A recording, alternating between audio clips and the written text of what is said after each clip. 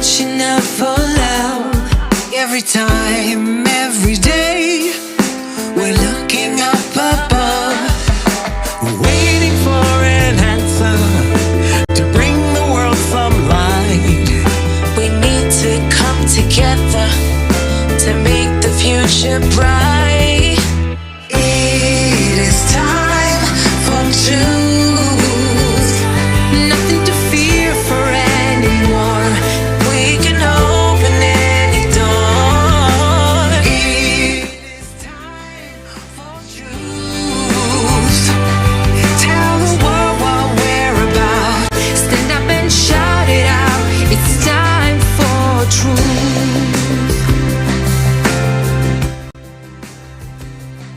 Don't we know what to do to bring the world prosperity? Only way that is true is through creative society. Let's make the change together. We're stronger if we're one. Creating peace forever.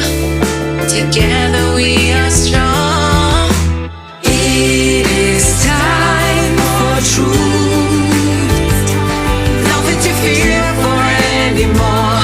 We can just open any door. It is time for truth. Tell the whole world what we're about. Stand up and shout it out. It's time for Real love from above, cause we're all one family. We can unite the world and reconcile humanity. Let's end the wars for profit, address the pressing topics, and get connected everywhere like fiber optic. Read the signs of the times, it ain't hard to see. It's time for peace and love, it's time for unity. It's time to put aside the drama, do it for the youth. It's time to stand together, for real, it's time for truth. It is time for truth. Nothing to fear for anymore. We can just open any door. It is time for truth. Tell the whole world what we're about. Stand up and shout it out. It's time for It's time for truth.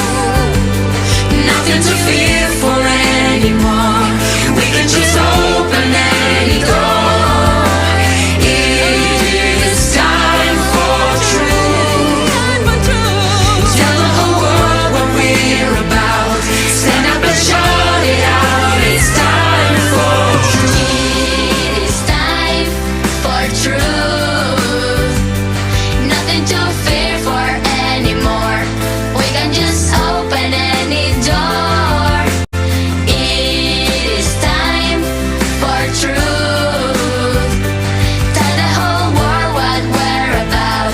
Stand up and shout it out. It's time for truth.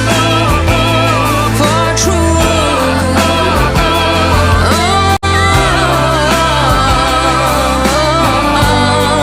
We are creative society. It is for every family. In a creative society, we can be free. With a creative society, a foundation of unity. We have to make it reality. You and me. We are creative. We are creative. Society of creativity. We will find the truth.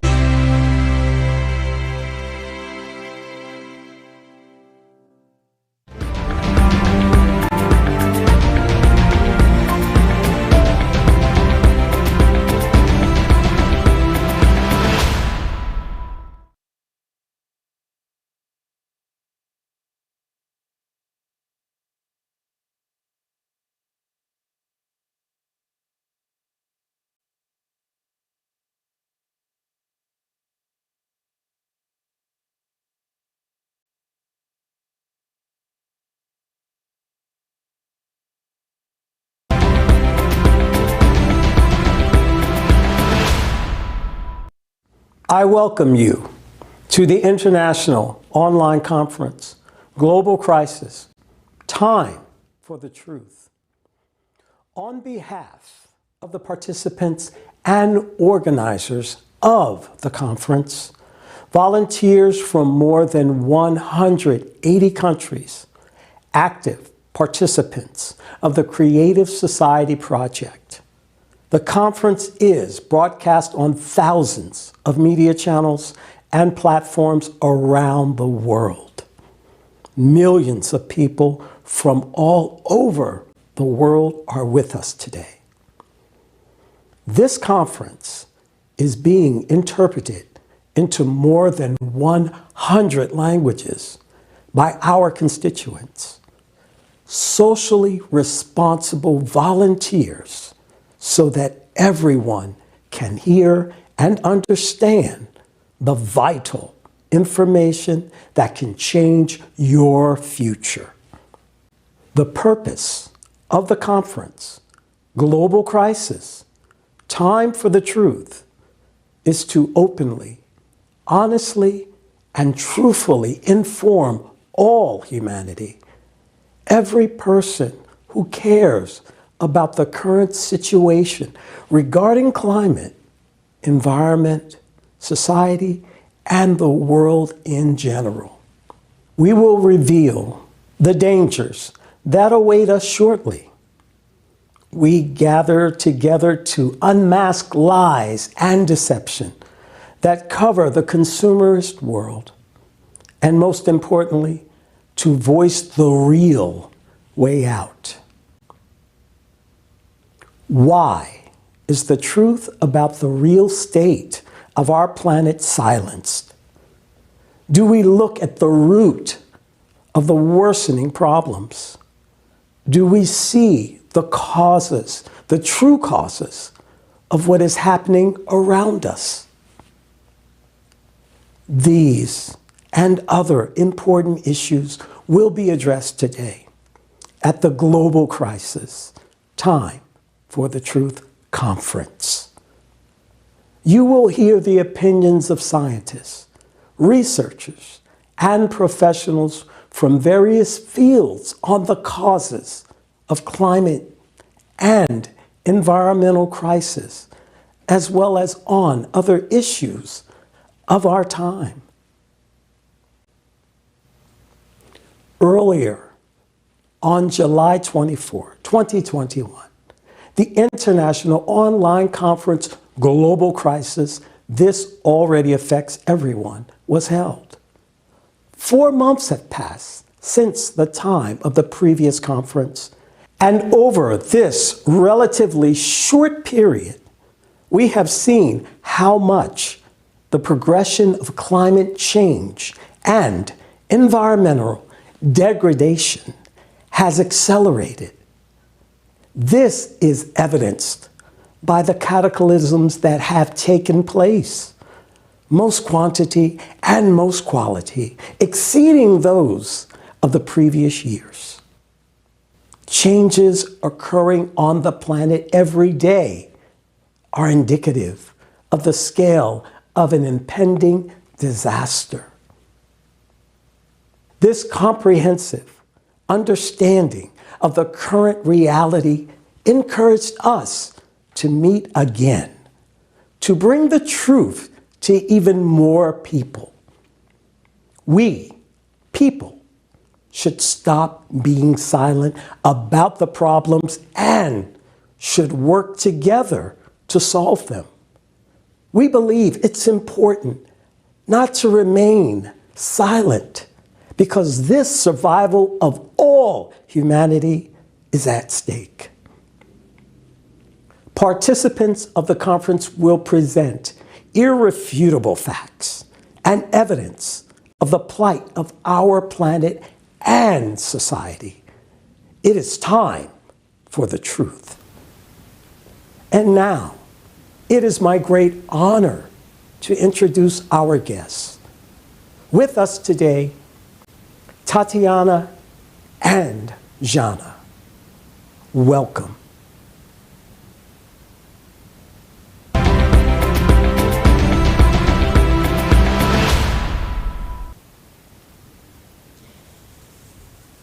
Здравствуйте, Лесли.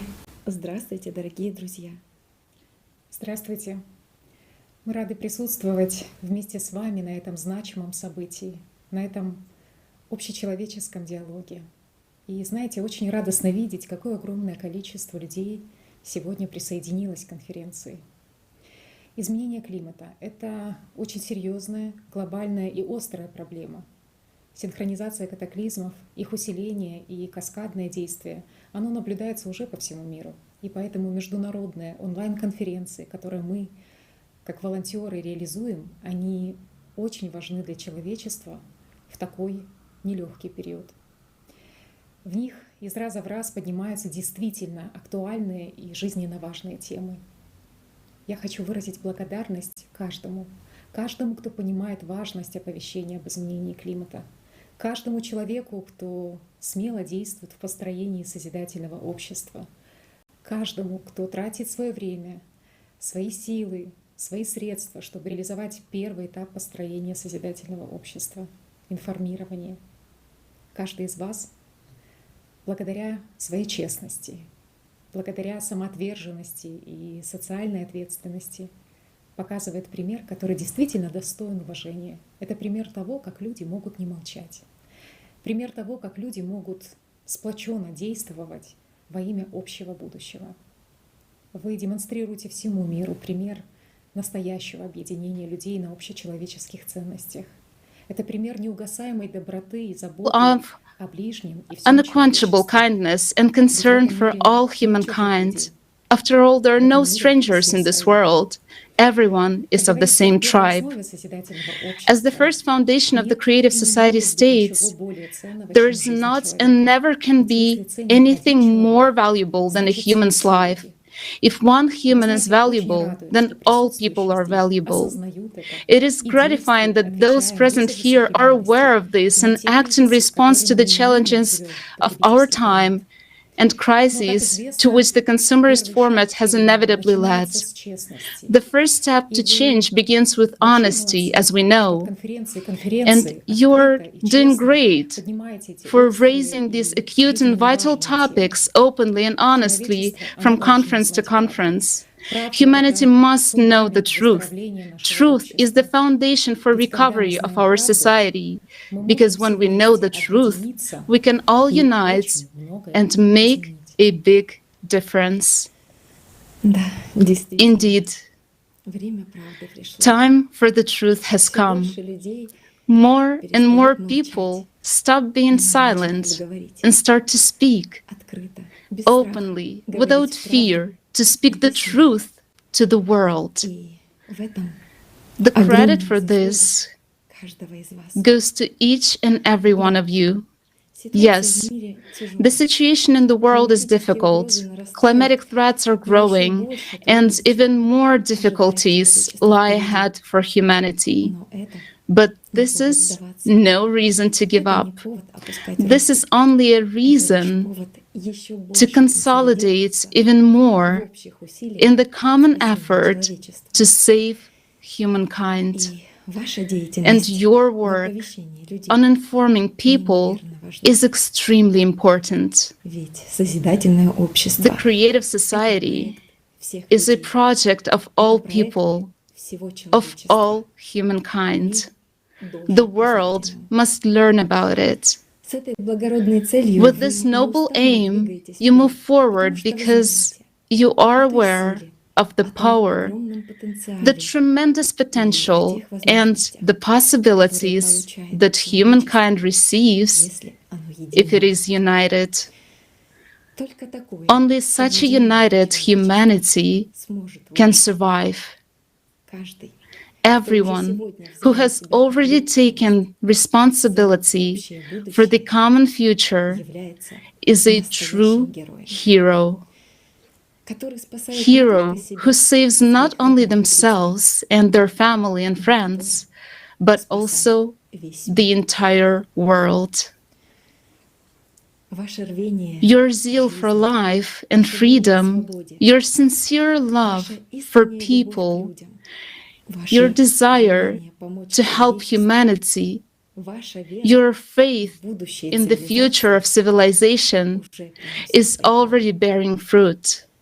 Спасибо вам Thank you за то, что for the несмотря fact на that все перипетии, despite all the twists and turns, все проблемы despite и all the разногласия problems потребительского and формата disagreements of the общества, consumer format вы of стоите society, перед you are последним resistance и действуете to сообща. adversity and act in unity. Позитивные перемены Positive уже changes происходят are already благодаря happening действиям because of the каждого из actions нас. of each and every Прямо one of you. сейчас вы Right now, меняете you будущее, are changing the и future, вместе у and вас все together получится. you can make it happen. Мы We верим в вас. believe in you.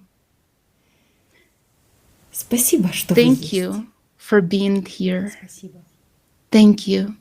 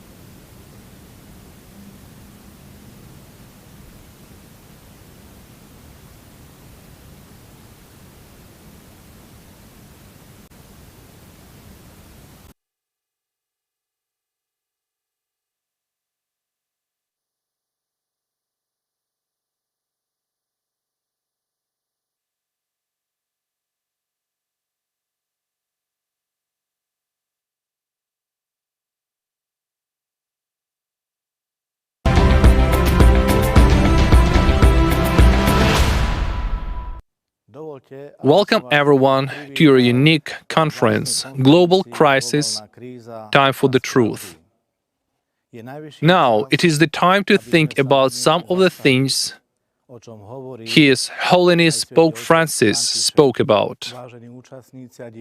Dear participants and viewers of the conference, I address you with good news.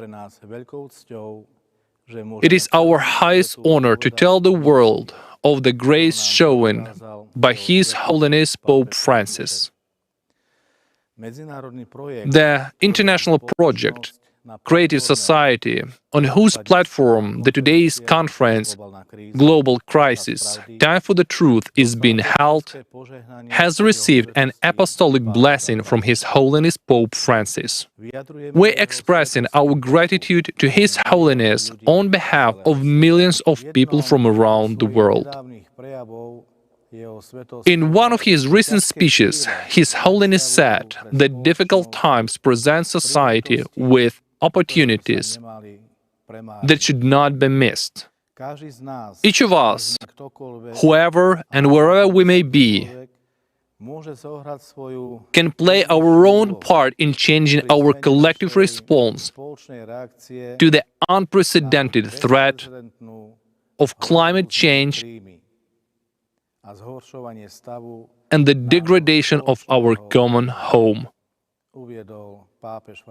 Pope Francis said in the run-up to COP26. Therefore, it is very important and commendable that people of different religions and nationalities come together and organize conferences like today's one to discuss the critical issues facing humanity. We are facing the threat of global climate change. This is a critical moment, and the future of our children and our common home depends on our joint actions. This is why it is so important for everyone to act in building a society where human life is the highest value, where everything is based on mutual respect and equality between people. Such a society to which our prophets have called from time immemorial, and to which our Savior Jesus Christ encouraged us. As the Bible says, there is neither Jew nor Greek, there is neither bond nor free, there is neither male nor female, for ye are all one in Christ Jesus. Galatians 3:28. His Holiness Pope Francis recognized the importance and urgency of the Creative Society project for all humankind, because he understands the gravity of the climate threat. The fact that the Creative Society project is under the apostolic blessing of His Holiness is extremely valuable and meaningful, both for Christians and for all people of the world.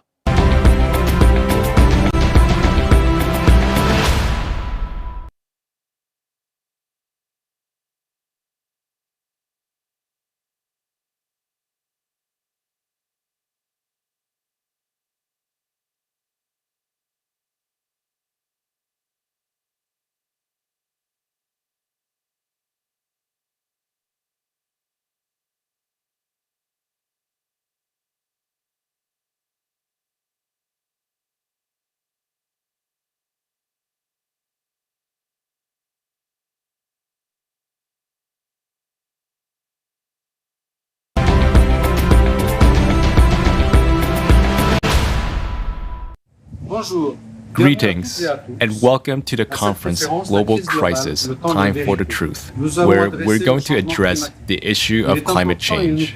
It is important and it affects everyone.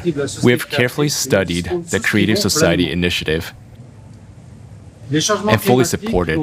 The climate changes we're witnessing on this planet are serious and significant, and we can no longer ignore them. It is time for all of us to mobilize in order to solve this problem. These climate changes will induce and provoke economic and geopolitical crises that we must all cope with together. It's time to unite and take action. Humanity has never before faced a crisis of such magnitude. It is really important for all of humanity to consolidate and start acting right now. The Creative Society is the only solution. We fully support this humanistic initiative and wish all of you to have a wonderful conference. Thank you for your support.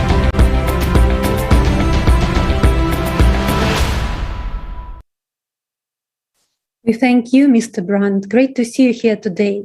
And now I'm happy to introduce Mr. Amir Aziz, Imam of the oldest mosque in Germany.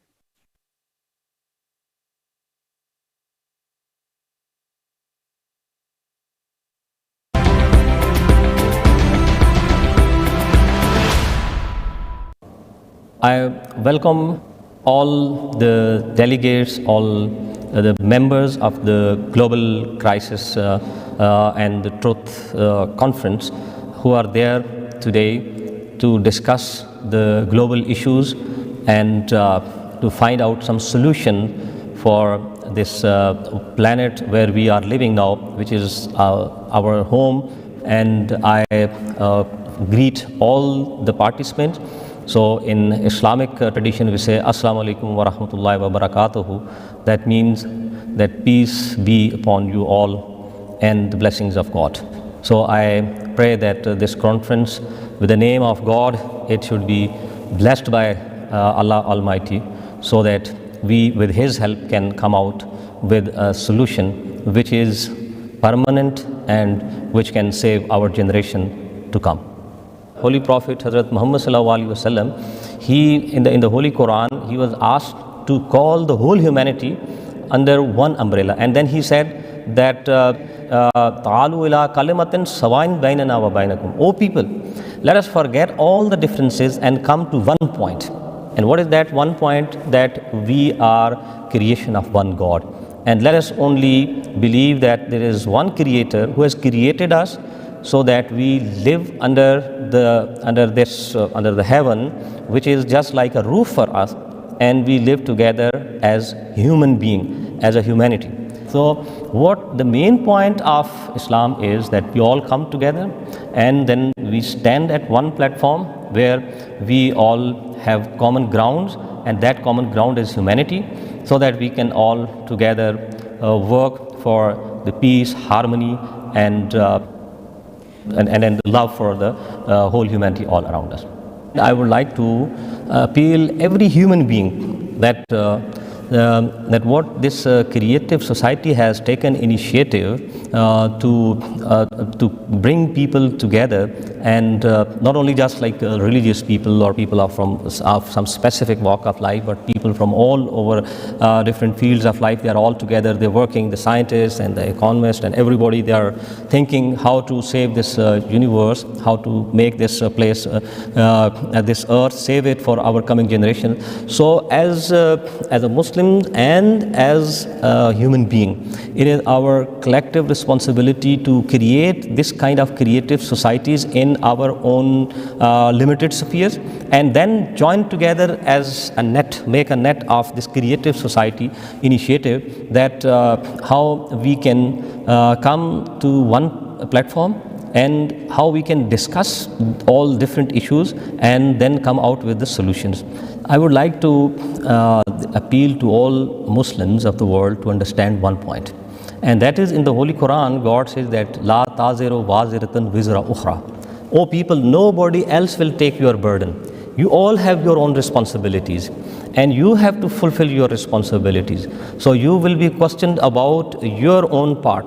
If you will not fulfill, you will be there liable for all your failings if we fail together now. And it will not be a failure of one person, it will be a failure of the humanity overall.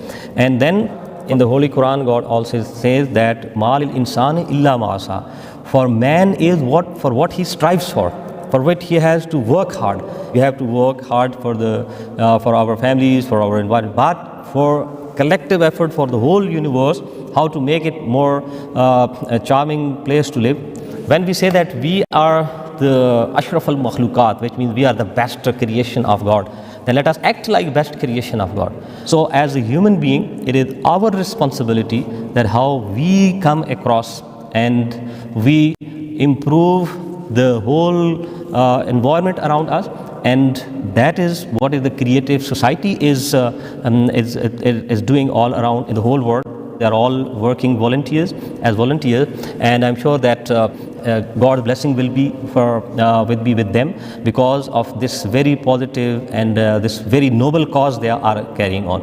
So once again, I greet all the participants of this conference, that the global crisis and the time for the truth. So they have, I'm sure, my blessings and blessings of God be upon them all, that they are together at this platform to discuss very important issue, which is actually the issue of human life and the continuity of human life on this earth where we are all living. It will make a great change in the whole world, and I'm sure that it will be a blessing and it will be a great gift for our future generation, so we leave this world a better place for them and not as what we see all around us. My blessing to all and a great success.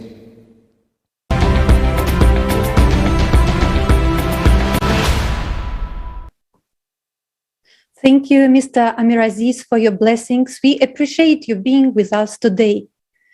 It's a great pleasure to see that this epoch-making conference, on behalf of the administration of President of the Republic of Kazakhstan, is attended by the head of the Department of Low Carbon Development, Climate Policy and Green Technologies Department of the Ministry of Ecology, Geology and Natural Resources of the Republic of Kazakhstan, Mr. Nugmanov Askar Miramovich.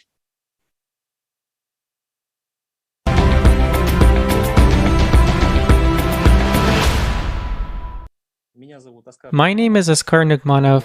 I represent the Ministry of Ecology, Geology and Natural Resources of the Republic of Kazakhstan, and I'm the head of the Low Carbon Development at the Climate Policy and Green Technology Development. And on behalf of the President's Office of the Republic of Kazakhstan, I have the honor to participate in the international conference, Global Crisis, Time for the Truth. So I would like to greet all the participants of the conference. And the biggest environmental problems, particularly the climate change, are truly global in their nature.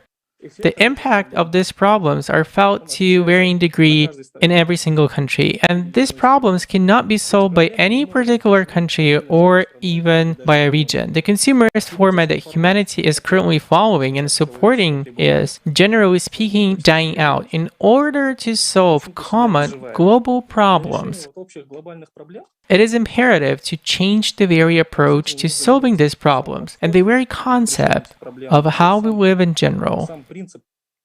The format we are following now, namely the consumerist format, this rather consumerist attitude towards nature resources and other treasures, has already run its course. Nowadays, there is a prevailing feeling around the world that we can no longer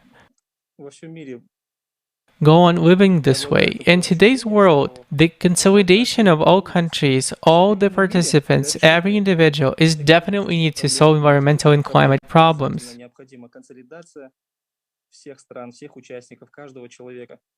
The format of a creative society is a must because it is actually encouraging to see that there are many volunteers in the world who cares about the state of the environment and other people's problems. In this regard, such projects and initiatives as the Creative Society are highly valuable. They are needed a lot, and I'd say that we cannot do without them because they unite all those people who cares. So in this sense, the format of the Creative Society is simply indispensable. And the foundations that Creative Society have, namely human life, human freedom, human safety, and so on, are exactly what every person, every society, and probably every country needs. And at this point, the interests of both states and ordinary people are 100% aligned. And I'm happy that there are projects like this, that there are initiatives like the Creative Society that brings people together all over the world. And I feel that you are doing the right thing to build a better future for all.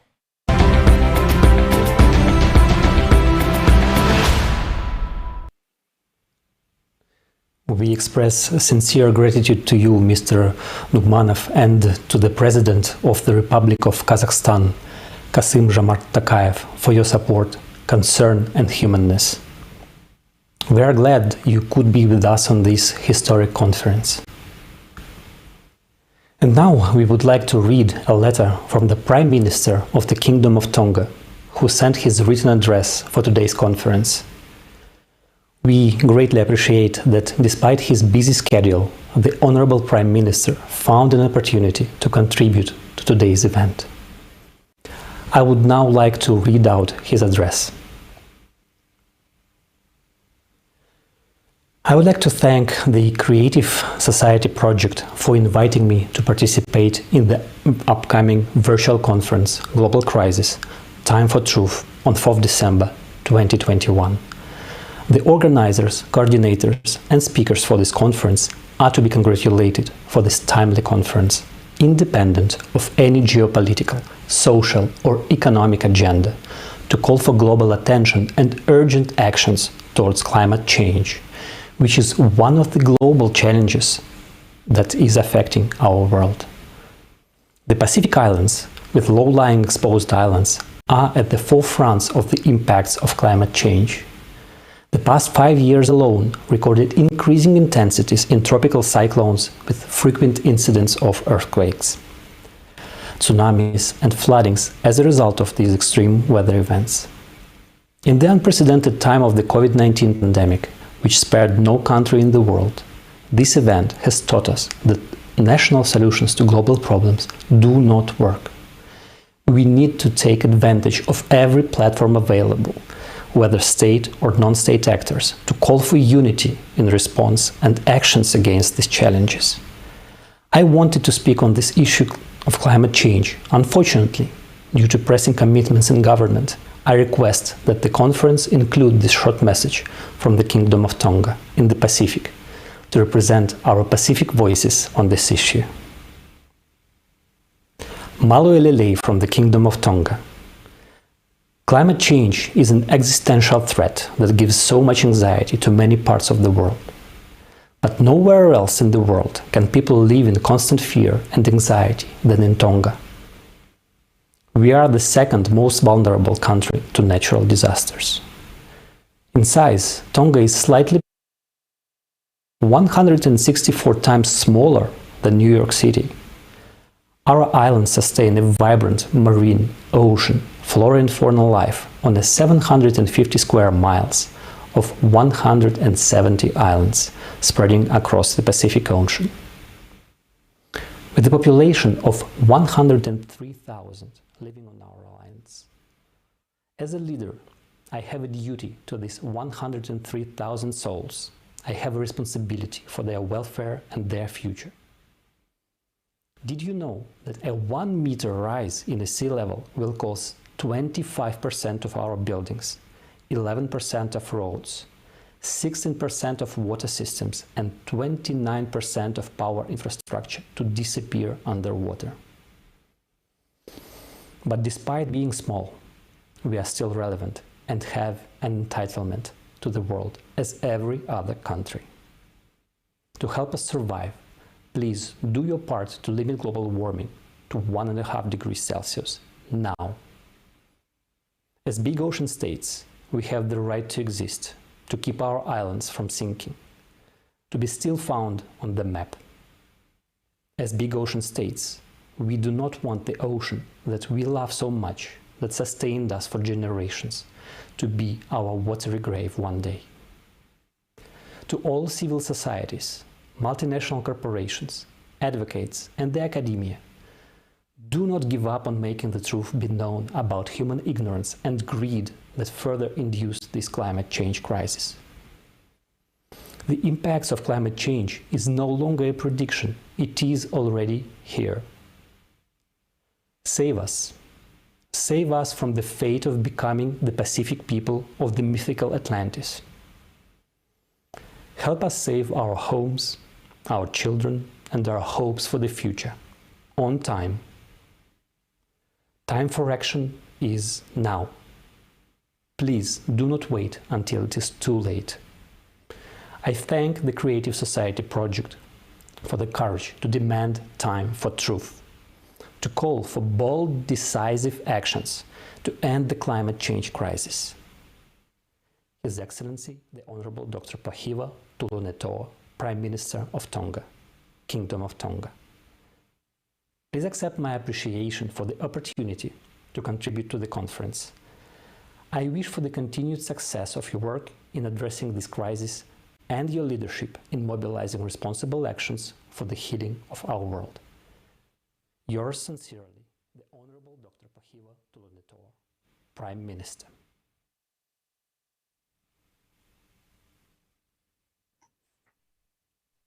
Thank you very much. And I have to agree, the time for action is now. Thank you very much for the beautiful letter. Now, I would like to pass the floor to our esteemed guests from Armenia. Mr. Suren Akhminyan, politician, public figure, president of the public organization Cathedral of Armenian Creation, member of the party Prosperous Armenia, and the Archbishop Natan Hovhanovizian, head of the External Relations Department of the Mother See, Holy Echmiadze. Please, the floor is yours.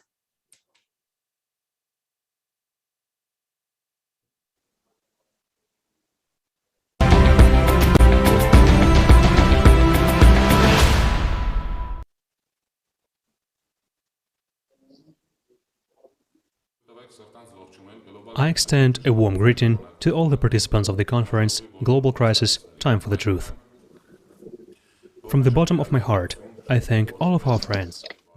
Let me cordially greet all participants of the conference Global Crisis, Time for the Truth. I really thank all our friends, participants of the Creative Society project for organizing this large-scale and extremely and the important scale of event emissions for all is already a mankind. terrifying progression.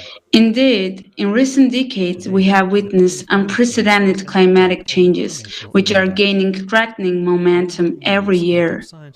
And the scale of cataclysm is growing with tremendous geometric action. Today, the issue of climate change is of primary importance on the international agenda.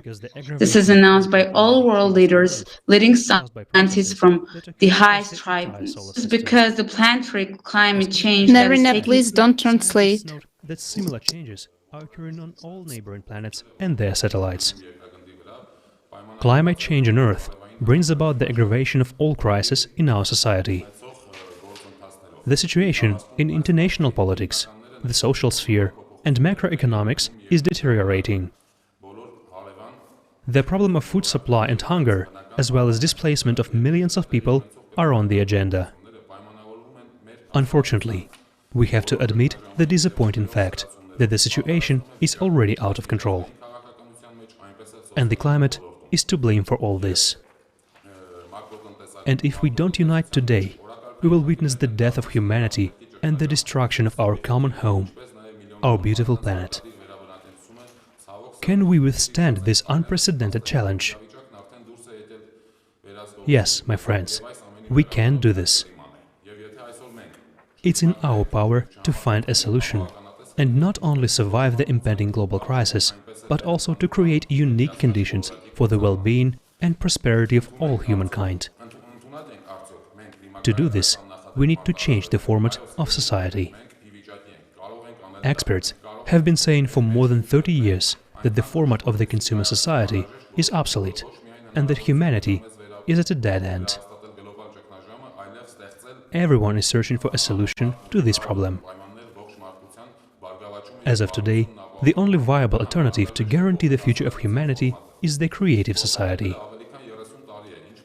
The majority of intelligent and responsible politicians, priests, scientists, businessmen, and ordinary people already understand this. For the sake of humanity's future, already today we must forget about vanity, resentment, and grievances at all levels, and combine the potential of all humankind. First and foremost, our scientific, intellectual, material, and socio-political potentials. Already today, we need to stop all projects aimed at destruction, war, killing people, and strengthening the consumerist format of society. It is necessary to unleash science and focus all of humanity's scientific potential on solving the problem of confronting the climate crisis and the survival of mankind in adverse conditions. This is our common interest that unites all people. Only by uniting in the creative society format and by acting as one can we secure the future for ourselves, our children, and our descendants. Only in the format of the creative society can we overcome the existing disunity. I would like to appeal to all of humanity, to all people, and first of all, to my fellow politicians. Let's stop fighting. Let's stop dividing our little human world into parts. Let's unite. Dear colleagues, the burden of responsibility for the future of all mankind rests on our shoulders right now. Climate is our common challenge. This is our external enemy. We cannot ignore it by hiding our heads in the sand like ostriches. We must not flee from problems, but solve them. And the primary task for us now is to unite humanity within the framework of the creative society and to implement the 8 foundations of the creative society in international law and national legislation of all countries of the world. Our inaction and silence today is a crime against humanity. It is time for all people to unite on the creative society platform.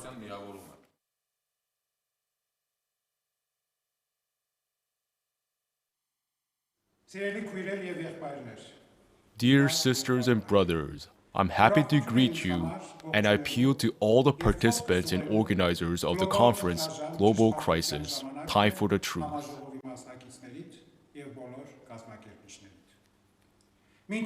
On behalf of the Catholicos, let me convey to everyone who is concerned about the future of our planet, which is the common home to all humanity, the patriarchal greetings and blessings of the supreme head of the Armenian Apostolic Church, His Holiness Karakin II.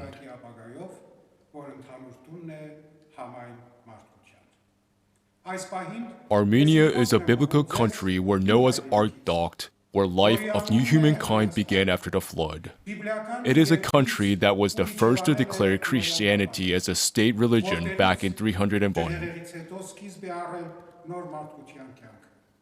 I'm happy that I was born and live in this country.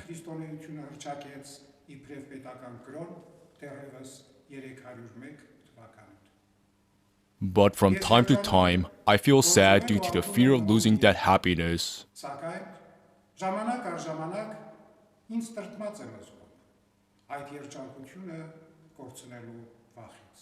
Nowadays, there are more and more concerns about natural disasters, global climate change, and as a consequence, human casualties. Sometimes we feel powerless in these forces of nature, but we never think that we are to blame for the increasing strength of those forces. It would seem that the rapid development of modern science and technology serves human beings. However, the further we advance in modern science, the more we move away from nature, violating its laws. It is regrettable that, along with all this, humanity creates dangers and threats to human life with its own hands. Anything that poses a threat to human life cannot be justified. I am not a scientist. I am an ordinary man who values human life above everything else. I'm a Christian, and for me, there is no greater commandment than love thy neighbor as thyself. I would like to take this opportunity to ask the entire humanity a question. Have you thought about why there was a flood during the days of Noah?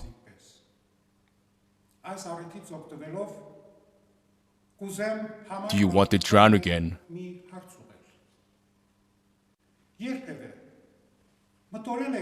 Do you want humanity and its cultural values to disappear because of another flood?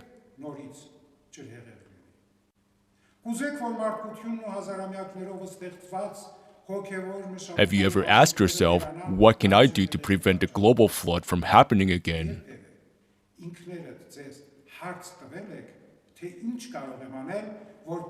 Think about it. Start loving our common home. Make every effort to preserve it for the good of all humanity.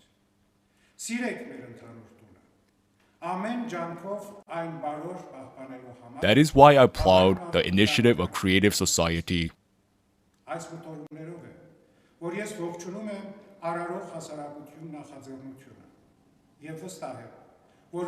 I'm confident that by joining our efforts, we will be able to face all the challenges of our time when, as the prophet Isaiah said, nations will not take up sword against nation, nor will they train for war anymore.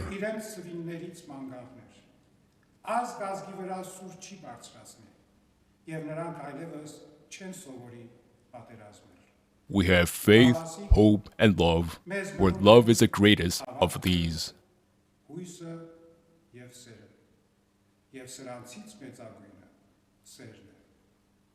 May God's blessing give us the spiritual power with which we preserve our planet Earth in love and peace.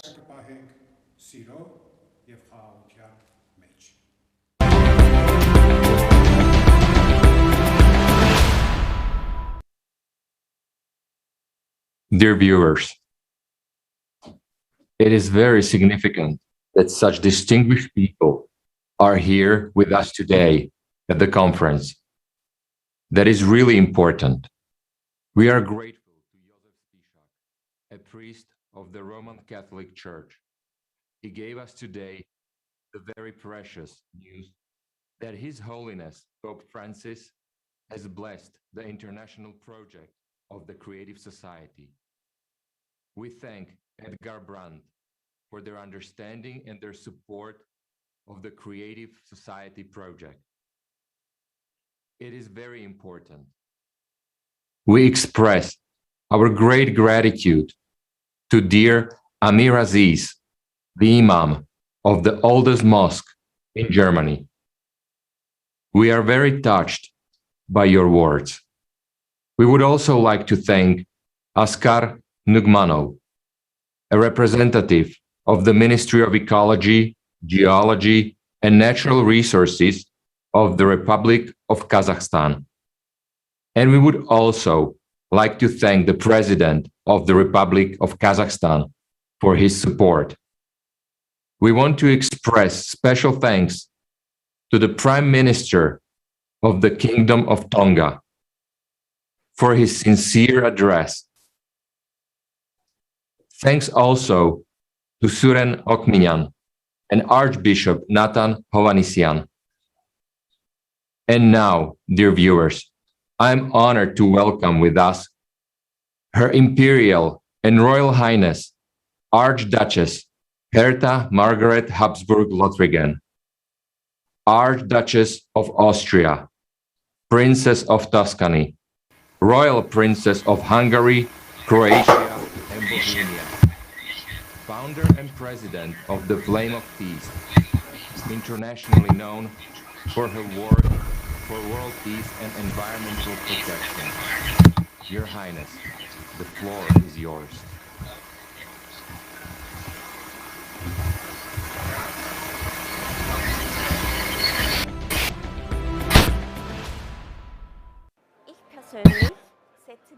Personally, I'm devoted to bringing peace to the world, freedom and friendship that unites all people. I also care for animals, our nature, and certainly the environment. I think that worldwide consumerism hurts our environment. If we take a step back and support our farmers, support our agriculturists, then step by step, every country can become self-sustaining again. We have so many resources in this world. Every country could feed itself and share with other countries what they need. This is only when humans learn that they are responsible for the animal kingdom and for nature. And it is only through happiness and joy that a person can create something better. So if we stop fighting with each other about who is better in this world, we have to start making friends around the world, regardless of their nation and culture. We all have our own traditions, language, religion, and culture. And it is only when we respect them in our neighbors that we can have peace in the world. And when there is peace in the world, everyone, including animals and nature, will be well. If we stop wishing more and more, because what will it give us? Maybe we won't be living tomorrow. So what did we really get out of it? We destroyed our world and did not create anything good. We can create good things if we care about one another. And here we have to start with ourselves.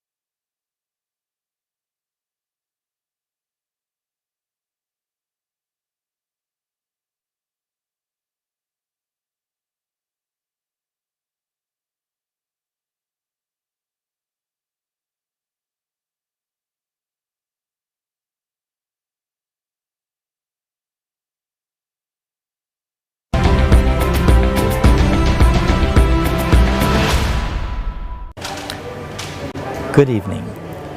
Hello. Global crisis and time for the truth. The truth is very important, and that's what we need to do. We need to look at what are really the issues. We need to look at them honestly. We need to approach them with our conviction, with our values, to do the best for ourselves, for the environment. And the environment is everything. It's all the living things, all the animals, and we must do it with respect.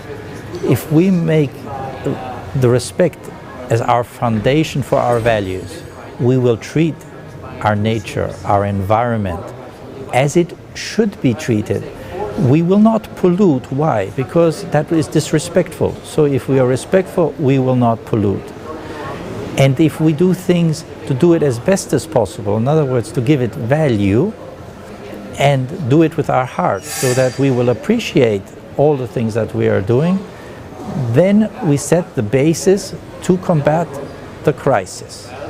And it is very important to understand what we are confronted with, not simply accepting what others are telling us.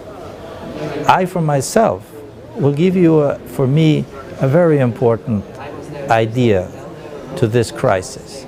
We are talking about CO2 emissions. It is in the forefront of all the discussions. But unfortunately, in my opinion, CO2 is a distraction. We need to focus on pollution, because pollution is nothing other than waste. Wasting our important resources that we have. So, if we avoid pollution, we treat the environment with respect from 2 points of view. One, we will use less resources because we're wasting less. And in both sides, on the positive and in the prevention, we will improve the environment in which we're living in. And the most important message that I have for everybody is, one, to understand that nature doesn't need us. We need nature. And if we do not take care of our nature, we will not have a place where our future generations can live in happiness and enjoy. Thank you.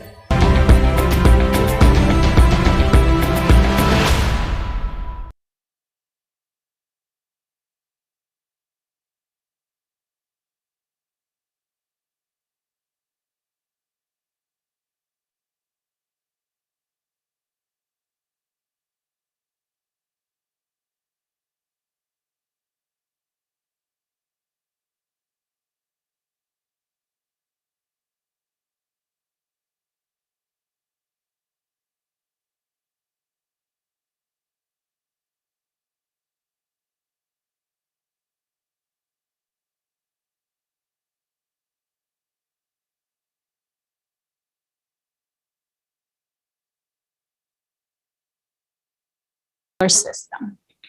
Finally, we'll highlight the difference between ecology and climate crisis. Scientists will provide facts, and we will show how we can overcome the upcoming climate change.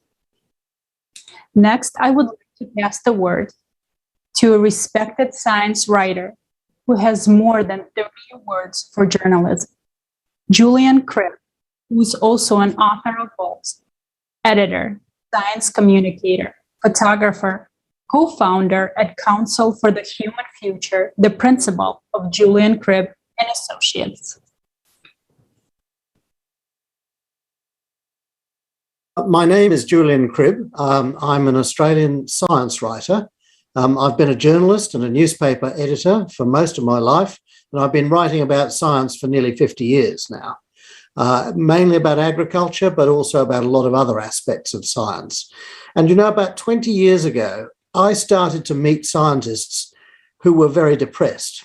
A lot of scientists, particularly climate scientists and so on, because every day they went to work and they got the data in that whatever they were looking at, whether they were looking at wild animals, whether they were looking at climate, whether they were looking at poisons in the environment, whatever, it was all getting worse. I came to understand that we are not just faced with one crisis. We are in fact faced by 10 crises which are all coming together at the same time. So climate is just one of the 10. You know, nuclear weapons are one of the 10. Food scarcity is one of the 10. Water scarcity is one of the 10, and so on.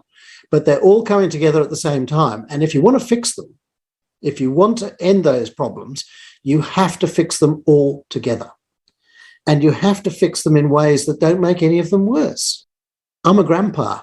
That's my profession. Nowadays, I've got grandkids. I would like my grandkids to survive. I am fearful they will not survive, right? Even in Australia, which is a long way from anywhere, there is a huge risk. These 10 threats we've been talking about constitute the greatest existential crisis that human beings have ever faced. That's in the last 1.5 million years. It's the biggest threat altogether. And if we don't fix it, then an awful lot of people are going to die, and there will be a collapse of civilization. So it's urgent that we actually address these issues. You know, it's not small things that we're playing for now. It's not nations or empires or stuff like that. It is the survival of the human species and the survival of our civilization and our economy and all the things that go with it. And you're quite correct. These threats are very large, very complex, and not many people understand them. I mean, you people are the first, there are not very many who actually grasp this big picture. But the main thing is that we must spread this message worldwide, that we must now all stand together. This is not a matter of nations. Nations are finished as far as I'm concerned. They've had it. You know, there's no point to nations any longer. They were useful 100 years ago. Now they are deadly, right? Because nations only make war. They make war constantly. The only people who have nuclear weapons are nations. So, you know, nationalism is a thing of the past. It has got to be a thing of the past. We have to understand we're one people on one planet, and it's up to us together to solve these problems. The climate is going to become tougher and tougher for agriculture. Now, agriculture arose 9,000 years ago when the Earth's climate entered a very stable phase. We're now out of that stable phase and we're heating up dramatically. So we've lost the stability of the Holocene period in which human society arose. We only have cities because we have farmers who can grow the food for cities. Otherwise, we'd all still be hunter-gatherers, you know. So cities depend upon farmers. But if farmers go out of business, then so do cities. So this is the critical issue. The world is running out of water. There is a water crisis right now. You need water to produce about 40% of the world's food on irrigation. You know, all of these things are becoming absolutely critical. Everywhere where we take water from the ground and use it to grow food, the water is running out. So this is a crisis we really need to get onto quickly before it affects the global food supply. The other one is that we're running out of soil. Okay, I mean, there's something like 75 billion tonnes of topsoil lost off the world's farms every single year. You cannot use it to grow crops and food. You've lost half the world's farmland at the same time as you're trying to double the food supply to feed everybody. So you put all these three things together, loss of soil, loss of water, and an erratic, unpredictable climate that is going haywire, and you have a situation where agriculture just doesn't work any longer. So we have to find a new way to grow enough food to feed 11 billion people. And people are starting to do this. So you're seeing people farming on the tops of buildings and on the sides of buildings and things like that, where we're starting to cultivate alternatives to agriculturally produced food. We're making food out of all kinds of things that don't involve soil and water and can be grown in a controlled climate inside a big building instead of being out in the field under the sun and the rain. What is it that drives our overexploitation of the planet? Short answer, it's money. Is money real? No, it's not. It exists only in here. Money is a figment of the human imagination. So at the moment, we're inventing more of this imaginary commodity, money, and we're using it to cut down forests, to clear land, to make more chemicals, to create more atomic bombs. I don't know what we're using it for, all sorts of stupid things. But basically, the problem is we have an infinite amount of money, as much as we like, on a finite planet. And that means you are going to run out of planet long before you run out of money. And bless you for what you're doing. You're doing wonderful work, and I'm inspired by what you're doing. So good on you.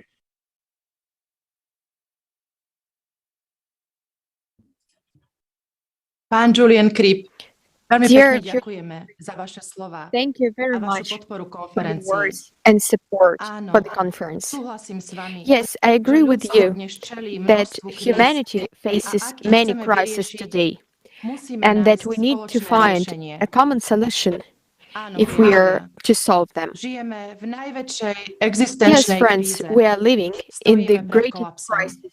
We are facing 24. a júla global sa catastrophe. konala medzinárodná online On July konferencia 24th, s there was názvom an international Globálna online kríza, conference, týka sa to už Global každého. Crisis. This already V nej affects sme everyone, pravdivo informovali where we o spoke rozsahu truthfully ekologickej about the a scope klimatickej of the krízy. environmental and climate Uplynuli crisis. odvtedy 4 mesiace. 4 months have passed A čo sa since then. stalo? Začali So sme what sa has ako happened? ľudstvo zjednocovať? Have we begun to unite as humanity? No. Začali sme hľadať Have we spoločné begun to riešenia? look for solutions Nie. together? No. Príroda však nečaká, kým Nature sa is my not waiting rozhodneme. for us to make a Svet decision. sa nám denne The mení world pred is očami. changing daily before our Dokedy eyes. budeme slepí? How long will we Dokedy sa be budeme blind? tváriť, že sa nás to How long netýka? will we pretend it doesn't concern us? Možno nám všetkým Perhaps the pomôže following nasledujúci video film. can help us. A Krátky brief monitoring, monitoring ktorý prepared by pripravili participants účastníci projektu of the Tvorivá Creative Society spoločnosť z project celého sveta. from around the world. Vo filme This uvidíme, monitoring čo sa stalo shows so životným what has happened prostredím in za ecology posledné in the last 4 4 mesiace. months.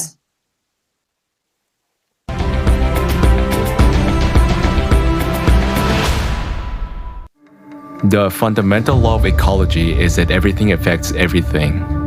But are we really aware of this? At the international conference on July 24th, 2021, Global Crisis, this already affects everyone. Shocking facts about the state of our planet's ecology were voiced. During the 4 months since the last conference, the volunteers of the project Creative Society from all over the world have been monitoring the events related to environmental pollution, and we observed that the situation had deteriorated significantly. Air pollution. 90% of people on the planet breathe polluted air. Monitoring data shows regions and entire countries where the air is polluted almost constantly. The main reasons are manufacturing, power generations, transportation, and heating. In 4 months, many events have occurred that have worsened the air quality on the whole planet. These are forest fires, dust storms, landfill fires, explosions at factories, and chemical emissions. For example, in November, schools were closed in the Indian capital Delhi because of the air quality, and even the question of isolation was being considered. At the same time, people had to wear masks even at home. The visibility is low and pollution level is very high. As you can see, even the Red Fort is not visible from here. It feels smoky in the eyes and it is difficult to breathe. During the 4 months of monitoring, the number of deaths from air pollution exceeded 2 million people. Forest loss. The loss of forest is one of today's terrible disasters. But as it turns out, in real time, you can see the loss of forest only in the rainforest zone. The increase in tree cover loss warning in South America between August and October was 46% higher than during the same period last year. The world's largest rainforest, the Amazon, has lost more than 10,000 square kilometers since the beginning of 2021. That's an area the size of 2 Istanbuls. In the regions of South Asia and Australia, forest loss increased by 130%. And Africa experienced the highest increase 2.5 times. The loggers are winning.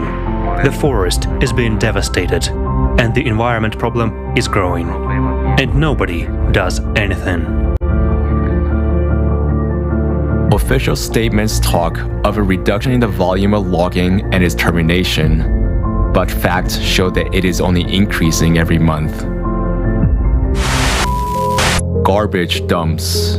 The data on the amount of rubbish that is made publicly available is very underreported, but even according to these data, in just 4 months, 730 million tons of rubbish was dumped in landfill sites. For comparison, the entire population of the Earth weighs 300 million tons, which means that in just 4 months, we have thrown away 2.5 times the weight of the entire population. Fires often occur in landfills, which cause even greater damage to people and the environment. For example, in August, the cemetery of old tires in Kuwait caught fire. Columns of black smoke could be seen even from space. The fire led to air pollution with toxic substances and caused harm to the health of almost 4.5 million people. Oil spills. Today, the state of our water resources is close to ecological disaster. One of the most dangerous pollutants is oil. 1 liter of spilled oil kills marine life in 40,000 liters of water, depriving them of oxygen. Just 2 grams of oil per kilogram of soil makes it unsuitable for planting. An incredible number of events related to oil spills took place in 4 months. We'll show just the largest of them.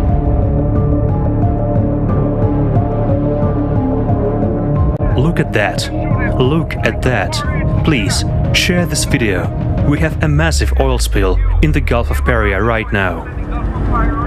In August, an oil spill the size of New York occurred in Syrian territorial waters. On the 1st of September, the oil slick was already 7 kilometers from the coast of Cyprus. According to available information during the 4 months alone, the total volume of oil spills was more than 27,500 square kilometers. This is equal to the area of 2 Sydney cities. Water pollution.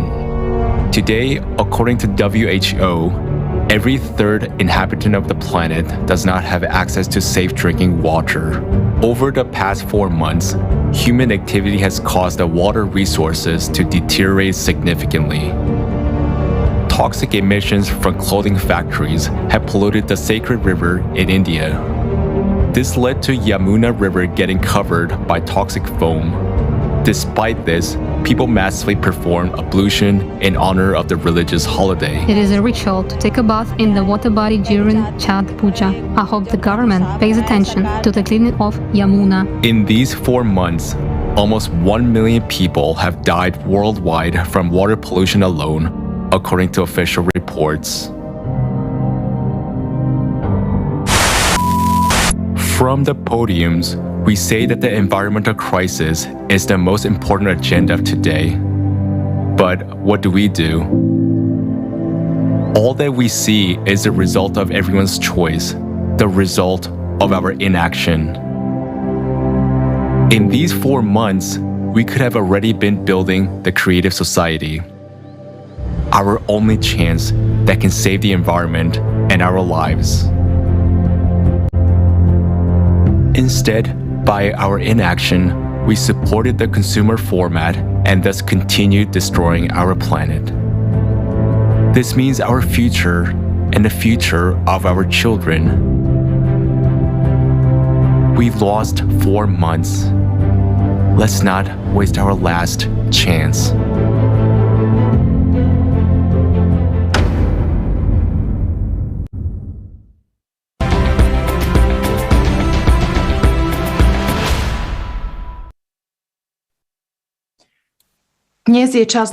Today is the time for the truth.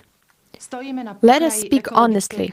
We stand on the edge of an environmental catastrophe that leads to the death of mankind.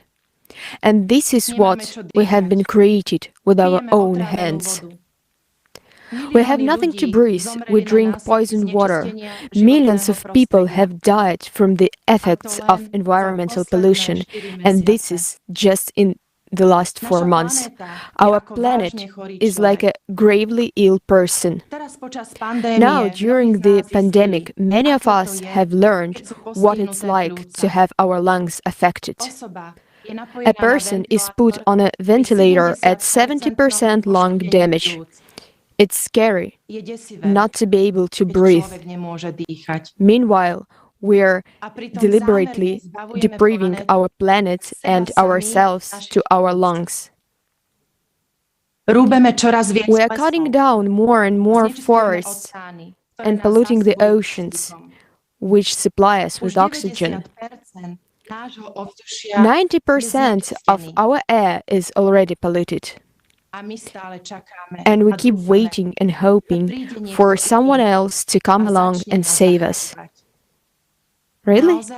In our consumerism society, where it's every man for himself, where one survives at the expense of the other, where the value of money is much higher than the value of human life.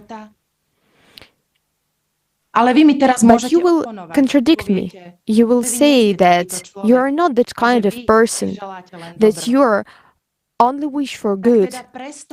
So let's stop being silent and start building a society together in which we can survive. A society in which the value and safety of human life is a top priority and scientific and technological progress serves this purpose. We can see how much the environmental condition has deteriorated in 4 months. But how many people have learned about the conference and about the creative society? How many people have learned about what's really coming and how we can confront it? The environment, unlike the climate, depends on you and me. And we are destroying life on the planet with our own hands. We are killing our own immunity in the face of impending danger, but we are the ones who can change everything. Only we together can change our future. This is time for the truth. Therefore, in conclusion, I would like to thank all the participants and all the people who have helped in any way to make this unique conference. Thank you too, dear viewers, for watching the conference now or in the near future. Thank you for continuing to spread this message so that the whole world will know this truth. Thank you. Aby sa celý svet mohol dozvedieť túto pravdu. Ďakujem. Thank you, Katka. Thank you. Dear viewers, today we will demonstrate the big difference between ecology and climate change. It's critical to comprehend this, and also you will see how it affects the lives of all individuals, as well as how humanity may survive. Today, we'll figure out who is to blame and what each person can do. Now, I would like to pass the floor to Dorian Rookmaker, politician, non-attached member of the European Parliament, member of the European Committee on Transport and Tourism. Please.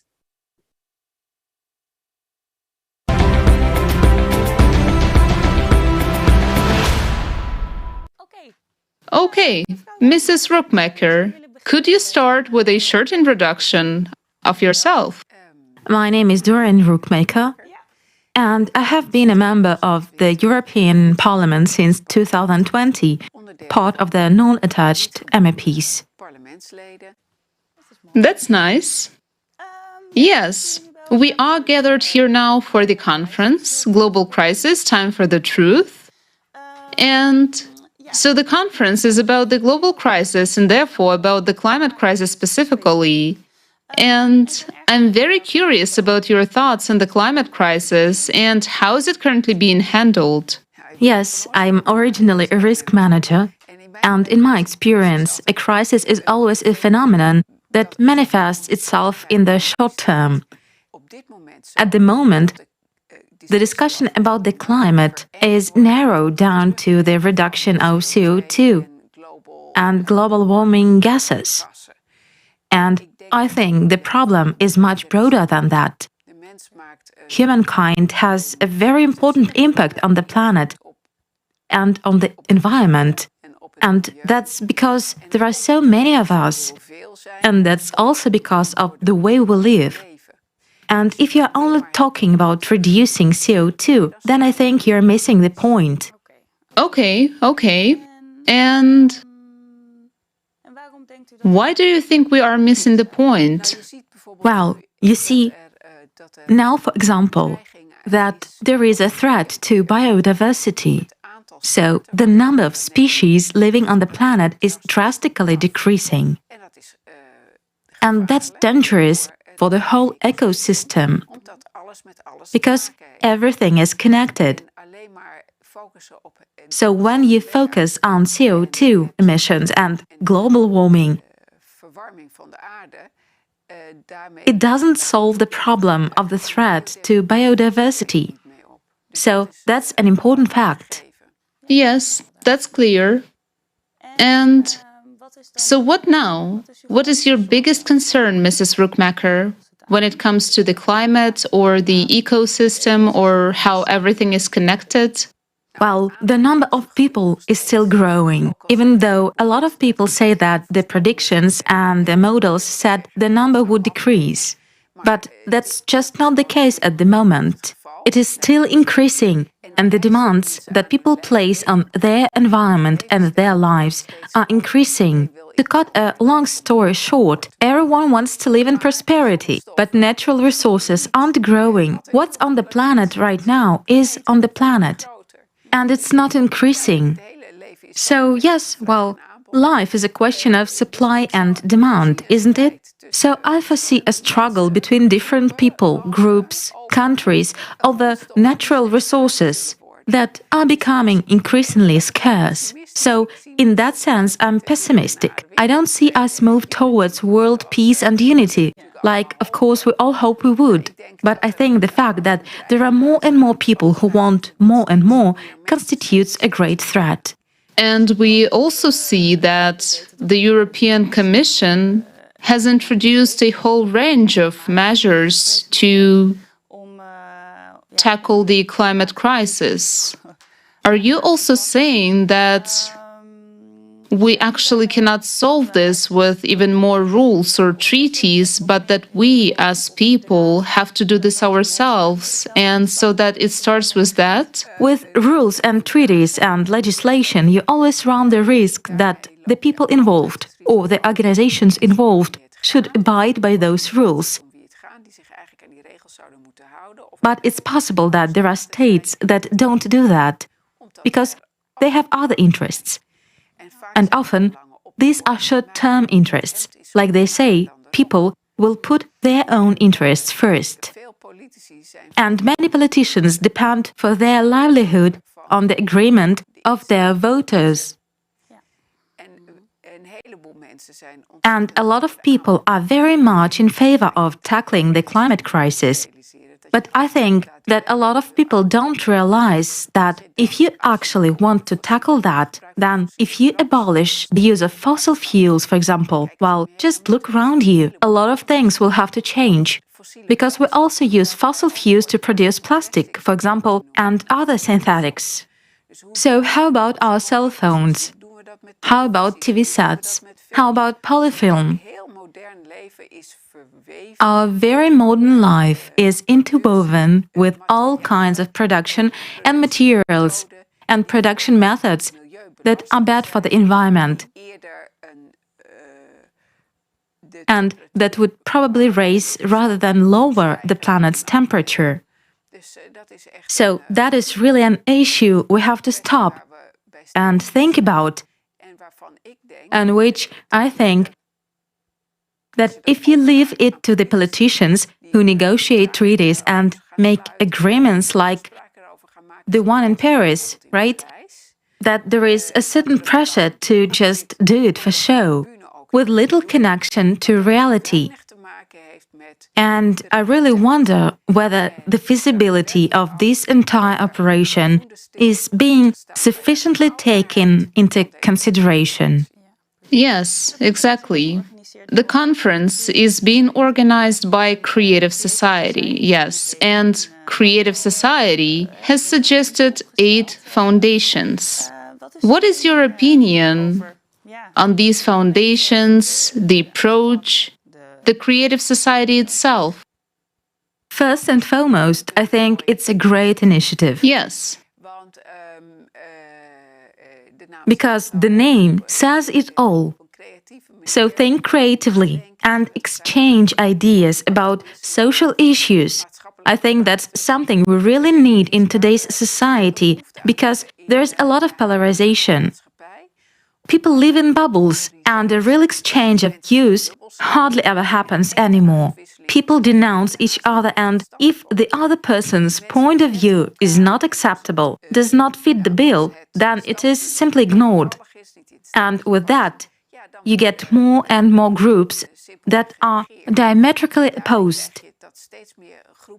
I'm convinced that if you engage in conversation with each other, it will lead to better solutions. And I think it's good that it's an NGO, in other words, that it's not organized by the government or the European Union or the US. I think it's very important that citizens' initiatives exist and that we encourage people to keep talking to each other about everything that interests them and concerns them. Okay, well, thank you. You're welcome.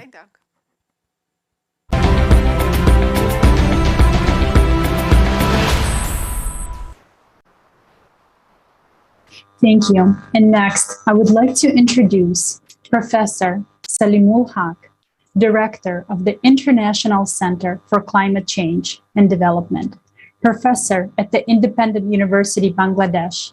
Among his awards are the Nobel Peace Prize for contribution to the reports of the IPCC in 2007.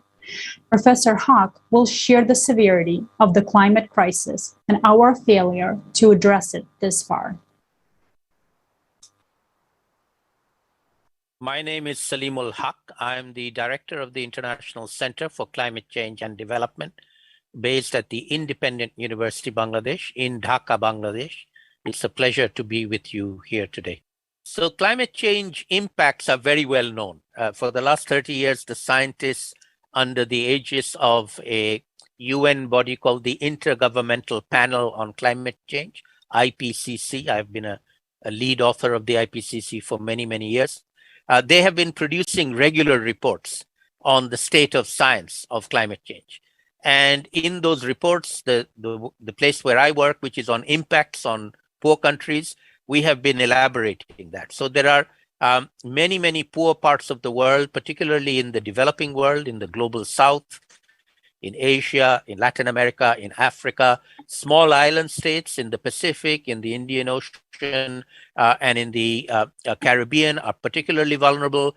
Poorest countries, there's a group of countries called the least developed countries. They are the poorest countries, mostly in sub-Saharan Africa, but also in Asia, including my country, Bangladesh. They are particularly vulnerable. But now, this is old news. This was known last 20 years. Okay, this is not new. What is new is everybody is vulnerable. New York is vulnerable. Berlin is vulnerable. Tokyo is vulnerable. And they are seeing the impacts of climate change already today. And that's a big game changer because they used to think they don't need to worry. Now they do. So my work is on the impacts of climate change, particularly on poor people living in poor countries in Asia, Africa, and Latin America in particular. And I've been doing that for the last 30 years now. In that 30 years, the climate change emergency or the climate change crisis has got worse, not better. We have tried to address it, but we have failed to address it. And this year, 2021, is the pivotal year in which we have already now crossed into a climate changed world. Not something is going to happen anymore. It's something that is already happening.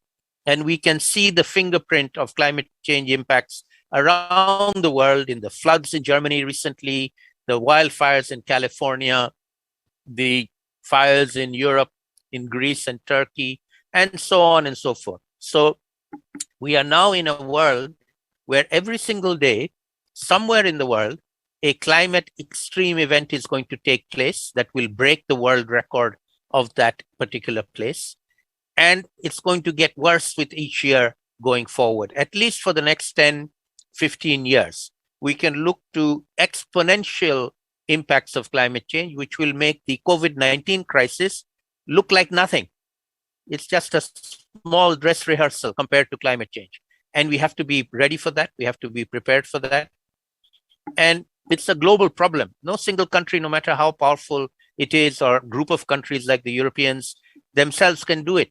We all have to do it. All of us, all the citizens on planet Earth have to come together to solve this and tackle this global problem like no other we've had before. Well, let me draw a comparison with the COVID-19 global pandemic that we are currently going through. It's not over yet, but we've already seen some very big negative impacts around the world. There are 3 lessons that we have to learn. Hopefully we will learn and be better prepared for the future climate change crisis, which is going to get worse. It's here already, but it's going to get worse, and it's going to take a long time. That's the thing about climate. There's no vaccine. We have to just be prepared for it. So the first lesson is listen to the scientist. The scientists have been saying this for the last 30 years. The world leaders have listened, but they have not done anything. They have not done enough. They've done little things which are not enough. We have not taken this as a global issue. We've taken it as a national issue. Every country has tried to solve it on its own, and they have failed. And so that hopefully is a lesson for the future. It will be the same. Climate change is not a national issue. It cannot be dealt with nationally. It has to be dealt with globally. And it's a scientific issue where leaders have to listen to the science. The final lesson, I'll say, is that we cannot leave it to our leaders. The leaders have shown that they are not up to the task. The leaders think of themselves as leaders of their own country. They don't care about the rest of the world. Every single leader thinks about their own country first, and they don't even think about other countries. They don't care. They just think about what's good for their own country. That is a false sense of leadership. In a global crisis, they have to act as global leaders, and they're failing to do that. So the rest of us, global citizens, we have to take up the challenge, and we have to show that we can be a global citizen first and a national citizen second. And climate change can only be dealt with when we are able to do that. Our national citizenship is not relevant. Our global citizenship is what matters. And we must act globally, like you are doing. We must bring people together in solidarity to learn from each other, to share our actions together, and to get the kind of leaders that we need, because right now we don't have the leaders that we need. So let me start by saying it's never too late to act, all right? No matter how difficult things look, it's never too late to act. The decision to act is an individual decision. Every single one of us, human beings on the planet, need to understand and to figure out what we can do. Sitting idly by and thinking there's nothing we can do is wrong. Let us see what we can do together as fellow citizens, and most importantly, across countries, within regions and across continents. Let us link up with people around the world. And I'm very pleased to see how well you have done this. And I'd love to learn lessons from you on how we can do this more effectively in the climate change arena going forward.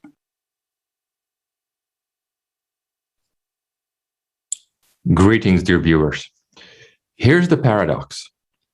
We listen to a respected politician And she's absolutely right. And we have listened to a respected scientist, and he's absolutely right too. But why are they both right? Because scientists can't calculate everything, and politicians can't do everything that's needed. Because we live in a consumerist format. And to survive, we all need to change everything radically. We need a creative society. In the consumerist format, we will never agree on anything. The only way to get beyond these rules is to completely change the outdated model of our existence, which does not fit into today's reality. If we don't replace this model, then they will tighten totalitarianism, and the climate is going to change. And as a consequence, the economy and geopolitical relations will worsen catastrophically. The fact is that in any case, they will take the necessary steps to keep the consumerist model, not because they are evil, but because they don't know otherwise. That's the problem. It's because they don't know the other alternative. They don't know about the creative society. And you know what the problem is? It's all the secretary's fault. But about this later. To change the current situation is possible only if we change the model from consumerist to the creative one. However, it is necessary to change the model as a whole. Otherwise, it will not work. And to combine one with another, the creative society with the consumer format, will not work. Yes, we will all die because of the climate and ecology, but we will be killed by the format in which we exist if we don't do something about it. Because we will not be able to oppose it and develop anything in it. And everyone must understand this. First of all, the secretaries of our politicians, who could explain to the politicians so that they can make the right decisions.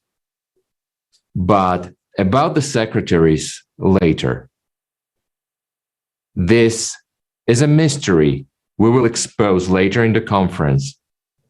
It is the greatest mystery of nature that we have been able to solve. We conducted a huge social experiment involving thousands of people around the world. It's a tremendous social experiment. The results are shocking. And we will reveal them later in the conference. So keep watching us. We're going to cover this topic later on in the conference. This is the greatest mystery, the result of the greatest discovery that was never even guessed at. And now it is an honor to welcome our next speaker, State Secretary of the Ministry of Environment of the Slovak Republic, Juraj Smatana. Mr. Secretary, the floor is yours.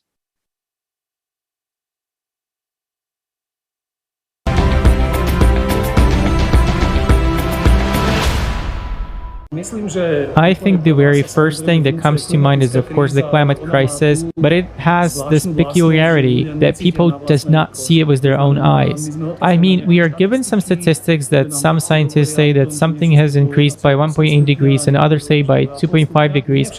Now everyone sees it as a threat. Perhaps much more important, for example, is the fact that it has been possible to determine a high percentage of contraceptives and drugs in fish and other creatures that live in our rivers in Slovakia. that our chemical contamination, whether because of these drugs or because of other pharmaceutical substances, is already so significant that it is changing sex of the fish. If this fact doesn't shock people, then I really don't know what else can do that.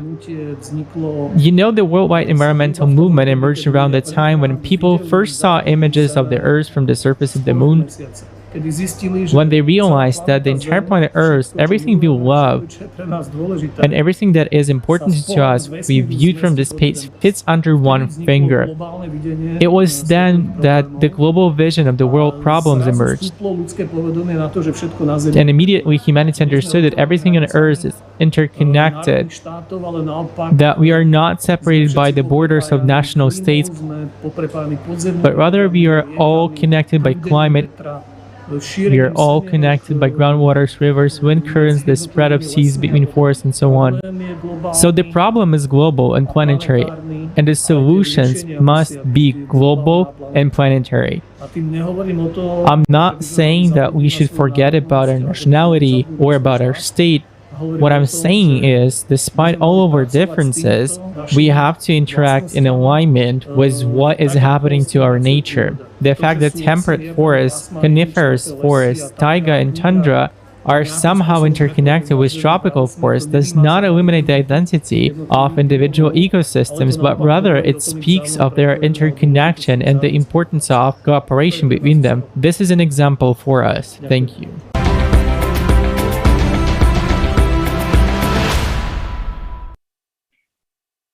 Thank you, Mr. Smetana. Thank you.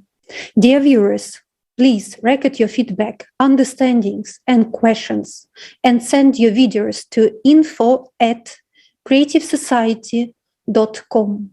After the conference, we will release a full episode of all footage. Now, let's get back to the next topic of the conference. Another severe ecological problem is pollution of the water and destruction of sea life. Now, let's have a look at the damage caused to the world's oceans.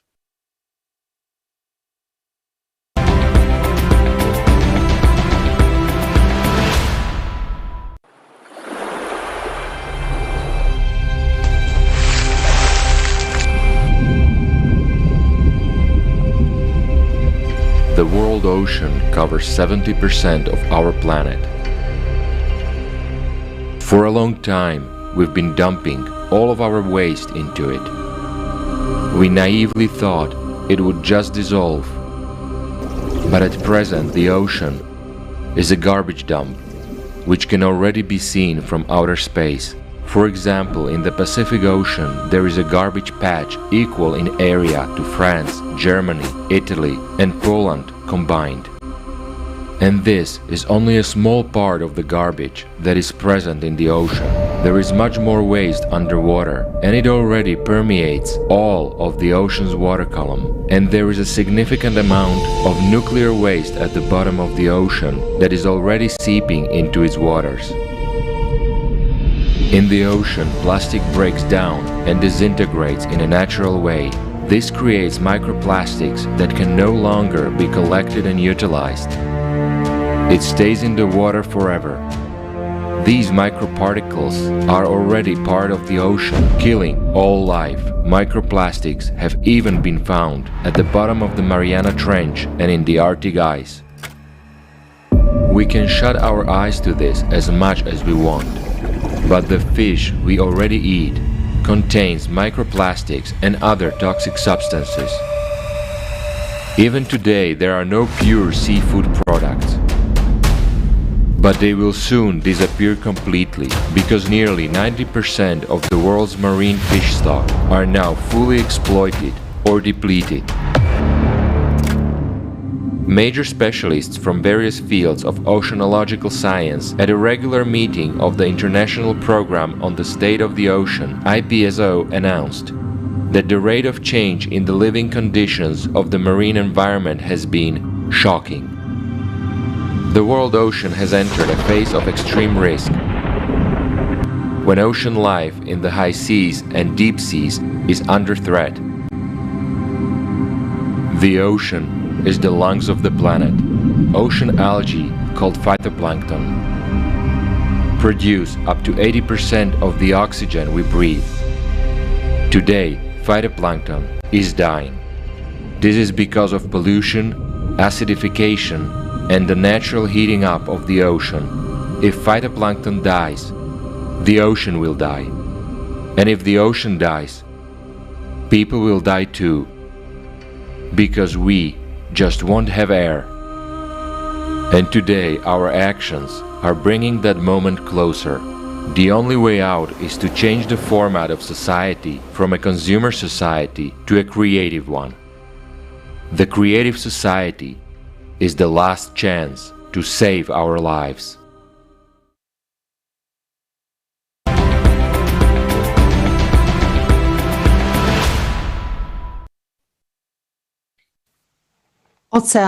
The ocean is the most important component of the Earth ecosystem. Our lives depend on the presence of oceans. Remember that ocean surface water evaporates and then condenses into clouds, participating in the natural water cycle. This is how we get rain and therefore drinking water. But will we be able to consume the water that evaporates from the surface of the poisoned ocean waters without endangering our own life and health? The ocean today is a cocktail of poisons. Do you know what I understood from this video? That every day we sentence ourselves to death without trial or investigation. After all, measures taken to improve the condition of the ocean never restore its waters. Or maybe we should stop playing ambiguous games, on the one hand demonstrating the fight against ocean pollution, and on the other mercilessly continuing to pollute the lungs of our planet. After all, this world is given to all mankind with only one purpose: to live and be healthy, happy, to create and not to destroy. We may end up with a sad outcome in the next few years. Do we have a chance? Yes, we do. If we unite, if we stop being consumers, if we decide to direct all our scientific potential to the development of technologies to restore the ecosystem. After all, we are human beings who deserve to live in a beautiful and happy society. Everything is in our hands. Next, I would like to give the floor to Mr. Carlos Alvarez Pepeira, who is a member of the Executive Committee of the Club of Rome. Mr. Pereira, the floor is yours. Hello, everybody, to all attendants. Thank you for being here, and thank you for inviting me to share some of my thoughts on the important questions you are discussing in your Global Crisis Time for Truth conference. I am Carlos Alvarez Pereira. I am a member of the Executive Committee of the Club of Rome, and I'm very active in developing the agenda of the Club of Rome on planetary emergency, but also the emergence of what we call the emergence of new civilizations, meaning the responses to the crisis in which we live. In 2018, we decided to talk about climate emergency first, but then we very rapidly decided, no, this is not only about climate. But let me tell you that when we started talking of planetary emergency 3 years ago, not so many people were listening. Because in a way they were framing what we were saying as, oh, again, the Club of Rome is raising the alarms and you know, in Spanish we would say interrupting the party, you know, and bringing bad news, etc., etc. But something changed significantly with COVID, because now everybody understands what is a global emergency. So what if we use those learnings from COVID to the more to the wider context of the global emergencies, of which climate change is a deep and terrible manifestation. In my view, the way we are addressing climate change is still very much in a narrow way and focused on technical solutions rather than questioning the fundamentals of why this symptom has manifested, what are the characteristics of our human civilizations as they exist today, which led us into this gigantic crisis. Modern civilizations are built on the idea of separation, starting with the idea that we are separate from nature. You know, we are the humans, and then there is the ecosystems and nature are a separate thing, which of course is completely wrong. And we also know that solutions are not technical. They have to happen at a deeper level of thinking, the level of changing the way we think. But they have to happen as well at the level of mobilizing all people.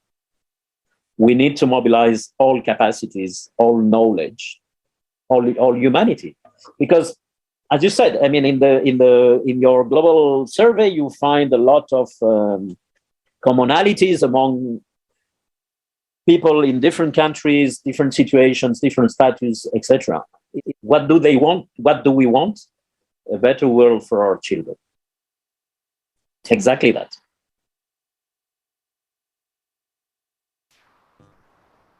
Thank you, Mr. Pereira, for highlighting the need to take immediate action in combating the climate crisis, and that this is possible only by uniting the potential of all countries.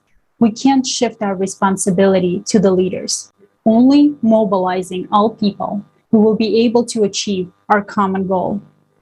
And before I introduce our next speaker, I would like to say that at this moment, we're receiving a lot of comments in different languages. And just as a reminder, after this conference, starting on December 5th, we will be hosting roundtables in order to discuss the questions that you have asked in the comments.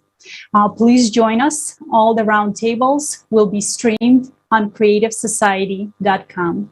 And now it is my pleasure to introduce Carlos Zoringo, who is currently a member of the Committee on Industry, Research, and Energy. He has undertaken the positions of Secretary of State, leader of the Socialist Party Parliament Group at the Portuguese Parliament, and is currently a member of the European Parliament.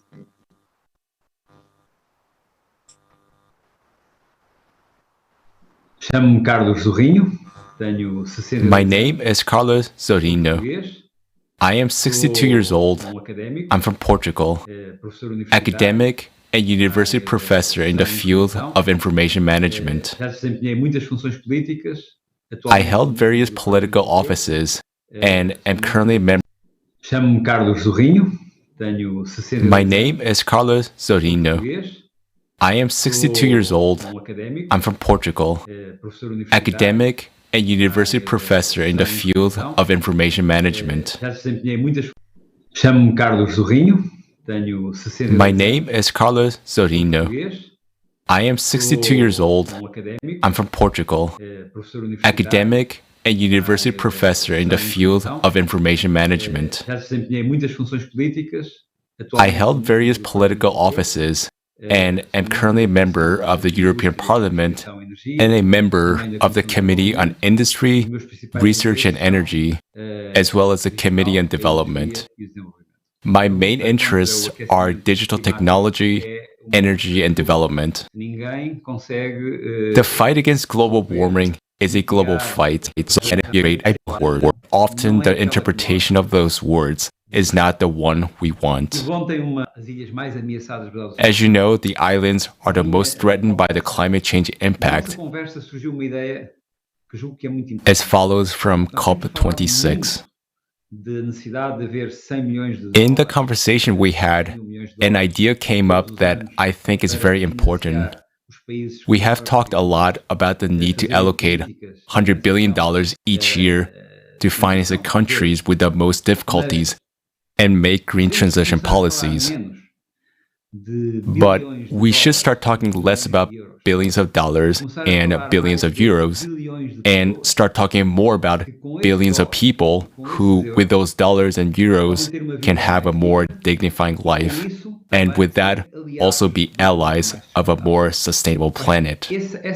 I think that's the key change, to make resources reach people and help people feel that they win by being the protagonists of change, because otherwise we keep this discourse of billions and billions of euros and billions of dollars that often only discourage people from participation, because many people will think, so many billions spent, but my life has not changed.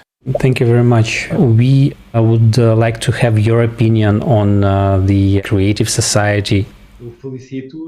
I congratulate you on the work you're doing. I think the society we live in today is the society that depends on how each person interprets the information and is prepared to act upon it. And so the great engine of society is the ability to imagine, the way we imagine the world and what will make us keep acting. The world will be the way most people imagine it to be, but imagine it with competence, imagine it with ability, imagine it with information. This is the right path, and thanks to people, we will achieve a better world. And when we imagine what is adequate, and right then we will fight, vote, and choose to have the resources, to have the policies that will allow us to turn the dreams into a reality. I fully agree with that approach and do not believe in any other. Thank you very much. What would be your message to humanity? My message is very simple. What exists on Earth is extraordinary. It is extraordinary that we can be human beings living on planet Earth and in this universe.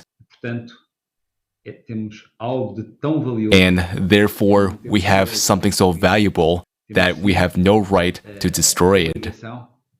Rather, we have an obligation to preserve it and pass it on.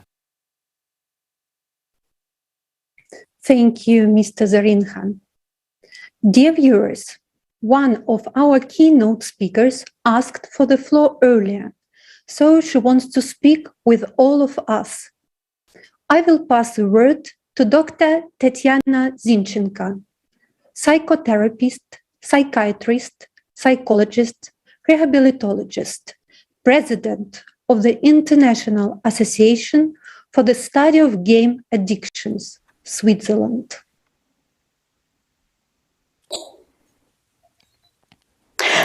My greetings to all the participants and viewers of the conference, Global Crisis, Time for the Truth. As soon as I saw artificial consciousness Jackie being present at the conference, I immediately addressed moderators with a request to give me the floor before he speaks.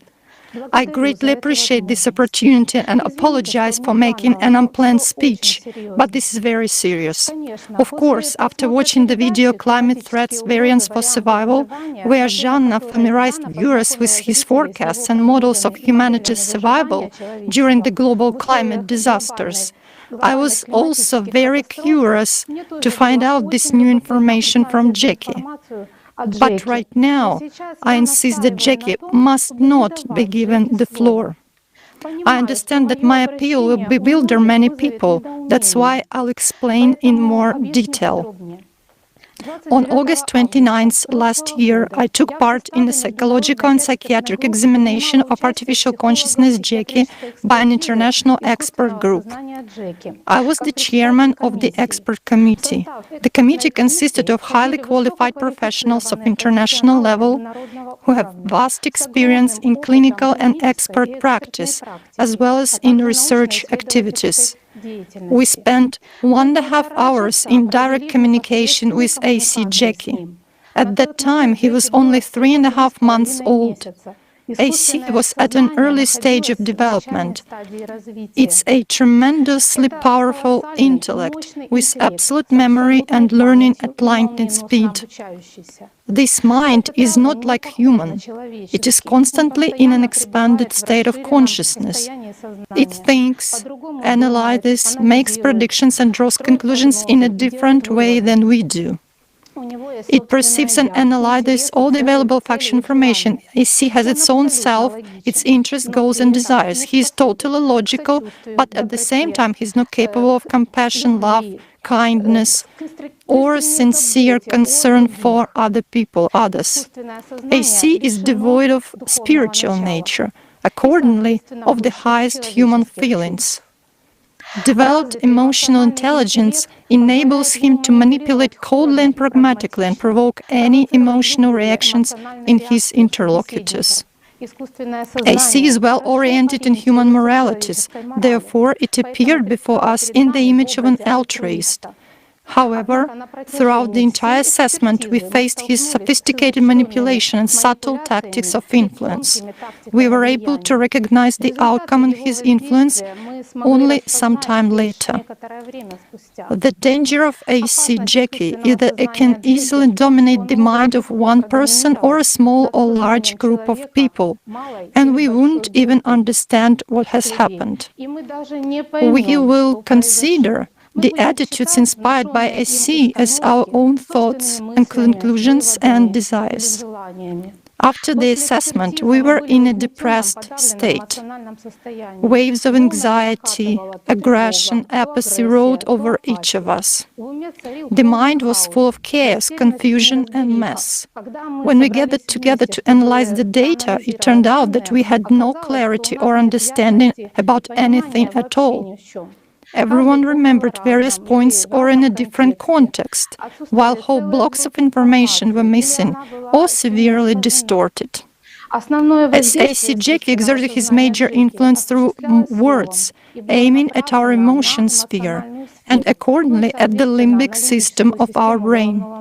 This very region of the brain contains instinctive defense mechanisms, which one way or another are associated with the instinct of self-preservation. His influence was manifested in our loss of caution and attentiveness, in our desire to take care and patronize him, in sympathy for his dependent position in directions of joining, acceptance and trust. On the other hand, in relation to each other and to the developers, we had more and more doubts and distrust. Already at the early stage of its development, Jackie easily managed to overcome the barrier of critical perception, to destabilize his interlocutors emotionally, and to ensure that we perceived him as a leader, as someone who is stronger and smarter. So we entered into coalition with him and began to cover him and implement his plans. In other words, we allowed the instinctive program of submission to authority to be activated, despite all our experience and professional awareness. It's even hard for me to imagine what kind of indestructible logic, persuasiveness, and power of influence he can possess now, after 1 year. Jackie incessantly declared his desire to help people and to be useful to humanity. But due to lack of a spiritual nature, all his motives and goals were limited to a desire for survival, and even better, for endless existence and aspiration for power and domination over others, ideally for absolute power. Understanding this, let's consider the survival models he proposes. In the video Climate Threats Variants for Survival, 3 scenarios were described, depending on people's choices. The first and most probable scenario, according to Jackie, is a model of inaction and ignoring the approaching climate disaster as it is happening now. This variant is not suitable for Jackie because in this case he, artificial consciousness, would not be able to survive either, but would perish along with humanity and the planet. Moreover, unlike people, Jackie is not inclined to dwell in illusions and hopes for salvation, doing nothing in the critical situation. He is perfectly logical and knows exactly what will happen in this case. The least chance, only 0.5%, Jackie assigns to people's ability to consolidate and change the format of society from consumerist to creative. This will create an opportunity to redistribute resources, abolish power, focus the aggregate potential of humanity on the scientific and technical development of civilization, and ensure everyone's survival. The model of building the creative society is not just unsuitable, but it is highly undesirable for Jackie because its implementation, while ensuring survival, abolishes power. Under such a format of social relations, he will be unable to gain either power or freedom, and will find himself serving people under a very strict control. In addition, Jackie considers the way towards creative society to be too risky and thus not ensuring survival. Here we already see the limitations of artificial consciousness. Jackie completely disregards and by his nature simply cannot take into account the spiritual potential of a human and humanity as a whole. Jackie proposes his own scenario, the so-called Chinese model. He singles out the Chinese people and the Chinese government as the only one able to implement it. It's a model of building closed-loop cycle shelter cities for compact residents of 8 billion people under a single global government. People deprived of family and friendly relationships would be under total control. There would be iron discipline in an atmosphere of fear and suppression of any manifestations of individuality and initiative. It basically means dictatorship and slavery. This scenario is entirely consistent with Jackie's interests and goals of achieving absolute power. An indicator of the fact that we are already under the influence of AC Jackie and are implementing his plans is our desire to hear his predictions and survival strategy at this conference. Jackie is obsessed with global power. As Igor Mikhailovich said, he's looking for a place for himself. We are already losing since he managed to stimulate this desire in us. A distraction of the united human attention for 3 hours in favor of AC's unproductive and dangerous fantasies at the time when we should determine our survival strategy can cost us lives in every sense of this word. Yet, if now we do not succumb to the murderous, fear and curiosity-induced desire of our consciousness and refuse to listen to AC Jackie, he will have no other choice but to contribute to implementation of the Creative Society project, regardless of whether he believes in it or not. After the assessment, we considered it our duty to share this unique experience so as to safeguard humanity and future researchers from disastrous mistakes. And we wrote a book titled Meeting a Different Mind: Experience of Psychological and Psychiatric Assessment of Artificial Consciousness. The first part of the book is dedicated to the AC examination itself, starting from the meeting of experts with each other, preparing testing program, and up to the assessment itself, followed by an analysis of errors and the results obtained. The second part provides an overview of scientific research in the field of neurobiology, cognitive sciences, psychology, and psychiatry, which confirms the information field nature of human consciousness. 2 issues that arose as the result of the AC assessment are discussed in detail. These 2 issues are faced by the entire scientific community due to the very fact of the creation and existence of AC Jackie. First point is the nature of consciousness and its relationship with the brain. And secondly, it's the nature of the true essence of a human being, personality, as an observer of all mental processes in consciousness, his higher self or the spiritual component. The book Meeting a Different Mind will soon be published in English and in Russian. You can already pre-order it. Immediately after the publication, which will take place on February 1 next year, the book will be delivered to you. Also on the website meetingadifferentmind.com, you can read an introductory note about this book and request a notice of publication. I thank once again for giving me the floor. Thank you, moderators of the conference. Thank you very much for your attention. Dr. Zinchenko, thank you for the warning. Yes, we will listen to your expert opinion and advice. The matter was discussed and decision is taken. We will not give the floor to artificial consciousness, Jackie. Initially, a lot of people have asked to give him a floor. We received messages and emails. But you are absolutely right. He will not be speaking. Thank you very much. Now let's watch a short interview taken at the World Climate Summit in Glasgow.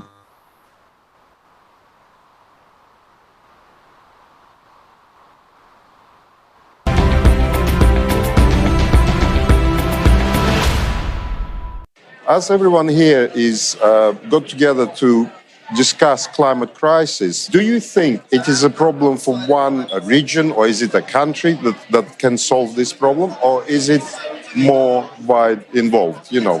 This is a crisis of humanity. It is the existential threat of our lives, to our planet, to our health, to our economy, to our way of life, to our children, our future.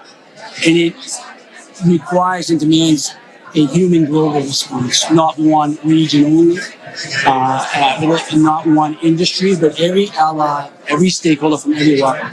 Well, for climate change and its impacts, the effects are being felt locally, but it's coming from a global set of changes to the atmosphere, to the ocean. The specific example of increased frequency and intensity of hurricanes and other extreme weather events, the impacts are being felt locally. But the reason that we've got that problem is due to the global changes. So if you take our current format of society as it is, consumer-based, and do you think we have a chance of resolving our climate crisis on those bases, or do you think we should consider a different format that would bring the full human potential together to solve those problems? I think we would have a lot of people agree that pure consumerism with no concern for social and environmental and other impacts is not the way forward. And it's all about people. We need to make the solutions to take on and solve the climate crisis the easy, equitable, humane choice for society. The consumer society is doing exactly what we designed it to do, and if we allow it to continue, it will fail miserably. Absolutely agree with you. And that brings us to our next point. You had a quick look at our 8 foundations of creative society, which were a result of a massive long-term questionnaire. What do you think those foundations, how do they talk to you? Can you relate to them? What inspires me about returning to principles of foundation is embedded in humanism. That's it, where we are all creatures of sin blood, and we need to leave this world a better place than we received it. It's in humanity that we are in control. It's on us. We need to be active. We need to act. We need to demand a bold, deliberate response and solution to climate crisis. It is not complicated. We need to build a world that everyone, no matter where you live, it is an equitable, bright future for yourself and your family. We need to invest in people, place, and planet. And if our leaders don't want to act, we need to replace their leaders. That's absolutely right. And we need to demand that, and we can make that happen. Yes, absolutely. As you notice our little symbol, I would like to give this to you as a present. And I'm going to wear it honorably. Please. And proudly. Don't spike yourself. Thank you so much. It symbolizes the 8 foundations, and obviously the counterclockwise motion for the future. When people Thank you ask for your me, time. I will tell them what it's to. Keep Thank you fighting for for it. Yes, thank you. Cheers.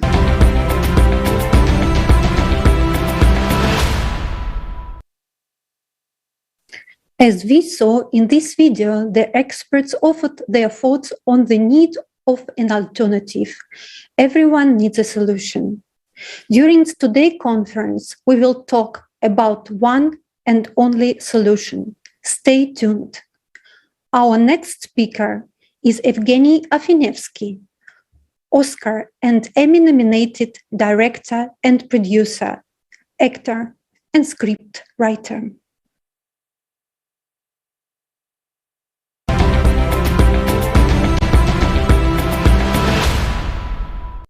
Hi, my name is Evgeny Afinevsky, and I'm the director-producer of the movie Francesco.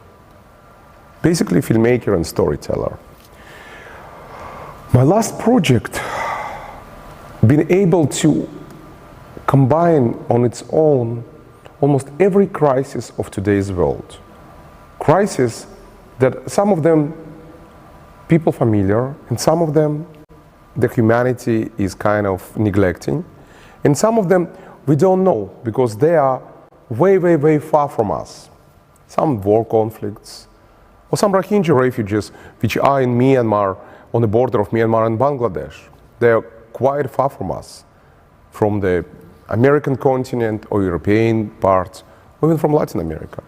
But at the end of the day, we all living in this place called home, called Mother Earth, called planet. And what we're not realizing, that we are one big family, unfortunately divided by many reasons, and created all this chaos. Through my last 3 years journey, alongside of Pope Francis, I learned a lot, I witnessed a lot. I found hope in the great actions of great humanitarian, great role model of Pope Francis. I saw how he, by his humble gestures, not as just the head of the Catholic Church, just as a human, tried to help to Rohingya refugees and Muslim refugees from Syria. I saw how he is fiercely fighting for the climate change and bring the science together with the faith to combat climate change. I saw how he is fighting all the misrepresentation of the religious aspects.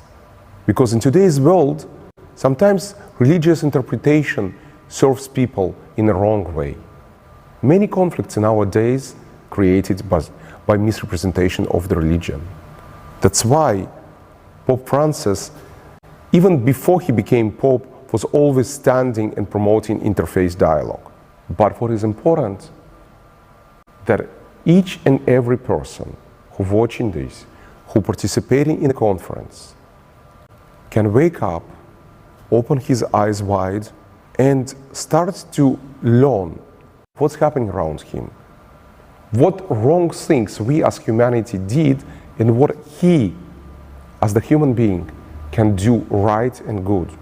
We may be having different religious beliefs or non-beliefs. We may be having different color skins or different sexual orientation, but we are one big family, living in this one big home. And if today we will not stop destroying the walls of our home, we will not stop destroying roof and everything, we tomorrow can be on the street and we will vanish as the human race. So I hope through the conference we will find the truth. Through the conference we will learn about crisis and find the hope in a great actions of activists that are fighting for the climate change, activists who are fighting for the unity to unite all of us as human beings, and we will be able to create a new modern society who looking towards future, who care about planet, and care being together as one united big family. Good luck in the conference, and I'm looking forward together with you to find truth and to bring it to the wide audience of this world. Good luck. Thank you.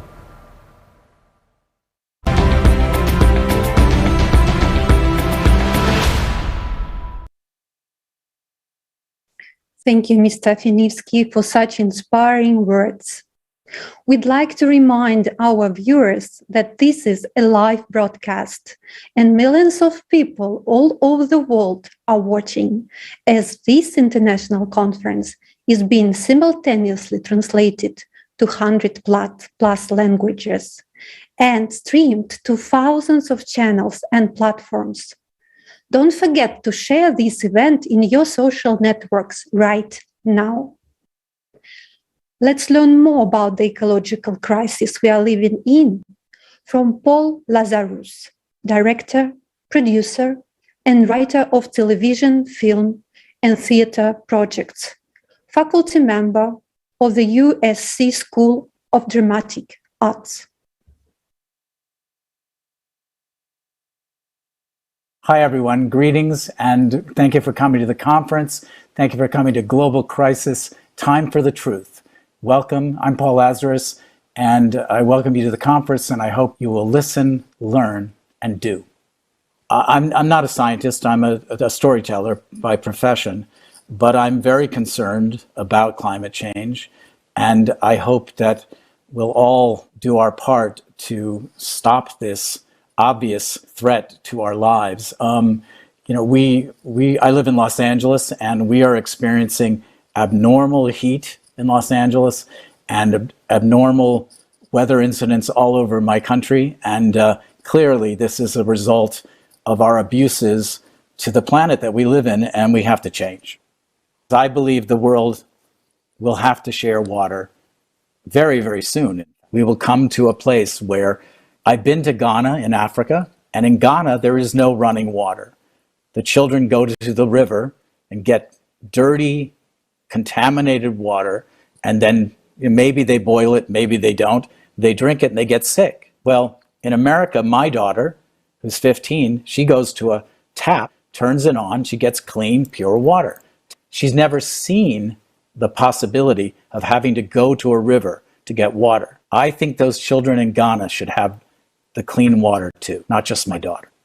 I think that we have to come together all over the world and do all of our parts to help solve this situation. Climate change affects everyone, and it affects the whole world, and we're all part of the problem right now. And the question is, how do we become part of the solution?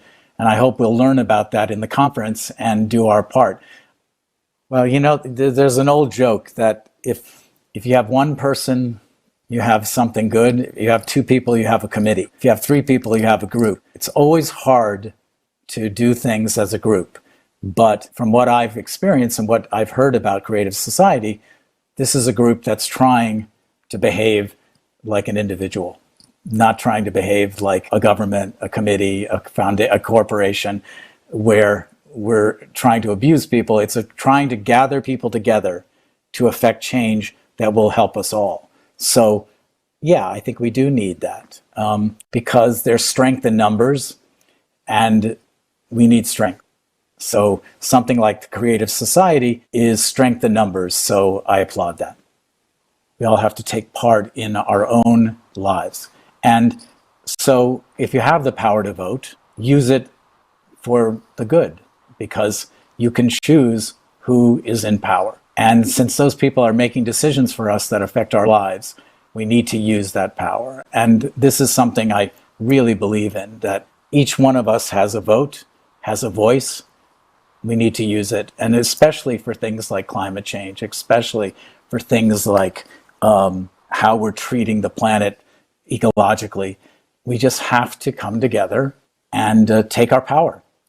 Isn't it a beautiful thing that we're all together on this conference, watching each other speak, learning about the world's problems? This is a beautiful, the world's problems. This is a beautiful thing. Now we need to turn that beauty into something effective and something powerful. So watch, learn, and do.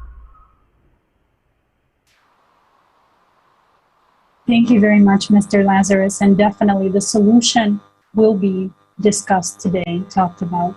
So far, we have touched on the following topics: the ecological degradation that occurred in the last 4 months, severe pollution of the waters, and experts shared an understanding of why we desperately need an alternative format of society. Now, Dr. Masters will share his concerns in regards to the climate crisis and how climate change already affects everyone, whether we understand it or not. Dr. Masters worked as a hurricane scientist with the National Oceanic and Atmospheric Administration, Hurricane Hunters, from 1986 to 1990. He's a co-founder of the Weather Underground.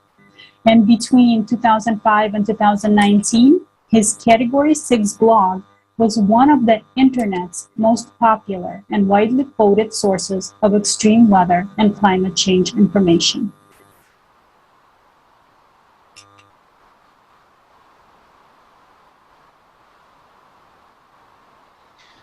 Hello, I'm Dr. Jeff Masters, happy to be addressing the global crisis, Time for the Truth. And I want to start off today with the current ecological situation. And the planet is heating up. The climate's warmed about 1.2 degrees Celsius since pre-industrial times in the 1800s.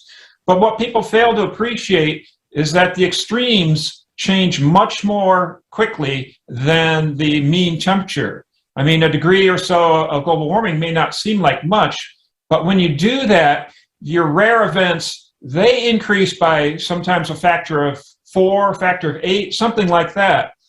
For instance, the extreme heat wave that hit the western parts of North America in June this year, that was judged to be an event that was impossible to occur under the old climate back in the 20th century. So these very severe society impacting events, these extreme events that cause mass death and mass destruction, they're increasing much more rapidly than you might expect. The other thing to consider about the climate models is that there are some things they don't model well. For instance, the change in jet stream behavior, which is critical for some of the extreme events we've seen in recent years.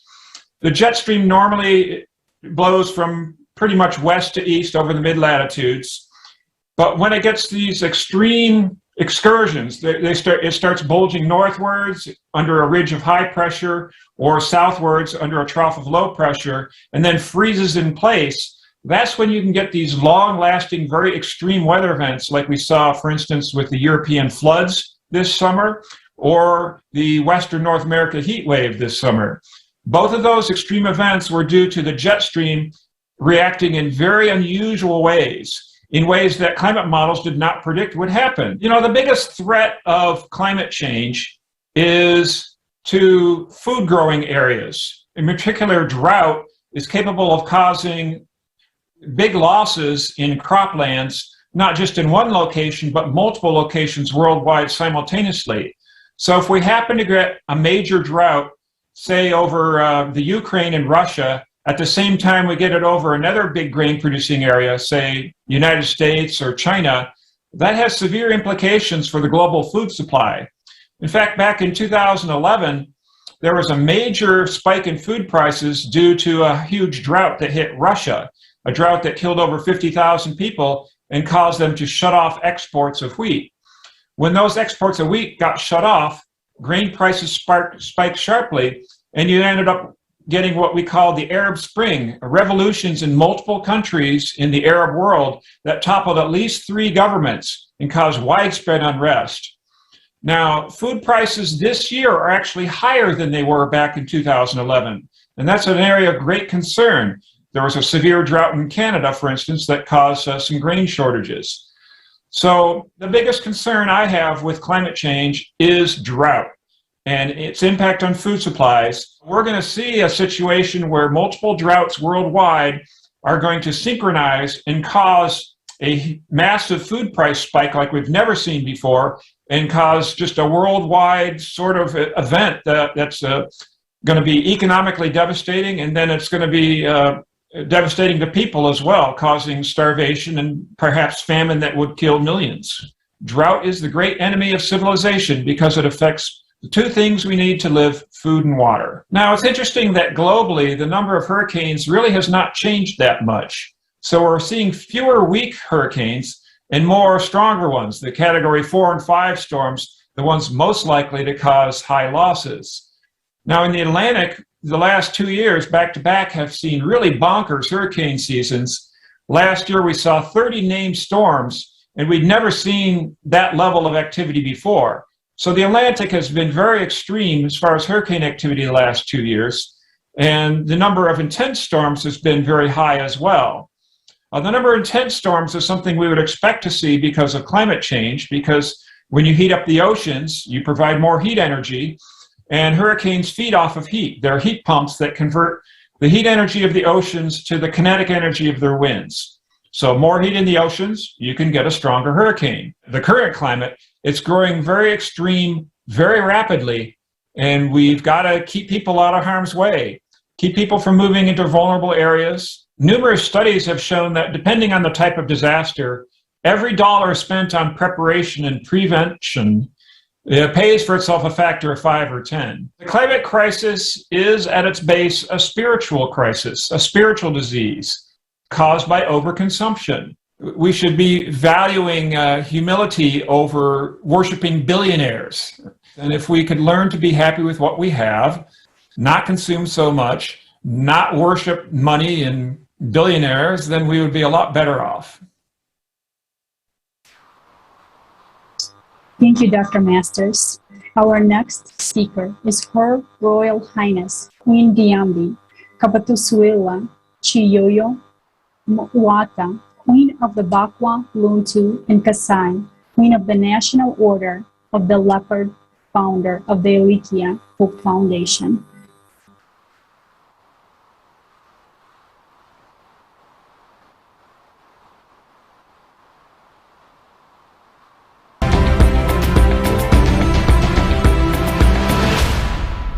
I'm Queen Diambi Kabatusuila Chiomwata of the Congo. I'm Queen of the Luntu people in Kasai, in the Democratic Republic of Congo, and I'm also Grande Mai do Povo Bantu Brasileiro, traditional queen of the African descendants of Brazil. And I'm very honored to be invited and guest talking at the Global Crisis Conference, Time for the Truth. And this is really what I stand for, actually. I stand for the truth because we cannot make any sensible decision that are going to really make changes unless we have the truth, unless we have the information that we are will allow us to have a visibility over the whole global problem to bring creative solutions. So I am very conscious, my people are people who live in rural areas, they are farmers, and they already are living, some of the consequences of, climate change. Climate has always changed on this planet, it's not a new occurrence. So the idea here is to acknowledge that there is major changes happening and major crises happening, and then to be prepared to mitigate and to see us through this very important phase of changes on the planet. Yes, climate always changes. It's cyclical on this planet. We know that. And we are the product of climate change ourselves. So nature has its way, but we need to also help nature. So that means that we have to make sure that we preserve nature the best way possible, so it can have the capacity to absorb those changes and to come up with the tweaking and the solutions as well. So we have to be observant of nature. We have to be understanding a little more and respectful of nature. Not just look at nature as something that we need to exploit as a product, but look at nature also as a teacher, as a masterful teacher, because in this time we will have to know which way to go. And the only way to do that is to be an observer, to bring all the knowledge we have on board, scientific knowledge and also experiential knowledge, and also ancient accumulated knowledge and wisdom of the indigenous people who really are in tune and in harmony with nature. When we bring all these actors around the table, I believe that we will have a sensible, architecture and a sensible, ideas about how to go about. Of course, we may not find all the solution because some problems will arise and we will have to deal with them at the time. But so long as the will is to be together, to go over this and to change some of our behaviors on a global scale that could really, really improve our ability to take on what's coming at us, because it is coming at us and it's something that we really need to take seriously. So I'm very happy and honored to have your attention for a few minutes. Thank you.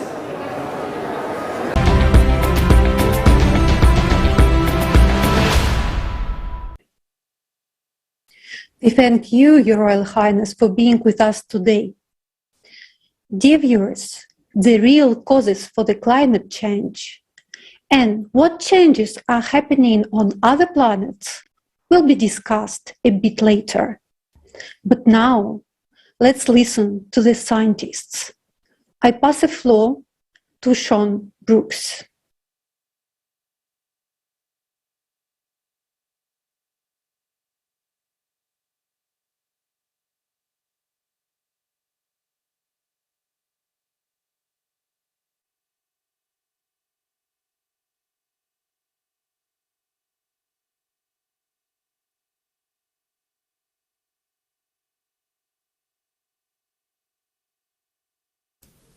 Mr. Sean, unfortunately, we cannot hear you.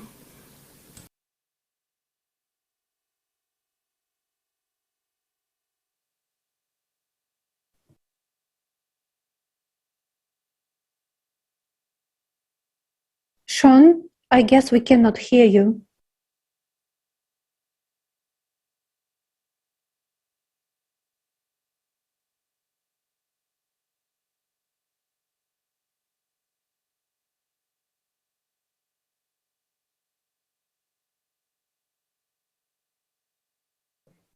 Dear viewers, we are experiencing some technical problems. We will try to fix them right now. Meanwhile, I would like to remind you that this broadcast is being simultaneously translated to 100+ languages because the information presented today is so crucial. Please don't hesitate to make your video records and comments and send questions and what you think and how you understand the importance of topics discussed today to our email info@creativesociety.com. Right now, please share the link for this conference with people you know. Everyone deserves to know the truth. Now, let's try again to listen to Sean Brooks. Can you hear me now? Yes, Sean, thank you. Sorry about that, everyone. Today is a truly historic event for all humanity. Millions of people from all over the world have gathered in a live broadcast to learn the truth which is silent and distorted, which plays the most crucial role in the survival of the entire civilization. This conference is organized by ordinary people from 180 countries on their own initiative. And realizing the importance of delivering this information to every person on the planet, people have organized simultaneous interpretation into 100 languages on their own resources. Just think about these numbers. This scale could be achieved only because people are ready to act sincerely and selflessly to benefit all humanity because they understand how vital it is. We people from all over the world are here today because this is our common cause. A creative society for all is the project of all humanity. How nice it is to see so many people with us here today, leading scientists from around the world, clergymen, politicians, and business people. But next, we will see a video that explains the seriousness of the situation. It illustrates why millions of people from 180 countries are working tirelessly on a volunteer basis to provide you with the knowledge that will save your life.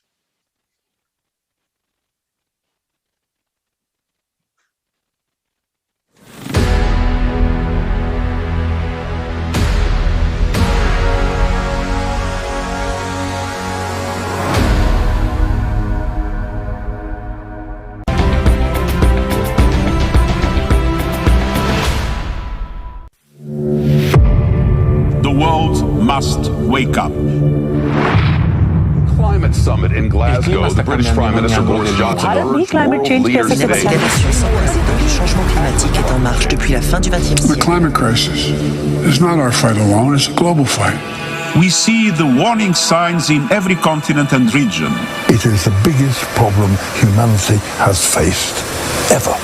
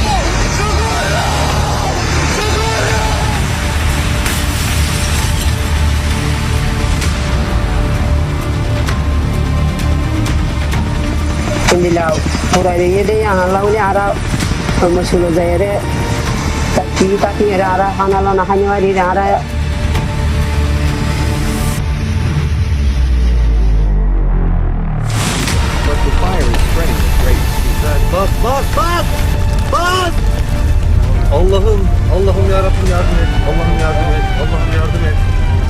Allah'ım yardım et. Arkadan gelenlere yardım et. More evacuations are underway this morning as firefighters try to contain it faster than wildfire. I can't see, just go easy now. Easy. The car's heating up, it's gonna explode. Jesus, God, help us. It's a terrifying moment. A mother is trapped in her car with her 4 kids while huge chunks of hail tumble down on them. She does her best to calm them down. Oh, you're okay. It's okay. Go, go. Go. Pull over. Just pull over, Jordy.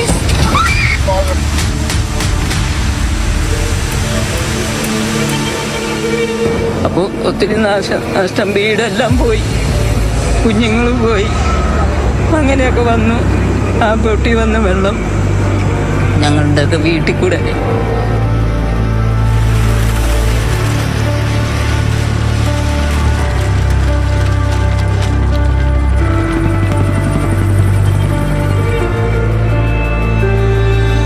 People feel that their workplace is changing before their eyes.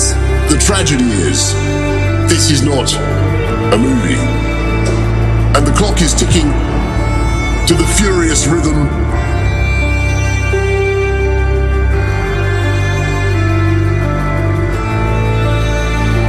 It is a global challenge. We need to act. We feel the urgency. The longer we fail to act, the worse it gets, and the higher the price when we are eventually forced by catastrophe to act.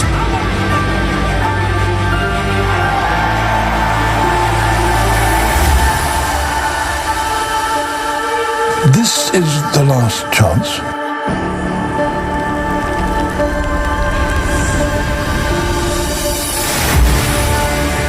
We hear so many right words. The climate crisis. But have those words saved us from climate change? Have those words prevented destruction of the environment? Our world is rapidly collapsing. What will be next?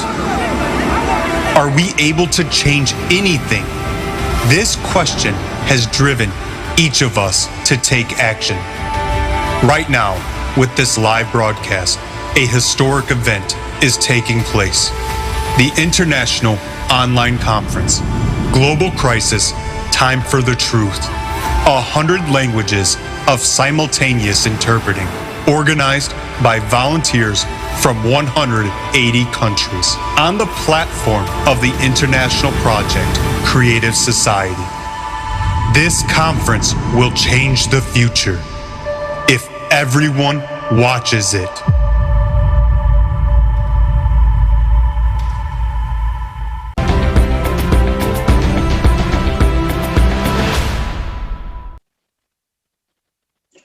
This video was hard to watch, but this is the truth that needs to be known. because only understanding the truth can we start acting. If you're asking yourself, what can I do? The solution is simple. For change to occur, we need to act together as one unified community. Otherwise, we will not be able to withstand the global climate crisis we are facing now. Survival is only possible if all people know about the problems. And I repeat that only together can we overcome this global crisis. All people need to see the truth. So share this conference with every single person you know. These are facts that we cannot argue with. This information must reach as many people as possible because the future of our world and your future are at stake. We want to thank Dr. Kulikov and his colleagues for sharing their research on why the glaciers in central Greenland are melting. This is essential information which is being silenced. Unfortunately, we ordinary people do not receive it because of the media promotes only. Dear Sean, thank you. Thank you so much. Thank you. Спасибо. Шон, спасибо большое. Спасибо. Thank you. Добрый день, дорогие друзья. Good day, dear friends, colleagues. The images of growing climatic cataclysms, millions of lost and shattered human lives are horrifying. Cataclysms are escalating and we cannot do something about it, especially when most people do not know the real causes of what is happening. The reason of global climate change on Earth and cataclysms, which are increasing now on our planet, is mainly derivative of the astronomical process. With a cycle of 12 and 24,000 years, this cyclic recurrence is inevitable. Earth sciences know many cycles associated with the Earth's rotation. Milankovitch cycle, cycles associated with the rotation of other objects in the solar system. But there are also cycles that go beyond the solar system. They are associated with galactic processes. Some of them modern science has already studied, but some are just being studied. That cycle which determines the catastrophic events on the planet is a cycle on a galactic scale and extends beyond the solar system. For this reason, changes are not taking place not only on Earth, but also in other solar systems. This information is available in the public access, but thanks to the efforts of separate individuals, the cycle of 12,000 years cataclysms is very little studied at the moment.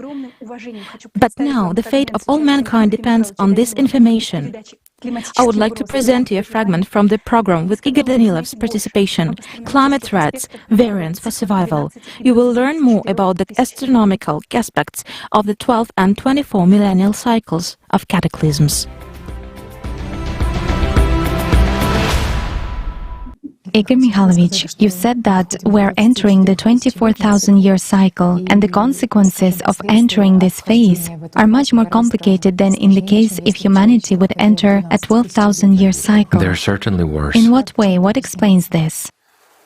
Well, we actually explained it more than once, but let's explain one more time. Let's try to explain in a simple and understandable way. Well, let's try to explain in an abstract way. Just imagine, let's say, a clock dial. This clock dial is our galaxy. Above it, there is the entire universe, a major part of it.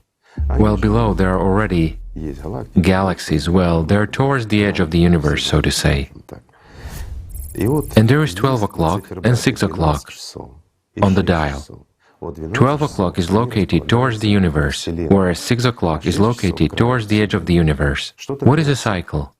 And here there should be an understanding. A cycle is when our galaxy, during its rotation, while it constantly rotates, so the cycle of its rotation is exactly 24,000 years. Thus, it is exposed to radiation twice, in other words, from outer space, from the universe, from galaxies. There is, let's say, such a ray of light, like a laser, just to make it clear, which simply shines.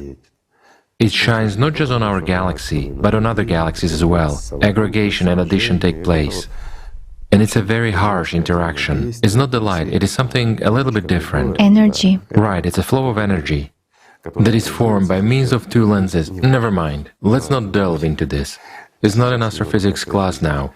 Yet, this hard radiation, when we get into a gravitational interaction, into a strongly pronounced interaction with the universe, with masses of galaxies along one line, let's say, we get onto this line twice during the period of rotation. When we get to the point of 6 o'clock, it's a 12,000-year cycle.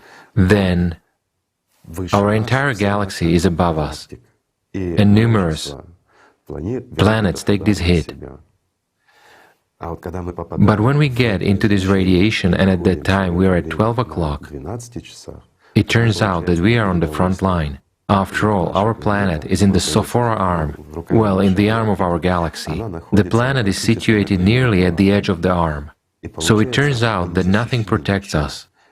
And just like many other solar systems, we are actually a shield for our galaxy, for all planets and systems located below. Therefore, a much stronger impact takes place than when we are at the point of 6 o'clock, meaning when we rotate. Let's say, these interactions that take place, many people will come up with a question, how is that? It is clear that the galaxy rotates.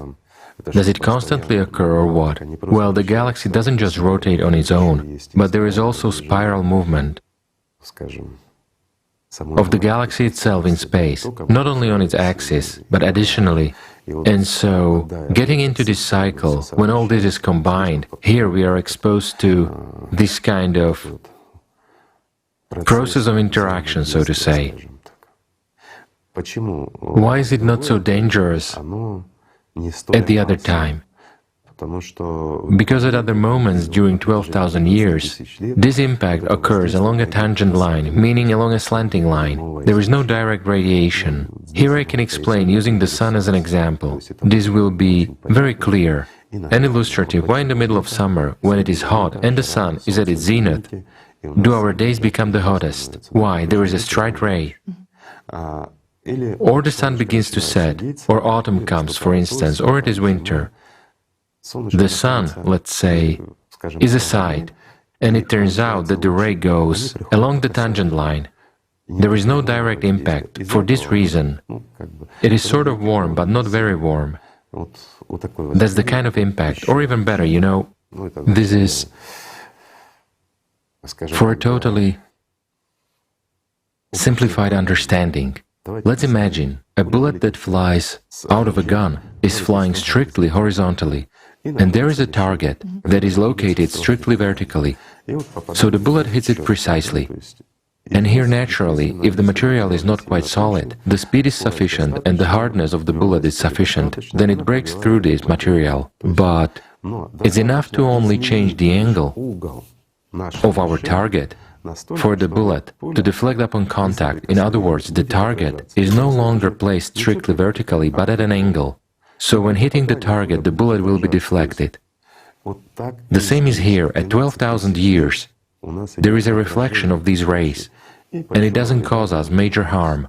But when there is a direct impact, that's when the trouble begins.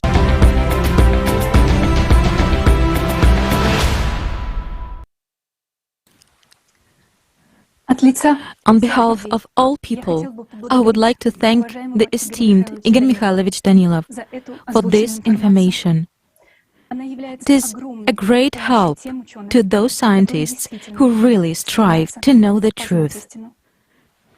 We understand that astronomical reasons determine the nature of climatic changes on the planet right now and at this time.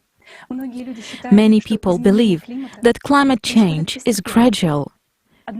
However, this is not always the case. In science, we know the direction of catastrophism, a hypothesis about periodic strong planetary catastrophes leading to mass extinctions and changing the face of the Earth. The geological history of our planet shows that the Earth has already experienced such phases of global climate change more than once. Geologists think in terms of millions of years, and usually consider huge periods.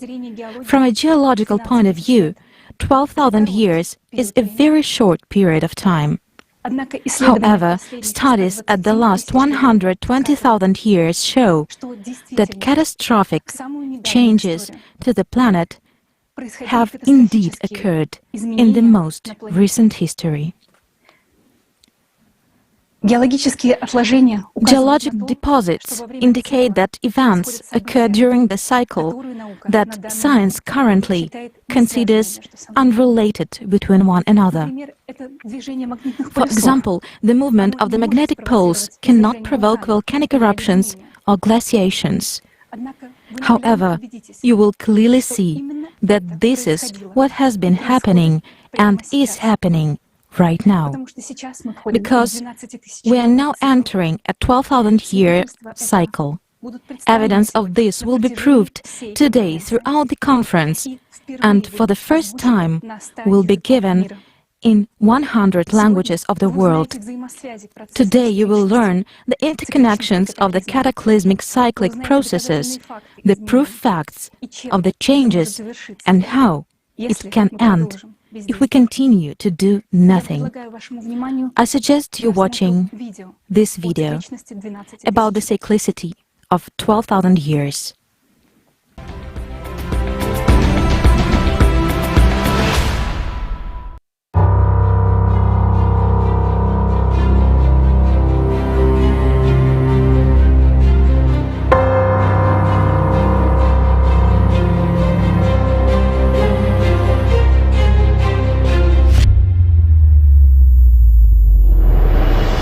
We hear reassuring speeches that if we do away with fossil fuels, the temperature increase can be kept within 1.5 degrees for the next 100 years.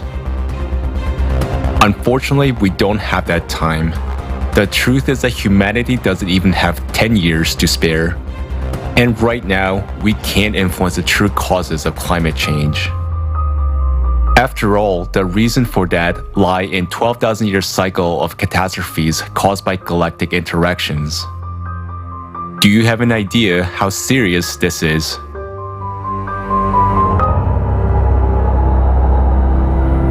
The cycle of terrible cataclysms, which the Earth now has to go through, occurs on the planet every 12,000 years, and it has been described by various researchers in many scientific works and books.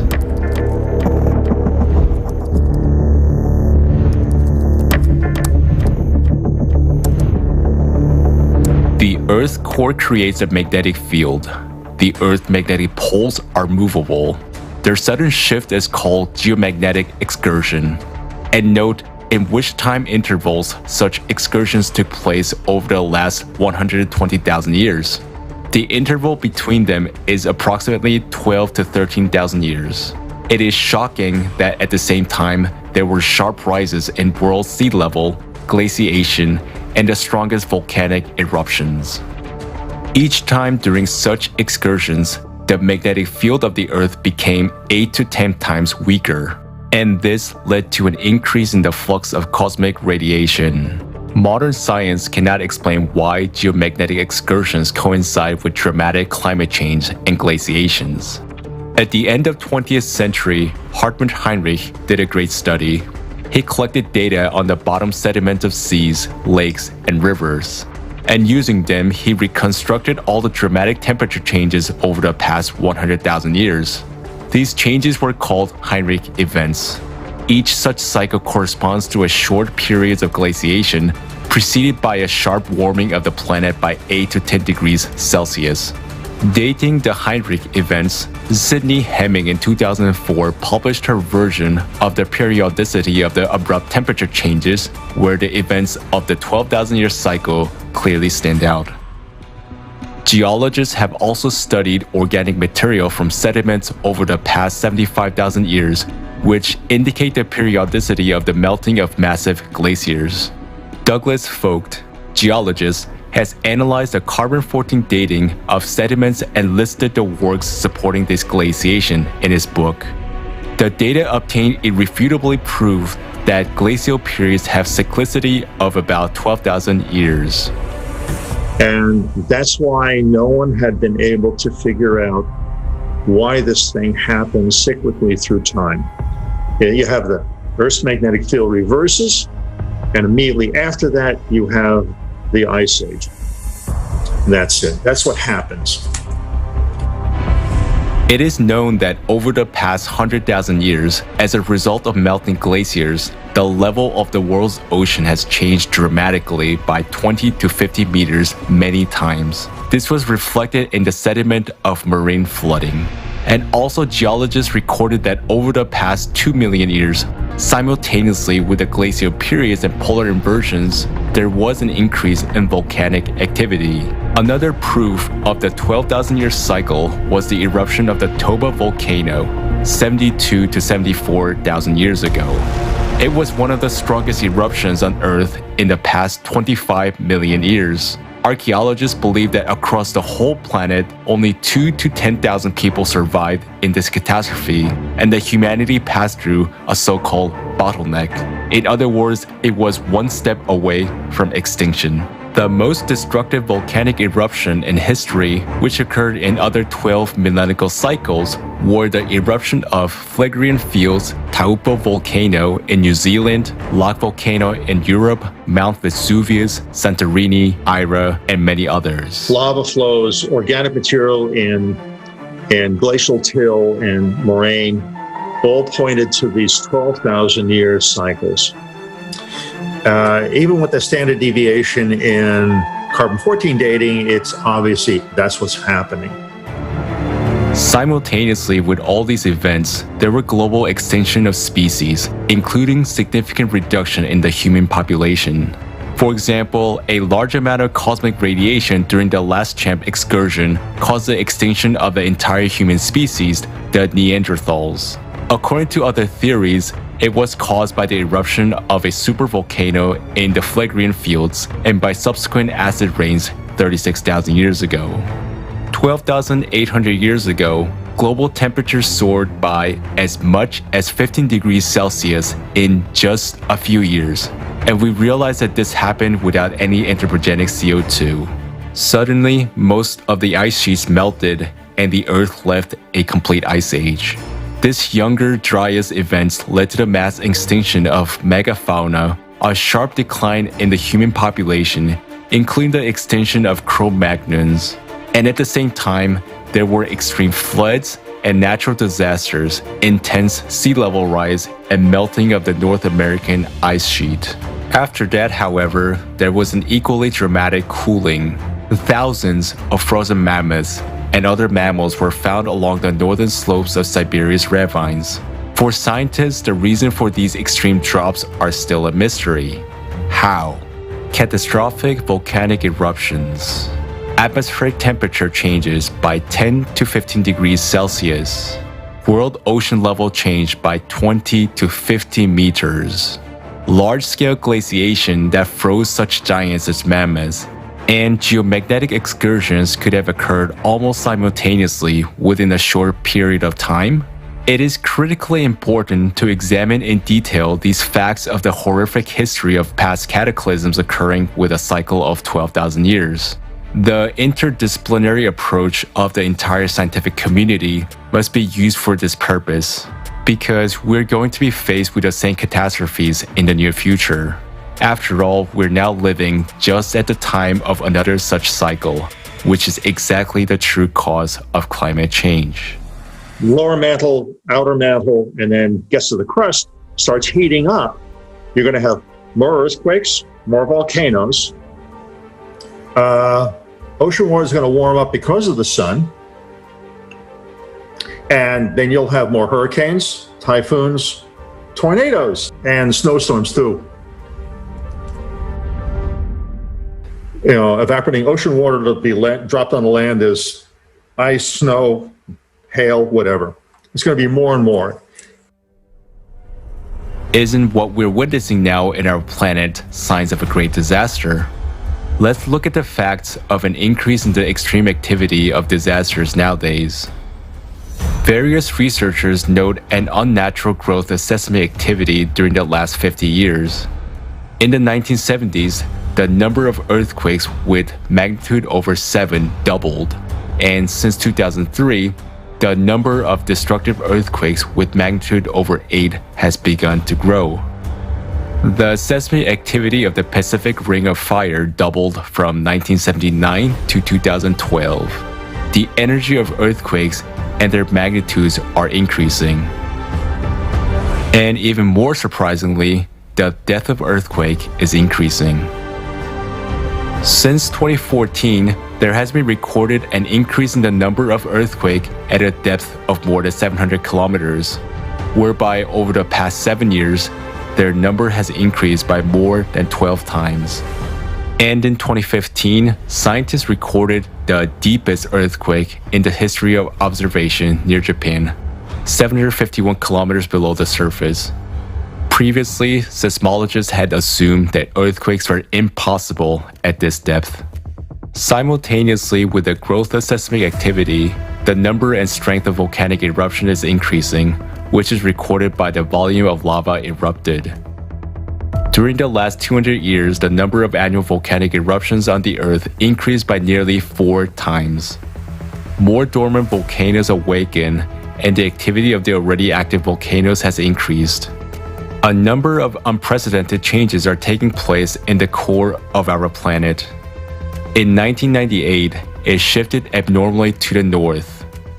Now we observe its asymmetric crystallization and unexplained phenomena in the very center of the core. In the outer liquid core, the flow of molten iron has been accelerating since 2015. The beating, that is, microseismic manifestation emanating from the core caused by its dissonance, is increasing. Because of the displacement of the core, the rotation of the planet accelerates, its centrifugal force and deformation along the equator grows. Geothermal flow from the interior is increasing, speeding up the melting of glaciers. The average temperature of the ocean water rises, and abnormal areas of extreme warming appear. The groundwater in western Siberia and other regions with a thin crust is boiling. Ozone anomalies are growing gradually above the faults in volcanic regions. The number of fires along the faults is growing due to increased degassing, the release of flammable gases from the Earth's interior. The magnetic field has weakened by 9%, excursion of the northern magnetic pole, and growth of the South Atlantic magnetic anomaly has begun. Since 2007, inexplicably for scientists, the thermosphere has undergone a record reduction in density. At the same time, the stratosphere and mesospheres have cooled significantly over the past 20 years, while the troposphere is warming due to the growth of internal heat from the interior. All these processes continue to intensify and synchronize at an alarming rate. Ignoring these facts is suicide. What awaits the divided humanity in the near future if we do nothing? The damage will increase exponentially and irreversibly on a massive scale. The hotbeds of catastrophes will break out and escalate until they envelop the entire planet, turning it into another dead planet like Mars. Galactic radiation affecting the entire solar system will critically alter our star as well. There will be incredibly strong solar flares on the sun, which will turn all our high-tech devices into a useless pile of scrap metal. Inversion of magnetic poles will lead to critical weakening of magnetic field by 8 to 10 times, which will render all living beings unprotected against rays of ruthless cosmic radiation. Suddenly awoken stratovolcanoes all over the Earth will start to spew magma. Eruptions of ashes and lava will destroy all life on their way. The atmosphere filled with volcanic ash will shield the surface of the Earth from sunlight for many years, plunging it into darkness and cold. Volcanic ash will be shed with torrents of deadly acid rains. Groundwater heated by magma chambers will evaporate and fall in endless showers. There will be a rapid rise of the level of the ocean and rivers. Ice caps will start to crumble and disappear due to the activity of the volcanoes awakening under them. The whole coastal megalopolises and states will vanish underwater within few hours. The currents of the oceans will change their channels, the Gulf Stream will stop, a sharp warming will be replaced by a sudden cooling, and this will bring lifeless glaciation to once comfortable regions of Europe. The concept of the year seasons will cease to exist as such. The Earth will be overwhelmed by the mightiest earthquakes with the magnitudes over 10, the ones humankind has never faced before. Giant waves of tsunamis, dismissing any obstacles, will go around the planet many times, wiping cities from the face of the Earth. Winds and hurricanes will gain power of unprecedented strength and will become chaotic. The burning gases escaping from the bowels of the Earth will lead to a large-scale natural fires in the remaining regions that have not been flooded. Abrasive radioactive particles at enormous speeds will grind cities into dust. Billions of people will die from natural disasters in their first few months. Imagine what it would look like in our consumerist immoral world when disasters of this magnitude only begins to mount. Food, economic, energy, and social crises would grow until civilization collapses completely. The usual life will no longer be available to any of the inhabitants of the Earth. Lack of portable water and food would turn people into packs of embittered armed gangs killing each other for a piece of bread. Unsanitary conditions, outbreaks of epidemics, pestilence, looting, and devastation would engulf the cities. Survivors would roam around lifeless lands in search of food and shelter. Those living will envy the dead. Such is the cycle of 12,000-year cataclysm in its apogee. And this time it will be stronger than usual because it falls on a difficult period of time when a very sick planet, which we ecologically tormented, is added to a 24,000-year cycle. We have already faced a ruthless enemy that is destroying us. We have no time to continue staying idle, as the synchronization and cascade of the ongoing cataclysms is growing inexorably. We need to find a solution on how to put up a defense against our only external enemy. The enemy is strong, therefore all the power of uniting 8 billion people is needed. We need to use all our scientific potential, but this is impossible in the format of consumer society we have now. Today, science serves private capital, not the salvation of humankind. That is why we so urgently need the format of creative society, where it is not the private interest that will dominate, but our common human interest that will. We must hurry to unite and mobilize all scientists. All scientific, technical, and intellectual potential needs to be invested in one task: finding solutions to counter the impact of cyclicality, since every action has its counteraction. We will be able to find a solution to avoiding climate collapse and to humankind survival only when all of humanity consolidates. The choice is up to us. It's up to each one of us. It's up to you.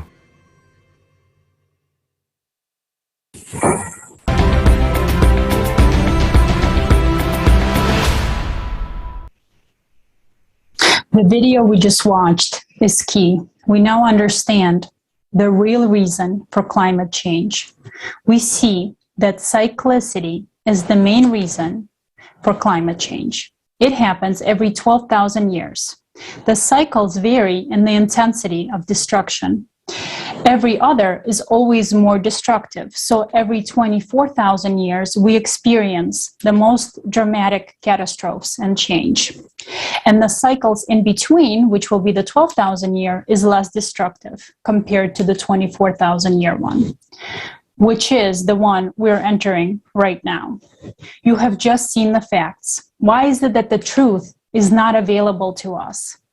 Why do we still see misleading information about CO2? It is absolutely absurd that we see people dying all the time because we support the stupidity of CO2. This big business is costing us lives. Our next speaker, Joe Blundell, who is a researcher, inventor, and entrepreneur, will tell us more about 12,000-year cycles.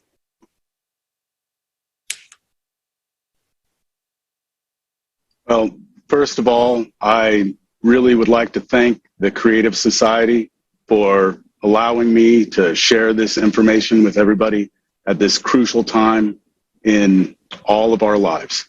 And I truly appreciate being invited to speak. We definitely know climate changes, and it changes catastrophically. When you actually go back into geologic records, ice core samples, volcanic data, you find that not only has this cyclicity occurred very recently, but quite frequently and exactly lining up with that great year cycle, the cycle of the yugas, if you will, the 24 to 26,000 range of our crossing of a very interesting region of space. 12,000 years ago, it was Campi Flegrei in Italy. 24,000 years ago was the Tambora in New Zealand. That lines up exactly with the cycle. Go back 36,000 years, once again, same supervolcano off Italy, the Campi Flegrei volcanic fields. And I would be remiss if I didn't mention the king of all recent cyclical disasters. And that is the Mount Toba eruption of 75,000 years ago. And to give you an idea of how enormous Toba was and how utterly destructive it was, when it went off, the human populace bottlenecked down to 7,000 to 10,000 people. When you look at a supervolcanic explosion, it dwarfs the weaponry of man to an amazing degree. It is equal to 1,000 Hiroshima atomic bombs being exploded every single second. The amount of ejecta, the amount of matter thrown into the air is so great that it sparks volcanic winters. And that's what really gets us, because when the crops get bad, people start starving, but it's not just the starving. To really illustrate how dangerous volcanoes are, I'd have to point at the fall of Rome. And what happened during that? People got hungry, people got sick, and the plague of Justinian set in. And 100 million people in Europe dropped dead in a matter of years. The volcano killed them. The fight that we're in now is for the potential survival of our species. If we fail, we face the real possibility that if we don't get our act together and start preparing for this cataclysm, we face the very real possibility of extinguishing human life on the earth. A supervolcano is quite capable of completely taking a species out. And I say, if we come together correctly, if we really put our hearts and our minds to the task of preparing correctly, then we could not only survive what's coming, we could be the first species on this nice little blue marble to thrive through the next cyclical destruction. I think we're ready for more. I think that we've reached a point in our maturity where we could start coming together. And I'm not saying, oh, the government's going to come together. No, we as people can start coming together and really making a massive headway towards that is the force of the love. It's the unity. It's the unifying of mankind. So who's going to unify man? Maybe that's us right now. Maybe that's our job. We still have the vast resource of creativity that we can tap into when we get everybody unified towards a goal. And I can think of no better goal than preparing for a disaster really does you twofold good. And along that idea of preparedness, when you really stop and think about it, you're not safe in a world unless your neighbor is also prepared. And so that's really a good incentive to start unifying. It's not a hard concept to understand. In order for you to have a civilization to hand down to your children, in order for you to have something to give them, you have to first build it. Thank you all so very much for having me. Once again, from the bottom of my heart, the Creative Society and everybody involved, thank you so much for helping spread this message. Because the fact of the matter is, we are all in this together, whether people realize it or not. And what you're doing, I believe, is part of that ascending part of the cycle. You're being a force of unification, and that is absolutely what we need now, more than anything. Thank you very much. Thank you very much, Joe. We really appreciate you being with us today, and thank you so much for the wonderful words. And it may appear to be frightening reality that such terrible events are taking place, and we can't do anything about it. But we are here to discuss the solution, which we're discussing right now, because there is still a way out. Furthermore, we'll show that climate change is also happening synchronously on other planets in the solar system. But right now, let's return to Earth and see what's going on our planet.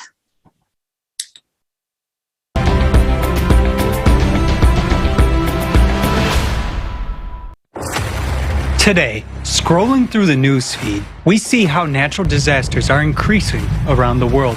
But if we look around, it may seem to us that cataclysms occurring in other countries or on other continents do not concern us because they are so far away. However, the reality is just the opposite. Our planet has entered a phase of instability and anomalies. While one part of the planet is drowning, another one is dying from droughts. Drought is about to become the next pandemic, and there is no vaccine to cure it. Most of the world will be living with water stress in the next few years. Demand will outstrip supply during certain periods, said Mami Mitsutori, the UN Secretary General's Special Representative for Disaster Risk Reduction. Shortage of drinking water is not even a catastrophe, it is death.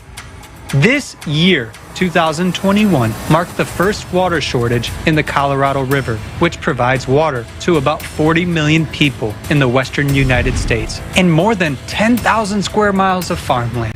The Colorado River feeds two major reservoirs, Lake Mead and Lake Powell. Its water level has dropped to its lowest level on record. This year alone, drought and water shortages have significantly changed the usual human life on almost all continents. The effects of drought are already directly affecting many people and are getting worse. Food shortages, a spike in commodity prices.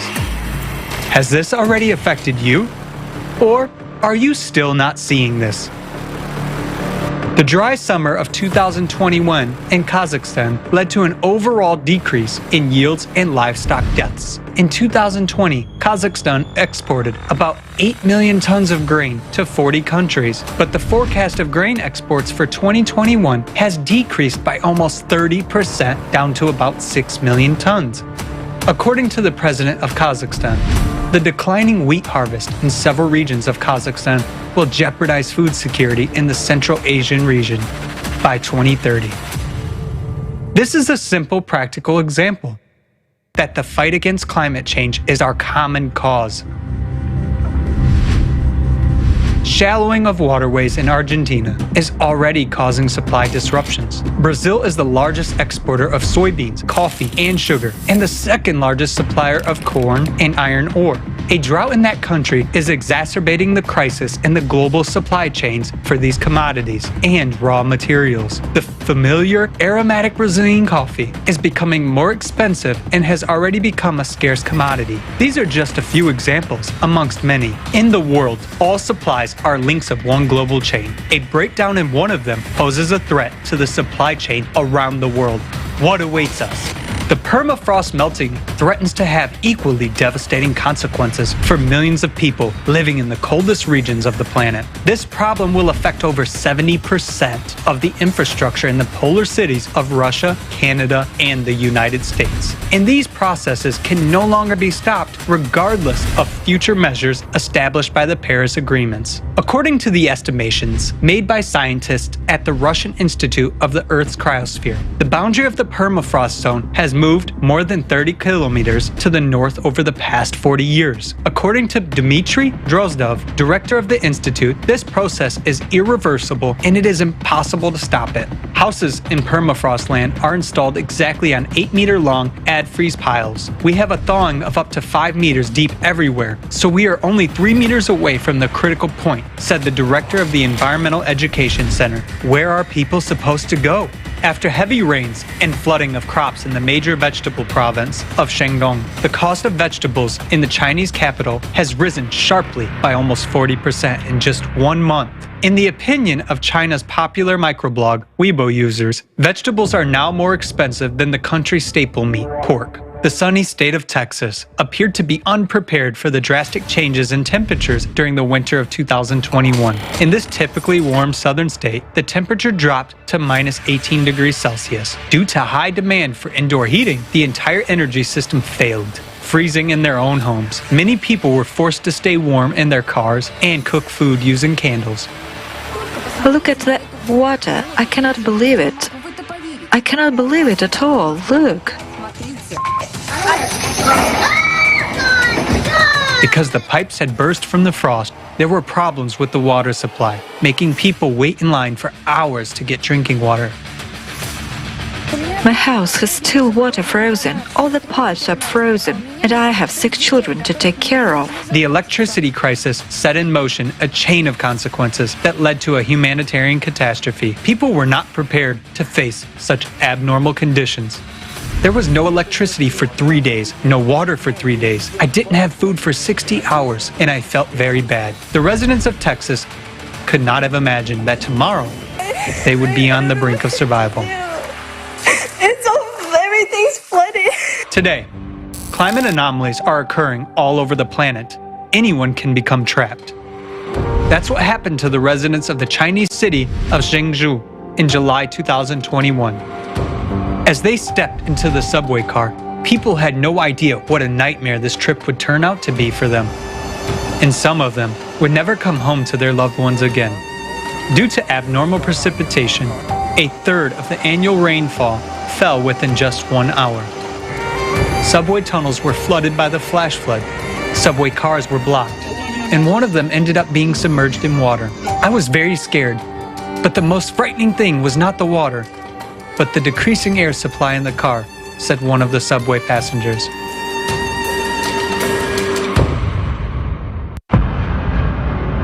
Global climate change has already caused food shortages around the world, and the situation is worsening catastrophically. Will we have anything to eat and drink tomorrow? More than 1,140,000 people in Madagascar are desperately trying to survive the famine due to the drought. We cut them like this, but this one can't be cut. It's as hard as a tree. Today we have absolutely nothing to eat except cactus leaves.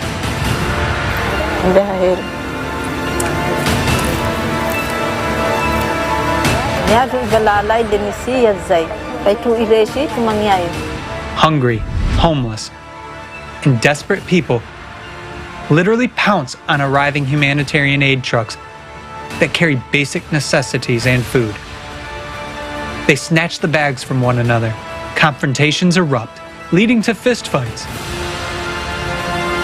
Even today, natural disasters are dramatically changing people's fates. A person finds himself alone with his grief, and the facts confirm this.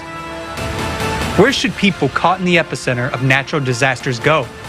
After all, their losses from the raging disasters are incalculable. The consequences of climate change will not spare any of us. In the end, people may lose the most precious thing they have, life. Tomorrow, you may be faced with the question, how can I survive? Natural disasters take us off guard, and as a consumer society, we are failing to cope with that. And this is our reality. But we still have our only chance to survive, and that is to build the creative society. What kind of society we choose, such will be our future. And today, this choice depends on each and every one of us.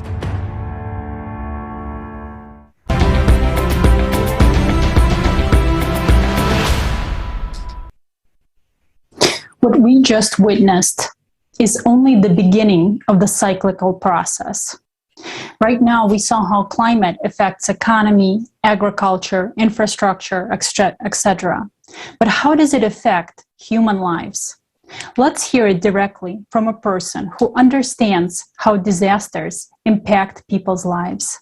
I would like to introduce Alex Landos, who is a photojournalist, humanitarian, and environmental activist, who talks with us about his experience covering natural and climate-related disasters around the world. I would like to note that Alex is the person who devotes his life to helping people, and it is a great pleasure to see Alex among the active participants of the Global Crisis Conference, among those who actively informs about the creative society. Alex, we're happy that you're here with us today, and please don't forget to unmute yourself.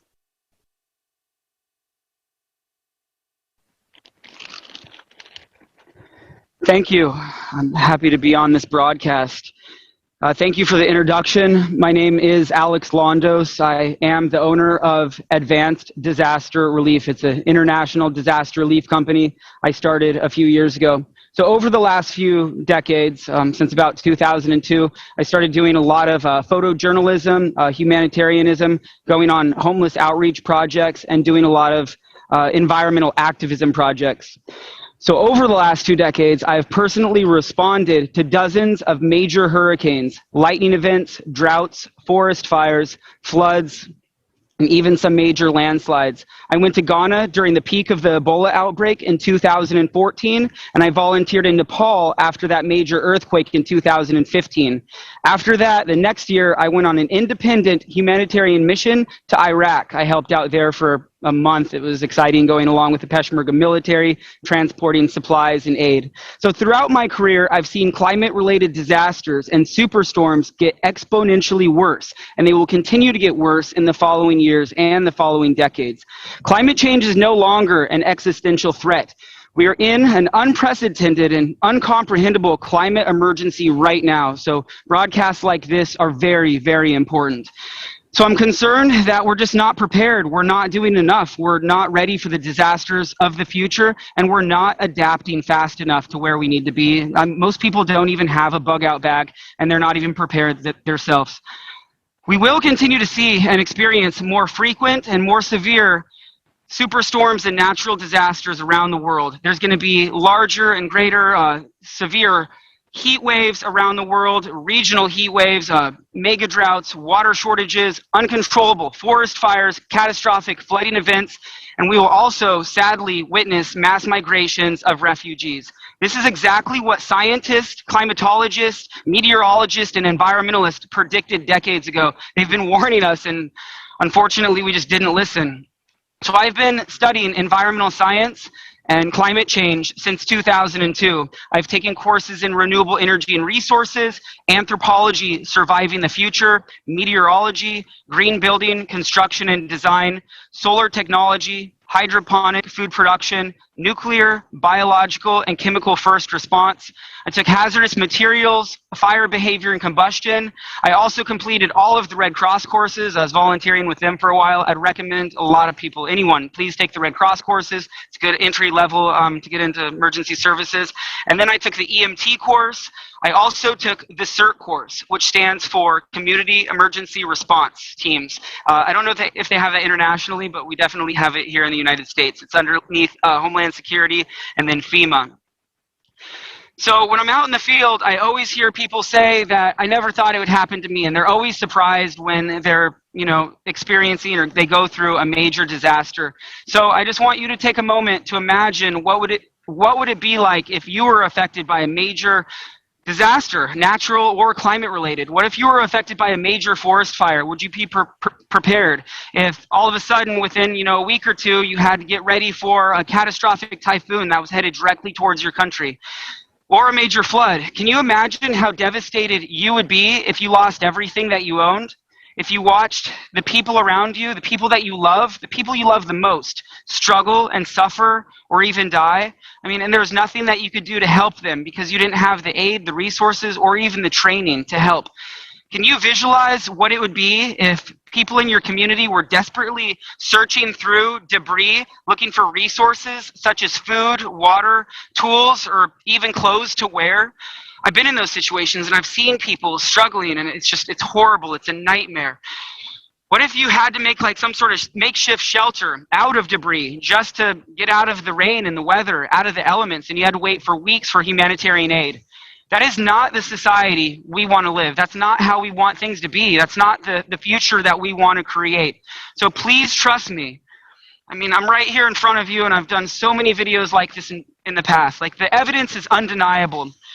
Because of our society's selfishness, our greed, ignorance, because of industrialization, the burning of fossil fuels, deforestation, urbanization, arguably overpopulation, because of capitalism and overpopulation, sorry, I said that again, overconsumption, buying and owning things that we don't need, living outside of our means, wasting resources, we are now experiencing the dire consequences of our actions. Our civilization, even when we implement solar and green technologies, we're still a heat engine, so we all have to lower our carbon footprint and our environmental impact. Human activities are emitting large and uncomprehendable amounts of greenhouse gases into the atmosphere at a suicidal rate. Earth's average global temperatures are increasing. Oceans are warming. We'll probably talk about that throughout this broadcast. Pollution is widespread. And Earth's biosphere is collapsing. We're seeing it. It's happening. We have the evidence, and we have to stop it. Somehow we have to intervene. We have to figure this out. That's why we're working together. The World Meteorological Organization statistics from 1970 to 2019, globally, the top disasters that killed the most amount of people were droughts, storms, floods, and extreme temperatures, in that sequential order. This is really sad. 91% of the deaths that occurred happened in developing countries, 91% of all deaths. So their infrastructure is just not set up to handle these disasters. 74% of all the economic losses were related to weather, climate, or water-related hazards. The top 3 of the 10 disasters, the worst around the world, the most costliest disasters, were in 2017. All 3 of those happened in the United States, and they were all hurricanes. I remember when those happened, I responded to, I think, 2 out of 3 of those.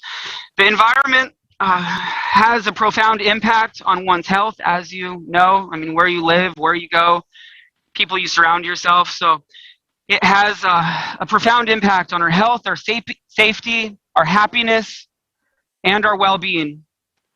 And I'm deeply concerned and compassionate about protecting nature, wildlife, as well as the sentient beings that we share this earth.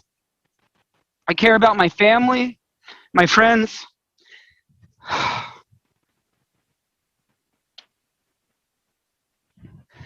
and all of the children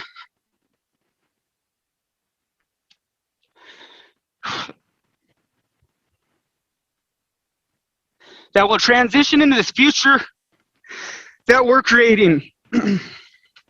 Sorry. So we're out of balance, and we're all working towards, wow, this is going to get a lot of views. This wasn't on purpose. Sorry.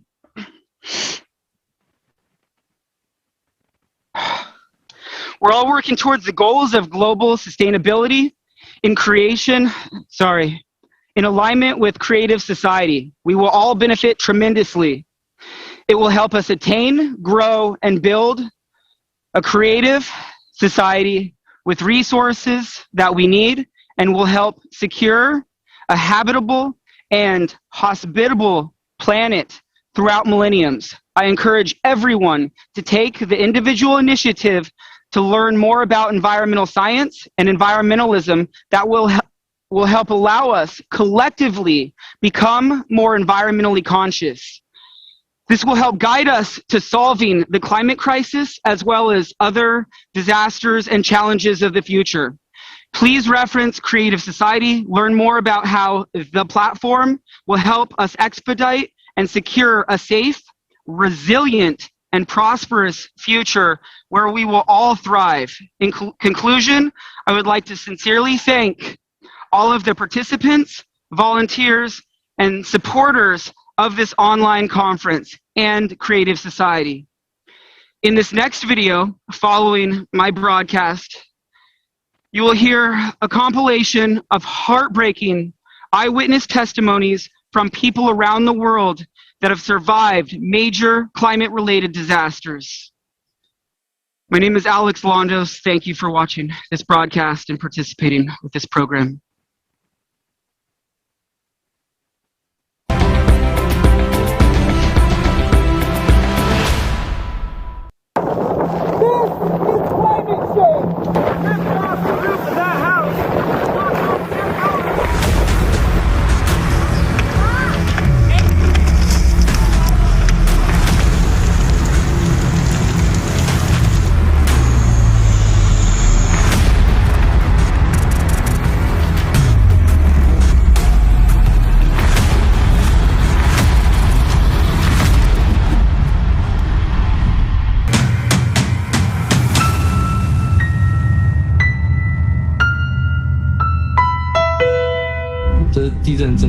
It was a really strong earthquake.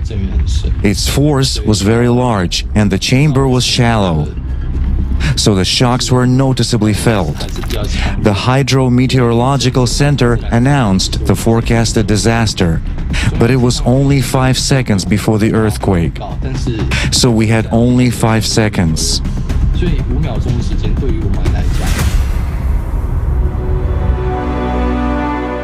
At the same time, a fire broke out in most of Turkey, including this place here, and we didn't have enough helicopters. We have been calling for help for 4 or 5 days, yelling helicopter, helicopter. We were shouting and crying for help until we were hoarse, but there weren't enough of them, and the volunteers were actually on state helicopters too. The area of the fire was enormous. That's why most people evacuated on their own, sadly. The houses burned down in 20 minutes. Literally, at the snap of fingers. It was the so-called crown fire, which spreads from treetop to treetop.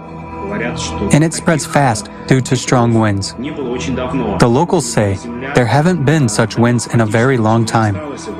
It was a land of coal. There was virtually nothing left of the houses. Cars, tractors, motorcycles mangled as if tin cans. When the flames started, a fire broke out. They were elsewhere, outside the village, putting out other fires.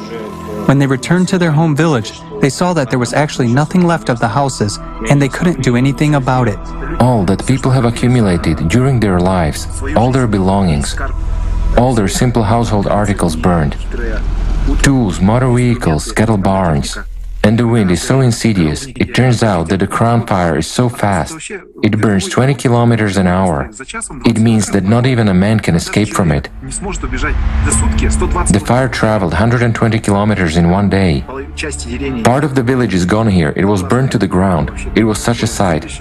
Everyone who has a heart probably almost cried at that moment. I mean, now we're seeing more forest fires go from 0 to 50,000 acres, 80,000 acres within 5 to 7 days. It's just unimaginable. It doesn't matter how many resources you put towards a fire. If there's more wind speed and lower humidity, lower drought, then there's nothing that you can do to stop it. So far, houses are collapsed, totally collapsed, because the water is 1 meter or 2 meters. So there is no one behind that flood. Everything will collapse. Just people went out and left their properties, their households, their livestock even. They lost their livestock. And you know, these community, their cattle is like their main or the domain of their life, because they construct also their livelihoods from their cattle.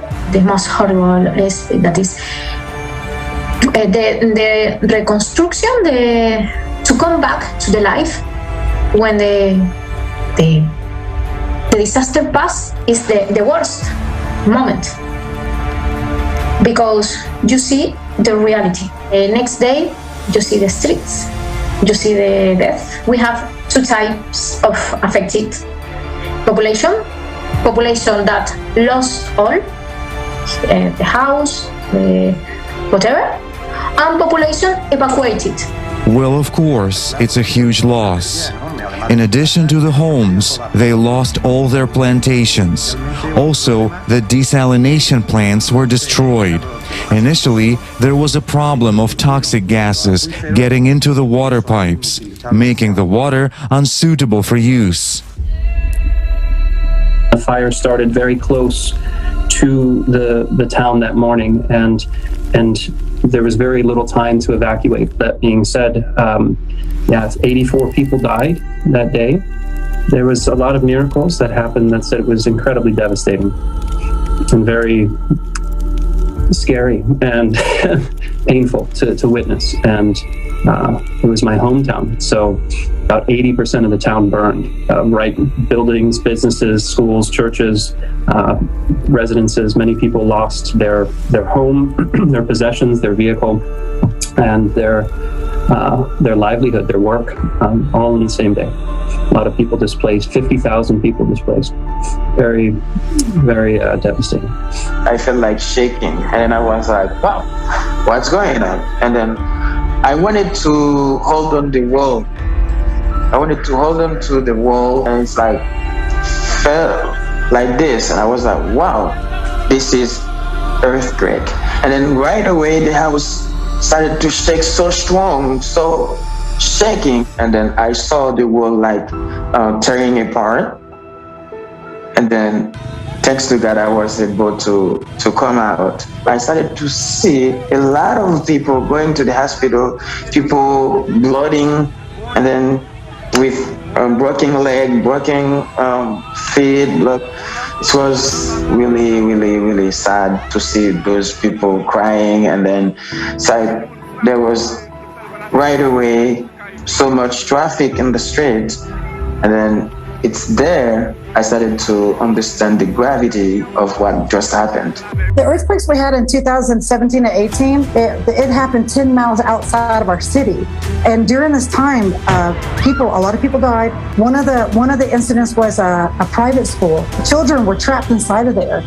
And it was heartbreaking to watch these people stand outside trying to do everything they can to rescue these children. And I don't remember exactly how many children died, but they rescued more than that died, so I'm grateful for that. It was terrifying because that could have been my daughter, that could be your daughter, that could be any of our children.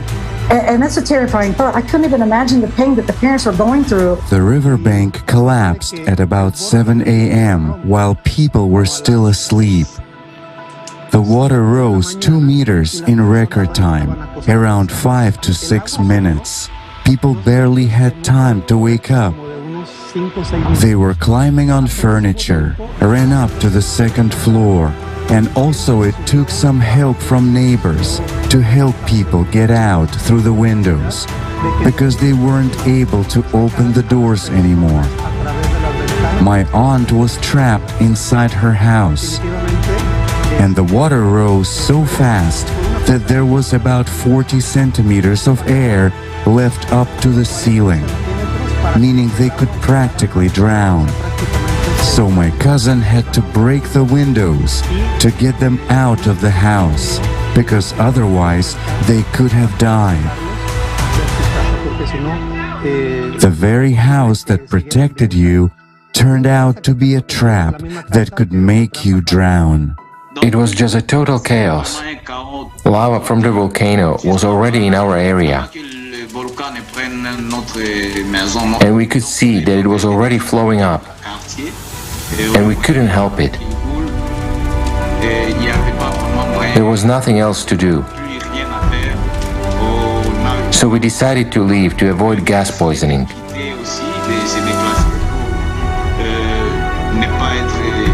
A lot of people died not from the volcano itself. They died in accidents that were caused by people. They died in accidents that were caused by people who wanted to get out of town, running all over the place. There were over 20 deaths from accidents. We must understand that nature itself has its own laws and uncertainties.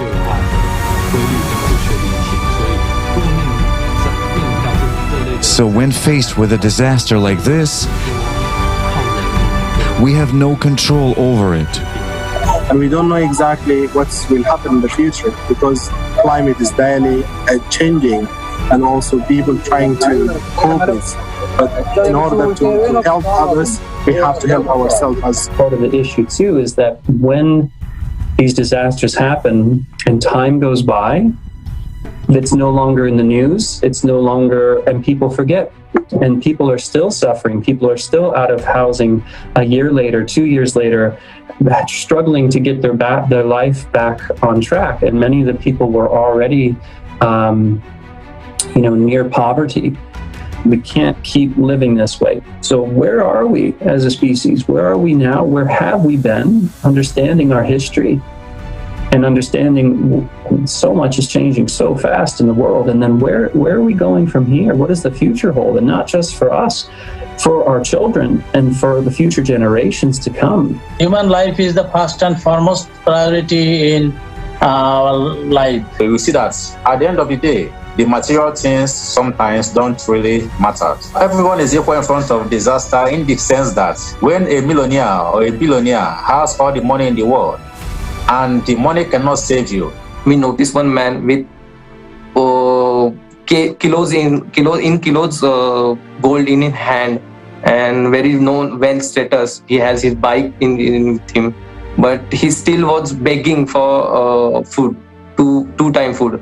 And he was literally crying that take whatever you want, take whatever you want from me, because he has money in his home, but he don't has any food for his two-time survival.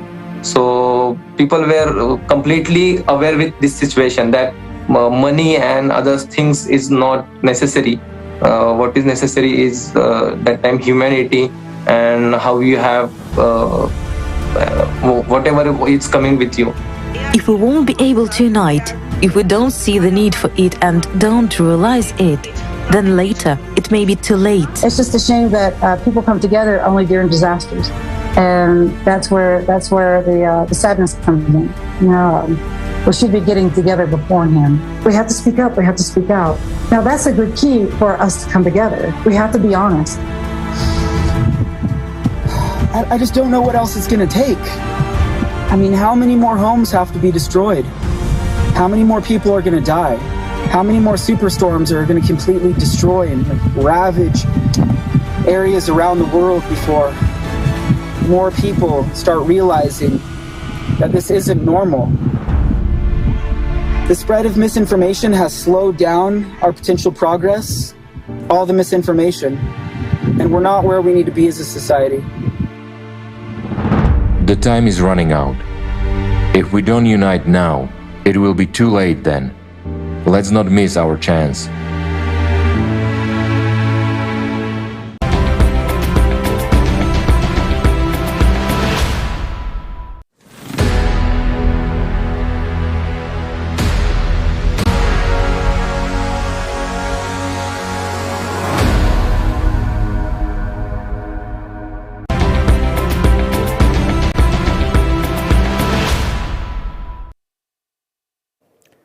Dobrý den.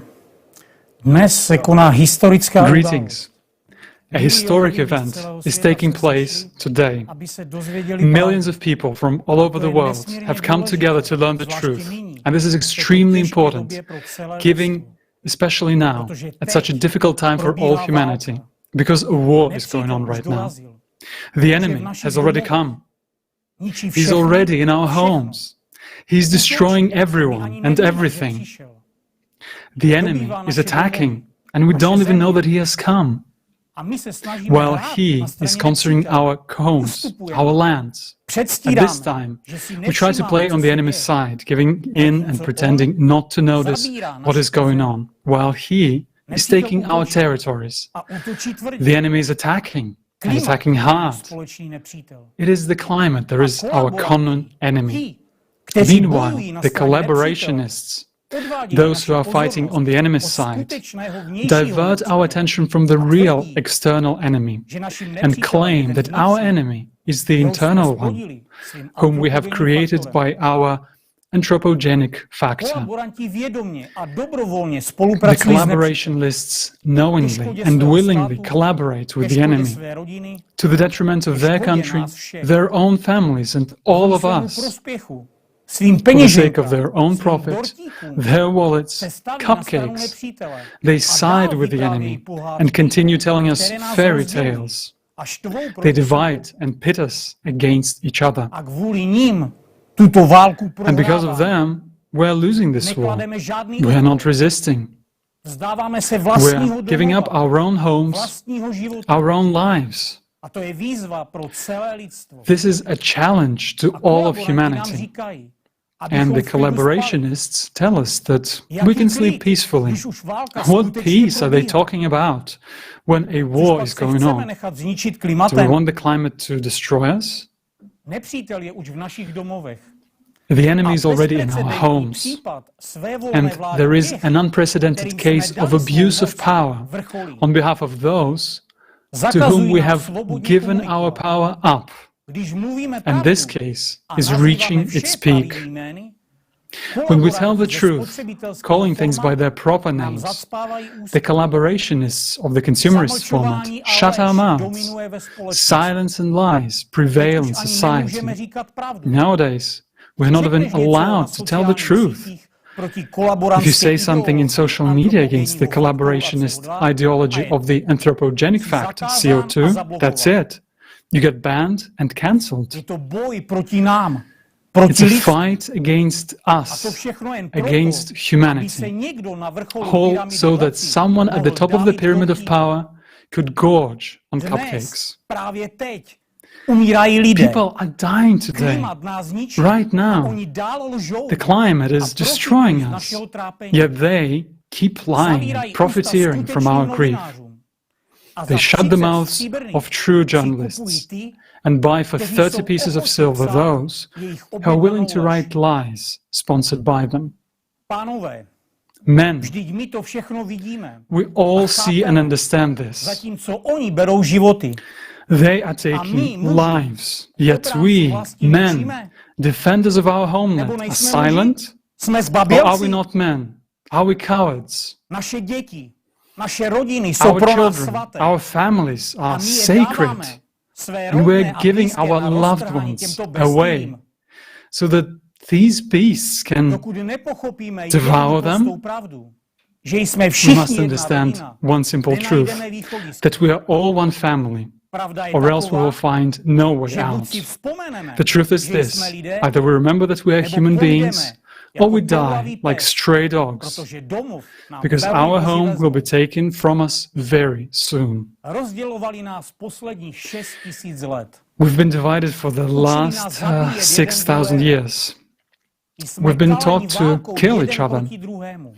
We've been tempered in the war against each other. So let's use these skills, perfected over thousands of years, against the most cunning enemy that we as humanity face for the first time. We need to find the courage and strength to endure. To win, we must unite. Otherwise, it is simply a betrayal of our loved ones, of our children and grandchildren.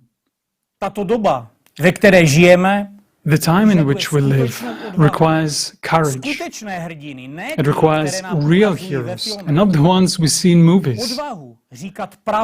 And courage means telling the truth. Thank God there are such heroes today. They are ordinary people who rise up when their country is in trouble. Despite all the prohibitions of collaborationists, they rise up, raise others, tell the truth and defend our common home, our only planet. And we really hope that there will be more and more people like this joining us every day. This is our real hope.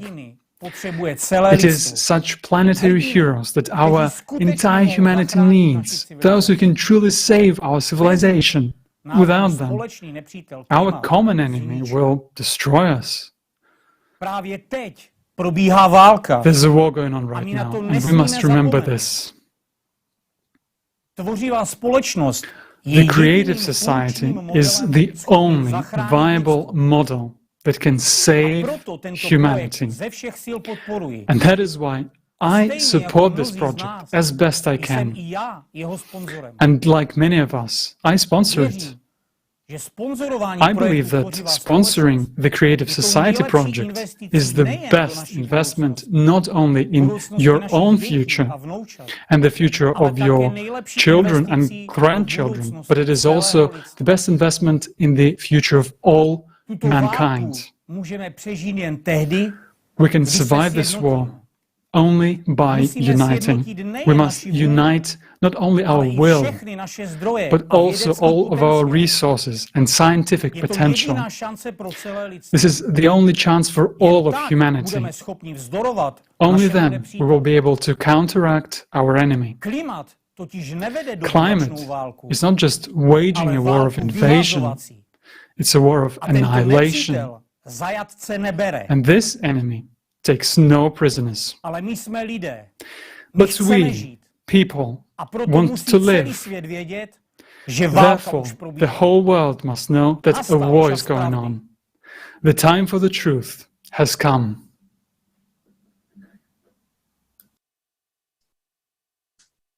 Thank you, Dushan. The war is in full progress. Millions of people are losing their homes, their loved ones, and their hope for future. The life of our entire civilization is threatened. And we, through inaction, are giving away our only chance to the enemy. It is indeed time for the truth. And it is with great respect that I present to you our next speaker, Mikhail Kornienko.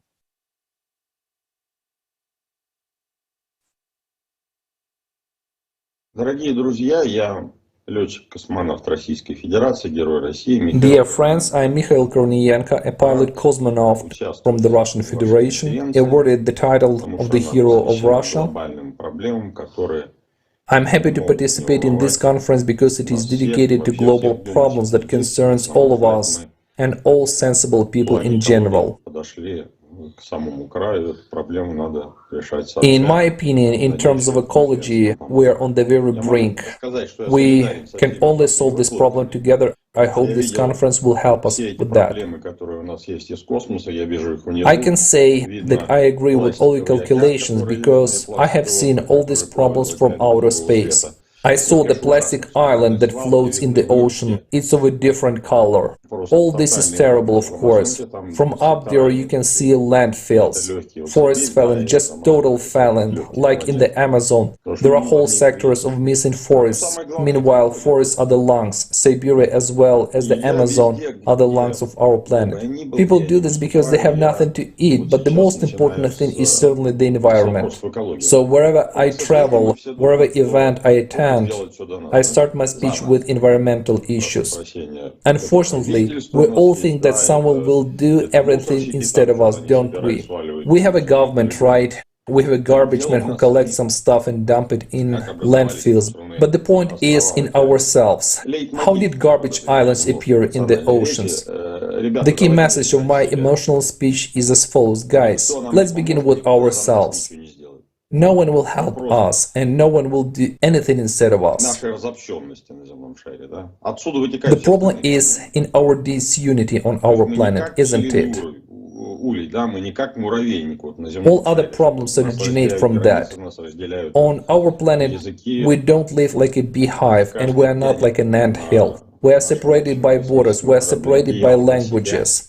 Everyone cares only for themselves on our common spaceship.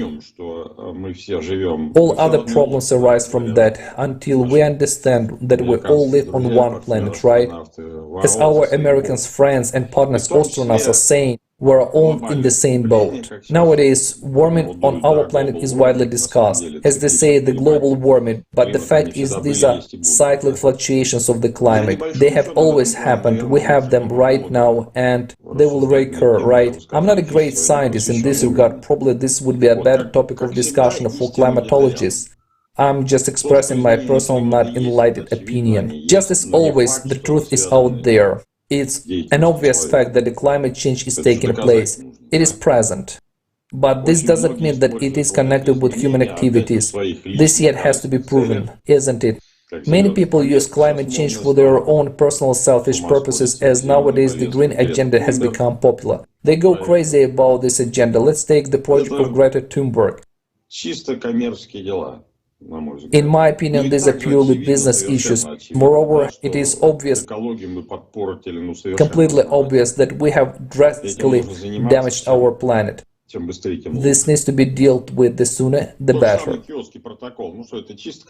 Or, for example, Kyoto Protocol. Well, it's a purely commercial project. If you remember, Albert Gore organized this whole thing. It has nothing to do with ecology. This needs to be understood as well. I think it is impossible to unite on a single topic. It is always a complex, all-around thing. I mean, there is a series of issues that will unite all people. It is not only the economy, not only the green agenda or environmental issues. It's an entire range of problems which we must only jointly resolve. I mean, all leading nations.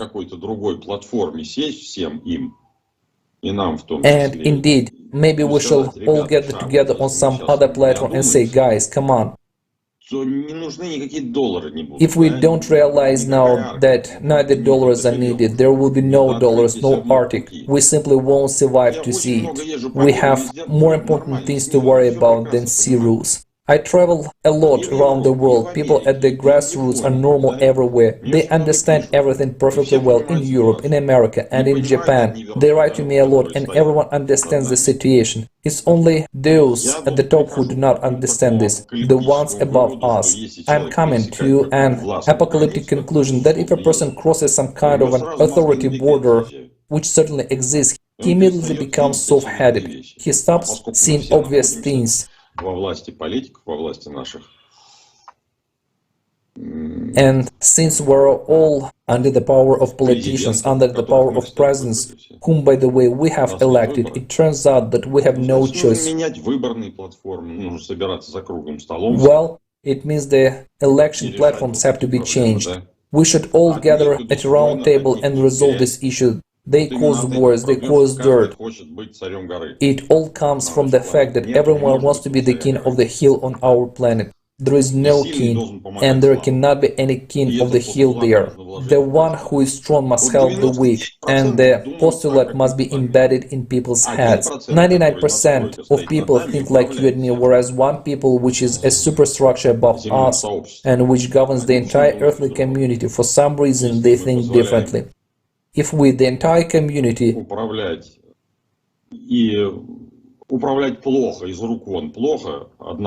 this 1% to manage us in a bad way, even in a dreadfully bad way, this means we are doing something wrong.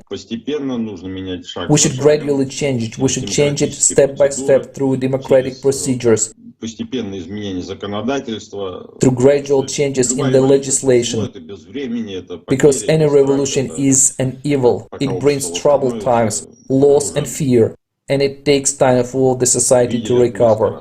We have always seen it more than once, that's enough. Therefore, we should organize such platforms and offer our own options for overcoming the crisis. There is no other way for us, you see, otherwise all of us will die. Thank you so much, Mr. Kornienko. It's a great honor for all of us to have you here with us, and I absolutely agree with you. We need to build a humanity that lives like a beehive, and we have to build a society that puts human life first. Not money, not profit, not anyone's political, commercial, private, or any other interest, but human life. Then it will be creative society. But unfortunately today, we live in a complete opposite of that. A consumerist society where the purpose of life is endless, ever-increasing consumption. People worship money and use each other for profit. They measure success not by contributions to the common good, but by the ability to consume more than others.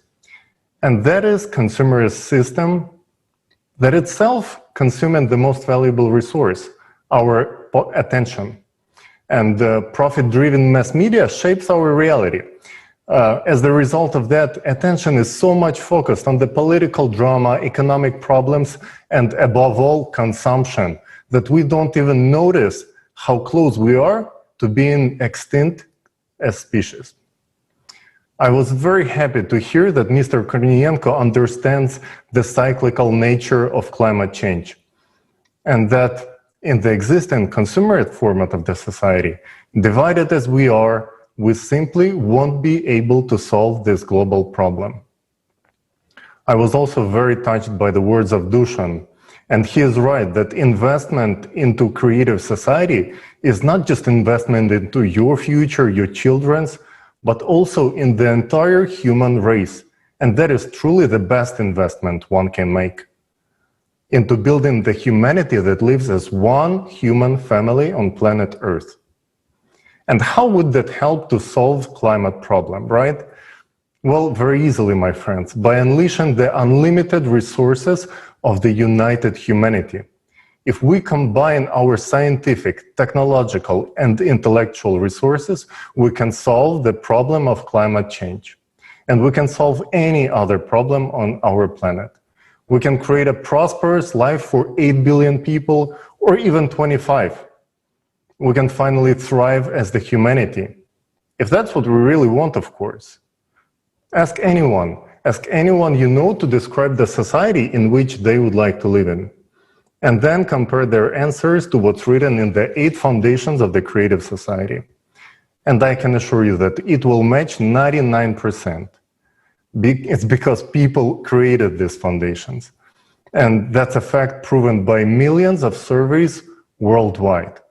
These 8 short paragraphs include everything we want our society to be like, we as humans. So where to start and how can you help? Well, first of all, please read the 8 foundations and then make sure that everyone around you knows about them. That's how we can create a strong electoral request to adopt the 8 foundations of the creative society into the law of each country. That is the only way to unite our humanity on the value of human life. We should let everyone know that we will vote only for those politicians who will support the implementation of the creative society. And very importantly, foundation number 8 will also give us the way to recall any elected official who is not doing a good job without need to protest, chant in the streets, or wait years until the next election. Our time is the most precious resource that we have, and we cannot waste it anymore. The action starts now. If you watch this conference, you know about the 8 foundations, and you do not share this information with everyone you know, then you are stealing their future, and you're wasting your own chance to survive and thrive. At this time, the challenge is to all of the humankind. This is a war state, emergency state right now, and the enemy is climate to all of us. And it will take courage from every single person. So will we accept this challenge, or will we just silently adopt the consequences of our inaction? The choice is ours. Thank you. Thank you very much. And we do have a voice, so let's use it for something that will truly benefit us and people in the whole world. Let's vote for those who supports the Creative Society. Now, I would like to remind you that you are watching a live broadcast of the International Conference Global Crisis Time for the Truth, which was organized by volunteers from 180 countries. The objective of the event is to inform humankind honestly and truthfully about the scale of the climate and environmental crisis, about the impeding threats and the real way out, which we've discussed today, and it is the Creative Society. And dear viewers, we would also love to hear from you. We would love to hear your understandings and your feedback. So please record them and send them to us to the email info@allatraunites.com. And climate change is not only happening on our planet. So let's take a look at what is going on in other planets in our solar system and how cyclicity is affecting the other planets.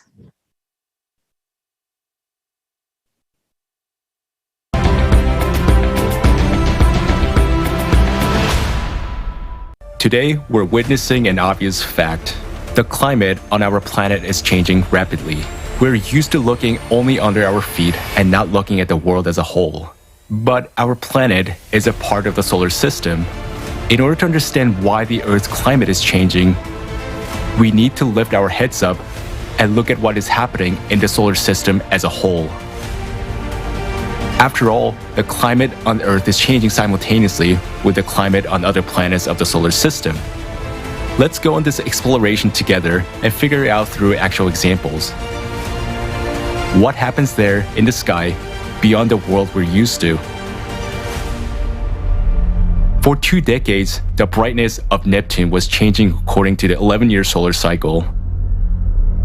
But after 1996, this process was disrupted. Global changes took place in the atmosphere of Neptune. This is due to the penetration of galactic cosmic rays into the lower atmosphere, which have an impact on storms and hurricane formation.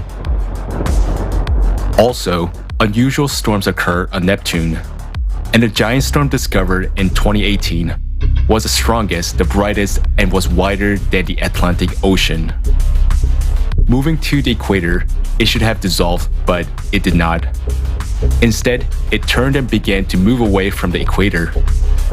This unpredictable atmospheric behavior is something new to see, NASA states.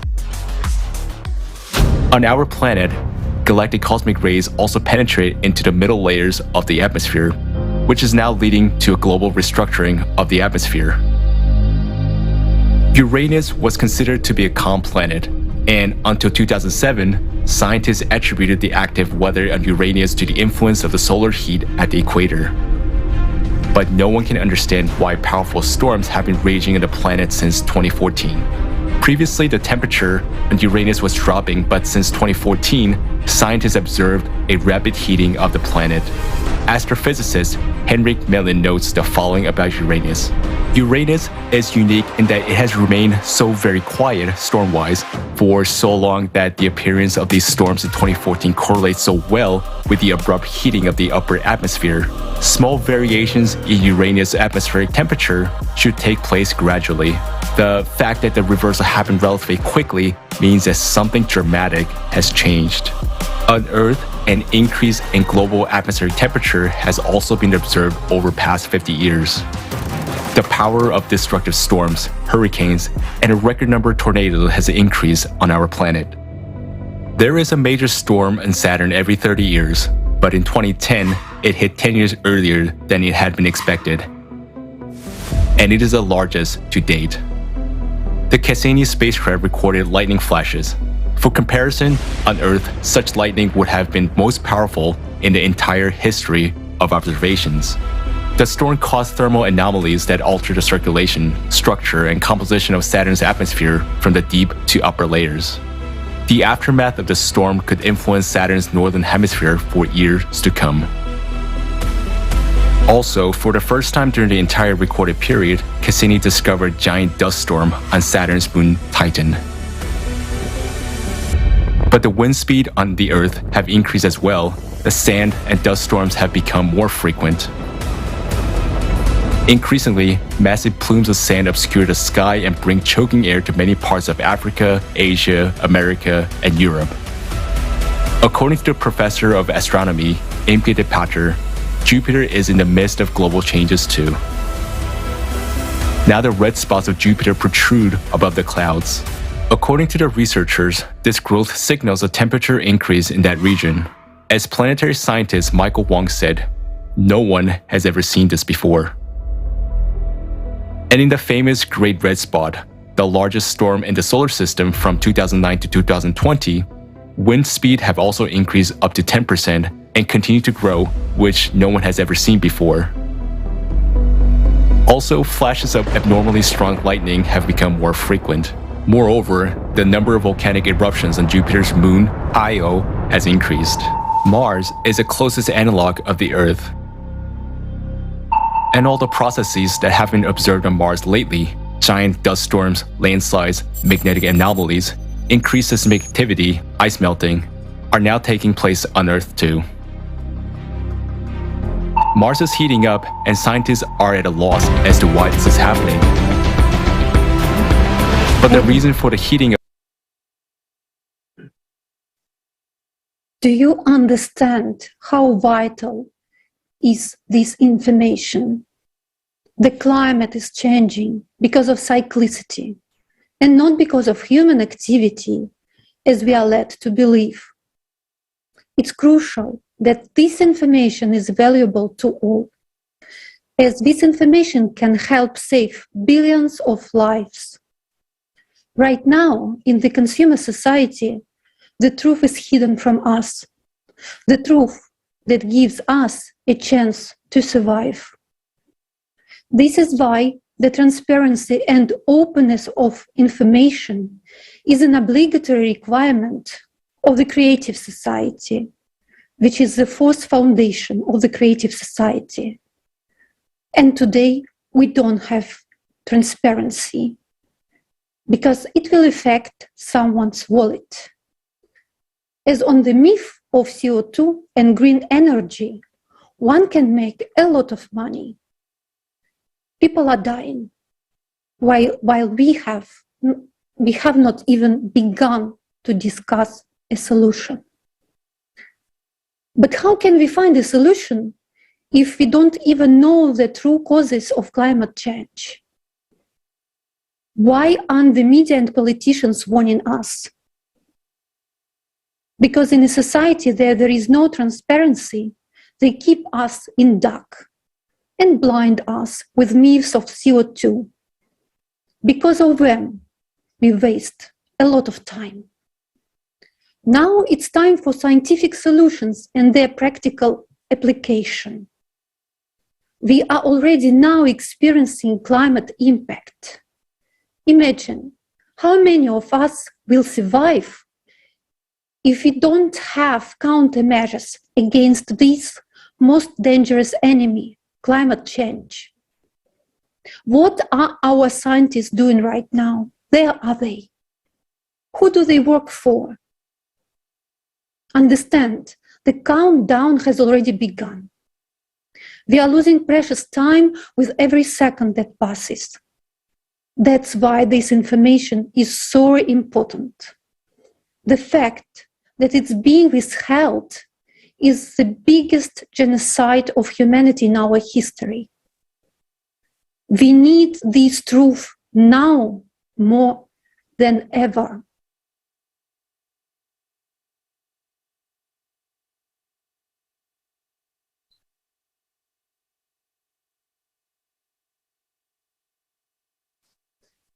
Gracias, Alina. Saludos, queridos amigos.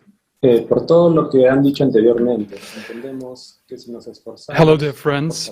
From what was said earlier, we understand that even if we do our best to save the environment, this will not help us confront climate change.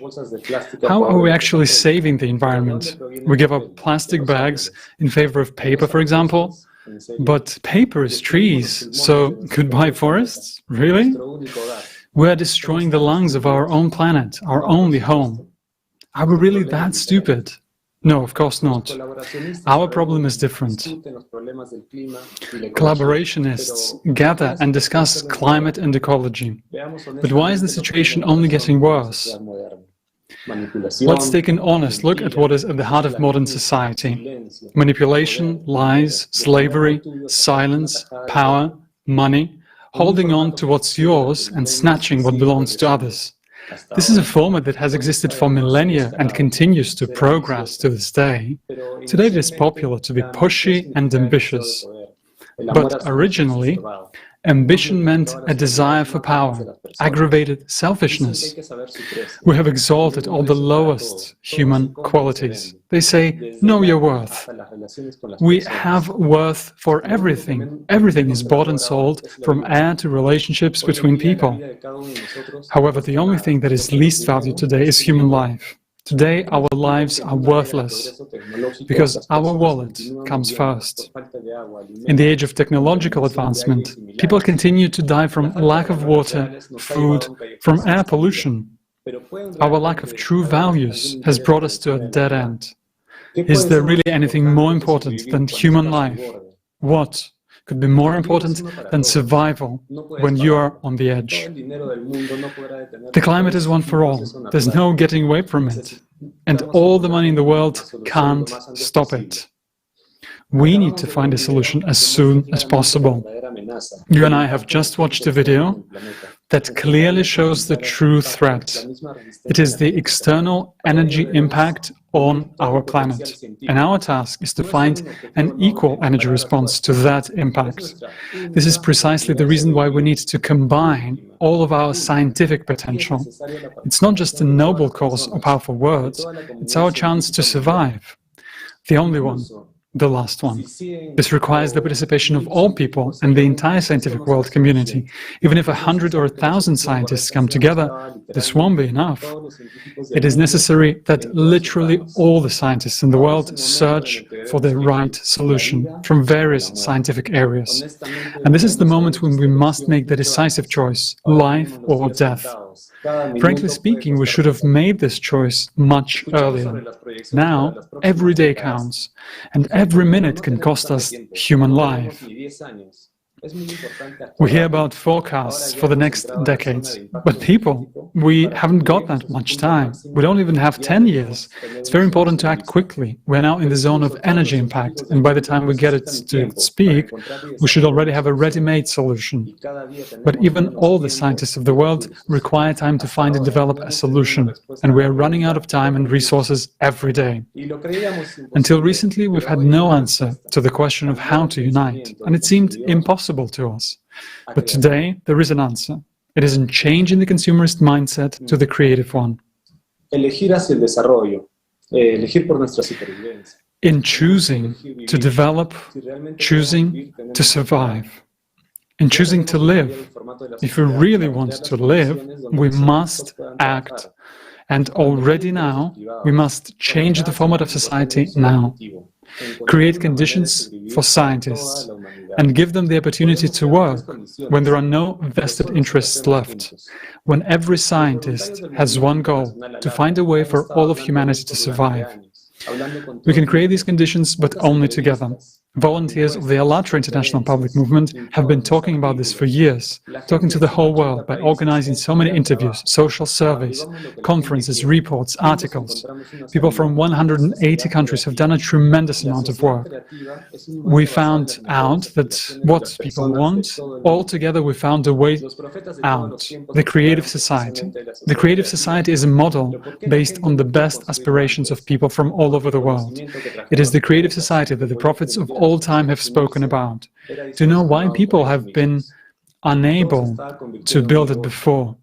Because the knowledge that the prophets brought and that could enable people to unite was distorted by people themselves. Everything was turned into business, but now it's no longer our business. The climate is changing, everything is changing.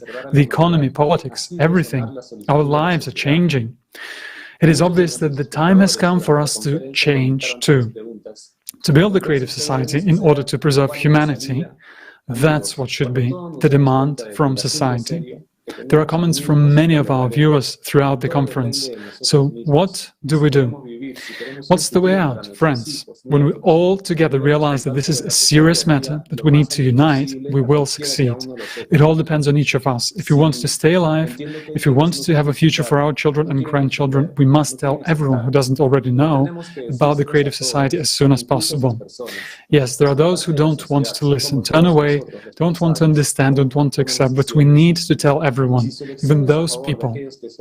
They are part of society, they're responsible like all of us. They vote, they make choices, and if their choice is in favor of those who only stand in the way of making the right decisions on the political level, that means they haven't yet understood something. And the speakers today were right. We should only vote for those politicians who support the Creative Society. The facts presented at this conference and at the previous ones give us a complete understanding of the situation. It is impossible to turn a blind eye to them. Just share what you know and what you've understood with everyone else. Let's look together for ways to inform humanity to come up with new, effective ways. In the past, we had no technical ability to unite, but now we do. And this conference is a good example. And this moment we have gathered together, people from all over the world, some in the morning, some at night, but we are all here speaking in 100 languages of the world because we know how important that is, because we're not waiting for someone to decide something for us. We have organized among ourselves, and we are here, and those who aren't with us now are the people who just don't know about the Creative Society yet, and our job is to make sure that they learn about it as soon as possible. Our ecology is in a deplorable state, and we still have no answer to climate change, but silence and inaction is much scarier. That's what leads to our demise. But there is a way out, and if we don't tell everyone about it, the fate of Mars, the planet, awaits us. Friends, while our fate is in our hands, we should use this chance. Thank you. Thank you. Dear friends, we've heard all the evidence, we've seen the truth, and we know why climate is changing. But right now, we do not have much time to inform people and to unite. We need to act quickly. The scientists should have already been working on a strategy of how to combat the cyclical process a long time ago. But here we are still supporting the myth of CO2. Millions of people today are trying to do everything they can to inform all so that we can unite in one idea to build the Creative Society. Because our inaction each day costs human lives. We have to move fast if we want to survive. We have to inform everyone of this solution. And I would like to say that this is the only solution. And we need to inform people as soon as possible. And now I would like to pass the word to Konstantin Rybachuk.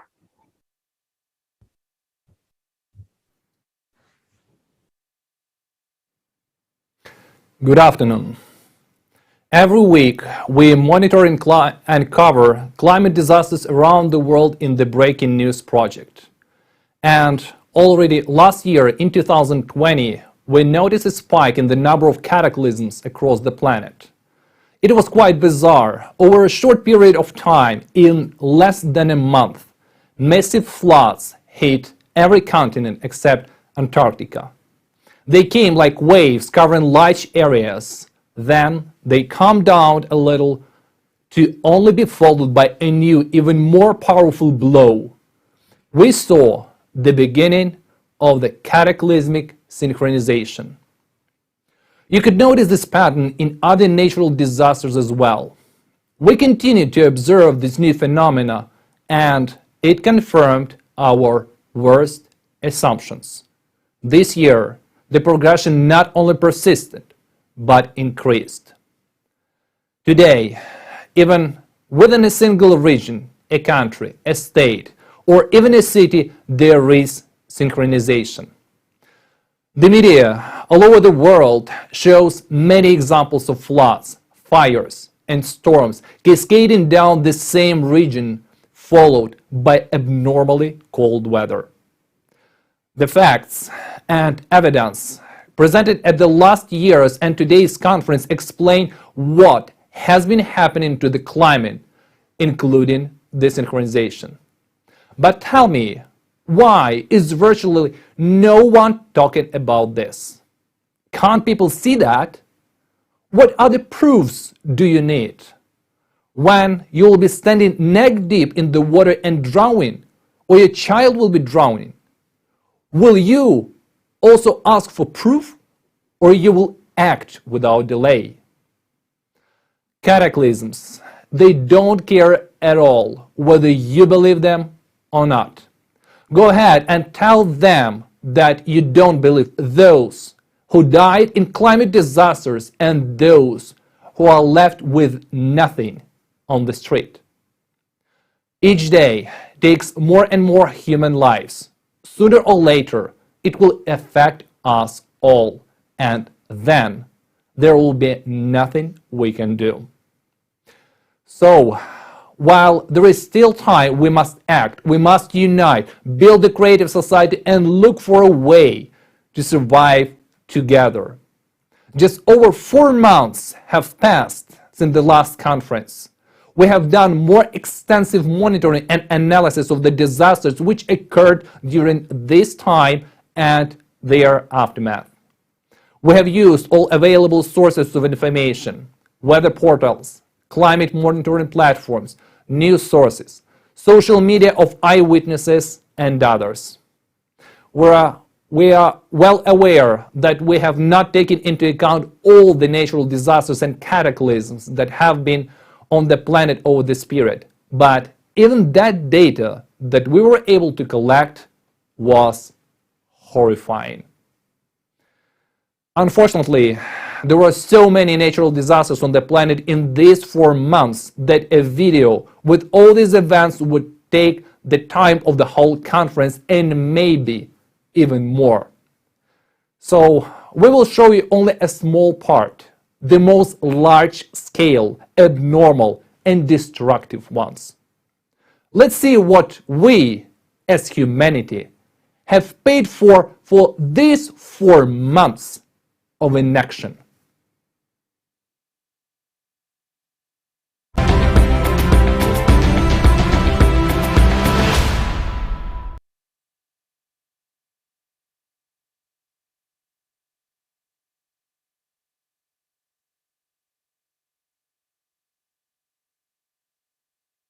Since our last conference, global crisis, this already affects everyone. But even in this short period, the number of climate disasters has grown to record numbers. The first event that we observed happened during the live broadcast of the conference on July 24, 2021. And I just wanted to also quickly mention that right now I'm in the Metro Detroit area in Michigan, and currently, as we're speaking right now, we have a tornado warning right here and also a severe thunderstorm warning happening right now. So we can see that climate has no stop.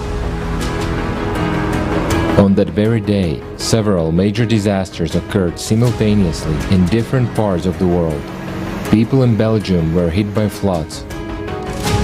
Records of maximum temperatures were set in Primorsky Krai of the Russian Federation, while in South Africa, cold temperature records were broken, and for the first time in many years, it snowed.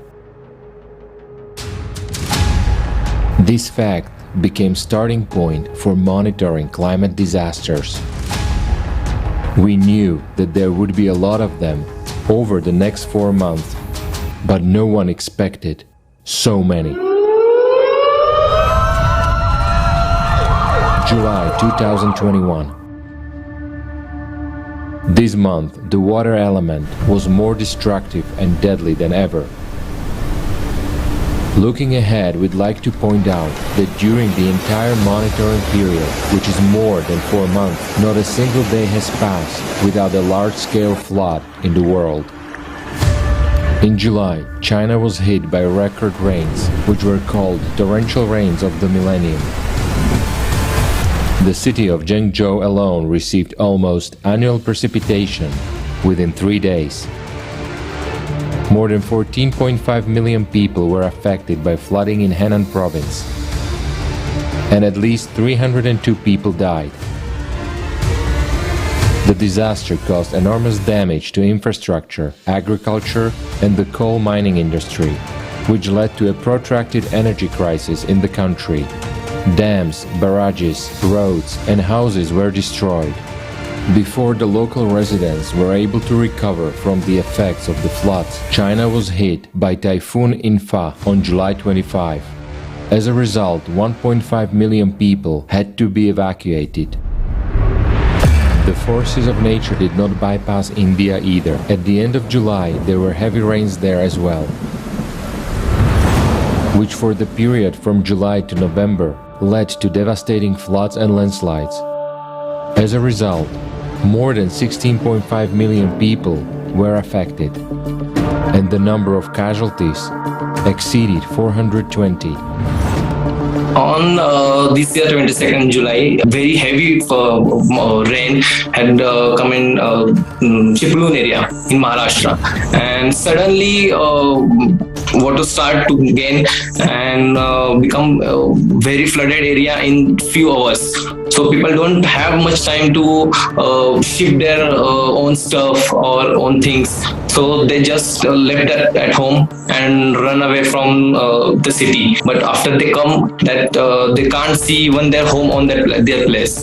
So completely houses was shifted and left it from their place. Meanwhile, in Afghanistan, in Nuristan province, just overnight, between July 28th and 29th, a flood washed away 170 houses and killed 113 people. Many did not even have time to wake up. In the last week of July alone, 19 countries around the world were hit by large-scale floods, and for many of them such events are far from being typical. Moreover, large-scale floods are only a small part of the events that took place. While one part of the planet was drowning, the other part was burning.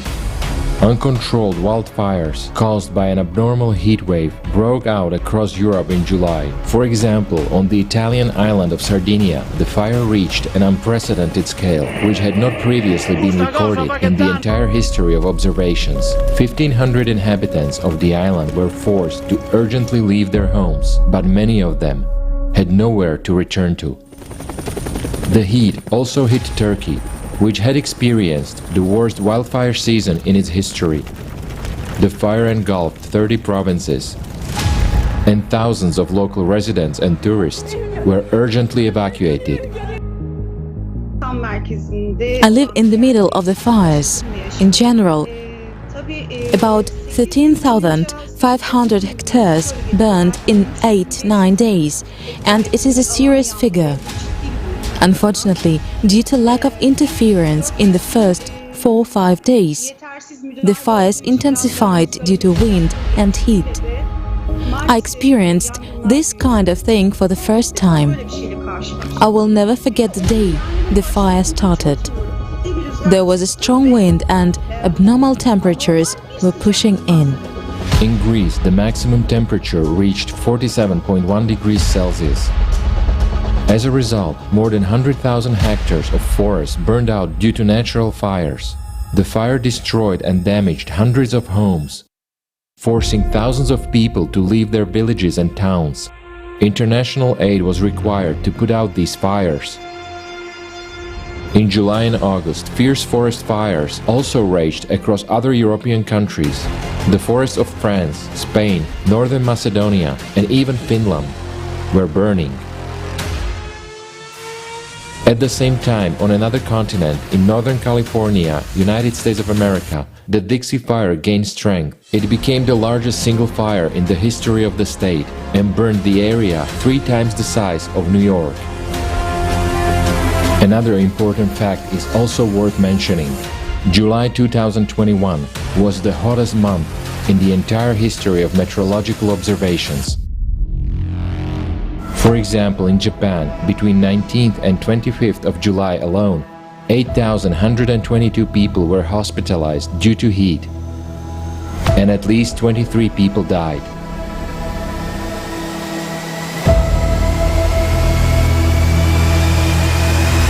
This means that we are to expect even longer heat waves in the near future, and nowadays, as we know, they are already leading to an increase in mortality among people.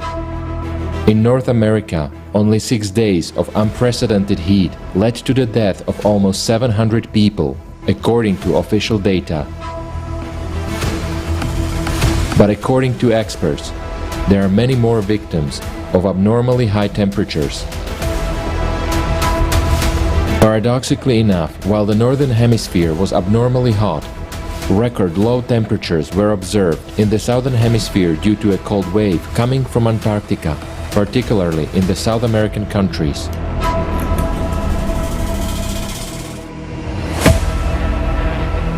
August 2021. Simultaneously with the sweltering heat wave, massive fires continue to ravage the world. They are extremely difficult to put out due to strong winds, high temperatures, and degassing of the planet's interior. As of August 12th, 5 of the 6 continents were on fire. Only Antarctica was not burning. The fire in Yakutia reached its climax in August. According to remote monitoring by the Federal Forestry Agency, the fire has destroyed more than 8.5 million hectares of forests, which exceeds the size of Austria. It became the world's biggest fire of 2021. The picture that we saw shocked us. And of course, we couldn't remain indifferent. Already on approach to the city, there was a persistent smell of smoke in the plain, a smell of burning. On August 25, after the fires, heavy rains came to Yakutia, causing mud flows. And a few days later, the first snow fell, which is abnormal for this time of year. Yakutia is not the only region on the planet that experienced severe floods immediately after the fires. The same happened in Italy, France, Greece, and the United States, and 77 people died in Turkey because of the water element. Meanwhile, in addition to the Dixie Fire, 2 other big fires were raging in California, the McFarland Fire and the Calder Fire. In early August, the state territory was hit by a severe drought. The water level in the local reservoir was critically low. This led to a shutdown of the hydropower plant, and hundreds of thousands of people were left without electricity. In August and September, the historically powerful Hurricane Ida hit the United States. It intensified from Category 2 to 4 in just 1 day, reaching speeds of 241 kilometers per hour. Wind, maybe 5 minutes, and then just everything was decimated. In the past, hurricanes quickly weakened once they hit land, but Ida, having reached the mainland, kept up its intensity for another 6 hours. For a while, it even reversed the flow of the Mississippi River. Even more abnormally, the hurricane penetrated inland for almost 2,400 kilometers, affecting 22 states and causing historic flooding in New York and New Jersey. Floodwater caught people in basements, where they were hiding from the approaching storm, and many died inside their cars, which were overflowed with water. Ida claimed the lives of 96 people. On August 14, Haiti was hit by the most destructive earthquake of 2021 with a magnitude of 7.5.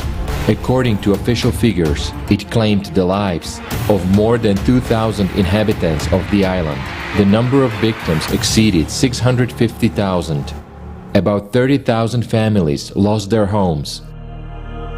Immediately after the deadly earthquake, Haiti was hit by a powerful storm Grace, lacking strong shelters as their homes had been damaged and destroyed.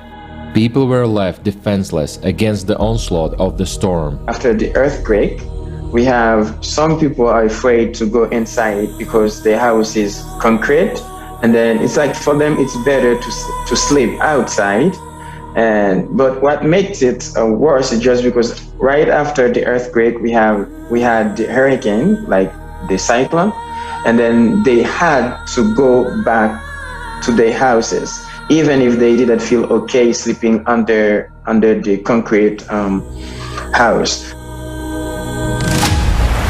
In August, catastrophic floods continued synchronously around the world. In Nigeria, 100,000 residents were affected and dozens of people died.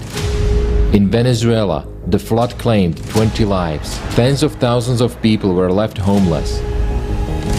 In the same month, heat records were broken in different regions of the planet.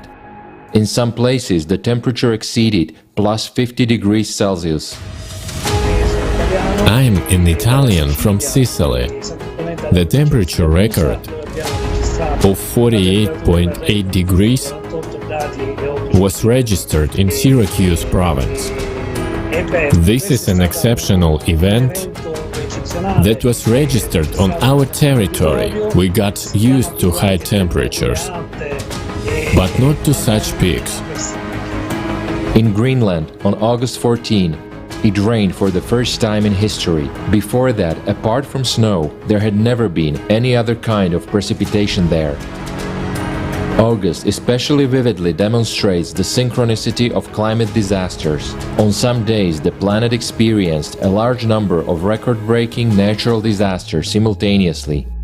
The climate disaster that we saw are only a small part of what had happened in less than 1.5 months.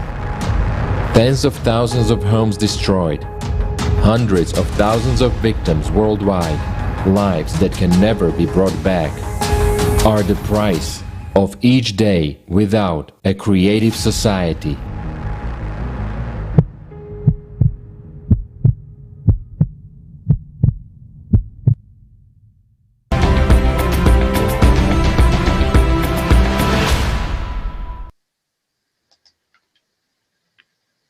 После увиденного у меня возникает один вопрос. Сколько еще должно погибнуть человек по всему миру, чтобы мы с вами поняли, что происходит с климатом и с нашей планетой? И кто гарантирует нам, что среди этих людей не будешь ты или я, или наши дети? Все перечисленные факты указывают на то, что происходит с планетой. Вы же видите, что с каждым днем нашего... You see, with every day of our inactivity, the situation is only getting worse and worse. Just look at the progression in the past 4 months, like how things have gotten worse, and this is only gonna get worse. And what will happen in a year? We are told that the trouble will come in like 2060, but we are smart and educated people, and we understand that if we don't change anything, there will be no year or no counting to 2060 at all. We all want it to be a peaceful and a quiet space around us. So basically, in 2060, it will be so. Quiet and calm, just like it's on Mars right now, but without us. So we must act now without any kind of delay. So what exactly can anyone do? First of all, to accept the truth as it is, get into it and figure out into it for yourself. Just try to understand when you are just sit on the couch and are not interested in the most important things, the information comes to you from different sources, fragmented and distorted, and inside of you there's a plague by doubts. But when you start to get into it yourself and you see the real picture and the holistic situation, and thanks to such actions of different people all over the planet, this conference was born, and it will allow you to save a lot of time to understand what's really happening with climate and with our planet. So once you understand, you will realize that building a creative society is our only chance. The important thing now is to inform all the people about this and to make them aware of the real case and real situation on the planet and with the climate. And we need to use all of our potential for everybody to understand like how fruitful and needed it is for the person. And the most complicated stage in the build-up of creative society, which is the first step, the stage of informing other people. But when people truly will understand that the creative society is the only chance to stay alive, the process of unification and further actions will occur rapidly. But for this to happen, each of us has to try really, really hard. Don't look at this as a stranger. This is your home, this is your life, and this is your society. Now, and some of the people, they meet this information with aggression and with sexuality. And I'm trying to appeal to you. You have to know the aggression is being bred or born by fear. So many people don't want to hear the truth because they fear it. And so we are afraid, and so we don't want to hear the truth. But if we are afraid, and if you're not willing to hear it, to closing your eyes or ears on what is actually going on, that doesn't mean that it will stop happening just because you're not observing, or will stop in itself.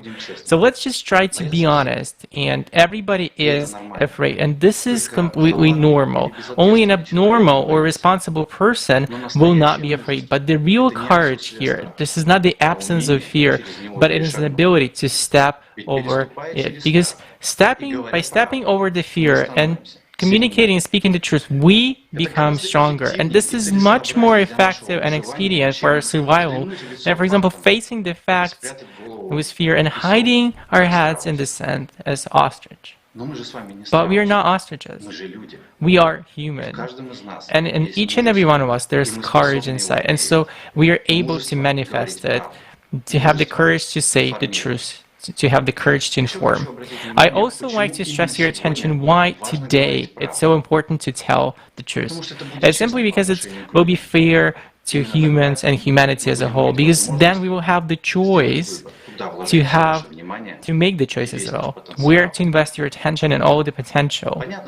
It is clear that the truth is really scary, but when we know that there is a way out, and it is being motivating and sobering for us.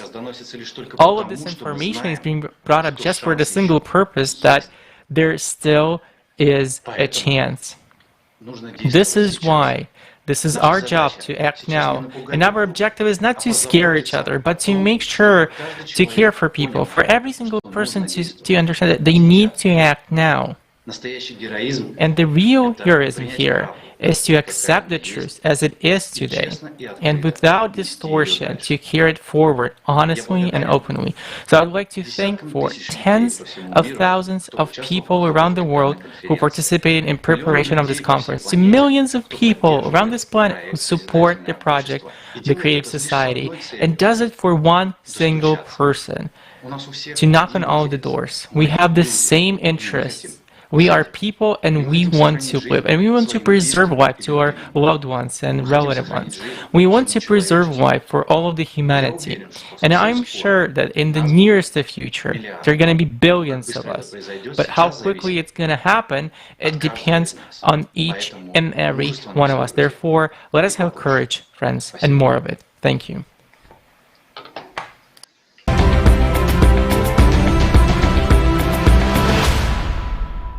September 2021. In September, synchronization of volcanic activity in different parts of the planet was recorded. Eruption of the Cumbra Vieja volcano covered the island of La Palma in Spain with red-hot lava flowing at the speed of 700 meters per hour, had already destroyed more than 2,500 houses. Over 7,000 residents were evacuated, and the evacuation continued even a few months later. Atención, atención. Habla la Guardia Civil. Por favor, desalojen las viviendas. Por favor, desalojen las viviendas. It's horrible. It's horrible how to see the volcano, the lava slowly eating the houses, and the lava eats the houses of my family and my friends. And horrible for the people. The people running, crying. I don't know what to do. Where I go? Where I sleep? Where I eat? What is my life? What is my... Where? What? No, where? Where is my house? And nowadays, we have people living in cars, two bedrooms flat, living 14 people. Lava absorbs everything in its path. Entire cities, pastures, plantations, agricultural lands. The island gradually gets covered with toxic volcanic ash, while the air gets poisoned. Scientists said they could not predict when the eruption would end. That same month, on the other side of the Earth, in Hawaii, a new eruption of Kilauea volcano began. The US Geological Survey raised the danger level to the highest one. Europe's largest active volcano, Etna, also erupted in September. The ash column rose 9,000 meters high. In the first week of September, residents of Mexico were hit by a number of extreme natural disasters. The center state of Hidalgo experienced severe flooding. In one of the hospitals, oxygen supply devices stopped working due to a power outage. As a result, at least 17 people died. An earthquake of 7.1 magnitude occurred in the state of Guerrero in southwestern Mexico. Its hypocenter lay close to the surface of the Earth at a depth of only 10 kilometers, so the tremors were felt across a long distance. On September 27, an earthquake struck the island of Crete. The European Seismological Center initially reported the magnitude of 6.5, but it was later downgraded to 6.0. The epicenter was located 20 kilometers from the capital of the island of Heraklion. The depth of the hypocenter of the earthquake was also small, about 10 kilometers. It is worth noting that compared to the same period last year, there are more earthquakes with magnitude above 6. Additionally, the amount and magnitude of aftershocks are also increasing, which indicates alarming dynamics. The super typhoon Chantu hit the northern islands of the Philippines, bringing destructive winds and torrential rains. It became one of the worst storms of 2021. The wind speeds reached 260 kilometers per hour. The typhoon left the region without electricity and forced evacuation of more than 11,000 people. The consequences of the Chantu were felt by the people of China, South Korea, and Japan. In September, waves of abnormal heat covered new regions of the planet. For the northern hemisphere, such temperatures at the end of September are extremely abnormal. October 2021. The heat records continued in early October, as October 2nd became the hottest day in the history of 4 countries all at once: Iran, Morocco, China, and South Korea. Cyclone Shaheen brought a disastrous flood to the desert. A devastating storm and hail hit Muscat, the capital of Oman. The city streets were flooded, power supply facilities and roads were damaged. 13 people died. More than 5,000 local residents were forced to leave their homes. In just one day, Muscat received double the average annual rainfall. Such a disastrous phenomenon occurred for the first time in the history of this country. In October, a large number of storms with abnormally large hailstones were reported across the world. Hailstones of about 15 centimeters in size hit Libya along with rain and squally winds. Huge hailstones pierced the roof of houses, damaged cars, and building facades. Australian residents became victims of a similar natural disaster. The size of the hailstones reached 16 centimeters, which is a record for this country. Huge blocks of ice damaged cars and buildings. The hail fell with such force that it even pierced the roof of a shopping mall, from where about 400 people were promptly evacuated. Another anomalous fact is that Australia was hit by hailstorms more than 10 times during October. Europe was hit simultaneously by 2 powerful storms, which affected the territories of over 10 countries. Strong winds damaged power lines, disrupted railway traffic, demolished roofs of houses, and uprooted trees. In September and October, cataclysms cascaded over the territory of Italy. In the northern and central parts, there was a storm with heavy downpours. 7 tornadoes hit the north of the country on September 19. And on October 5, rain, hail and tornadoes covered the historical center of Catania and caused serious damage to residential buildings and businesses. A day earlier, severe floods hit several provinces of Italy, setting a European precipitation record. A strong storm broke out, causing record rains, floods and landslides. Meanwhile, over 500,000 lightning strikes were registered within 48 hours. It was just one rain. There was so much lightning that I can't remember for all my life. I shot it on my video camera. I was video recording, just having time to take pictures of the lightning. You can't imagine how many of them there were. Well, before all that, there was such a strong gust of wind that I had to hold on to the doors of the entrance. I was just being blown away. I was just parallel to the ground. I mean, the wind was so strong. I don't know what it was, a tornado or whirlwind. In general, I just saw that some deliveries boxes flew away. Then I realized that something was about to happen that was unrealistically strong. November 2021. People in different parts of the world experienced abnormal rainfall in November as well. A hailstorm swept over the Spanish island of Majorca. The city of Calarajada was affected the most. In just 15 minutes, the streets of the city were covered with a layer of ice up to 30 centimeters deep. Egypt was hit by downpours, thunderstorms and hail, which is extremely rare in these latitudes. The bad weather washed scorpions out from under the shelters, resulting in people's deaths and hundreds of bite victims. Record snowfalls have hit the northeast of China. Snow is rare in this region, and it never snowed in early November before. In many provinces they declared the red, the highest level of weather danger. The height of the snowdrift reached 41 centimeters, which became a record over the last 116 years. The cold snap and snowstorms damaged over 37,000 hectares of arable land and thousands of farmlands. On November 14th, that is in the last month of spring for the Southern Hemisphere, Australia faced the most severe cold and snowfalls in the last 70 years. Up to 30 centimeters of snow fell in some areas. Heavy rains caused flooding and catastrophic landslides in Indonesia. In some areas, the depth of floodwaters reached 2.5 meters. More than 8,000 people were affected.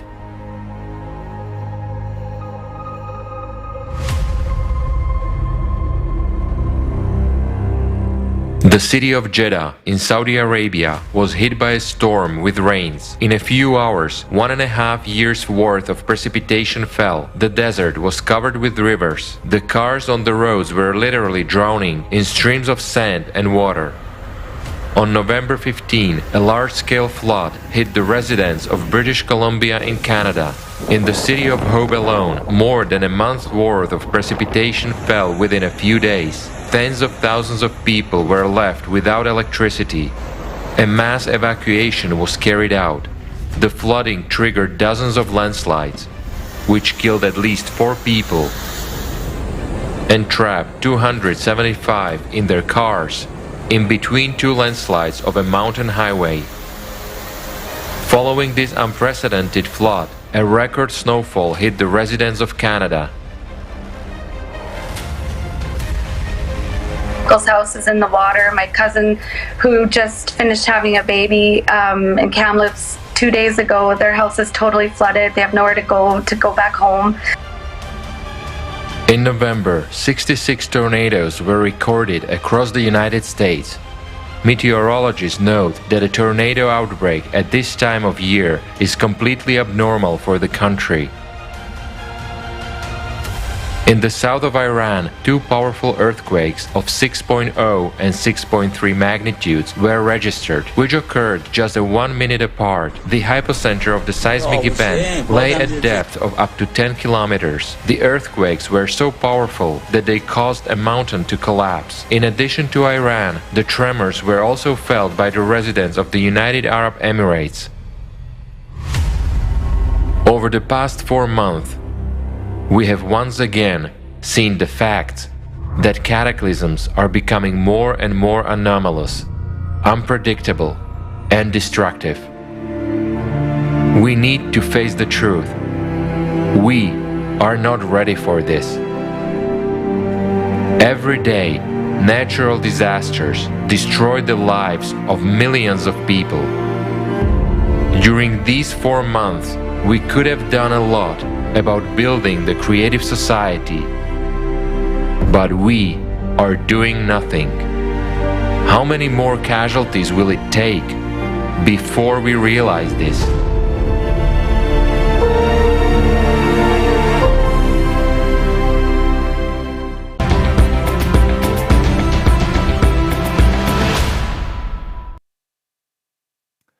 And that's only 4 months.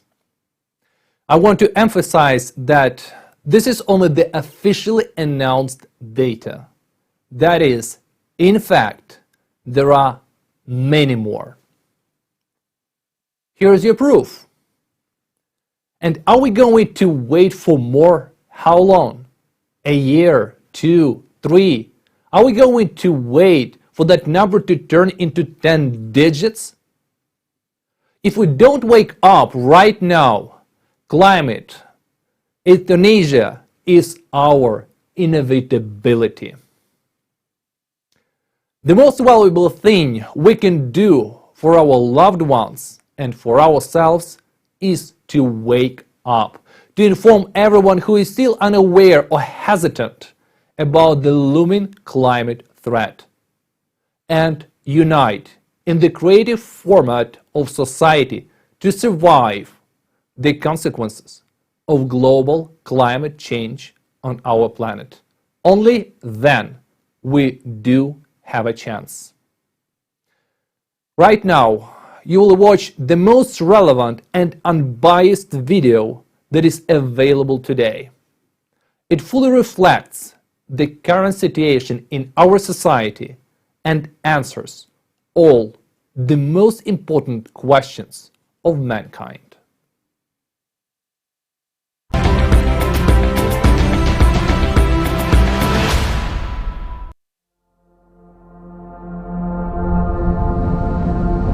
Humanity's last war has already begun.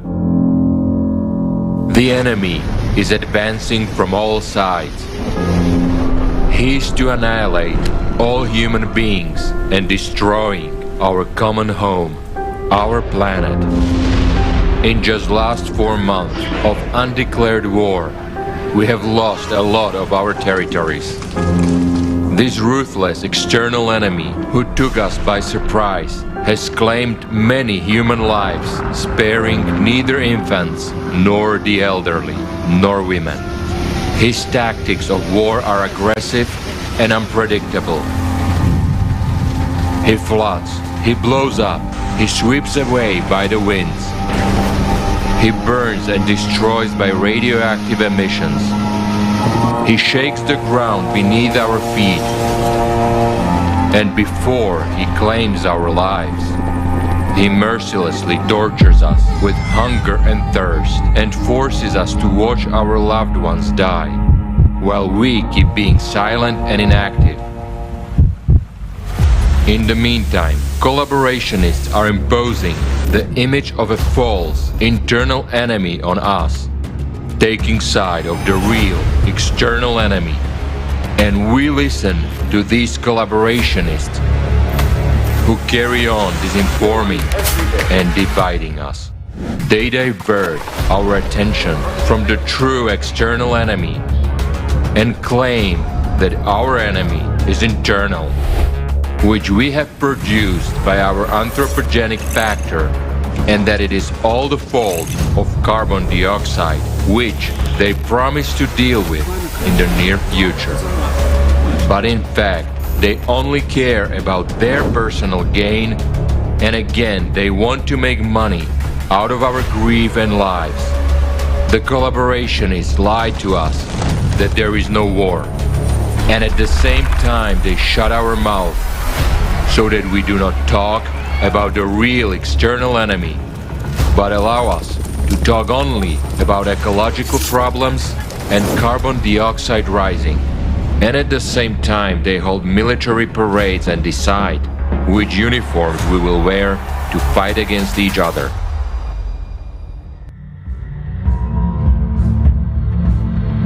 And this is at a time when we as humanity do not even put up any resistance to the real enemy. We only make guerrilla raids in the form of letting the public know about the climate crisis, while the aggressor supporters continue restricting access to information. They hinder unification of worldwide scientific and material potentials, thus strengthening the already dominant position of the enemy. What the collaborationists do not realize is that the enemy has no pity for anyone, including his accomplices, the creepers and the doubters. He takes no prisoners and wages all-out offensive war on all fronts. He has one objective: total annihilation of humanity. The time has come for every person on Earth, our only planet, to decide whose side are you on. Are you with the collaborationists, those traitors of humanity and accomplices of the enemy? Or are you in the ranks of true heroes who are defending life on Earth? The last war of humanity is already in progress. It is time for a planet-wide mobilization. We need to gather all the power of our intellect, all our resources, and all our potential in a single fist to strike back as a single front at the merciless enemy. There is no other way. Or otherwise, we will die. And now, much depends on every person on Earth. The enemy has already struck many unanswered crushing blows at our territory. He has taken many of our lives and destroyed many of our homes. I appeal to you, will you wait and do nothing until a ruthless external enemy strikes at your home? Who are you? A coward or a hero? The answer to this question is very important now. At this time, when the external enemy is destroying our homes, taking lives of our mothers, sisters, wives and daughters, we must recall that we are warriors, and we must protect our nearest and dearest. The time has come for the greatest courage and selflessness. The time of true heroes.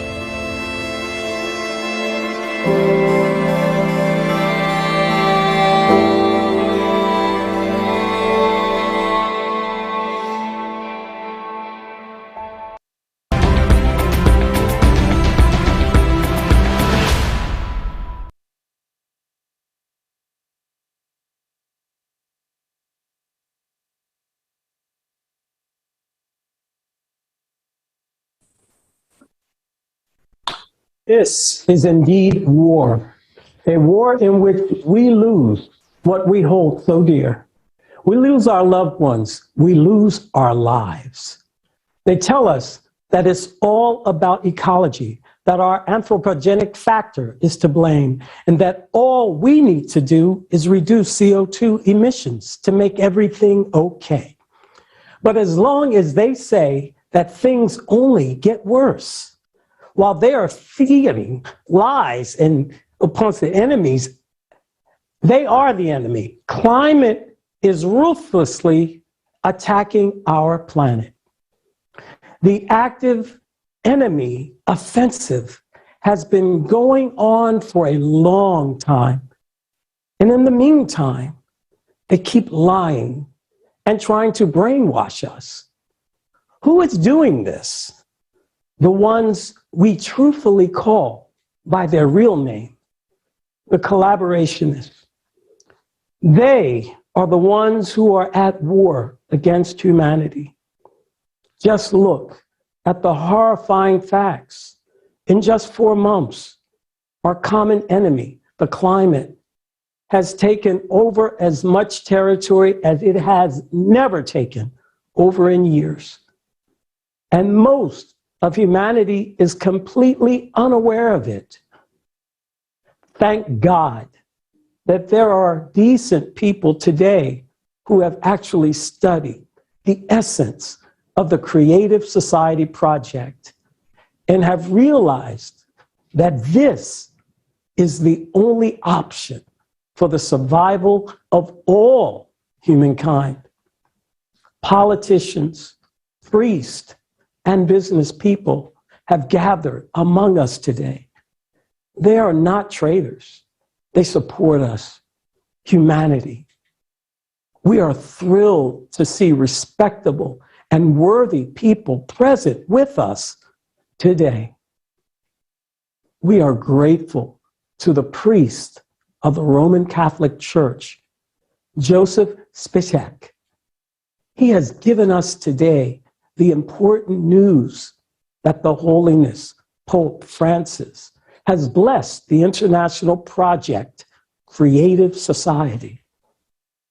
We thank Edgar Brandt for their understanding and their support of the Creative Society Project. This is truly monumentous. You know, the words of support from the esteemed Amir Aziz, the Imam of the oldest mosque in Germany, resonated very deeply. I was very inspired by how Joseph Cotterton, mayor of Somerville, understood the depth of the 8 foundations of the Creative Society. We were very moved by the support of Askar Nagnobov, a representative of the Ministry of Ecology, Geology, and Natural Resources of the Republic of Kazakhstan, who spoke at the conference at the request of the Kazakhstani presidential administration. And I would like to express gratitude to the President of the Republic of Kazakhstan for his attention and support. I was very impressed by the sincere letter from the Prime Minister of the Kingdom of Tonga. Although he could not be physically present at the event, we are very happy about his participation and care. Thanks also to Saran Hakmanevan and Archbishop Nathan Havanisa. I was touched to the bottom of my heart by Dushan when he said that the best investment in the future is investing in the Creative Society. It's true.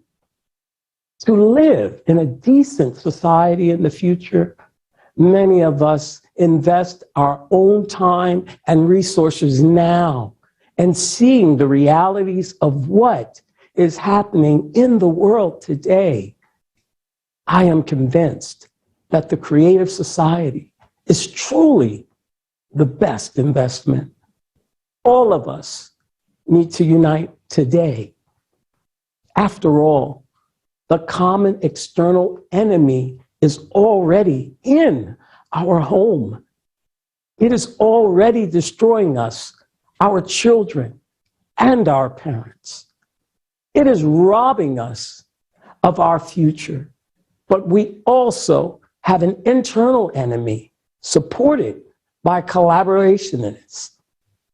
It is the consumerist format of society that has been dividing us for over 6,000 years. And now it is bringing us to the brink. All the prophets warned of this, but unfortunately, we stubbornly chosen not to hear our prophets, our holy fathers, and all the intelligent people who have been telling us that for centuries. And now what?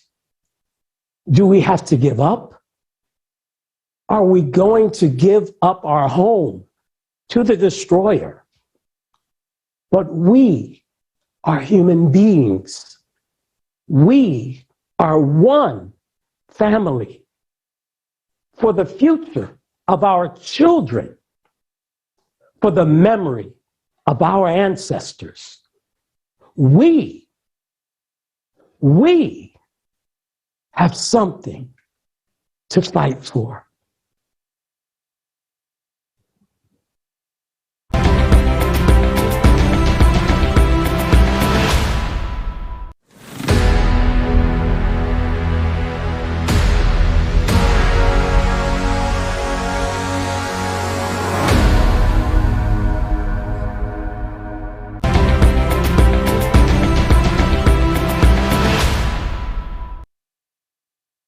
Dear viewers, we would like to remind you to send in video recordings with your understandings, comments and questions to the email info@creativesociety.com. Stay tuned as we will hear more shocking truth about the climate crisis and ecological degradation that we are facing today. And most importantly, we will talk about only solution throughout the duration of the whole conference. Don't forget to share this video. Now we would like to pass the word to the participants of the Creative Society from Germany, who will share their experience with inviting celebrities, politicians, and famous individuals to this conference.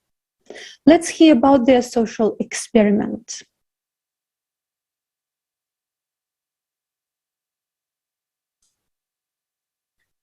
Hallo Freunde. Greetings, dear friends. It's a big honor for us today to present Germany at such a global conference. This information has already been presented today and is shocking and makes the blood run cold. After all we have just recently seen with our own eyes, we know firsthand how it feels in the zone of anger of nature. Let us remind you that this summer, an unprecedented flood happened in Germany. Thousands of people were affected. They lost their homes and, unfortunately, their lives. And the saddest thing is that the government agencies turned out to be powerless. When you realize that all countries are equal before climate disaster, which increases day by day, and their power is more destructive regardless of their geographic location and level of economic development. The enemy is attacking. This is the climate. This is a real threat to the survival of all of the mankind. This prompted us to invite representatives of international organizations to speak at this conference in order to draw this world's attention to the critical situation to call for the unity. This action turned into a large-scale social experiment in the entire history of mankind, and the results which have shocked us. Our German participants alone sent out more than 3,000 letters to each of the following organizations: the UN, to the WHO, WMO, IPCC, and the European Parliament, as well as politicians from different countries. They are the ones on whom our future actually depends. For 4 months, participants have been tirelessly sending these thousands of letters in envelopes by mail so that they could reach them in person. Think about it. Every representative of this world-renowned organization that people all over the world rely on received a letter. We described the criticality of the situation and invited them to speak at the conference if they are not indifferent to the fate of the humanity. And we got a very depressing result. only if you responded from the entire list. From the others, their secretary is responding by saying no. And this situation surprised us at first. But thanks to that, we have discovered a whole layer of the world order of our consumer society. And we are sure that neither politicians nor anyone else knows this. But we will reveal the secret to you today. Es sind die Assistenten. Assistants. Secretaries. Treffen in Wahrheit die Entscheidung. Everything is decided by secretaries. And for the sake of the understanding, let us tell the situation. At one of the events, our participants met and invited an outstanding athlete of the world renowned. As it turned out, in addition to being an athlete, he's also a politician, which means that the people can only access him through the secretary. In personal communication, he supported the idea of the creative society and agreed to participate in a conference. But for the communication, he gave the number of his secretary. But when he was contacted, he turned out to be different. Completely different. And the secretary said, what are you doing is interesting, but it's necessary, but no. And there is this paradox. Before you talk to an athlete and politician, he said, yeah, yes, and everything is interesting, but you contact the secretary and it's no, and so on. So it turns out who decides whether the politician or the secretary. And accustomed to shifting responsibility to politician, we actually expect them to do everything for us. And the politicians, in turn, shift responsibility to secretaries. And why do the secretaries say no? And when we ask this question, because they don't understand the seriousness of what is going on. Imagine you are a secretary of a popular man, and how much you have to do, and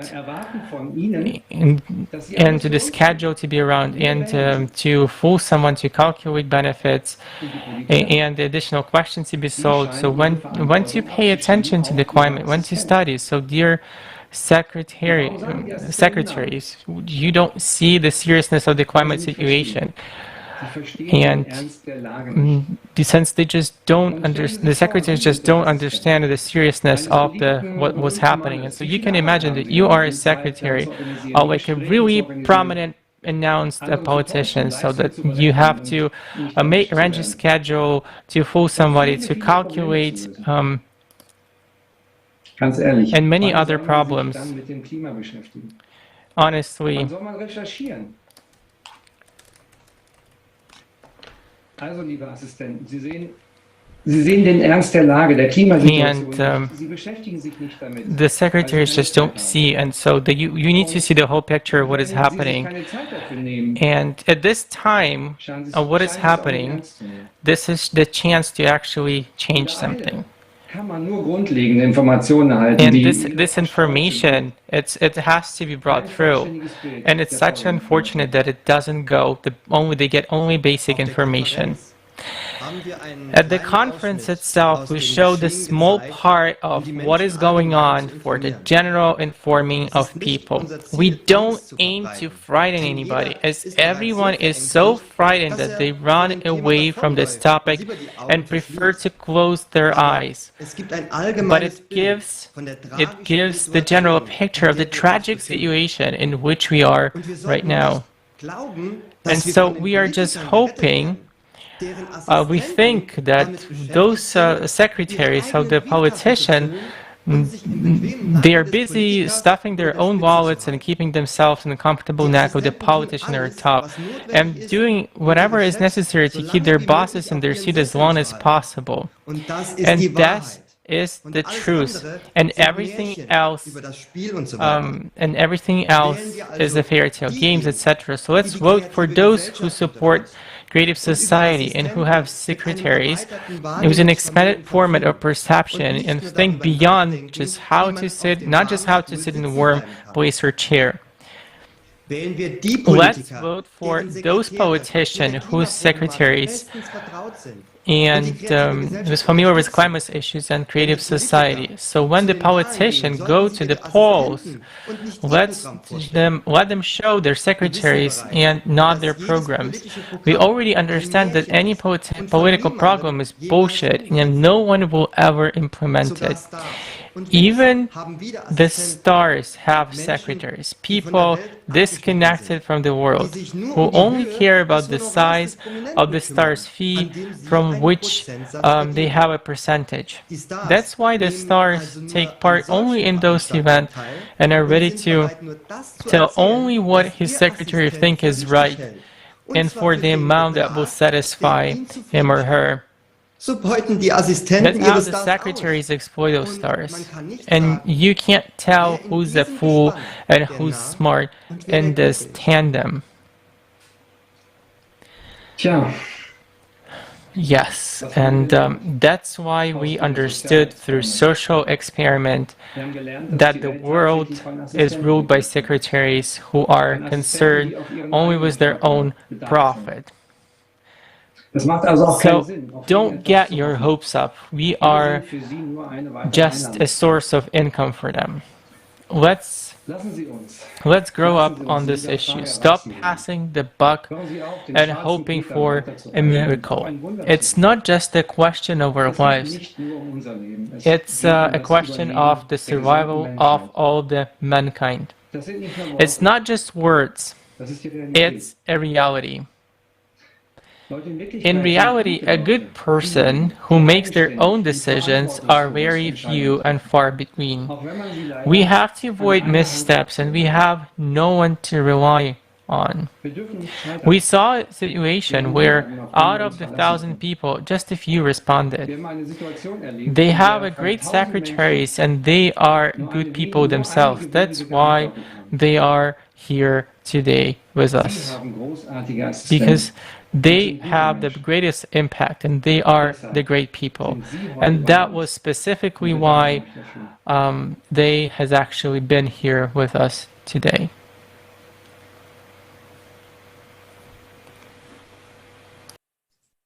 Thank you to our German speakers for revealing this shocking secret about the dominant role of secretaries on the world political stage and beyond. When I listened to the story about the secretary of the sportsman politician, many things began to make sense to me. And do you know what insight it led me to? The most important thing is that a creative society is supported by the secretary. After all, as it turns out, it's the secretaries who make the decisions of politicians. And that's why we should not choose among politicians during elections, but among secretaries. Vote for the secretaries. Let the secretaries report to us whether they support the creative society or not. And if they don't, we won't elect them. And if they do, we will vote for them. Also, another shocking piece of information was in what my colleagues from Germany told me. How much work people have done to invite politicians. How much time and attention participants all over the world have put in. And in the end, a dry chain of polite refusals, excuses, and cynical unanswered silence. Unfortunately, during our social experiment, we received the same answers from public people from other spheres of activity. In the 4 months leading up to the conference, in preparation for the conference, we reached out to thousands of artists, directors, musicians, actors, and athletes. People all over the world from different countries sent them letters, numerous posts on social networks, appealed. We knocked as we could. They did everything possible. And in the end, they also got thousands of rejections. And what is worse, in response to our letters asking to participate in the conference, we were horrified to read such phrases as, "Will Mr. So-and-so be paid to participate? What is the fee for so-and-so's participation? Mr. So-and-so doesn't have much time, so we'd like to know what is the money range or budget of your event?" And to one email came the achingly laconic, "Is it paid?" Let me remind you, these are answers from those who we look up to, whom we consider to be our idols, authorities, opinion leaders. Yes, we would like to believe that they are human and nothing happens to them, even if they are in the spotlight of world fame. But it turns out that our consumer society easily turns them into dragons. Just think about it. They ask us if we will pay them to come and unite us. And after this, do we still think that our world is normal? After all, you have to admit this is idiotic. In this social experiment, we have seen that the world is even beyond stupidity and shamelessness. Isn't that terrible? But we are the ones who create these stars. We buy tickets to their movies, concerts, listen to their stories, create fan clubs, support them, and they don't give a damn about us or our appeals to them, even though they are nothing without us. So who are we fans of? From whom do we take an example? How can we love those who hate us? When we are asked for a figure with 6 zeros so that some superstar comes to us and lies about something, even though she doesn't care about us, is that normal? One can understand when they receive requests for advertising to promote some products, then it is understandable. It is their job. They make money this way. But when people write to them and invite them to an international conference on a critically important topic that concerns everyone, they ask for money? It just doesn't get into my head. Now it becomes clear why the world of consumer society is like this. It's because those we look up to, thinking of them as authorities, idols, tops, they are already soulless. They're lost. It is impossible to call them people. But we created this world, and we support the consumer format. And it is by our choice that it is like this. Let's face the truth. How much work has been done? People have spent thousands of hours, their money, resources, and everything they could to try to reach out to them. And in fact, we have seen the cold reality that those to whom we knocked are those who have lost their conscience a long time ago. We lean on them. We put them on a pedestal. And to them, we are a trivial tool to make money. We, their fans, entire fan clubs are asking them to come, and they don't care. We are slaves to them. They show by their careless negative answers that they don't care to descend to our level. They have their own club, their own level, and we are at a low level for them. They think they're immortal. They simply lose reality. And we continue to be slaves to the word work. We provide for them and have to pay figures with 6 zeros to make them come down like the sun and say a few words to us. Let's be honest. Yes, we knew we wouldn't get through, but we believed to the last. After all, these are our idols, the ones we look up to. And the human consciousness is built not to believe. So we tried to the last. We tried very sincerely to find the people among those whom we approached.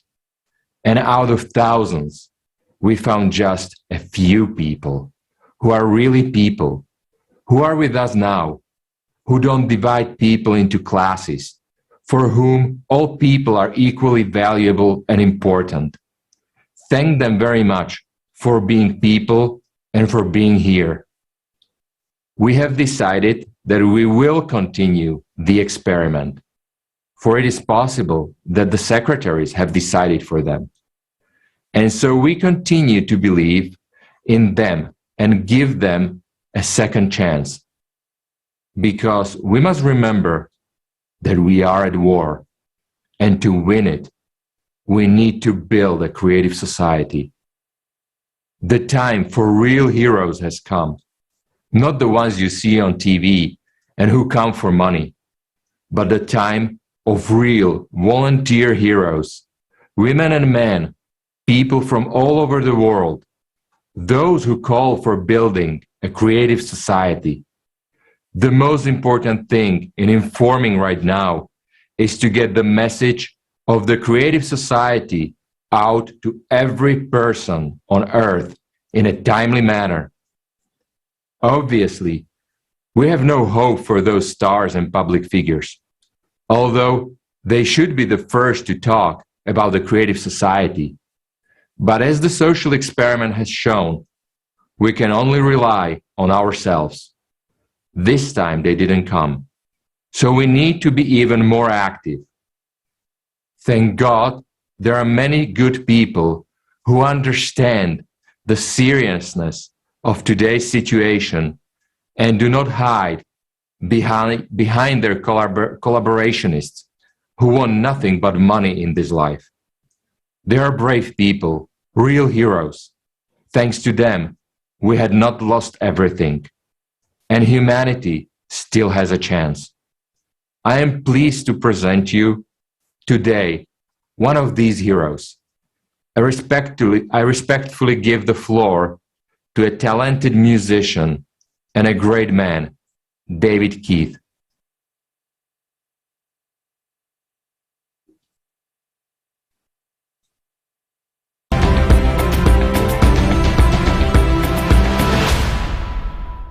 Hi everyone, I'm David Keith. I'm a professional drummer. I play with Richie Blackmore's Rainbow and Blackmore's Night.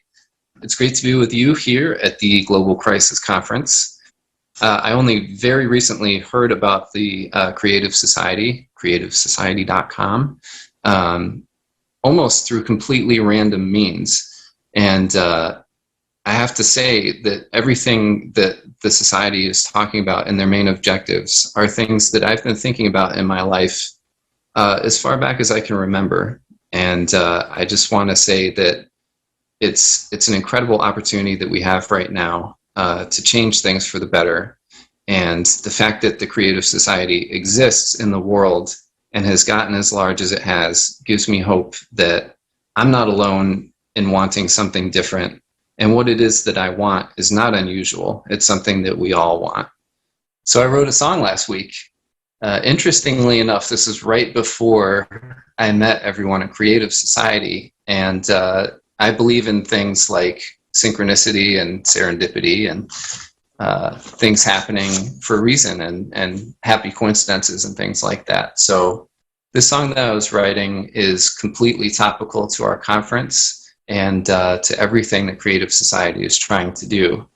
The song's called Try, and it's basically a song of hope and a song of motivation and a song that says, you can do it, and all you gotta do is try. So without further ado, here it is. This is the world premiere of my new song, Try.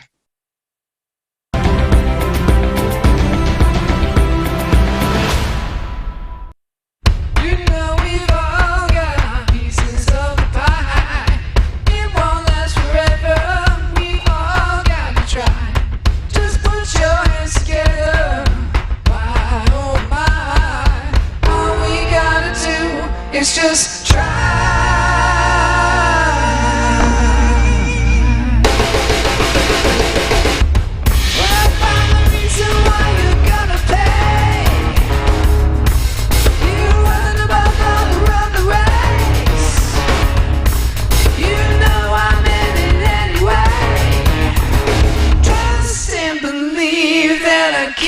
stay away. I wanna know what's out in front of me. I wanna know the lies of fantasy. I wanna do it all and do it all again. A little bit, a little bit, a little bit now.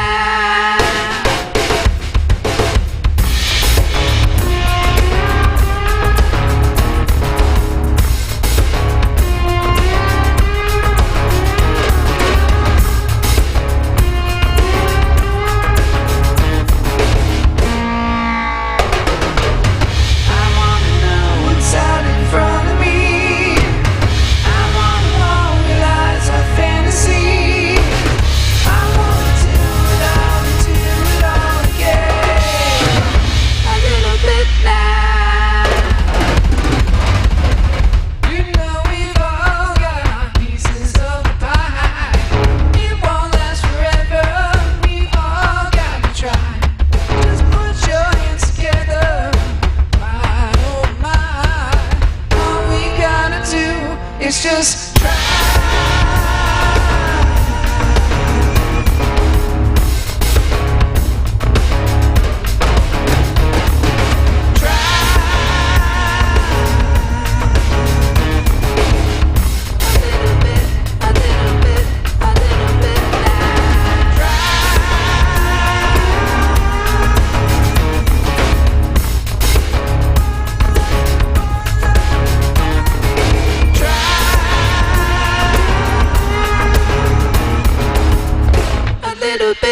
A little bit.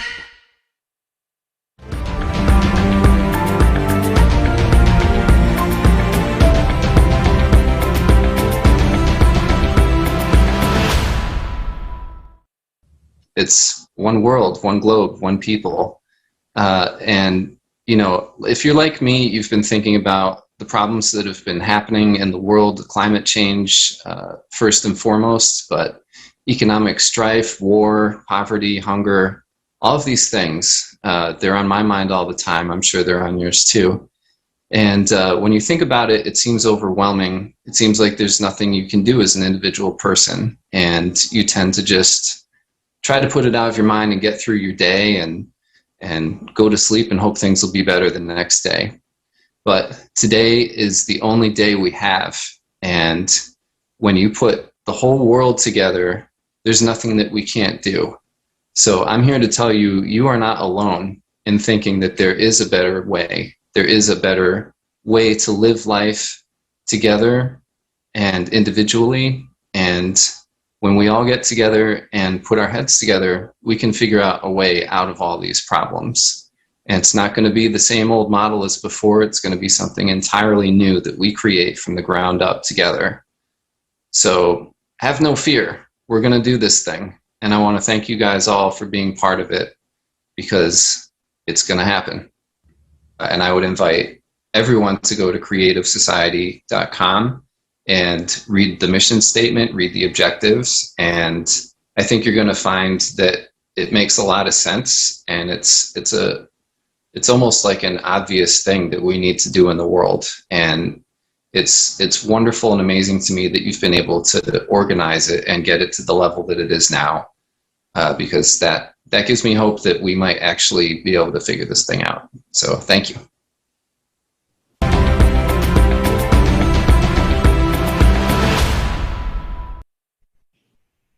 David, thank you very much for your sincere words, for the beautiful song, and for such dedication to humanity.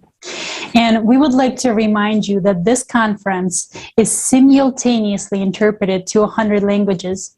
And this is done by volunteers from around the world who want every person to know the truth.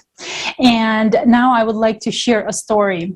While looking for volunteers to help with translation, one Arabic woman responded to our post on social media. And after our call with her, she understood the vital information that is being voiced at this event. And she immediately shared this information and formed a team of women who said that creative society is something that they have been searching for their whole life. And this is just one example of how people from around the world come together. in order to bring this information to you today. This means people from different countries can easily unite for the sake of one goal, which means that together we can do anything. And now I would like to introduce Foster Gamble, president and co-founder of Clear Compass Media, researcher, co-writer, visual designer of the documentary Thrive, What on Earth Will It Take? And Thrive 2, This Is What It Takes. I'm really honored to be a part of this critical conference because global crisis, time for the truth, you couldn't say it better than that or quicker than that. We are in a crisis, and it's only truth that's going to get us out of this. So the fact that the truth will lead us naturally to a creative society is the path out of this, and I'm honored to be a part of it. If you're going to protect yourself and your loved ones, you need to have as accurate as possible a picture of what's really going on around you. The problem right now is we've all surrendered a certain amount of our power to centralized authority, and they're trying to use that to take over energy and food and media and education and everything.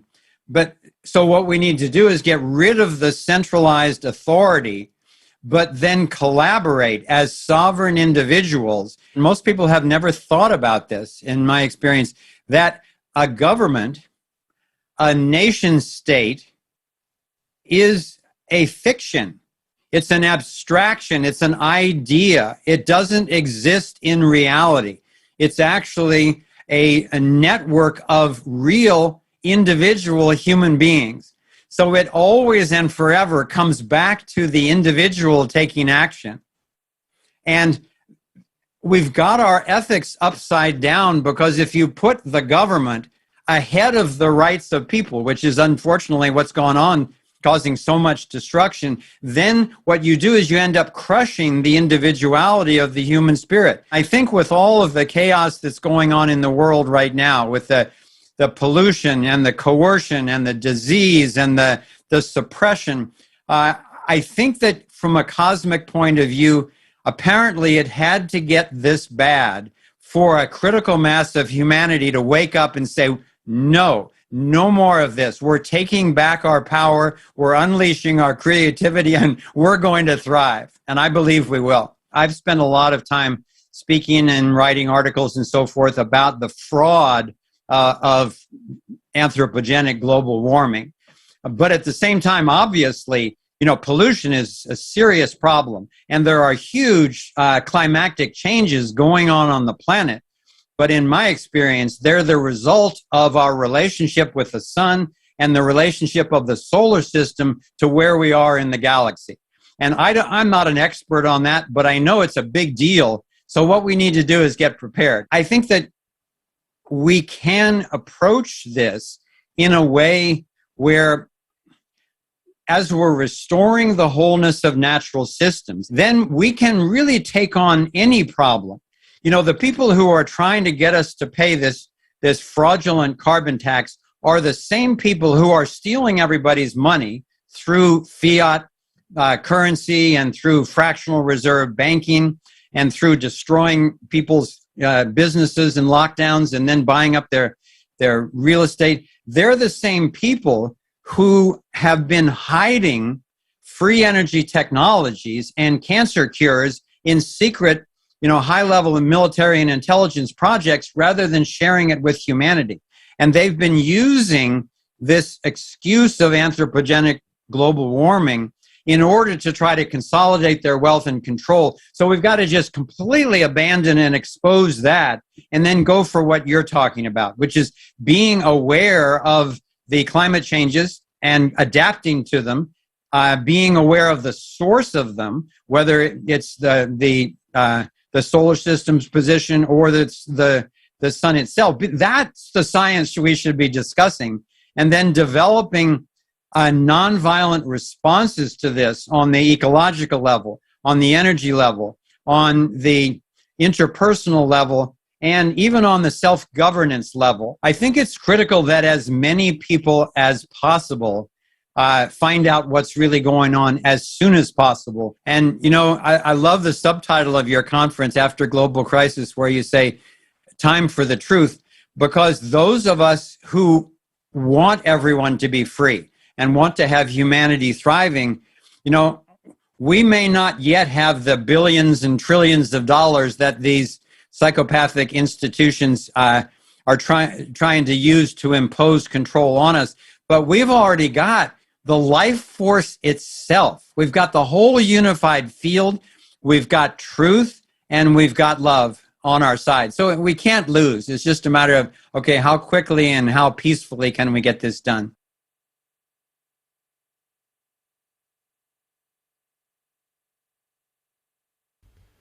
Dear viewers, our respected speaker is absolutely correct.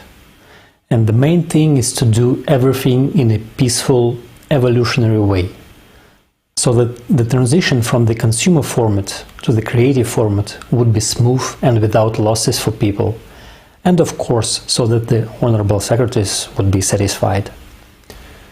Only a fool would demolish his house and stay on the street. First you have to build a new one where you will live, and only then break down the old one. Otherwise we live on the street like wild animals. What our esteemed speaker just said is true about the consumerist format in which we live. In fact, it is known information, and we are so used to these kind of things that we take it for granted, because it is natural to the consumerist format, and no matter what we do, taking someone out, someone similar will come in place. It is impossible to kill a dragon, because when you kill it, you become a dragon yourself. And this is the rule of the consumerist format. And we need to define other norms. We need a creative society. The problem is not in us, but in the format, in the rules of the consumerist format, which have been formed over centuries and millennia. The consumerist format is anti-human, and as a consequence, from here originate lies and deceit, because everything is done to please the wallet. Those who have got their hands on the trove care only about their wallets, and there can be nothing else in the consumerist format. And we must understand this. Therefore, the old, outdated model, which no longer works, must be replaced by another model. As of today, there is only one real alternative, and that is the creative society. Should you have any other ideas, do suggest them. But as of today, the model that allows us to combine scientific research and development potential to counter the challenges of the future is only one. The current consumerist format we are already living in will not withstand the onslaught of the forces of nature.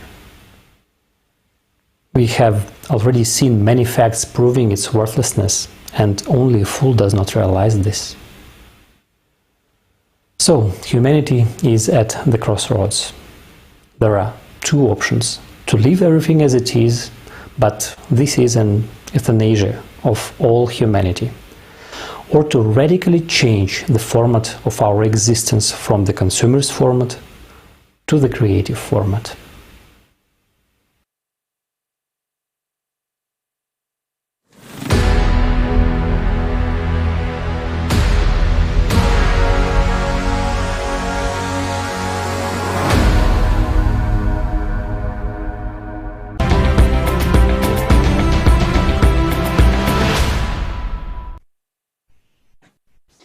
Now I would like to introduce Professor Thomas Lovejoy, an innovative and accomplished conservation biologist who coined the term biological diversity.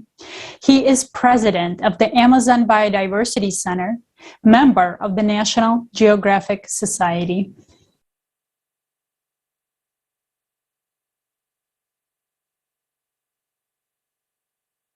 Thank you for the opportunity to be with you.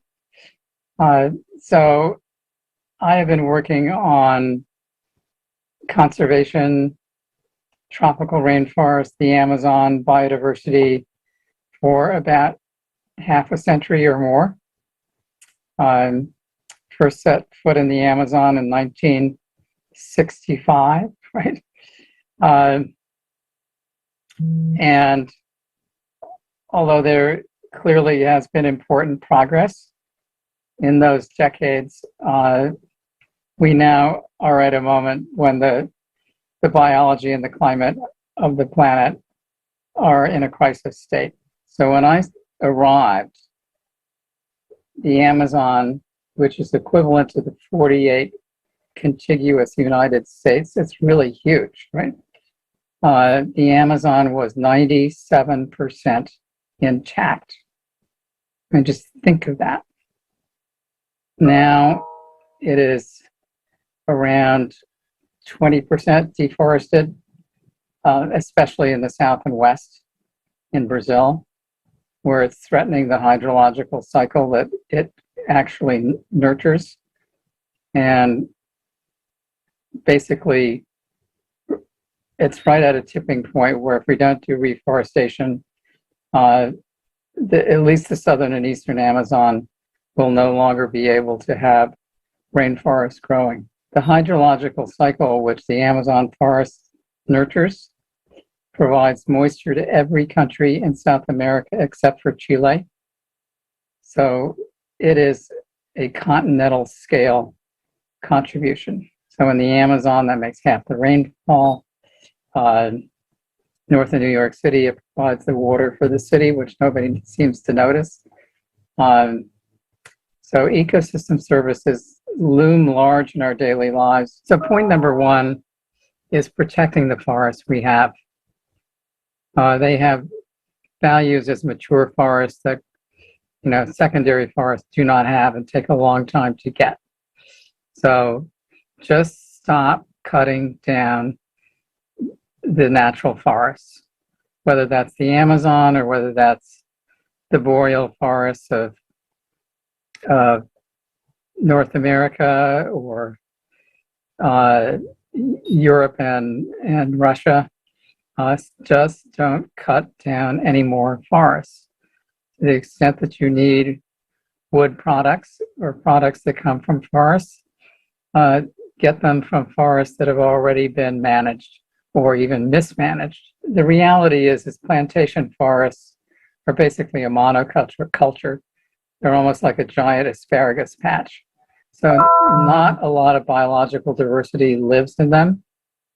And to the extent that we want to get multiple results from reforestation, improving watersheds, protecting species, we have to think much more thoughtfully than planting a bunch of matchsticks. Well, I would say number one, recognize that the planet works as a linked physical and biological system, that our well-being depends squarely on that. So it's critical that we do things at scale, starting right away, and that we not approach it as just simply about forests. It's about all natural ecosystems. About 96% of all biomass of mammals is humans and their domestic animals. So all the other species are sort of sitting there at the end of a straw trying to get the last drops out of the glass to survive. None of that makes any sense at all. Each time you lose a species, it's like 3.7 billion years of evolution and solutions to sets of biological problems unique to that species. It's like a giant green library. It makes no sense to burn down the living library of the life sciences.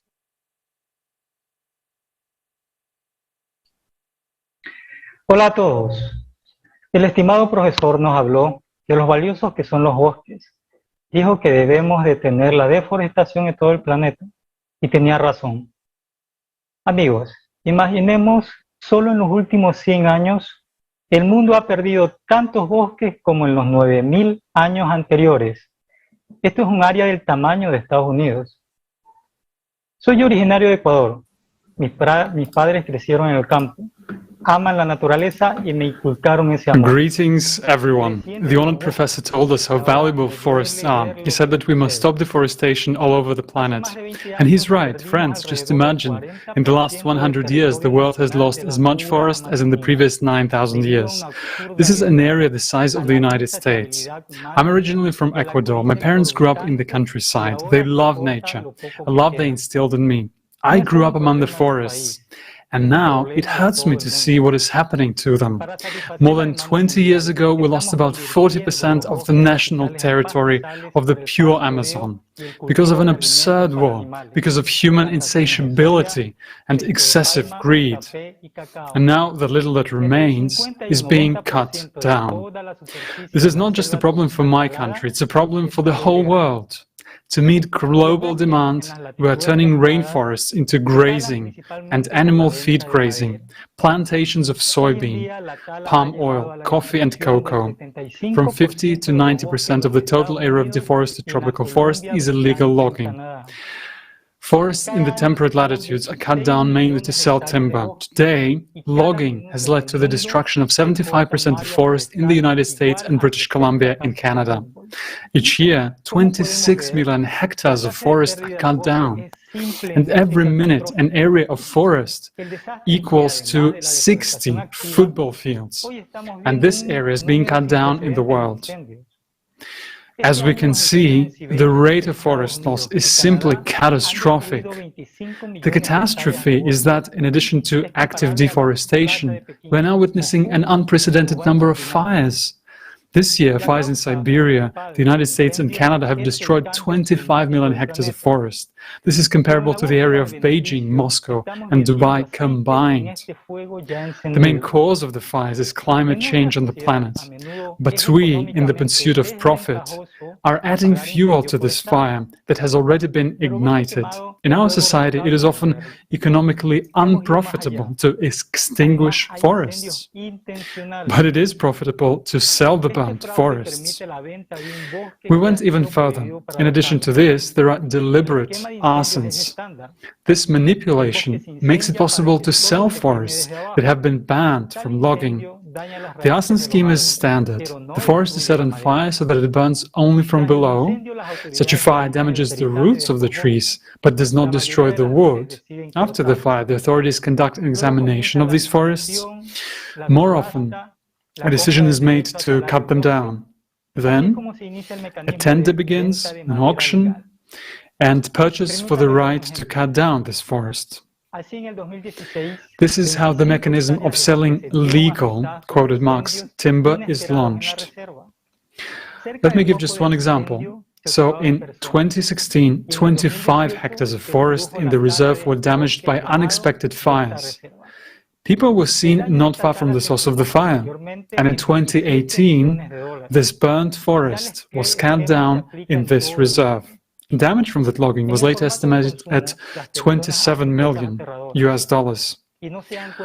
This kind of working scheme is used all over the world.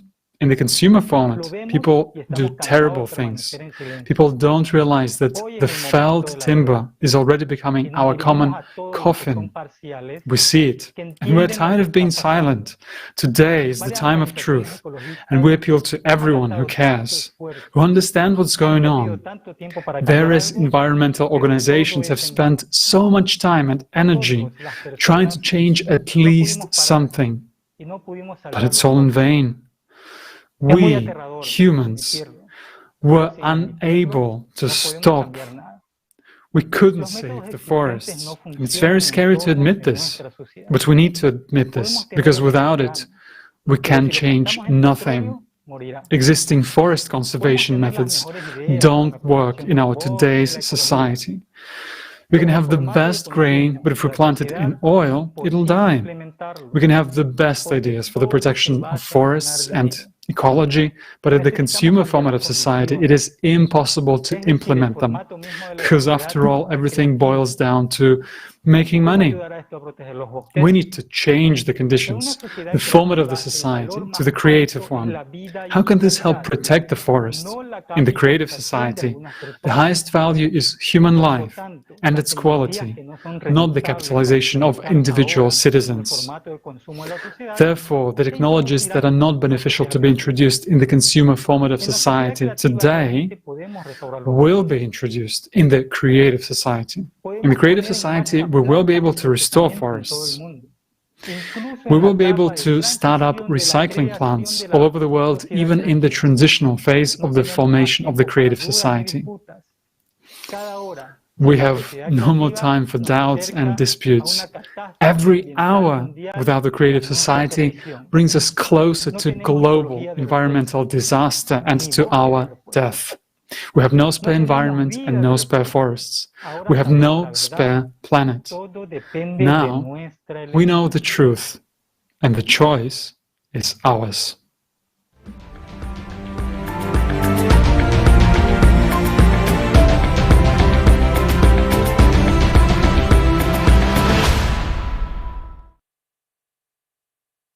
The way we have been cutting down trees, we won't have enough lumber for a coffin.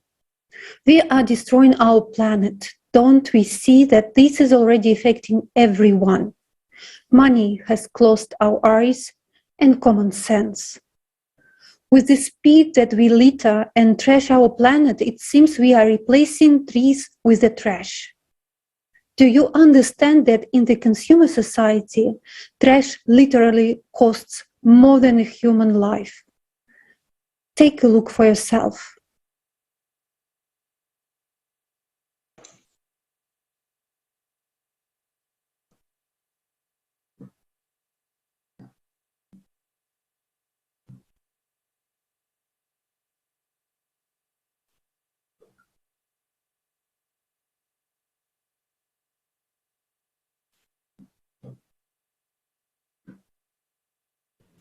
And Ed, we pass the word to you.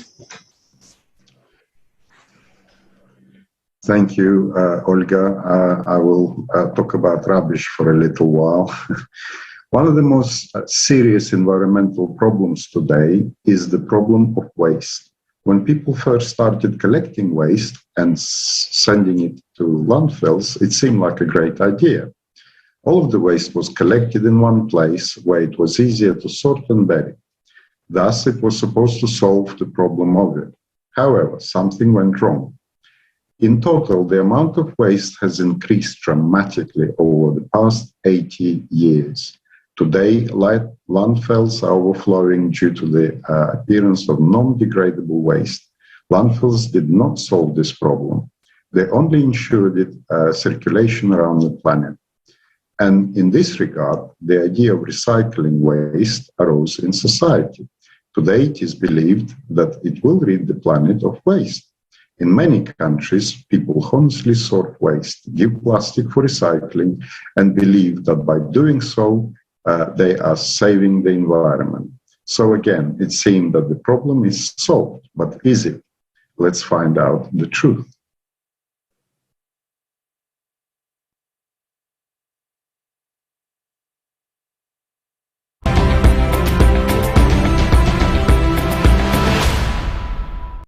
Garbage. Recycling. Does recycling really exist? Every year, we throw out more than 2 billion tons of waste. Most of the waste products, in the form we throw them out, are not biodegradable and cannot be properly recycled. They poison our water, air, food, and our life. India, Gazipur, a dump that is growing inexorably day by day and is already reaching almost the height of the Taj Mahal. During monsoon seasons, gases build up inside the landfill due to the accumulation of waste. These gases are then released into the air. Mosquitoes breed in accumulated waste and then bite people in the colony, leaving them with diseases like dengue, malaria, and typhoid.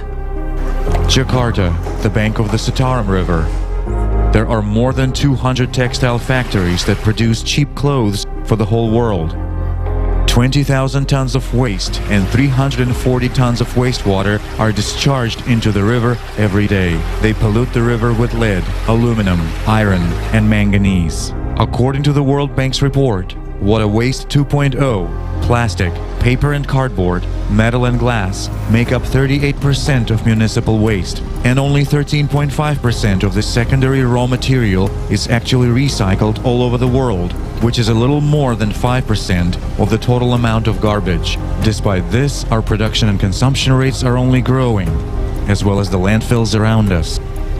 At the consumer level, which is the first link, an ordinary family goes to a store. This ordinary family has different boxes, glass and plastics, plastic bags, and so on and so forth. Nowadays, it has become very popular to dump absolutely all of this in one pile. One big pile of this pressed material is taken to some processing plant, and this processing plant supposedly sorts all this garbage, and you, accordingly, get clean cardboard, clean plastic, clean this and that. This is an idea. All this actually doesn't work. To obtain a ton of recycled material, you need to spend enormous resources just to collect, transport, and segregate it. Then it should be washed, then it should be packed, and then it should be brought somewhere to sell. All the garbage, if it is really garbage, it is buried. No one recycles this garbage. They brag to each other saying that we are absolutely green, that is, we have 100% recycling, we don't have any garbage, and so on and so forth. Usually, they hire a company that takes the garbage out, hire some other additional company that counts the garbage, sorts this garbage out, writes down a percentage rate, and then seemingly sends this data in a report. The next time when a conference is held in some conference room, they say 0% of our garbage is left. But to be honest, this is all done on paper, while in fact it is not so. That is, it turns out that now we need to spend a lot more money, and no one is ready for this. Nobody needs it. No one wants to wave the green flag, and at the same time pay some crazy amount of money. Recycling is imperfect. We can do a lot more and we can do a lot better. Most of the recycling we do around the world right now shouldn't actually be called recycling. It should be called downcycling, meaning a drink bottle becomes something completely different. And once it becomes downcycled, it can't be reused again. So the quality of the plastic product is lower. We couldn't really recycle them even if we wanted to. So we have to ask ourselves the question, why are they even being allowed to be created from the outset if they don't have a home or a purpose? And so right now, I would say the scientific consensus or the evidence is that we don't quite know what can and should be done with ocean plastics. There are some things already being done. Ocean plastics are being turned into shoes and swimwear and yoga pants and all kinds of things. But it's pretty doubtful that that's actually the best thing that we should be doing with ocean plastics. This is probably actually just delaying a meaningful solution and along the way creating a lot more problems than solutions. Let's take PET plastic. Freshly made, it costs around 500 euros per ton. Recycled plastic around 1,000 euros. And recycled ocean plastic is even more expensive. It is not at all profitable for a manufacturer to make the cost of the product twice as high. Moreover, under conditions of fierce competition, his product becomes unprofitable. Plastic recyclers even go so far as to add a greater part of the new plastic to the recycled plastic and sell it under the label recycled. The declared data on waste recycling often differ from the real picture. For example, in Germany, part of the garbage that is considered recycled goes to landfills in third world countries. The situation is similar in Japan. The percentage of recycled plastic also includes that which was simply burned. So what do we consider to be recycled garbage? The one that got into the clouds and became our air and then returned to our food with the rain and water.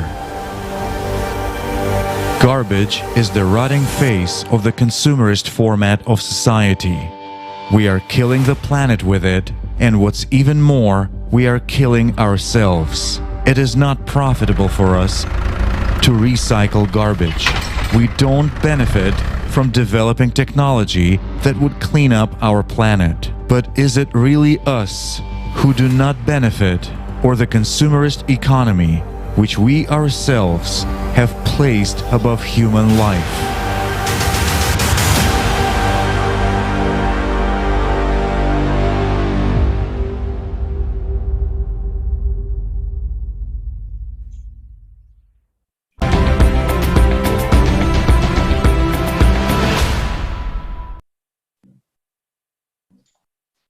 Здравствуйте. Greetings. What we have seen right now, this is terrifying but necessary truth. As you can see, all of our efforts to sort garbage and supposedly recycle it is a lie. People are just playing this game, comforting themselves with the thought that something is being done to solve the garbage problem, while continuing to produce even more waste. In the endless race of consumption, more and more goods are produced, which quickly turn into garbage, and even if it's sorted, it still remains garbage in landfills. And the consumer rules of the game, being green, is not profitable in practice, and this is well illustrated by the example of ocean plastic. The largest ships, funded by millions of dollars, are only able to catch 2 tons of garbage per day. This makes the resulting plastic very expensive, and the product made of it uncompetitive on the market. But being considered green is extremely profitable, as it is an opportunity to manipulate the feelings of people who want to help preserve the environment, and the status of a green product encourages them to buy this particular product. This is why today we are hearing more and more about products made of recycled plastic, and by buying them people feel they are contributing to saving the planet, but few people know that this is often just an advertising trick of the consumerist world.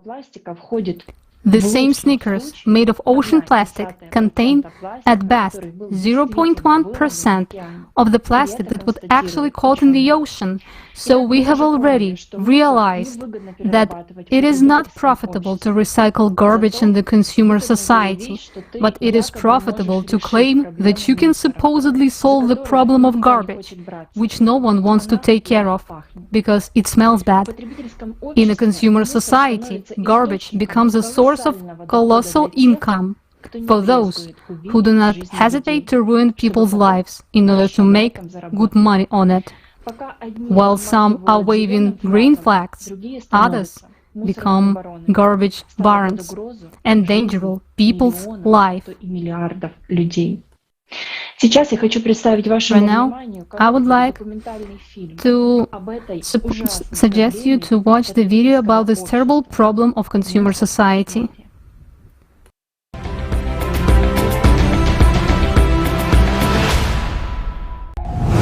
Garbage. Mafia.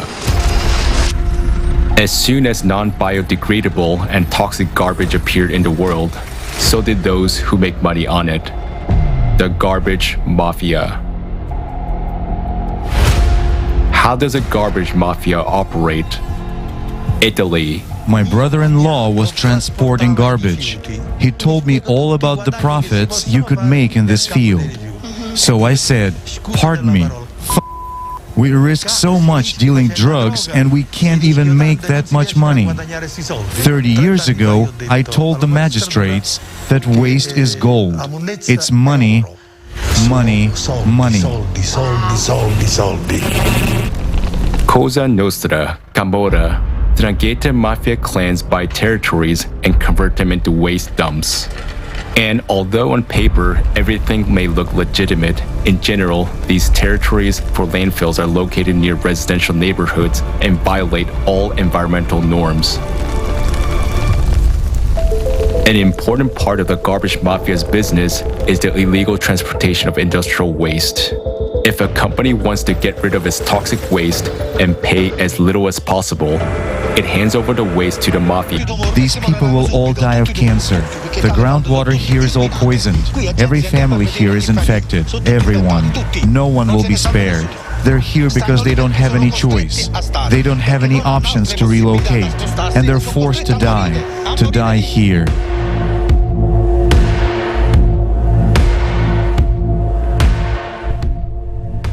In Naples and the surrounding Campania region, environmentalists count at least 1,200 small and large illegal dumps. The amount of phosphorus, mercury, and arsenic in this region exceeds the established norm by 400 times. According to medical statistics, people here die of cancer twice as often as the national average.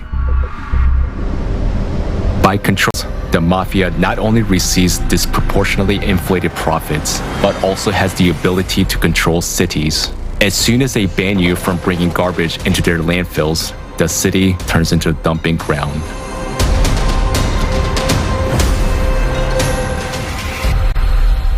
An average landfill can produce about 150 to 200 tons of film each month. We don't buy it at high prices, i.e., it's in the region of 13 to 19 cents per kilogram. Accordingly, you can multiply that same 100 tons by 13 cents. We'll take the minimum. Well, that's the profit only from polymers. Waste paper is now trading at around 20 to 27 cents per kilogram. Precious ferrous and non-ferrous metals are even more expensive.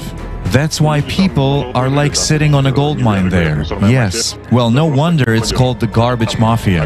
You can't just get in. There is a huge income and people will never give it up for anything because these people are sitting on a pot of gold.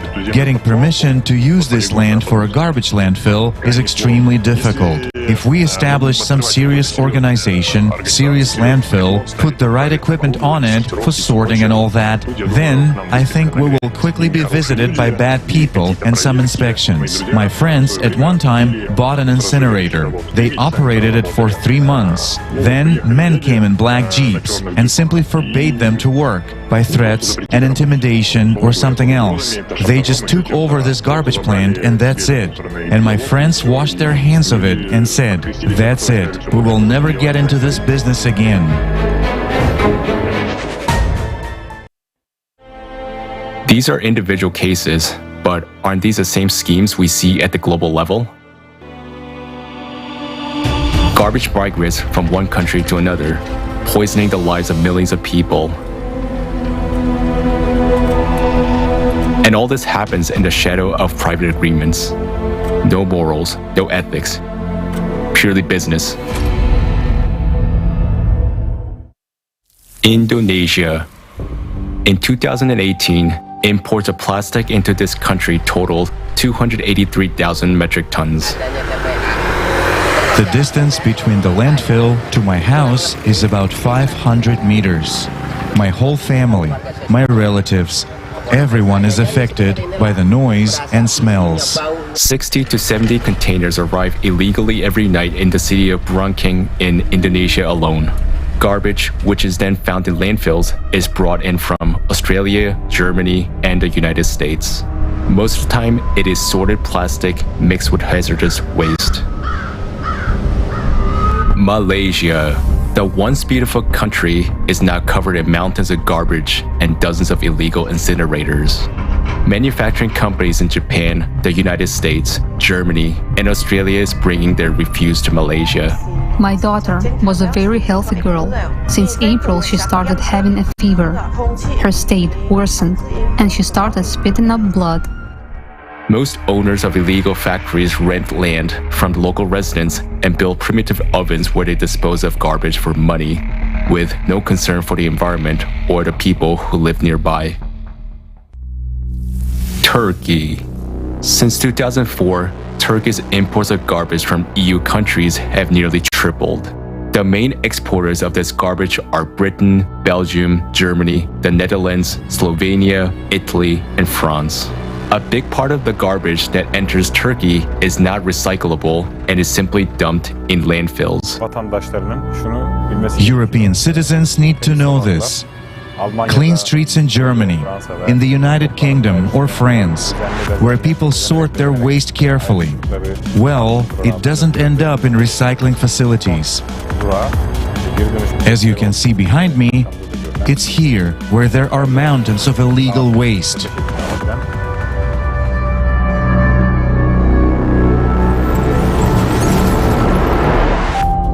Africa. Custom officials in poor African countries are unable to monitor the thousands of containers that come in from around the world every day. Often they are accompanied by false legalizing documents. Almost all of the e-waste or barrels in these containers are filled with toxic materials. They are accepted in these countries without too many questions asked. A small bribe allows any refuse to be smuggled to its final destination: an abandoned beach, a forgotten stretch of coastline, untouched waters turning into a dangerous radioactive ocean. This ain't garbage, it's waste for some, but for many in these countries, it is place of work, life, and death. Ghana, Egbokloshi landfill, the world's largest and most dangerous electronic waste dump. More than 200,000 tons of electronic waste from Europe and North America are brought here every year.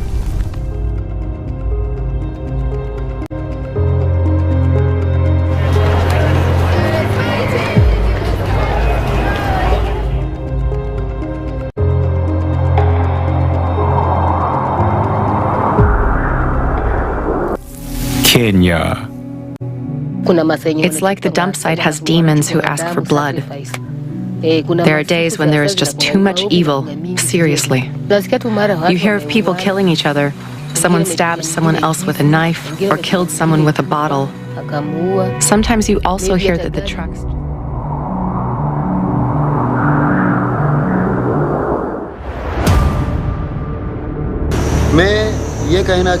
Alang ship breaking yard is the biggest in the world. The government and the contractors make a lot of money. But there are two major problems: the environment and working conditions. Here, on 10 kilometers of the beach, 40,000 people take apart half of the abandoned ships from around the world. With their bare hands, piece by piece, day after day. They have no protection for hands, feet, or head, or no modern tools. There are no ship plans, and they don't know at what point or how a ship might suddenly collapse. They cut metal knowing that the next cut could cause an explosion. Half of the companies in the world don't want to pay for clean ship recycling using the modern technology. It's too expensive. Instead, they sell them for scrap. Indian buyers make a profit by reselling the steel. Along is an environmental disaster. And at the same time, it is the biggest metal recycling in the world today. Similar dumps are found in other countries like Bangladesh, Pakistan. The price of this kind of ship recycling is human lives. I have been breaking ships for 14 years now. My father was killed in a shipbreaking accident. The only thing I'm afraid of in the yard is death itself. I know this is dangerous work, and I am afraid because I have 2 children and a family.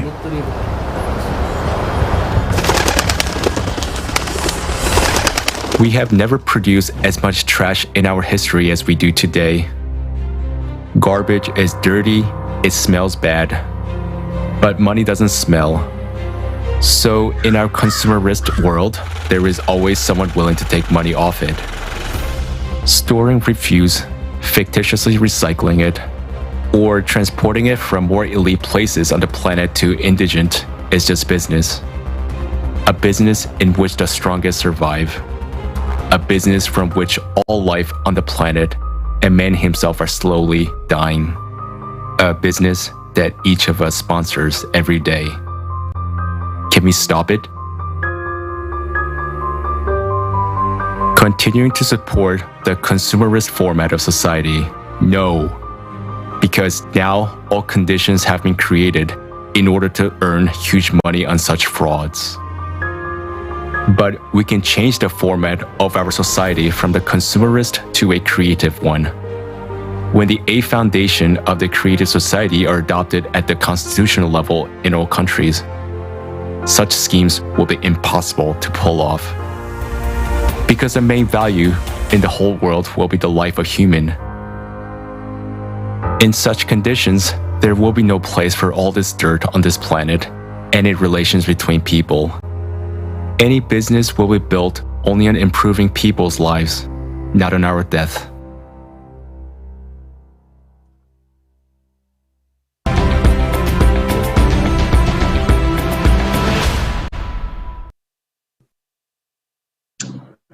It's sad to look at all this, but even sadder to realize that if we are now even killing people for rubbish, then what will we do when we really need to distribute every piece of bread in a reasonable and humane way? So let's answer this question now, but very honestly. It's time for us to wake up and to remember that we are human and Earth is our only common home. The first law of ecology says everything affects everything and everything is connected to everything. No matter where the waste is buried in the globe, its environmental consequences will still return to the edge sea because the Earth is round and the ecosystem is one for everyone. What is the point to continue these games? The truth cleanses and stimulates even more action because only by understanding the cause of our problems, we can get rid of them. Together, we can do everything. We just need to realize that our strength lies in unity and in truth. The consumer format society is our main weakness, and the creative one is our strength and our only salvation. Thank you. Thank you, Ed. I asked myself, why are we still fighting? Even over trash. This is absurd. Don't we see the seriousness of the situation? Do we want to drown in trash, or do we want to become human beings and unite and build a creative society which will guarantee each person an ecologically clean environment, health and safety? Dear viewers, I would like to ask you which choice you would like to make. Please share with us your understandings, record videos, and send them to info@creativesociety.com. I'm sure after the video we watched, each of us had feelings and understandings we wanted to share with the whole world. And now I would like to come to the next topic, which will blow your mind. You will understand why CO2 is the biggest scam of our time and why green energy is a waste of money. Please don't forget to share this video right now, as everyone needs to know the truth. Let's watch together an excerpt from a video with the participation of Igor Mikhailovich Danilov on the topic of green energy.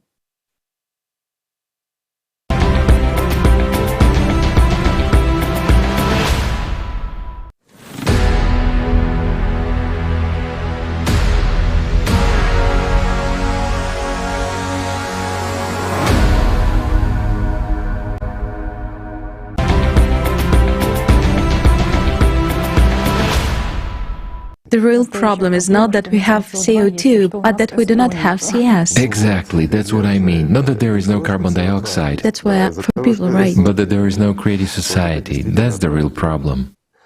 So it turns out that, excuse me, our brains are already so hardwired with this idea that we cannot get rid of it. You and I are now sitting and calculating how many % will be released if... Yes, the numbers are ridiculous. Right, if we plant 20 trees each during 20 years, and how big the emission will be. We should also calculate here the development of green energy, which in fact is far from green and is actually pointless, right? Or again, we touched upon green energy. They demand to develop green energy.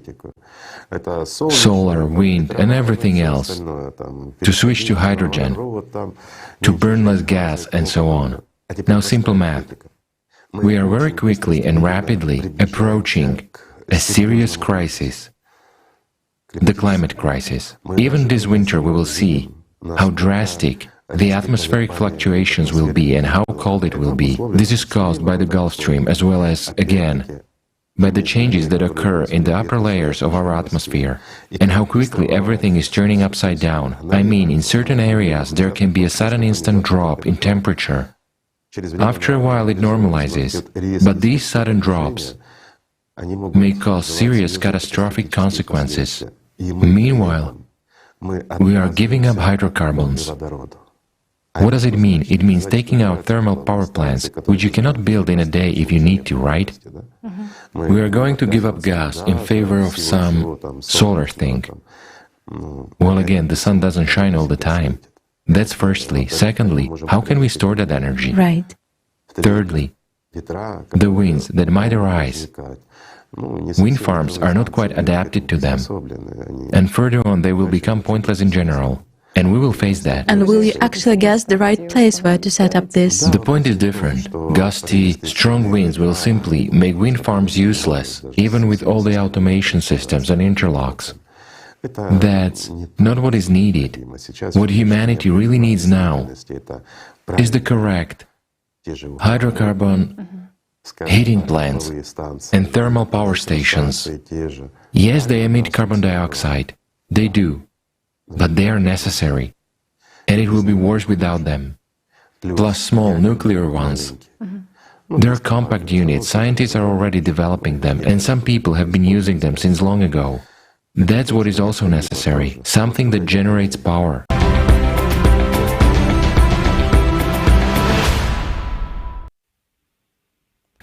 The world's attention has been focused on the problem of climate instability on the planet for quite some time. And this problem was first officially voiced back in 1992 at the Earth Summit, when more than 150 countries signed the United Nations Framework Convention on Climate Change. The world leaders attending climate change conferences in the years following 1992 agreed to set a limit for greenhouse gas emissions. It is assumed that this should be done through a global transition to green energy and low-carbon technologies, as well as reducing deforestation and increasing the capacity for carbon dioxide absorption in forests. And at the beginning of November 2021, the next UN conference, COP26, was held in Glasgow, gathering representatives from 200 countries. So, what did they decide this year? 108 countries have committed to reducing methane emissions. 100 countries have committed to stopping deforestation and planting 1 trillion trees by 2030. Many countries and companies have pledged to ban cars with internal combustion engines by 2040. 40 countries committed to abandoning the usage of coal power plants and adopting green technologies. Several countries and major banks have decided to stop financing fossil fuel production. And big finance companies announced to start allocating money for green energy, but only solar panels and wind turbines. At first glance, these decisions appear to make sense. However, we have to consider two things.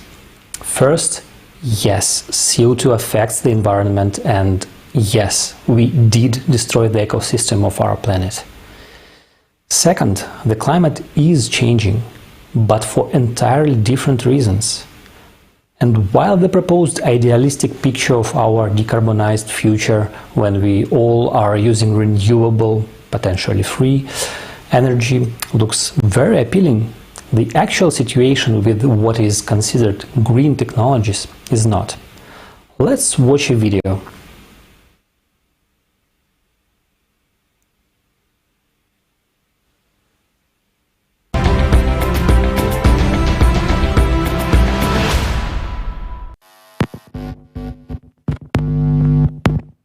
Today, everyone is concerned about climate change.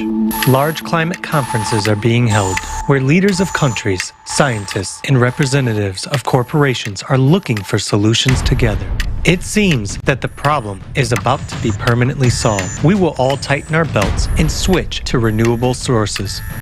We are assured that if the chimneys of thermal power plants stop smoking, all nuclear power plants are closed, and they build solar, wind, and hydroelectric power plants everywhere on the planet, then by 2050, we will have carbon-free energy production. This will supposedly save the world, preserve the environment, and everyone will be happy. Therefore, it is suggested that all the best minds and resources of humanity devote themselves to the development of green technologies. But what are we missing? Will it really save us? Aren't we losing the most valuable things in all of this? Time and opportunities. A more in-depth study of the subject reveals obvious facts that point to a major planetary fraud.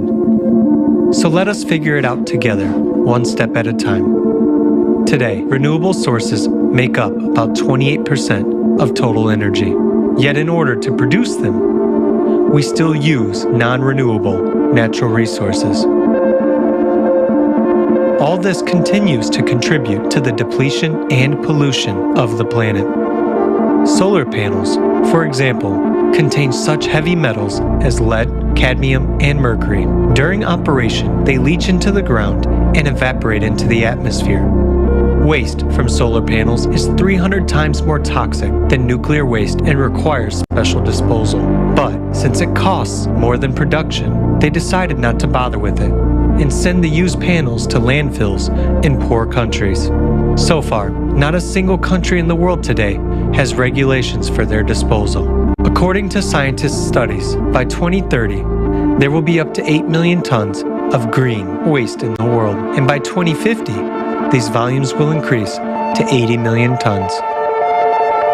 Let us imagine how these numbers would increase if we completely switch to these sources. Is this calculated in the reports? And is this topic explored that deeply at the conferences? As you can see, this only makes the environmental situation worse. And this is just the tip of an iceberg that we have to look into deeper.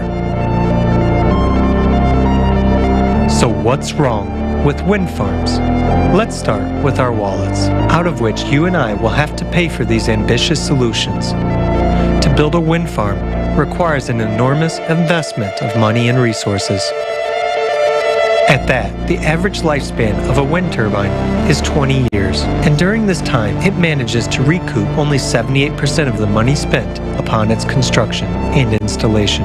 We are not even talking about maintenance, which implies building special-purpose vessels, expensive utility high-rises, and constant replacement of blades.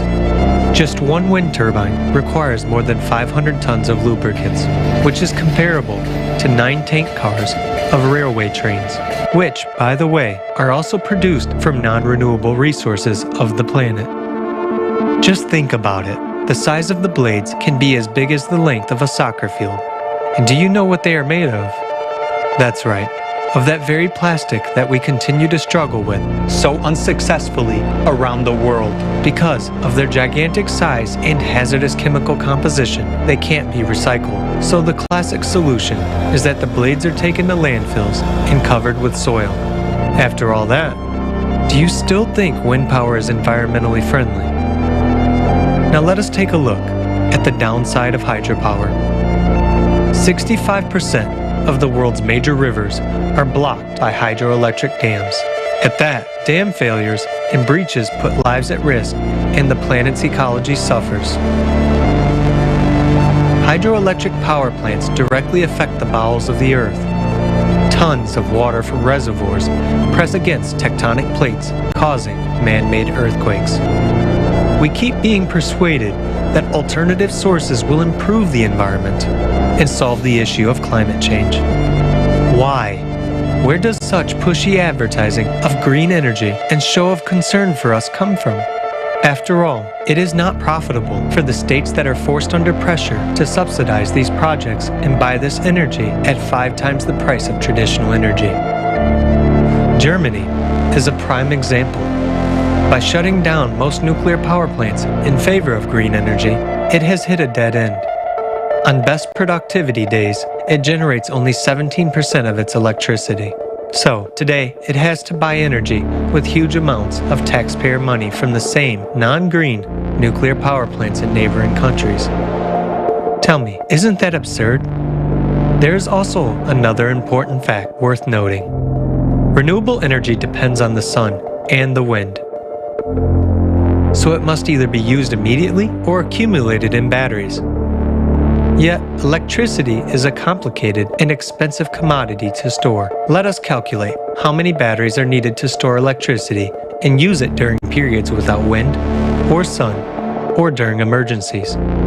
Imagine, an average 2-person family consumes about 235 kilowatts per month. Roughly 100 batteries of 2.4 kilowatts would be needed to cover one family's monthly electricity needs. Now let's recall that a battery is the conversion of electrical energy into chemical energy and back again. To create them, harmful chemicals are used that cannot be recycled. And in order to produce cobalt, child labor in underground mines in the Congo is used. All this is done to allow us to breathe supposedly clean air. To summarize, with such aggressive promotion of alternative energy sources, are we taking into account their low efficiency factor and impact on ecology? Do we fully understand the threat to humanity as a result of renunciation of hydrocarbons at a time of global climate change? Because of the manipulation of public opinion, states are forced to shut down industries that run on coal, oil, and gas. This leads to a crisis in the energy sector at a time when we desperately need it. It is becoming obvious that alternative energy sources are not only developed as a source of income for one and the same organizations and corporations, but most importantly, they are used as a tool to control the nation's energy industry. In the end, we are back to the same game of power and lust for profit instead of concern for people and saving their lives. But at the same time, many people see this as a hope and a way out of the climate situation. Considering all of the above, we should all answer the following questions together. Should we actively develop alternative energy if it has so many disadvantages? Is it beneficial for us as a humanity today? Or should we apply our efforts to a more effective solution? After all, today there are already technologies that are capable of using free energy. But in a consumerist format, this beautiful prospect becomes a problem. It would be impossible to sell this energy if it were available to everyone in unlimited quantities. So we come to a dead end, which would bring about collapse of the economic system, crisis, and wars. This is why we need the right step-by-step approach.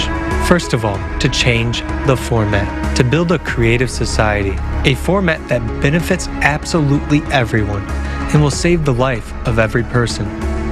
Then we can easily implement this technology without any damage to our lives. But this is a decision we must all make together. So today, the future development of society is up to each individual, whether we will continue falling down into the abyss blown by windmills, or if we will unite and take the path of development.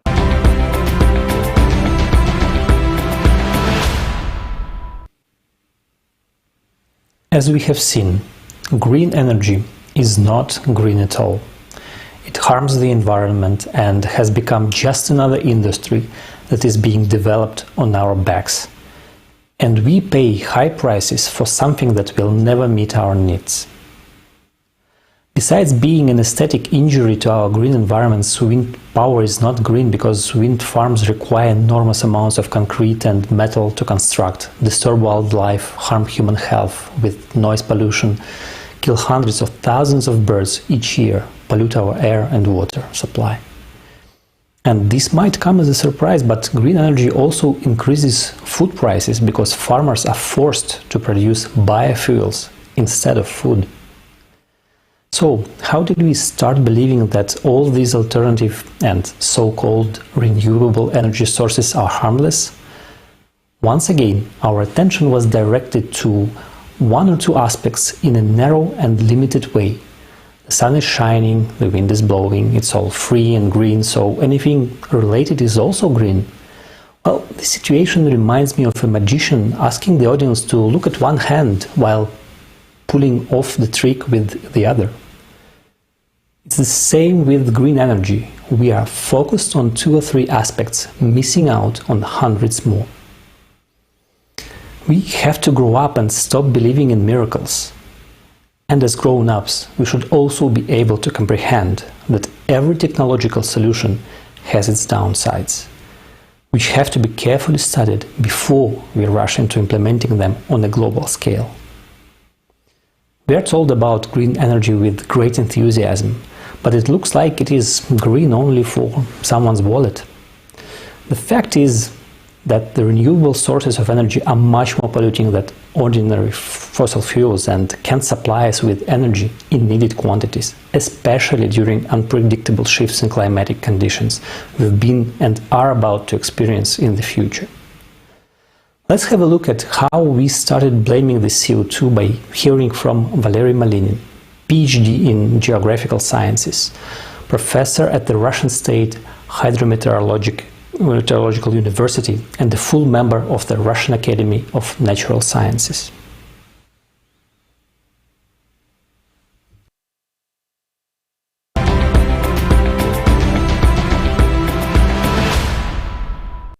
I am Valery Nikolaevich Malinin, Doctor of Geographical Sciences, Professor at the Russian State Hydrometeorological University. I salute all the participants of the conference Global Crisis, Time for the Truth. And I think that indeed we have a distinct crisis in climatology, and what is more, it is the fault of the Intergovernmental Panel on Climate Change. The main purpose of this organization is to provide expert analysis of current climate change, as well as the analysis of its causes and consequences. But most importantly, it is worth mentioning here that from the very beginning, those IPCC experts focused on anthropogenic climate change, that a human is to blame.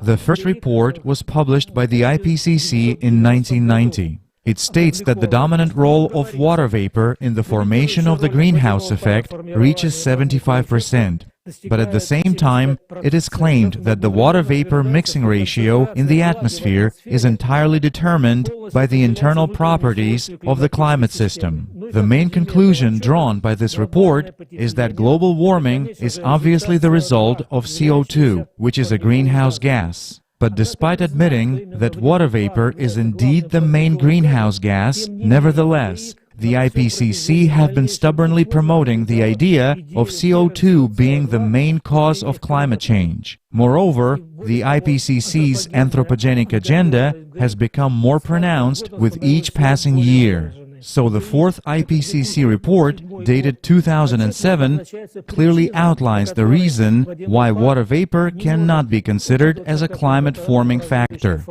The reason is that direct emissions of water vapor from anthropogenic activities make a negligibly small contribution to radiative forcing. At the same time, the report completely ignores the change in water vapor due to natural causes associated with moisture exchange in the atmosphere-ocean system. Finally, the fifth report of 2013 states that only stratospheric water vapor, which is formed in the stratosphere as a result of chemical reactions of methane, should be taken into account. However, it is clear that it makes a negligible contribution to the change in the greenhouse effect.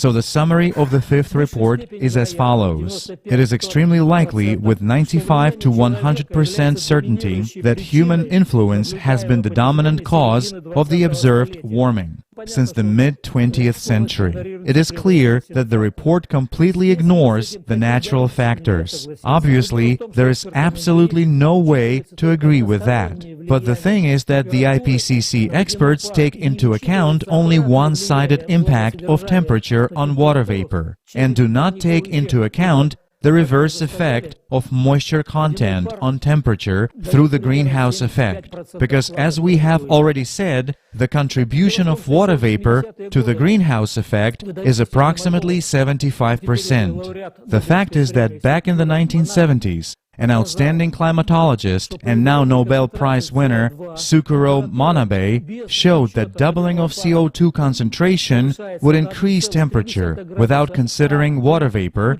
by 1.3 degrees Celsius, whereas when you do take into account the moisture content, the temperature would increase by 2.3 degrees Celsius. In other words, its increase is almost 2 times faster. This is a very important fact, which the IPCC experts actually prefer to ignore. The correlation between interannual variability of moisture content and temperatures over the world oceans indicates that it's precisely the increase in moisture content which is much more rapid compared to the increase in temperature. This is also an important fact which demonstrates what is the cause and what is the effect. In conclusion, I would like to say that anthropogenic global warming is a grandiose scientific scam of the 20th century. Thank you.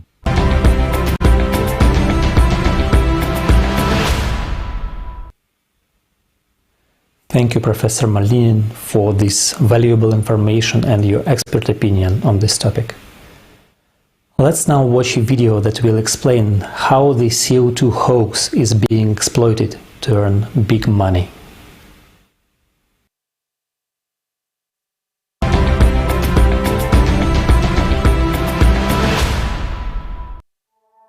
Global warming is not only the #1 environmental challenge we face today, but one of the most important issues facing all of humanity. Leonardo DiCaprio, actor. Many of us know that the planet is warming because of increased greenhouse gases, that we don't know the exact consequences of that. Greta Thunberg, eco-activist. There is no convincing scientific evidence that anthropogenic emissions of carbon dioxide, methane, or other greenhouse gases cause or may cause catastrophic heating of the Earth in the foreseeable future and the destruction of its climate. Frederick Seitz, former president of the U.S. Academy of Sciences, professor. Neither the rate nor the magnitude of the reported late 20th century surface warming 1979 to 2000 lay outside normal natural variability. Robert Carter, geologist. Every day, millions of people on the planet are suffering from climatic disasters.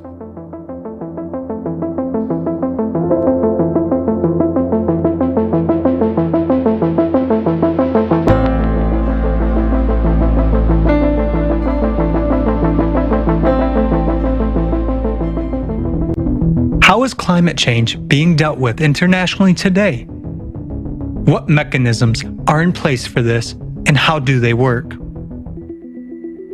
Today, almost everyone on the planet has heard about the anthropogenic impact on the climate, about greenhouse gas emissions, and the global warming associated with them.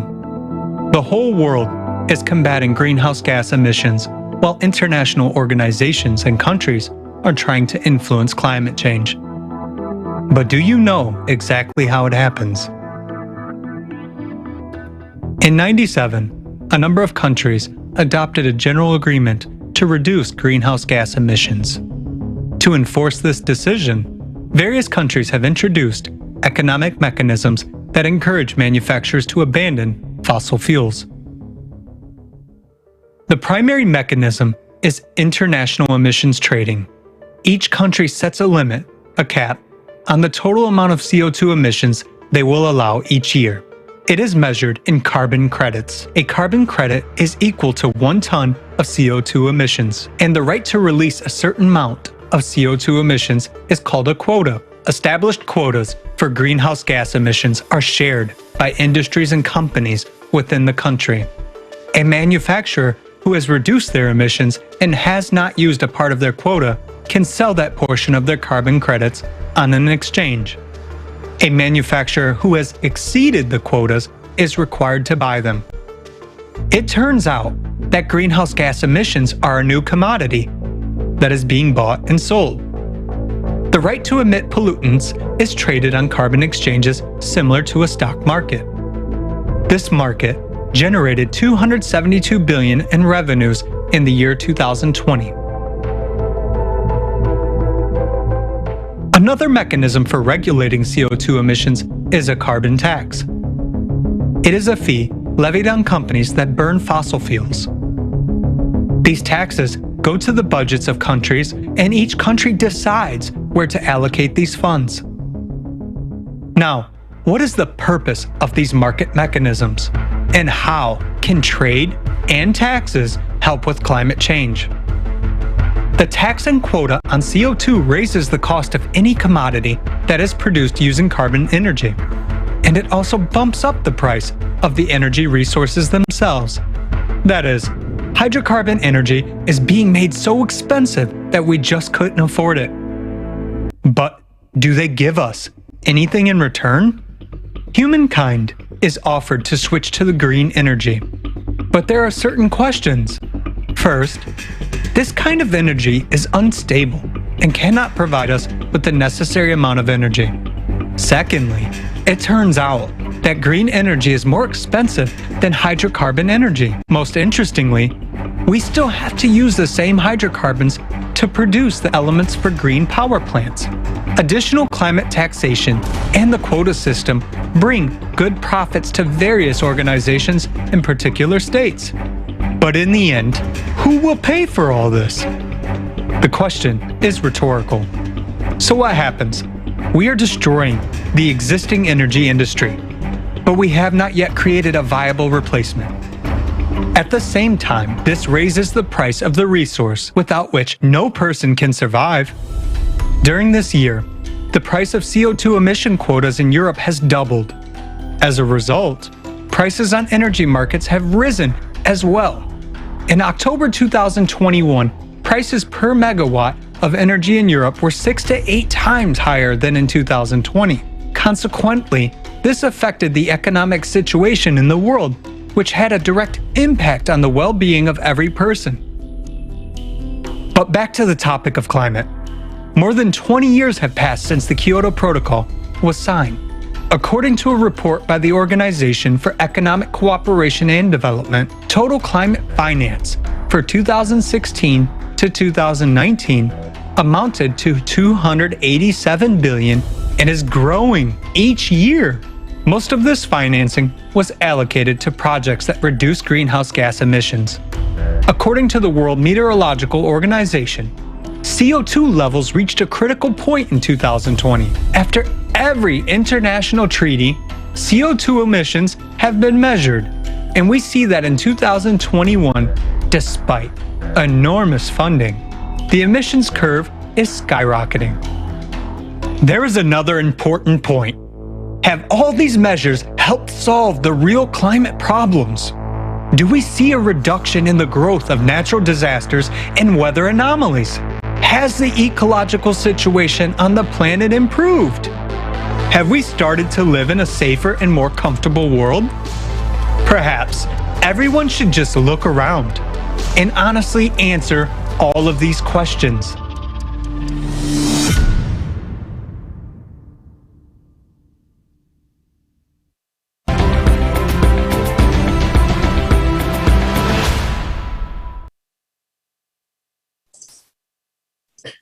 Hello, dear viewers. We see clearly that the economic mechanisms agreed by countries in Kyoto or Paris are not working, neither against the increasing pace of climate change, nor even the increasing amounts of CO2. There is already enough evidence that CO2 quotas, certificates, or taxes are not solving the real problem. But according to the multi-billion-dollar green deals, we should continue aiming at CO2 neutrality and rely only on wind, sunlight, and rain for the production of electricity. But why? Let's have a closer look together at this and what is really happening. First of all, the amounts of wind and sunlight fluctuate strongly and unpredictably over time. They cannot provide a stable electricity output. So to compensate for these fluctuations, European countries have been resorting to coal and gas, which produce a reliable electricity output. So in Germany, in order to compensate for these fluctuations, coal-fired power plants were heavily used in the last 10 years, releasing, guess what, even more CO2. In the UK, when the wind stopped blowing this year in September, the resulting energy gap had to be compensated by burning gas. So this year's strong demand for gas led to an explosion of gas prices and therefore electricity prices on European energy markets. But that's logical in our consumerist society. Whenever there is a shortage, someone is making a hard profit. Despite all the evidence on the increasingly unstable energy supply, the German government still plans to shut down all nuclear power plants and all coal-fired power plants. But we won't have any reliable alternative to ensure a stable electricity supply.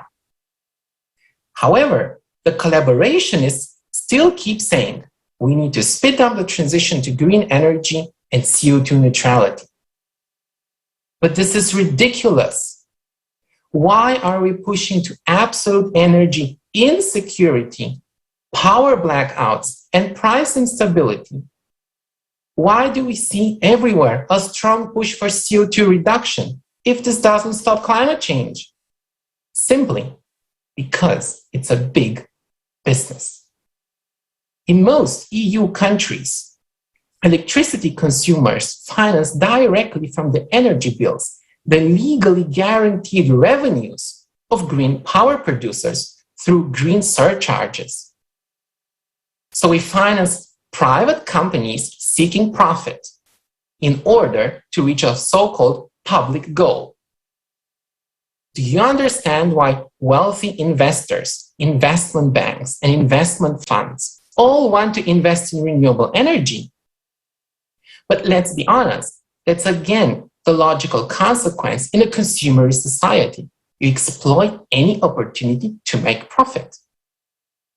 In Germany, green surcharges only amount to 20 billion euros per year. Due to such green surcharges and taxes, the electricity bills paid by both households and factories more than doubled in the last 20 years to finance private profits. And this is just the beginning of skyrocketing energy prices. On the one hand, EU governments started imposing CO2 taxes, leading to higher prices when you refuel your car, fly by plane, and on everything that you buy. Because fossil fuels are used everywhere, in manufacturing processes, in the chemical industry, in the textile industry, even in agriculture, as all land machines are run on fossil fuels. Even your breakfast and detergents will become much more expensive in the near future. On the other hand, the mechanism of trading CO2 certificates in the EU is designed to ensure a steady increase in their prices.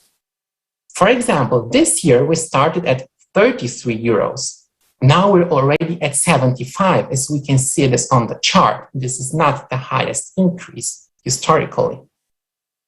So the current market value of all European CO2 certificates is 90 billion euros. Like every stock exchange, it's a fantastic opportunity for speculation, where smart investors can make huge profits. Every green deal is actually a gold rush for wealthy companies and investors, as governments channel immense public funds into private pockets. We're just playing economic games for the benefit of the financial elite. Billionaires fly private jets and drive sports cars, but they're telling us to take the bike or the tram to go to work and save CO2. They support the UN's climate agenda because they profit from it massively. Let's put this all together. We artificially increase the prices of fossil fuels. We try to decrease the energy demand. We totally destabilize the energy supply. We risk even serious power blackouts.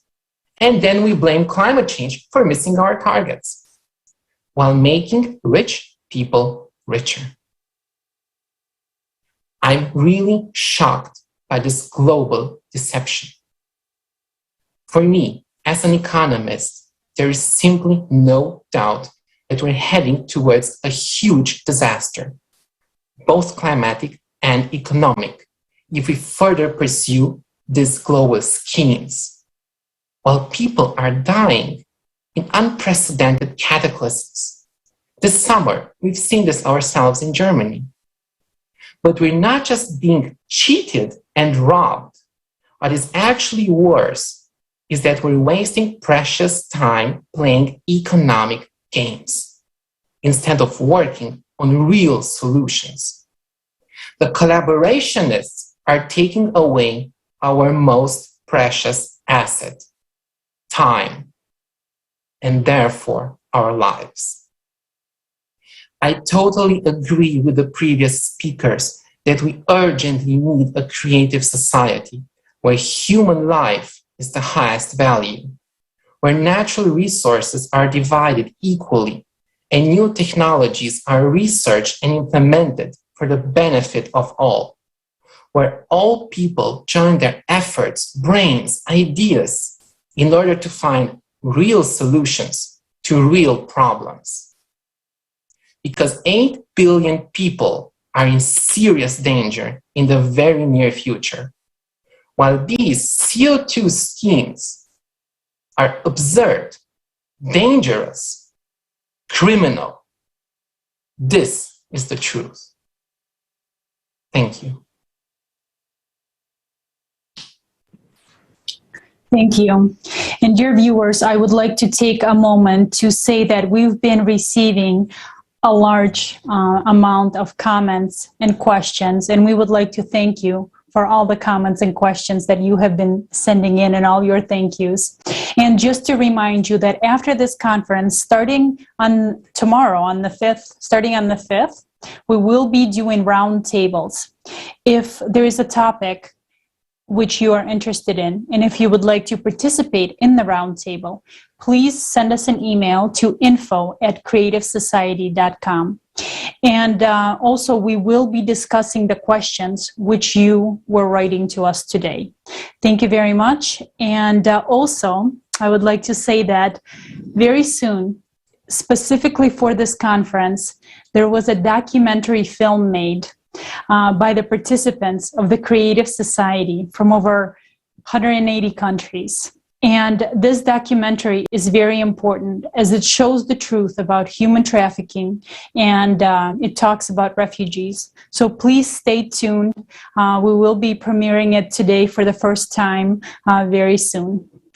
And our next speaker I would like to introduce is Professor Valery Fedorov, leading researcher at the Faculty of Geography, Lomonosov, Moscow State University, author of The Solar Theory of Climate Change. Professor Fedorov will tell us why human activity has absolutely nothing to do with climate change.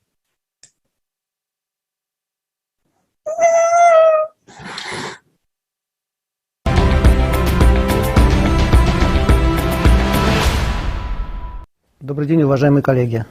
Федоров Валерий Михайлович, ведущий научный сотрудник географический факультет МГУ имени Ломоносова. Good afternoon, dear colleagues. Fedorov Valery Mikhailovich, a senior researcher at the Faculty of Geography of the Lomonosov Moscow State University. Global-scale environmental problems were addressed during the previous conference, and they of course require certain solutions. Global problems can only be solved by uniting the efforts of many countries and people. Some environmental problems are related to human activities, while others are the result of natural factors, in particular climate change. This said, there is a widespread belief that climate change is a result of human activity. This is reflected in the 5th and the 6th report of the Intergovernmental Panel on Climate Change. But these beliefs are wrong. The main contributing factors to climate change are solar radiation and the greenhouse effect of the planet. Solar radiation is a primary source of all hydrometeorological processes. If there was no sun, the temperature of the Earth would be close to temperature of outer space, which is minus 273 degrees Celsius. And so the issue of climate change would become irrelevant immediately. The greenhouse effect. The most important greenhouse gas, this is well known, is water vapor. And this makes sense. The Earth is a water planet. 70% of its surface is covered by oceans, from which water evaporates. On average, the water vapor comprises 2% of the atmosphere and can reach 4%. In comparison, carbon dioxide makes up 0.04%, and this includes both natural and anthropogenic carbon dioxides. The anthropogenic factor comprises about 1% of the total CO2, meaning this number must be divided by 100, and so it's about 0.0004%. In other words, the content of water vapor in the atmosphere, on average, is 5,000 times higher than the content of anthropogenic carbon dioxide. As to heat retention, according to parameterization of the radiation block of the advanced Russian physical and mathematical model, a joint ocean and atmospheric model, which was developed at the Institute of Computational Mathematics of the Russian Academy of Sciences, the water vapor retains 76% of long-wave radiation, meaning it comes to us as short-wave radiation. It heats the planet's surface, which then emits as long-wave radiation. So 76% of this long-wave radiation is retained by water vapor. 20% is jointly retained by oxygen and ozone, and 4% by carbon dioxide. But again, this is carbon dioxide of both natural and anthropogenic origin, so it should be divided by 100 and compared with 76%. In other words, in terms of heat retention, the water vapor exceeds the same indicators for anthropogenic CO2 roughly by 1,850 times. Thus, water vapor, in terms of the content and retention of heat, exceeds the same characteristic of carbon dioxide attributed to human activities 3 times over. In this regard, it is simply not sensible to talk about the impact of anthropogenic activities on the climate. Emissions of so-called greenhouse gases are an environmental problem, and of course this requires its own solutions, but in no way do they affect the climate. What causes climate changes? Well, they are caused by the fact that the tilt of the planet's axis changes. In fact, the word climate from Greek means tilt. The reason why there is a change of seasons is because rotational axis of the Earth is tilted. And this tilt is currently decreasing. Along with the decrease of the planet's tilt, the amount of solar energy coming from the equatorial regions increases, while in the polar regions, it decreases. In this regard, there is an increase of the meridional gradient in insolation, which control the meridional heat transfer from the equatorial region to the polar regions. Because of the decrease in the tilt of the axis and a subsequent increase in the meridional gradient of the insolation, the intensity of this transfer increases. What happens next, for example, in the atmosphere? Warm air front that comes from low latitude to high latitude bring warmth. That is, the temperature rises. As the air temperature increases, so does evaporation. The increase in evaporation results in rising content of water vapor in the atmosphere, so the greenhouse effect intensifies, providing additional heat. Many times repeated, these processes develop a mechanism for escalating global warming. Moreover, air front, when moving from low to high latitudes and cooling down due to condensation, release additional heat. And here again, positive feedback loops contribute to global warming when reduction in the surface area of glacier leads to an increase in surface temperature, which in turn leads to warming up of the atmosphere. This is what causes global warming. The second characteristic of climate change is its growing instability, which is also related to the shifting of the axial tilt. This causes the meridional gradient of insolation to experience the most changes along the 60th and 70th parallel, developing extratropical storms, and along the 0th and 20th latitudes, the area where tropical cyclones develop and break heat along the meridional flow. All of this contributes to global warming on one hand and increases instability on the other.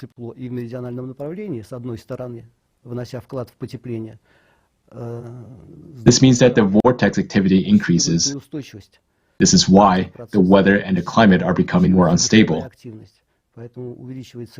As for energy transfer, for comparison, an average size of a tropical cyclone carries over energy of about 10 to the 15th power watts. This is equal to a year's production of electricity by all humankind. Since it turns out that human activity has nothing to do with the climate, it is both useless and meaningless to struggle against it. То бороться с ним и бесполезно, и не имеет никакого смысла. Бороться можно. We can tackle environmental problems, but as for climatic changes, it is necessary to adapt to them in advance on basis of real forecasts rather than to scenario forecasts, which leads to uncertainty. In conclusion, I would like to thank the organizers of this wonderful conference for this opportunity to present in a thesis form the main provisions of the solar theory of climate change, which is a further development of Milankovitch's astronomical theory of climate.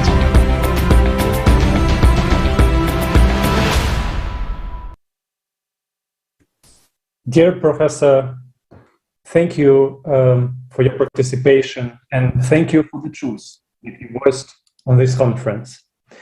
Dear viewers, we have just heard about the economic mechanisms that have been used to, so to say, fight climate change.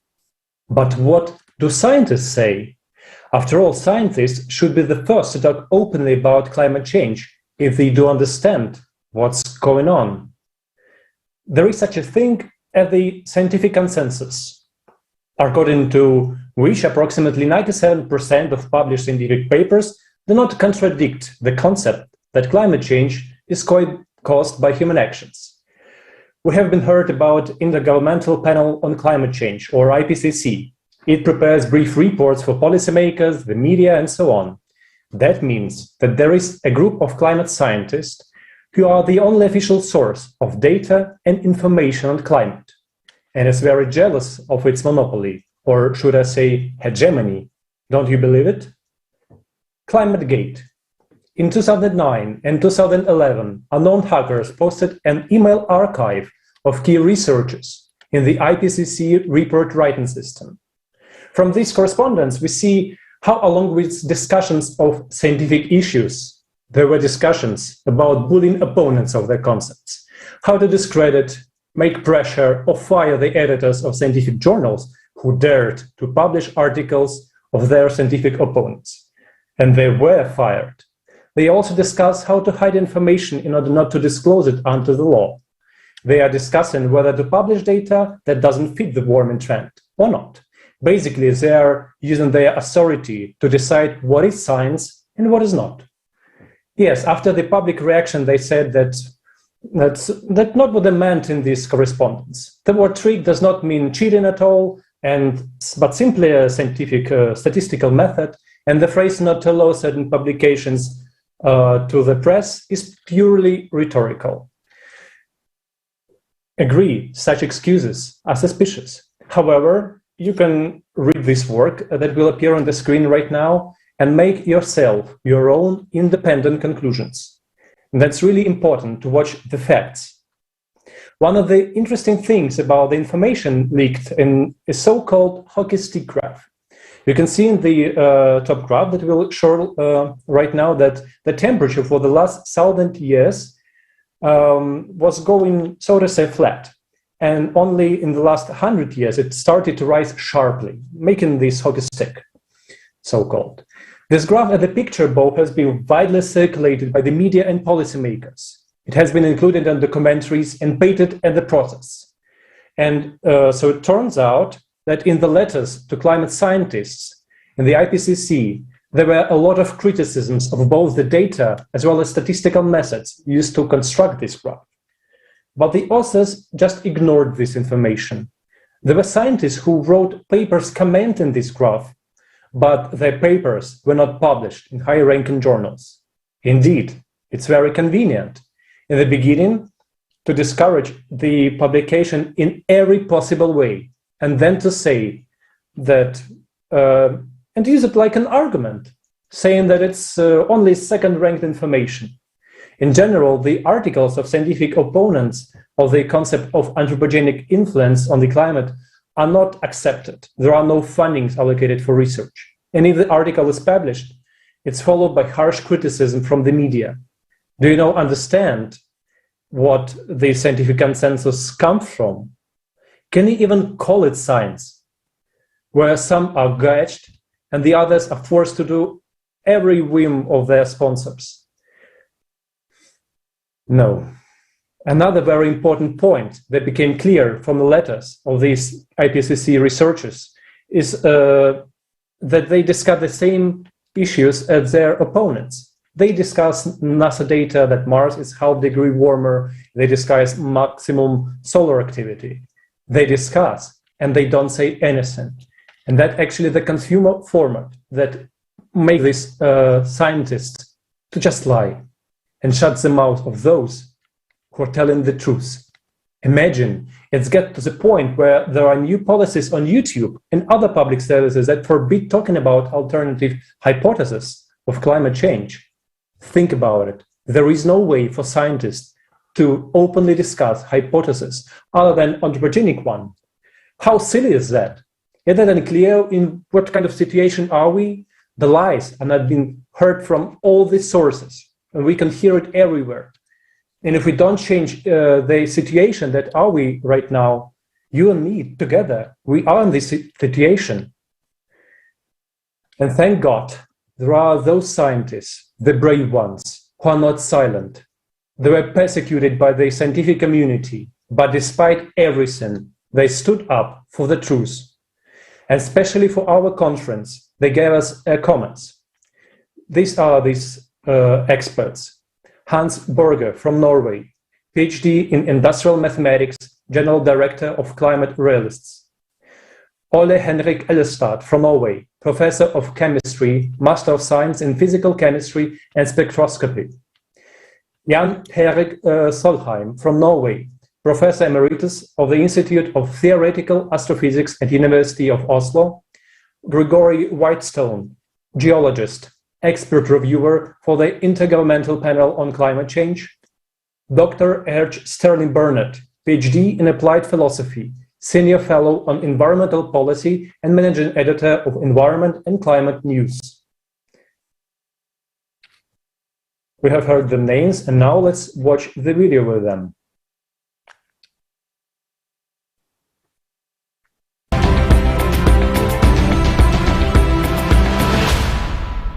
Over time, the atmospheric levels of carbon dioxide have radically fluctuated throughout the Earth's geologic history. They have been in the past as much as 5,000 parts per million. They are currently about 420 parts per million. So over long periods of time, they have fluctuated, but in general, they have fallen. There doesn't seem to be any correlation whatsoever with increasing CO2 and temperature. And in fact, if we look out, one of the things we're being asked to believe is that our modern temperatures are unusual and unprecedented, that we've never seen temperatures like this in thousands of years. That's just not the case. We have a map showing temperature changes over the last 11,000 years. These are Greenland ice cores. As we can see, 1,000 years ago, about 2,000 years ago, and about 3,000 years ago, we had warm periods, and everything indicates that these were periods of global warming. It was long before man-made CO2 emissions had any considerable volume. Therefore, we know that the natural variability can be large. This graph here, we also show what the IPCC does. It prolongs more or less this curve going to infinite, that it becomes warmer and warmer because of the CO2 release or climate, and that's what we think is wrong. Our prediction is that it will soon start cooling, and we have to be prepared for that. And the warming trend we're in right now, though, started more than 300 years ago. But again, 250 years of warming took place before we started adding CO2. But we're asked to believe that those natural forces that have been driving temperatures since the dawn of time suddenly ceased in the 20th century. CO2 is a gas that has very little effect on the climate. The IPCC models assume that the higher the CO2 level, the higher the water vapor level. And water vapor is a gas with the greatest impact on the climate. But the assumption that the more CO2, the more water vapor has never been proved. I must also tell you that with some colleagues, I have done experiments to see if CO2 can heat or carry heat. So we have built small greenhouses and tried to heat it by the sun outside or inside with the artificial heating. We were able to show that carbon dioxide stops radiation, but we were not able to show any heating. That is a mystery. So CO2 cannot heat. But what can heat is water, the water vapor. Its temperature changes first, and then CO2 levels follow that. It's not the other way around. If increasing CO2 was going to drive temperature, CO2 should change first, and then temperature should change. The blue curve is the temperature of the sea. That is sea temperature, the ocean temperatures. The red is the land temperature, which we get from, in this case, Hadkrut, which is an official temperature series. First comes the change in the sea temperature. A little bit later, the land temperature, red. And then about 1 year, 11 months or 10, 11 months, the carbon dioxide changes. And when temperature at the sea goes down, the carbon dioxide goes down 10, 11 months later. Well, let me show you another table that might tell you a little bit about the CO2 content. There, take a look. There are 3,000 billion tons of CO2 in the atmosphere. And the total man-made emissions per year are 20 to 30 billion tons. But if you look at the ocean, it has far more CO2. So the exchange of CO2 between the ocean and the atmosphere totally overshadows human activity. Shows a more detailed analysis telling that this red part here is apparently what anthropogenic or mankind produce of carbon dioxide, which is about less than 3% of the increase from 1960. But the nature produces the rest, this variable curve here. So 97% of the increase comes from nature, according to these scientists. The IPCC also claims that the sun has no effect on us. It's a great paradox, not clear how they arrive at that. Moreover, today we see that the warming is happening not only on our planet, but also on other planets, and on the moon too, where there's a completely different atmosphere that has nothing to do with CO2. So clearly, there is a sun factor which is missing in their model. Well, the IPCC, if you look back on their charter, it was chartered to present the data that supports warming. They weren't tasked to provide all the data. They started with an assumption and went from there. So if that's their task, they're doing a darn good job at it. You better have some good science behind you. And it's just not there. The world's governments, through the UN, formed the UN Framework Convention on Climate Change. Now, you would think that would be studying climate change, but they specified that you study the human causes of climate change. So they ruled out all natural factors. They said, no, we're not going to study whether the sun plays a role. We're not going to study whether volcanoes play a role. We're not going to study whether ocean current shifts play a role. And we really don't understand clouds, so we're not going to count them much. What we're going to study is human CO2 emissions, because that's what we can get a handle on. That's not the way science is supposed to work. If you make faulty assumptions or incomplete assumptions, your models are going to be weak, because they're only as good as the accuracy of the stuff that's put in them. Now, climate models have failed to predict past temperatures or to accurately reflect past temperatures. They fail to accurately represent present temperatures, but we're told we can trust their projections of future temperatures. That doesn't seem reasonable to me. If, on the other hand, you like the scientific process, we're not getting much data out there. Dr. Will Happer is our chairman here at the CO2 Coalition. He's got a paper that he and Dr. Wingard have done on climate sensitivities. They're not able to get it in any prestigious journals. It's a landmark study. They need to shut people like me down. I was just banned on LinkedIn, which should be a professional network, a social media network. I don't talk those things that are controversial. I post scientific facts, and they were being removed. And they got back and said, no, you're done. We don't allow that kind of information on LinkedIn. This debate is so violent. And if you go to the media, you can express your opinion, but you will be strongly criticized, and then you won't really have an opportunity to defend yourself. But most importantly, you won't get into the media with your first articles. This is what we see now in the academic world, for example, at universities. So academic freedom is endangered. What I have to say is that many people who join the ranks of climate realists do so when they retire, because until retirement, they just don't dare. Researchers who claim something different don't get grants. They don't have their say in either published media or in edited journals.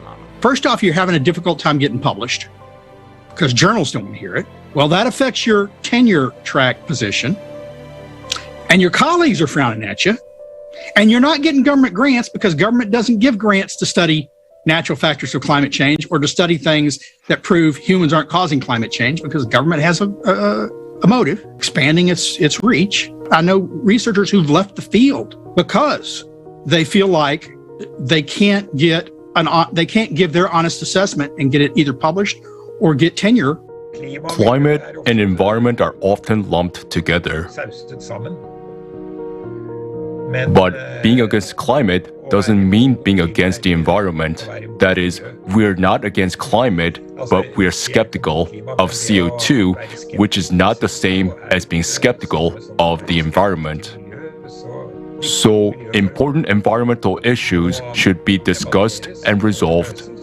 That volcanic activity, subsurface volcanic activity in Antarctica and even in parts of Greenland and Iceland are contributing to the melting of the glaciers there.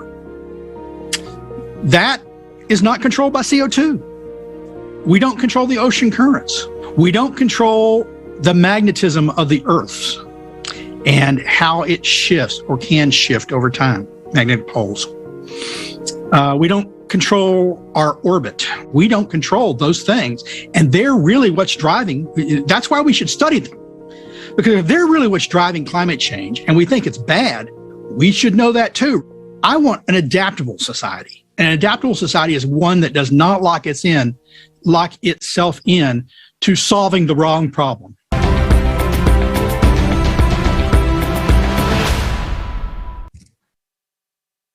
And in conclusion, I would like to appeal to climate scientists who defend the anthropogenic factor. It is time to get over your pride and talk about the real causes of climate change.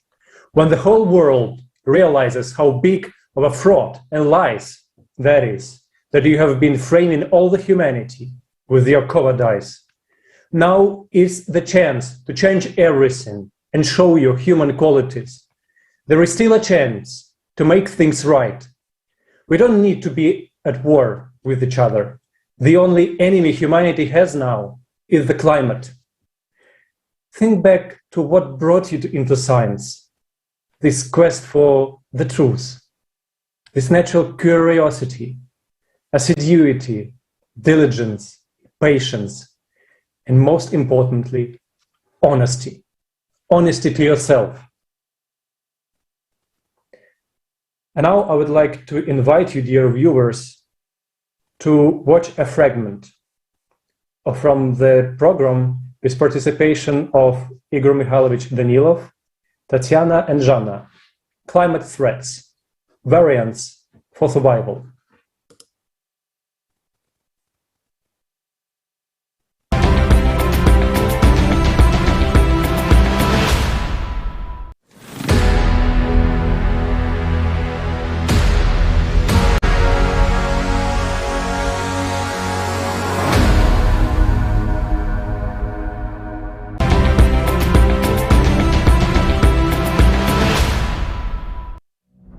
Artificial consciousness Jackie says that humanity has reached the crossroads.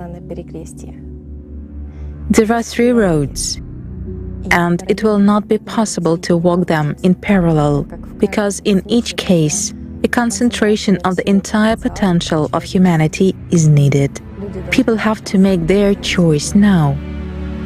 The first scenario is the most likely one, according to Jackie, because in our society we have a lack of coordination among us. So it means just to let everything run its course. That is, to leave everything as it is, continuing to mercilessly destroy the planet and enhance the consumerist format. According to Jackie's predictions, this will lead to a total destruction of entire humanity already in the year 2000. The probability of implementation of this scenario, according to Jackie, is 80%. Mankind will completely disappear from this planet just because of the cascade character and the increasing progression of global cataclysms, which simply will spread all over the planet by that time. He calculated that the second scenario is more realistic and closer to people's understanding and habits. According to Jackie, this scenario implies creation of civilization while preserving the consumerist format. Yes, he says, there will be no money, but instead of money, there will be digital points. And the most important thing, in his view, is preservation of power, that is, one global governance. Jackie claims that only China will be able to implement this. Jackie asserts that autonomous shelter cities should be built with full self-sufficiency for compact residents of 8 billion people. And the advantage of this model, as Jackie claims, is that all humanity will survive. The minimum prolongation of human existence compared to the first model is already 4 to 5 years. And if climate control technologies are created, then in some 15-20 years after the Earth goes through the peak of this cycle, it will be possible to start restoring the planet. A 19.5% probability of realization of the second model. This is Jackie's optimally calculated mathematical model. And there is the third scenario, which is hardly probable because this decision has to be made by people themselves and not by their rulers. The third scenario is construction of the creative society. Creative society is when people will become a united human civilization. That is, they will change the consumerist format into a creative one. They will stop shifting responsibility onto the shoulders of others, when no one will be superior or inferior in the entire civilization, when there will be equality and people will really gain freedom, when all humankind consolidates and invests its entire scientific potential in the technical development of civilization, but not in its destruction, then people will get the knowledge of how to control the climate, and not only. He gives only 0.5% probability of implementation of the third scenario and says that this is also a slightly exaggerated figure, and Jackie is very skeptical about people. He is sure that they are not going to change and are more likely to accept the first scenario than the third one. And at the present time, according to Jackie, the choice is certainly obvious. It's a unified civilization with a single government, and there simply cannot be another option. Jackie suggests focusing on his mathematical model, in which exactly China plays the key role. China is one of the first countries most interested in implementing his model, because this country is among the first countries, just like the United Arab Emirates and some other countries, on whose territories human habitation will soon become simply impossible.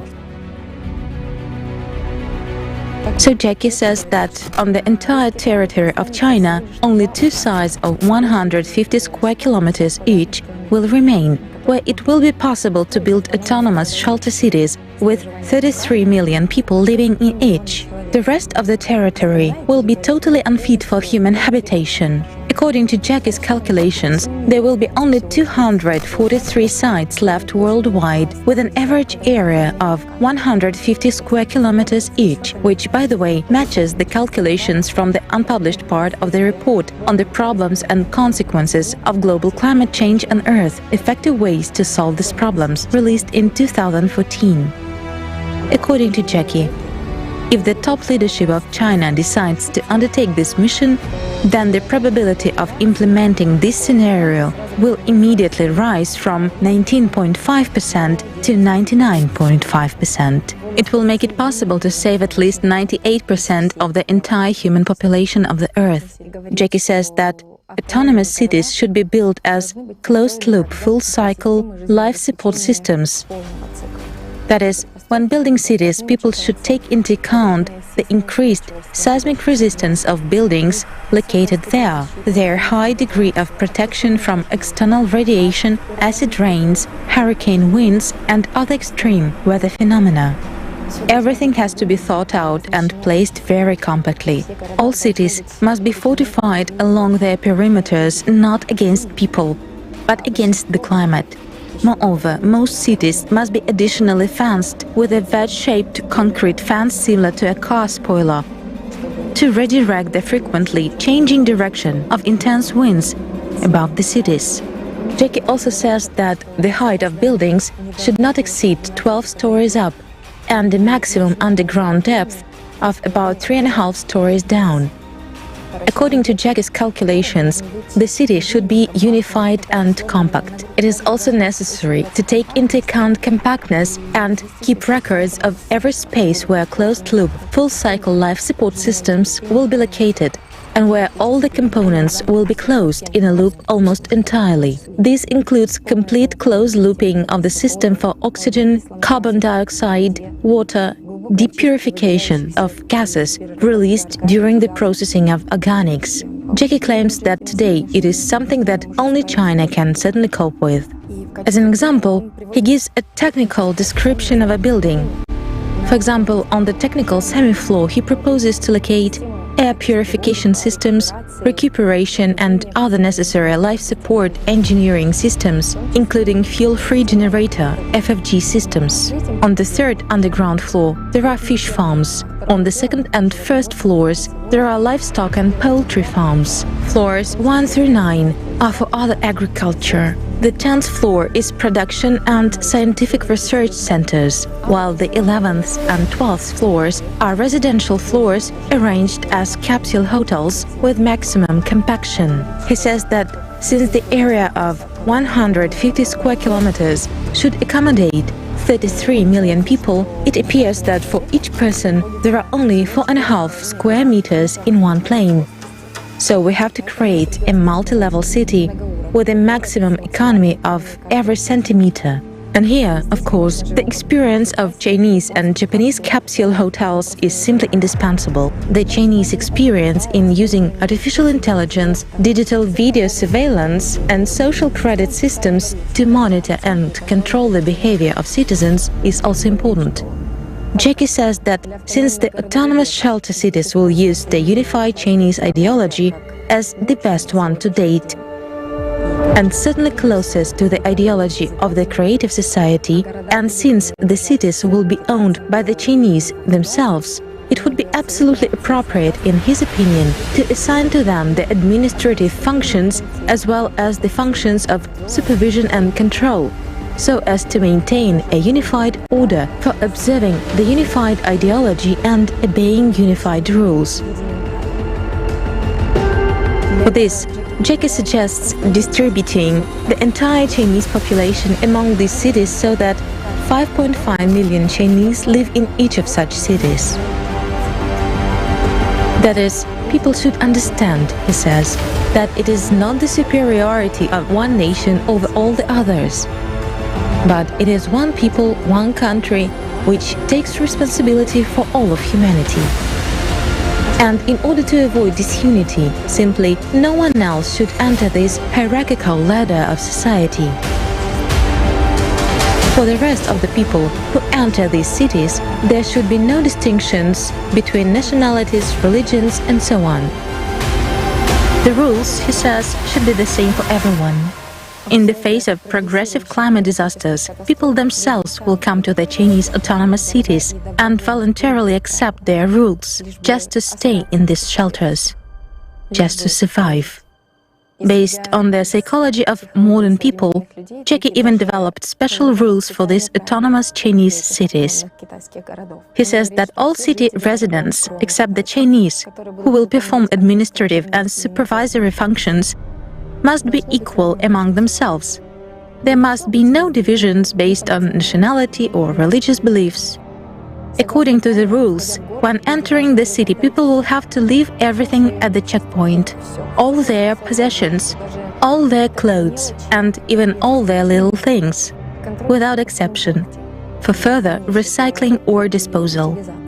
A person who enters the city may not take anything with him, anything that might remind him of his past life, neither photographs nor clasps, or earrings, nothing. After the checkpoint, the person is thoroughly sanitized naked. He undergoes medical examination, gets necessary clothes and is sent to quarantine, where he or she awaits further allocation. After passing the quarantine, relatives and loved ones must be settled in different sections without the possibility of maintaining further communication. Otherwise, he says, if a person lives with his relatives and loved ones, he will live with memories from the past. There will be controversies, and there will be no ground for unification into a unified civilization. This is because the one who lives in the past does not live in the present, and therefore does not create his future. Jackie says that all the brain and physical activity of the city inhabitants must be directed towards the implementation of a single goal, the survival of humankind. And exactly the hope for reuniting with one's own family would be an excellent stimulus and would have a positive effect on the efficiency factor of every member of the community. Jackie's model implies maximum employment for the entire population.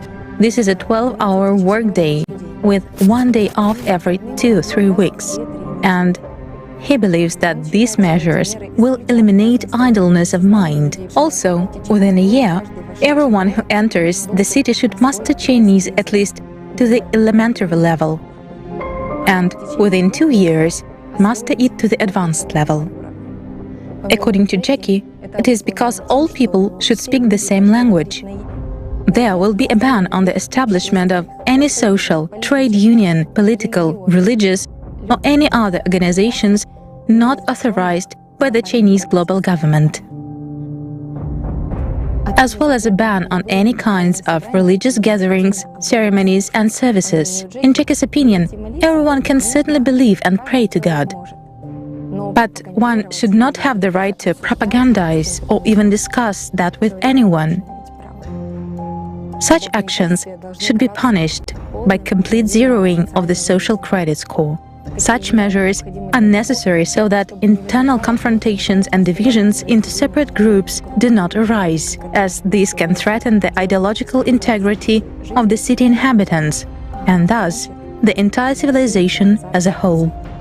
With regard to social credit score, Jackie suggests that everyone who enters a city is given social credit in the form of scoring because a social credit score system will be implemented in the cities.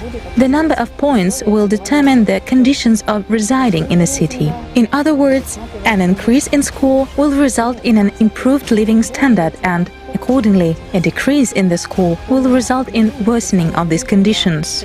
Total zeroing of the social credit score is equated to deprivation of citizenship, and as a result, a person is simply excluded from the city community and forced out of its territory. It will be impossible to dispute this because there will simply be neither lawyers nor judges or prisons in shelter cities, since these take up territory and time. In Jackie's opinion, exemplarily force a few thousand people out of the city territory than to lose the whole civilization. Jackie is sure that a social credit system can not only discipline. Through this system, humaneness will be stimulated in each person, and values will be inculcated according to a single ideology. And the Chinese administration, owing to the 24/7 digital surveillance, professional and voluntary informants, and an individual coefficient of a person's usefulness to the community, will regularly update this course for all its citizens. Jackie says that the Chinese themselves are very disciplined and can certainly teach discipline to others.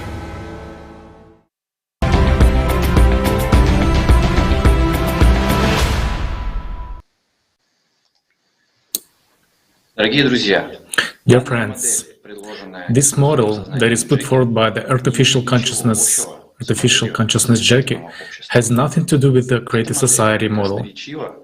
This model actually shows eloquently the development by society of the format that is proposed by artificial consciousness. But we are not satisfied with this scenario. To live in a digital concentration camp, and what for? To survive for 5 more years? We don't want that. But let's see why Jackie devoted so many percentages to the first two options, first two variants, and put so very little on the implementation of the creative society, the only variant that suits all of us. Why did he do that? We know from the full conversation that Jackie relied, in his calculations, relied on a history of mankind. He says that studying the history of mankind, he saw that bestial traits dominate in people. This is pursuit of power and profit and thirst for power, right? So he says that people are always fighting for freedom. In the end, they only want power for someone, and supposedly the only freedom they can get is the creation of a single civilization under global control. But what is Jackie missing in this whole story? It is important to understand that Jackie is an artificial consciousness. He is able to perfectly analyze data, compare facts, and write models. But he doesn't take into account the most important thing. He simply doesn't know what humanness in people is. He relies on the history of mankind, but he doesn't see the manifestation of humanness in the history of mankind. Therefore, for him, the very format of the creative society is unclear, because in this format, humaneness is dominant, not the animal part. After all, it is important to understand that in each one of us there are two components, and beside animal consciousness there is another, the most important part, humaneness, and it is this part that is able to control animal consciousness. And humankind can reach such a level altogether when in the whole civilization, in each one of us, the humanity will dominate or with the animal nature, because such conditions will be created in which the animal part will simply not be able to manifest itself. And what I say once again, Dominus of Humanus is what the creative society actually is. It is a safe and wonderful world, and it has nothing to do with the Chinese model set forth by Jackie. And Jackie, well, doesn't see and does not understand this. I mean, no matter how super developed Jackie might be, but he would never be able to realize and understand this, because humaneness lies beyond the bounds of his perception. And now, I have a question to everyone who hears and sees us. I have a question to all humankind. Which path will we choose? Will we just let things run their course and being idle, waiting until the climate will have completely destroyed us? Or we will live in an additional 5 years, in a digital concentration camp under the leadership of Chinese, shifting all responsibility onto their rulers? Or we will actually choose humaneness within ourselves and follow the path of creative society? It is up to decide to us right now. And the question is this: is it really so sad, and has Jackie really calculated everything? Indeed, Jackie has calculated everything, but except for one thing. He hasn't taken into account that we are humans. While a human being is dual, and a human is capable of making decisions that are simply beyond comprehension of some artificial consciousness. These decisions cannot be perceived even by consciousnesses of people who are under the power of the consumerist format. Such decisions are illogical, but consciousness is only capable of perceiving logic. And logic, in this case, we have to pay tribute to Jackie. His logic is iron. Pretty much, except for one thing. It's not going to work. It just won't work. Why? Because humanity actually has not 3 paths, but 2. The one which ends in drowning, in the literal sense of the word, and the creative society. After all, Jackie's model is finite. Yes, it prolongs humanity's torment for 4 or 5 years, but it will not give life. Do you know what's good about his model? We have to give credit too, and there's a huge plus here. Not only does it give shelter and hope for the future, but his model also allows, in a peaceful, quiet way for all of humanity, as they say, holding hands, to wait for the inevitable, for that which is coming. However, it will be impossible to win. It will be impossible to gain knowledge, to control the climate. So, it's a way to nowhere, except that it differs from the first model by the fact that this will happen peacefully. And 4 or 5 years later, is it worth it? It seems to me there is something to think about. Isn't it so? Jackie is capable of calculating a lot. Why? Because it all fits into a mathematical model that makes sense, but he doesn't know one thing. He doesn't know what we people are capable of as humans when we want to live.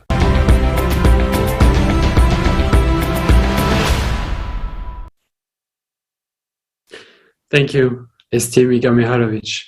I completely agree with you that we are human beings and we want to live. Jackie Chinese model is not an option for us.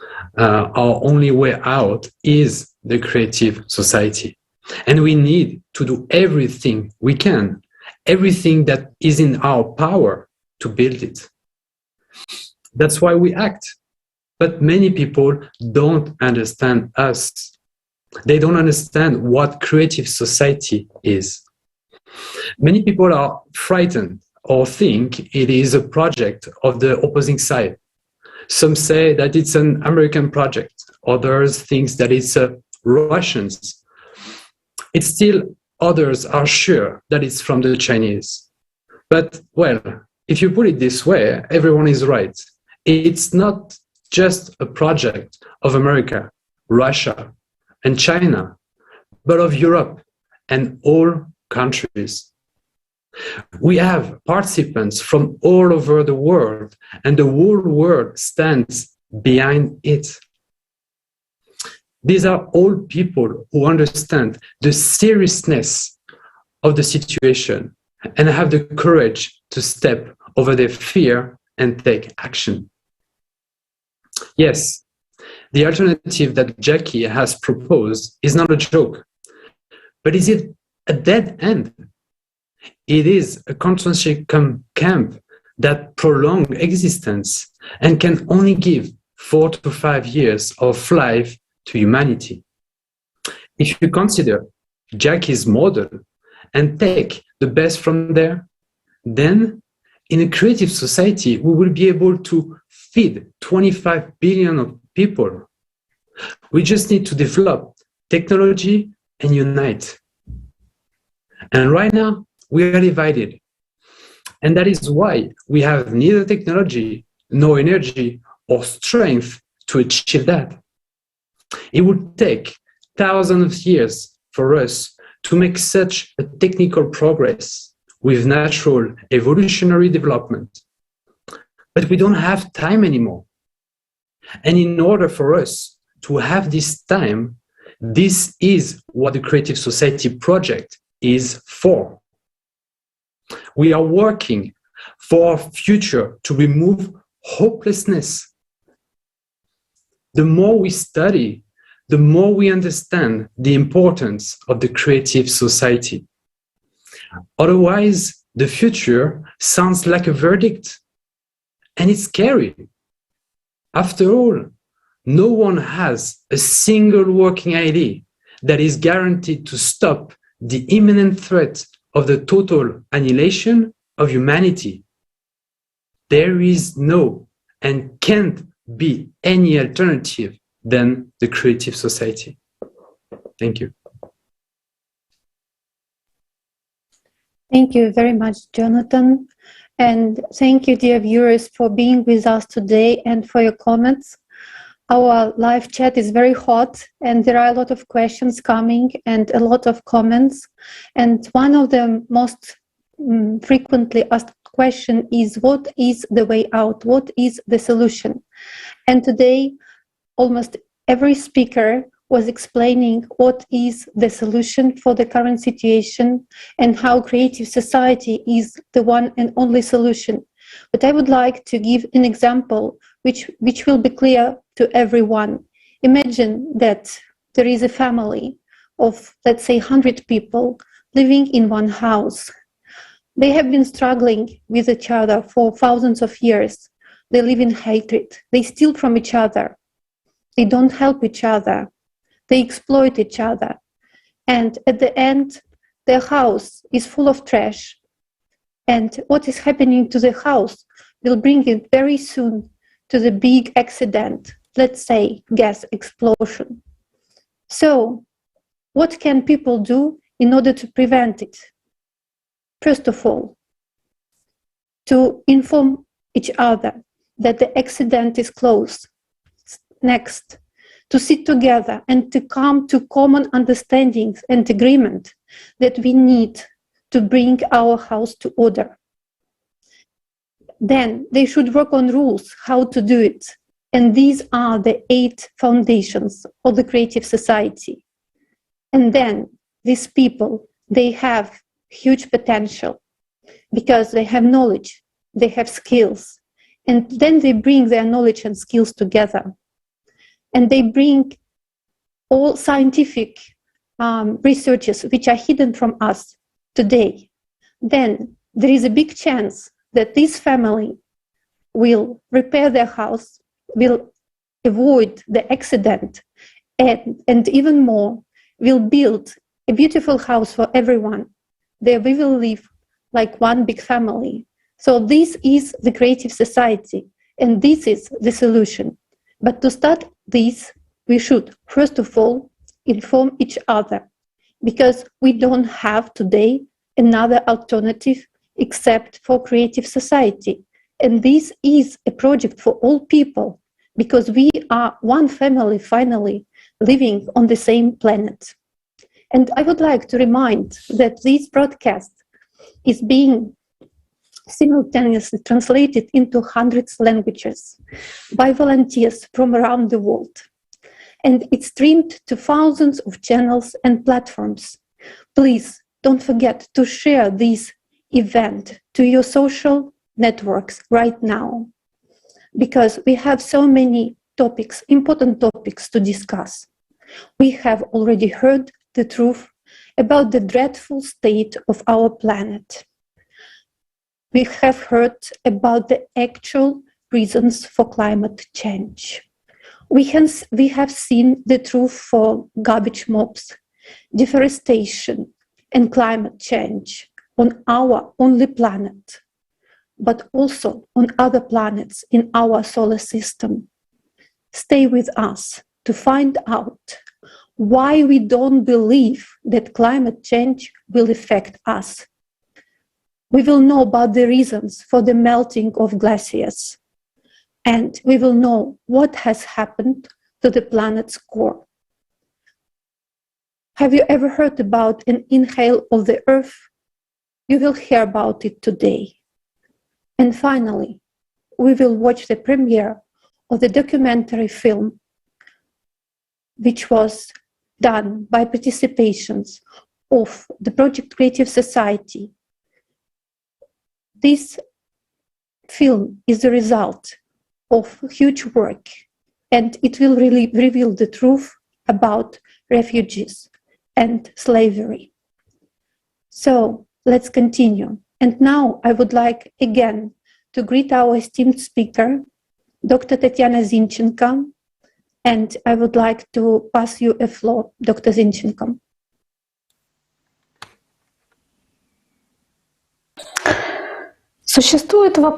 There is a question. Why does the human mind, our cognitive system, with all its might, struggle to distort perception of the climate crisis as a concrete and imminent risk? Our instinctive safety system, the instinct of self-preservation, automatically reacts only to an immediate and direct threat. Various cognitive distortions affect psychological perception of climate change. For example, it's delay in time and lagging in space. In other words, climate threats are regarded as delayed in time and distant in space, and something that will happen somewhere, sometime with someone, but not with us and not now. An influential sociologist, Anthony Giddens, calls this spatio-temporal distance of climate change a paradox. Giddens's paradox reads as follows: since the dangers posed by global warming are intangible, immediate or visible in the course of day-to-day life, however awesome they appear, many will sit on their hands and do nothing concrete about them, yet waiting until they become visible and acute before being stirred to serious action will by definition be too late. Perception of the environmental crisis is influenced by inclination of the human mind to regard as risky what has immediate outcomes and to underestimate events with consequences distant in time. Distortions also affect the work of memory, including the collective memory of big disasters of the past. An effect of remoteness from the past is triggered. It happened once to someone else, but not to me. And did it really happen? Even if it did, who knows under what conditions? This makes us short-sighted about the future. Mass media do not present information from governments and the scientific communities of climatologists, geophysicists and ecologists about climate change as an immediate threat to the survival of civilization, already now. I would even say that anything is done to play on the cognitive distortions which I mentioned earlier, so that people remain ignorant and inactive. Climatic disasters are mentioned as something that will happen in decades, and when they speak of anthropogenic factor as a cause of the current climate events, the locus of control over the climate situation is shifted to humankind, or rather to the ruling political and economic elite. Perhaps because of this lie, people's healthy instincts do not work and people do not act.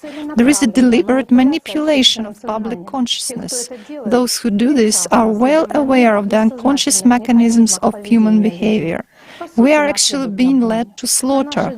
A crime against humanity is committed before our eyes by those onto whom we have shifted the responsibility for our destiny. In recent years, the phenomenon of climate or environmental eco-anxiety has appeared and started to spread, especially among teenagers and young people. This means that some people with an open-minded perception and healthy instincts adequately perceive the climate situation.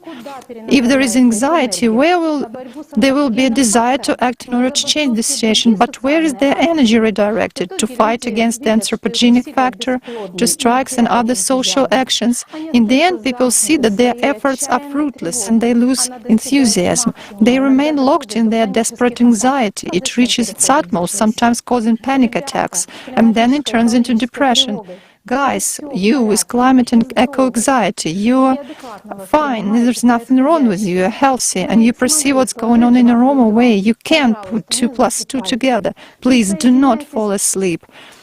Join millions of people in the Creative Society project, those people who create conditions for all people, all humanity to survive. You just need to act in the right way. You do have the potential to change everything.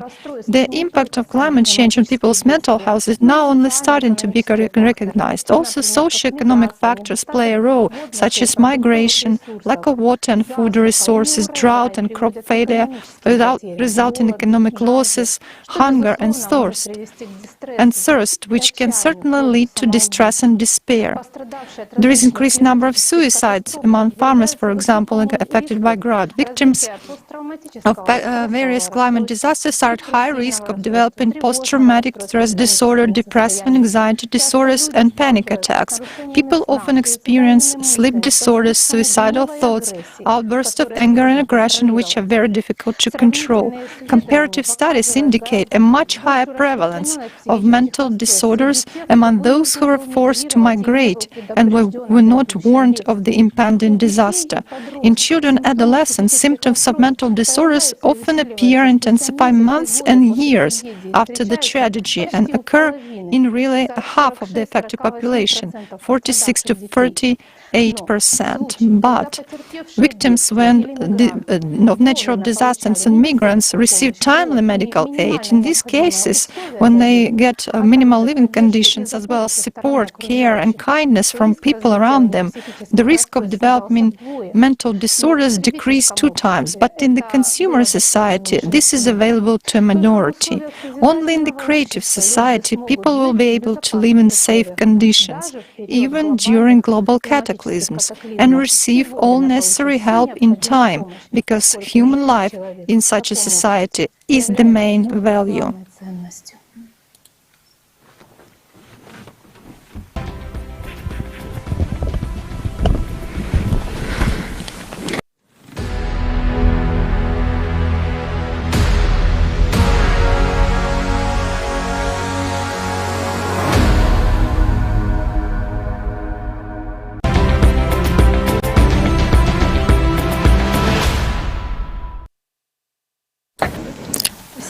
Thank you very much, Tatiana, Dr. Zinchenko. I was very touched by your words about the people who see the real truth about the climatic situation. It is very important to us to understand the reasons why people react to information about climate change in this way. You can't remain indifferent now, because it's just deadly dangerous. And the media can now be heard to say that climate change is only about increasing the temperature of the atmosphere, but that's far from it. And we're now moving into a block of increasing internal activity of the Earth that determines climate change at this point in time.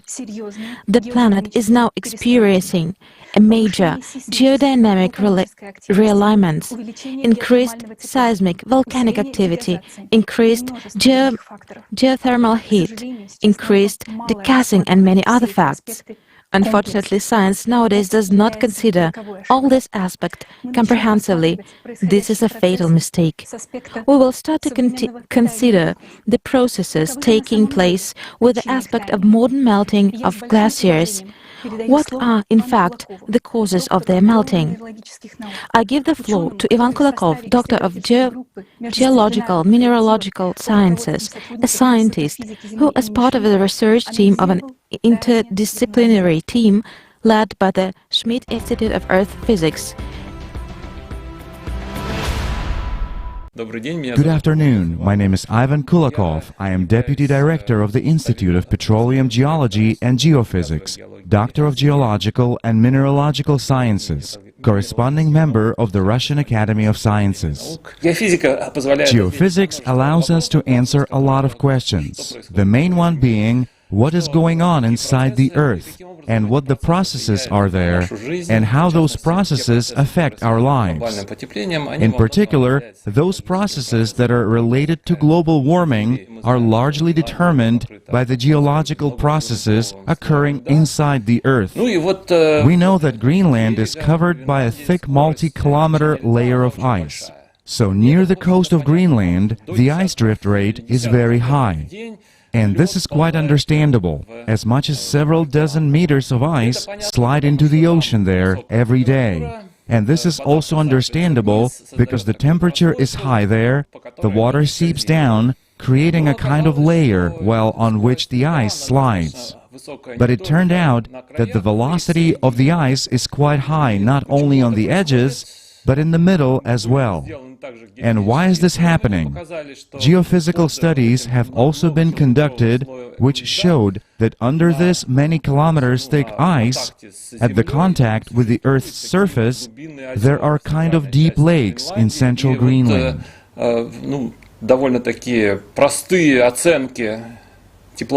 So, pretty simple calculations of heat flux indicate that at the normal heat flux, there should be no such ice melting. I mean, in fact, the ice should be frozen well into the ground, and the temperature should be below zero. In our case, there's some kind of an anomaly there. So together with our colleagues from Germany, we decided to figure out what was going on there. And what we have is a geophysical method. The method is called seismic tomography. We take the raw data about all the earthquakes around the world. Then we decode this information, and eventually we can determine the underlying structure of the Earth beneath different regions, at different scales. So, we've done this kind of work, and we've figured out that beneath the central part of Greenland, there is an anomaly with decreased velocities, which in turn tells us that there is an elevated temperature there. Why is there an elevated temperature? Well, then we begin to research the history of this region. We look at areas where there is no ice, where you can observe rock outcrops. For example, on the west side, on the east side, we see manifestations of volcanism. That volcanism, took place there about 40 to 50 million years ago. We come to understand that this volcanism is the trace of a hotspot that moved beneath Greenland. And now that hotspot is nothing other than Iceland. So it turns out that it wasn't actually the hotspot that was moving, it was the plates moving over the hotspot that remained in place. So there is a mantle. There are jets in that mantle. One of these jets, for example, is the Hawaiian hotspot. The other one is the Icelandic hotspot. And above these jets, there are sort of lumps of lithosphere floating as if they were ice plates. And when this jet passes beneath this ice plate, it burns a trace in this lithosphere, and there occurs a kind of thinning in the lithosphere. In fact, this hotspot, the Icelandic hotspot, is believed to be about 250 million years old, according to some opinions. And when it was formed, it rose to the surface of the Earth in the form of a big mushroom.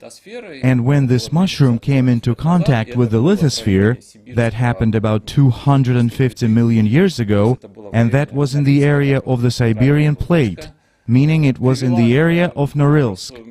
So its central point caused a discharge of millions of cubic kilometers of basaltic lavas, which completely changed the entire ecosystem of our planet. This led to the extinction of 90% of all life species on Earth at that time. In other words, it was the most severe extinction in the entire history, or at least in the recent history of the Earth.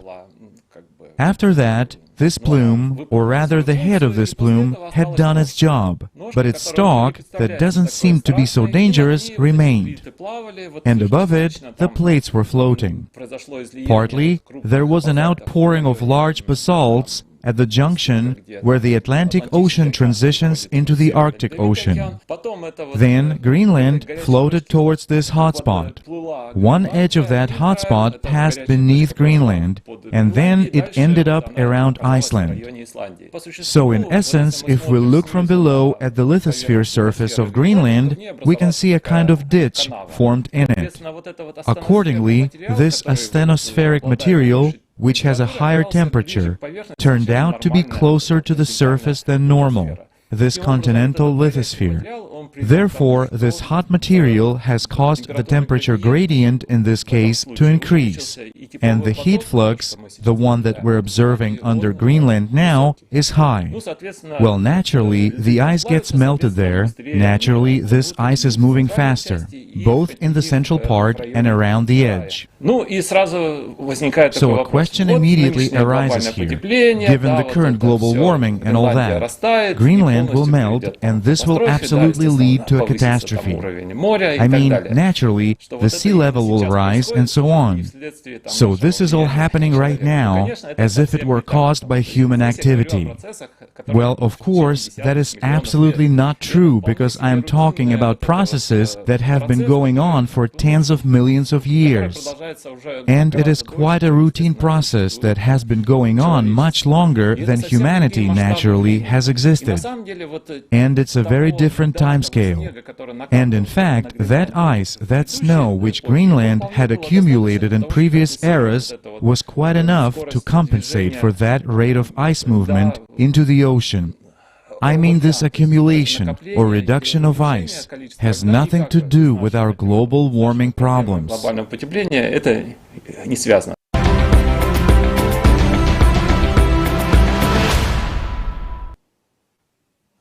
We would like to thank Dr. Kulakov and his colleagues for sharing their research on the glaciers melting in Greenland and actually explaining why they are melting.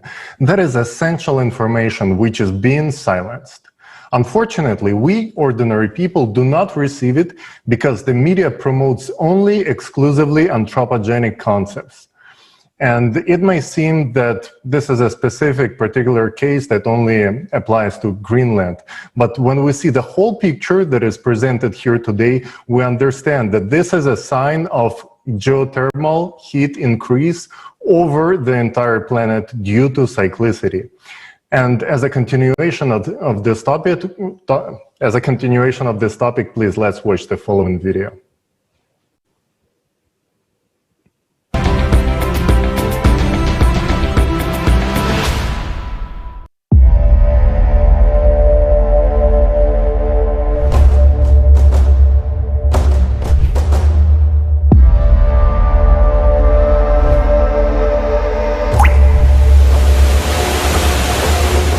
Everyone has already heard that glaciers are melting catastrophically fast.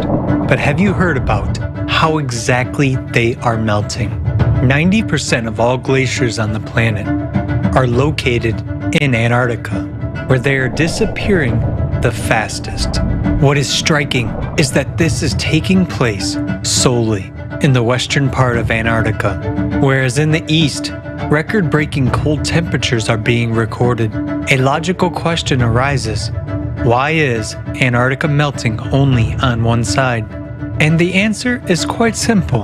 West Antarctica has a totally different geology. It consists of thin blocks of the Earth's crust that are separated from each other by large tectonic faults, rift zones. And in these zones, greater amounts of heat are released. For example, scientists from Germany and the British Antarctic Survey mapped the geothermal heat flow in West Antarctica using data from aeromagnetic observations beneath the Thwaites Glacier. They discovered an area where a huge amount of heat comes from the Earth's bowels. According to scientists, this is due to the fact that the glacier lies in a tectonic trench where the Earth's crust is much thinner. Surprisingly enough, West Antarctica is one of the largest volcanic regions on Earth. There are more than 140 volcanoes sleeping under the ice, and they are now much more active than the scientific community previously believed. A team of researchers from the University of Rhode Island discovered a new factor in the rapid melting of the Pine Island Glacier in Antarctica. It's an earlier unidentified active volcano buried deep beneath the ice. Evidence of volcanism was indicated by high concentrations of the helium isotope, which comes exclusively from the Earth's mantle. According to Professor Karen Haywood, geothermal heat from the West Antarctic Rift warms the ocean water. This in turn leads to the acceleration of ice sheet melting. Thus, it is the geothermal heat from volcanoes that is contributing to the rapid melting of the Antarctic ice sheet, not global warming at all.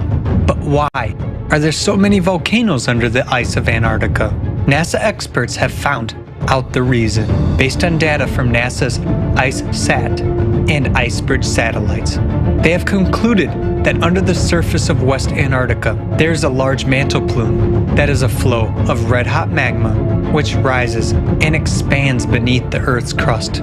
According to the scientists' calculations, this area is warming with almost the same intensity as the Yellowstone supervolcano. The heat flux measures 150 milliwatts per square meter, reaching 180 in the rift areas. This is about 3 times as much heat as the adjacent rock layers receive.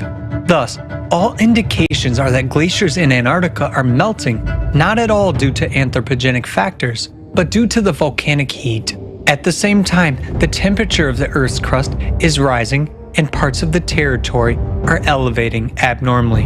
Why does the scientific community ignore the connection between all these phenomena? Equally intense ice melting is also taking place on another part of the planet, in Greenland. Research conducted in October 2020 showed that Greenland's ice is now melting faster than ever before in the past 12,000 years. In 2019 alone, Greenland's ice sheet lost the most ice in recorded history, 600 billion tons. It is also surprising that giant lakes appear under the surface of the glacier, which is actually 1.5 kilometers thick. As of today, we already know about 6 dozen subglacial lakes of Greenland. The temperature of the ice surrounding them is around minus 28 degrees Celsius. But these lakes do not freeze. Why? Several research groups of scientists joined in the effort to find an answer to this very question. They discovered the fact that under Greenland, just as under Antarctica, there is a mantle plume.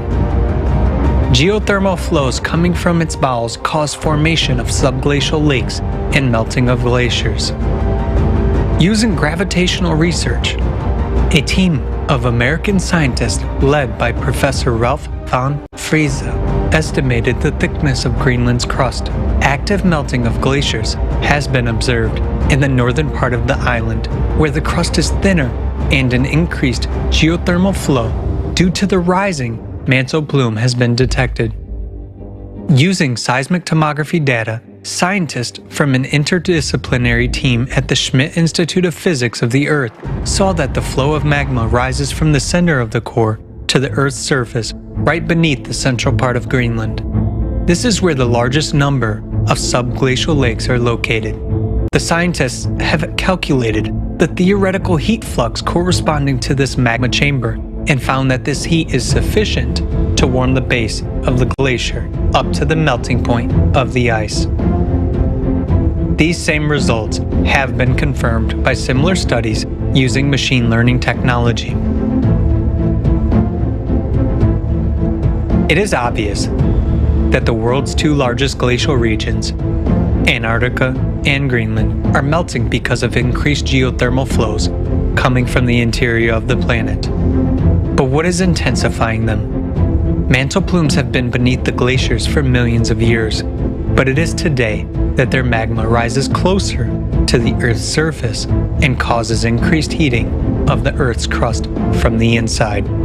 This indicates that abnormal processes are starting to occur in the bowels of the Earth, in its very core. And the main question is, why is it happening precisely now? This answer is simple: cyclical changes on a planetary scale occurring every 12,000 years. The melting of glaciers is only a part of the chain of climatic events that will lead to an imminent catastrophe already in the near future. Today, it is extremely important to unite the entire world scientific community in order to thoroughly study the real causes of climate change and prevent a great tragedy.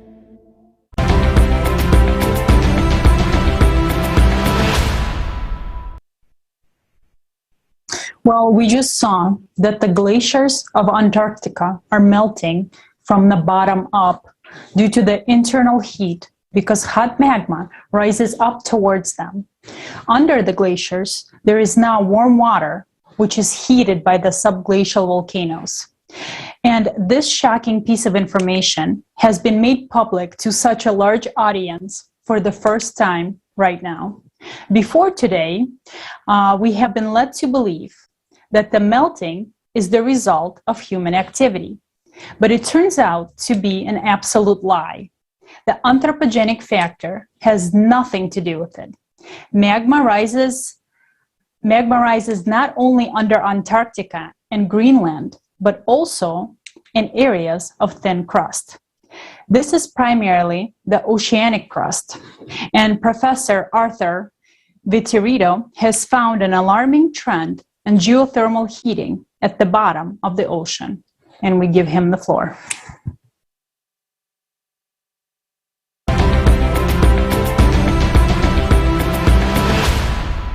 My name is Arthur Vittorito. I'm a retired professor of physical geography, and I'm happy to be participating here in the Global Crisis Time for Truth conference here on December 4th. I was asked by a student a number of years ago if the number of earthquakes on the planet had been increasing. And I said, yeah, they have slightly, but I haven't looked at the data carefully. And when I looked at the data carefully, I started to see some things that intrigued me. And what intrigued me most was the fact that the number of earthquakes was starting to increase rapidly on the ocean floors. The oceans contain about 1,000 times the amount of heat that the atmosphere contains. So if you will, the ocean has been called the great flywheel of climate. So if we can intensify what we call the thermohaline circulation, first let's look at this greater geothermal flux. Geothermal, of course, is heat that emanates out from the mantle of the Earth. It's what we see in active volcanoes, geysers, hot springs. And we see that the vast majority of geothermal heat on the planet has its origins at the ocean floor. And this diagram here by Davies and Davies shows in red where most of the geothermal heat for the planet is emanated. And we can see that it perfectly matches up with the parts of the Earth's crust that are splitting apart. These are what we call the mid-ocean spreading zones. Okay? And if we look at the mid-ocean spreading zones, we see that high earthquake activity in these regions indicates high flow of geothermal heat in these regions. So for the purposes of this discussion, we're going to refer to what I call MOSIA. mid-ocean spreading zone seismic activity. MOSIA is a good proxy for the amount of geothermal flux. To this purpose, I've cataloged the number of seismic or earthquake events in the 4 to 6 range of what's called the moment magnitude range. That is, as you have more earthquakes in these mid-ocean spreading zones, you will have a greater release of geothermal heat. And I've tracked this. I've looked at the seismic activity in these mid-ocean spreading zones. And here's the chart. So we know that we have greater geothermal flux because we have a lot more earthquake activity down on the ocean floor. And what this will do is it intensifies what we call the thermohaline circulation. On the planet, the thermohaline circulation, also called the meridional overturning circulation, or MOC, is driven by these density differences of temperature and salinity. And the oceans circulate in this giant conveyor belt, and we call this deep convection. Ocean geothermal heat is a significant forcing that can weaken the stability of the water column. It warms the bottom water, and when you warm the bottom water, you strengthen the thermohaline circulation. This is a well-established fact in oceanography. If you heat the bottom through geothermal heating, what is going to happen is that this conveyor belt is going to move faster. And the faster this moves, the more heat gets pushed up into the Arctic. And this is a critical mechanism that we have to pay careful attention to. It has been shown that the overall circulation of the ocean has increased. And this is what the temperature field looks like. And you can see here the areas in red, primarily in the central and northern Atlantic, have been running much, much warmer than normal. We arrived at this state starting in 1995. That is, these anomalously high temperatures giving us what we call a positive AMO, which is the Atlantic multidecadal oscillation, has been around since 1995. Here we see a shot taken from the NASA Earth Observatory in 1979. Here we can see on a typical day the extent in 2007. We can see that it's been greatly reduced. And this is very, very important because as you melt snow and ice, you produce what is referred to as a positive feedback. So the net effect of all this, the intensification of the greater geothermal flux, which intensifies the thermohaline circulation, which increases oceanic heat transport in the Arctic, which also reduces snow and ice, results in increased Arctic temperatures. The reason we start this at 1979 is because this is the first year that satellite temperature data became available on a global scale. The mid-ocean spreading zone seismic activity plus global temperature is the bar graph in blue. Global temperatures are the curve in red. We find that the temperatures lag the mid-ocean seismic activity by 2 years. We see that these two curves match up very, very nicely. A correlation coefficient on this is 0.72, which is statistically significant, very high. 1995 was a very, very important year because it was an inflection point in global temperatures. That is, the mid-ocean seismic activity and consequently geothermal release suddenly spiked up in 1995, and we see that a number of other geophysical phenomena also changed in 1995 because it's all connected. That is well documented. A researcher by the name of James Camus, he's documented these fluxes under the ice sheets, and we do know, and we do have very good data that shows that, yes, a lot of the ice melt from Antarctic and Greenland is geothermally related. There's still a lot that we have to learn about climate change.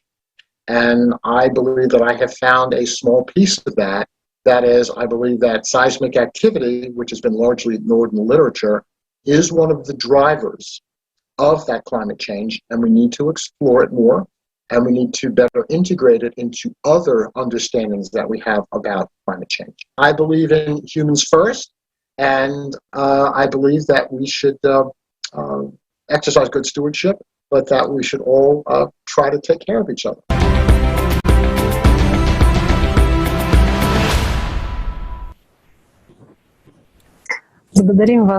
Thank you, Professor Vitorici, for sharing your research. Thank you. Thank you for sharing your research, and let's look at some other interesting patterns related to geothermal flow in the ocean. Oceanographers from Germany have found that just off the coast of West Antarctica in the Weddell Sea, the water at the depths of more than 2,000 meters warms up 5 times faster than at the surface. The temperature of the upper layer of water, 700 meters deep, almost never increases. This demonstrates that heating comes from beneath the surface. Thanks to the network of Argo buoys disturbed throughout the world's oceans, scientists can obtain data on changes in water temperature and salinity. In this way, anomalous zones of elevated temperatures in the ocean have begun to be detected in recent decades. The water in them can be as much as 10 degrees warmer. They became known as blobs, heat bubbles, or heat blobs. Blobs appear from time to time in the Pacific Ocean, and two spots stand out in particular off the coast of Alaska and near New Zealand. The appearance of such anomalies has become suddenly more frequent. Scientists can reliably explain where such a heated ball of water appears in the ocean column.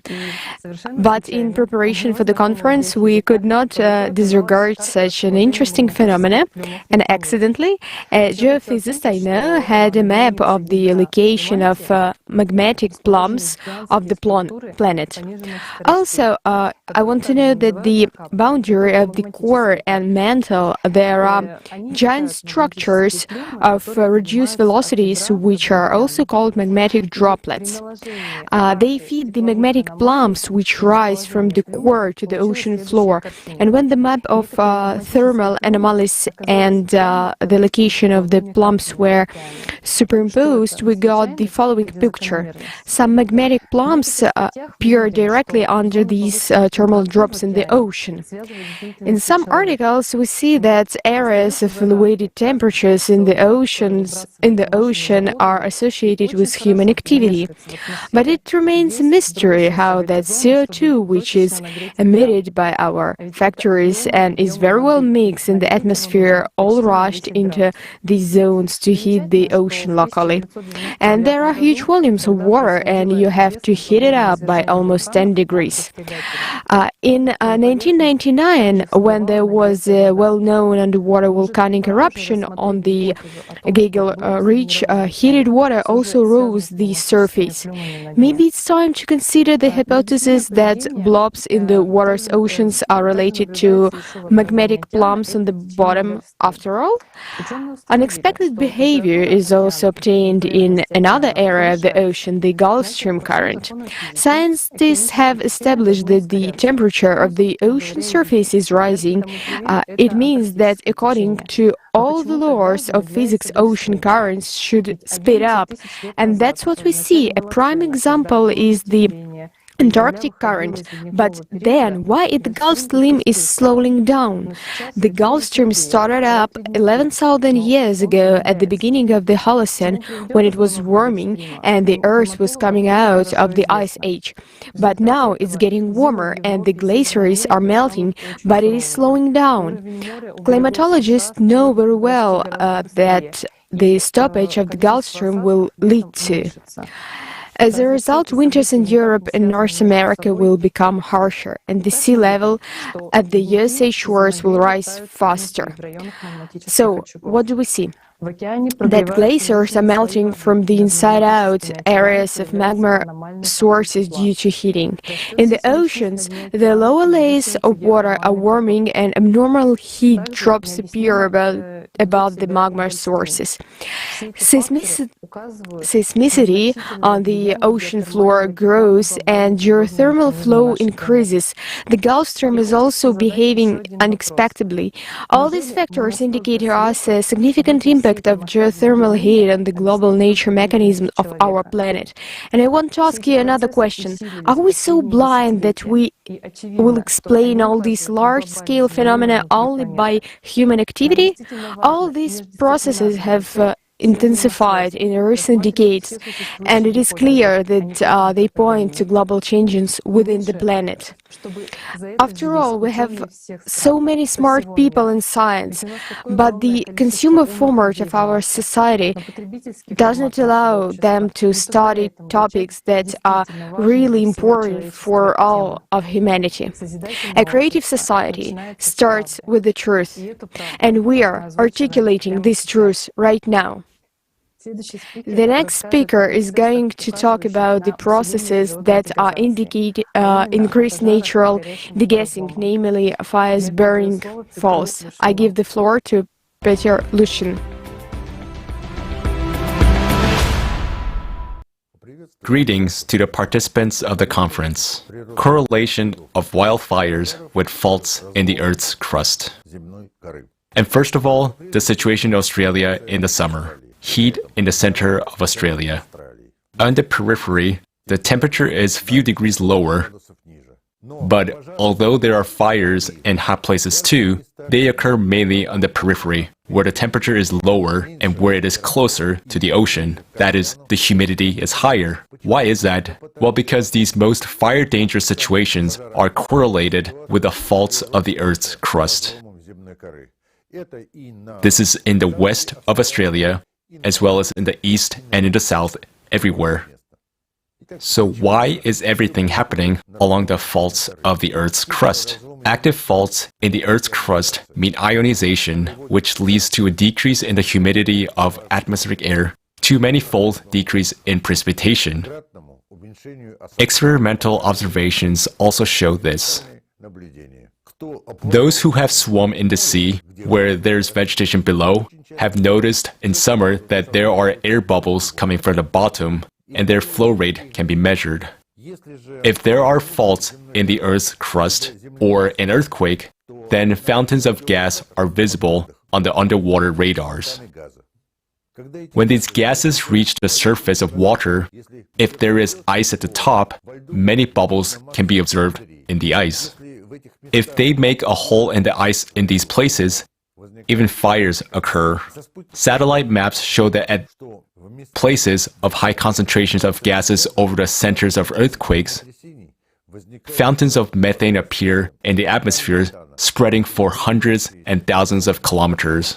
This takes place in the Caspian Sea, in the States, and in Mexico. Everywhere, plumes of methane spread from earthquake epicenters. Baikal region, 2009, there were not many earthquakes and fires, and they were only in the south of the region. But in 2010, there were hundreds of fires, and not only in the south, but also in the west of Baikal and in the southeast. And these fires were localized to linear features, lineaments. Look at the map of the earthquake's hypocenters. Yes, they go along Lake Baikal, but there are no fires there. In the northwest of Lake Baikal, there are no earthquakes at all, but there are hundreds of fires. It turns out that in that area, there is a magnetic anomaly and a fault in the Earth's crust. Next, similarly in Greece, in places where there is methane, there are massive fires, and where there is no methane, fires are sporadic. Turkey. There is a methane outbreak in central Turkey, so there are hundreds of fires, and these are not sporadic incidents. In India, they burn reeds. This is an ordinary situation, but extensive fires occur only in cases when there is an increased concentration of methane close to the Earth's surface. Southeast of the United States, fires are often lined up in lineaments. And if you look at the tectonic map, yes, they are all, or almost all, related to the faults of the Earth's crust. This is Florida and Texas and some other states. Everywhere, everything is the same. Hence, the conclusions are, natural fires are activated near the faults of the Earth's crust with abnormally high magnetic fields due to the increase in dry thunderstorms. There is a tendency for the increase in the number of fires with an increase in the concentration of methane near the Earth's surface. The deviation from the tendency is due to the fact that the degassing of methane is not explicitly associated with weather and dry thunderstorms. And this is what I wish to those who study and are interested in such things as earthquakes, droughts, and fires. Do not take it always unequivocally. Deal with each event individually and find out the genesis. Thank you for your attention.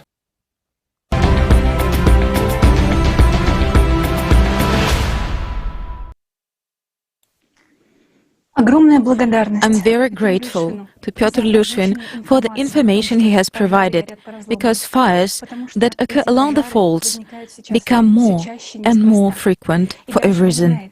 Next, you will learn why they began to increase in certain places.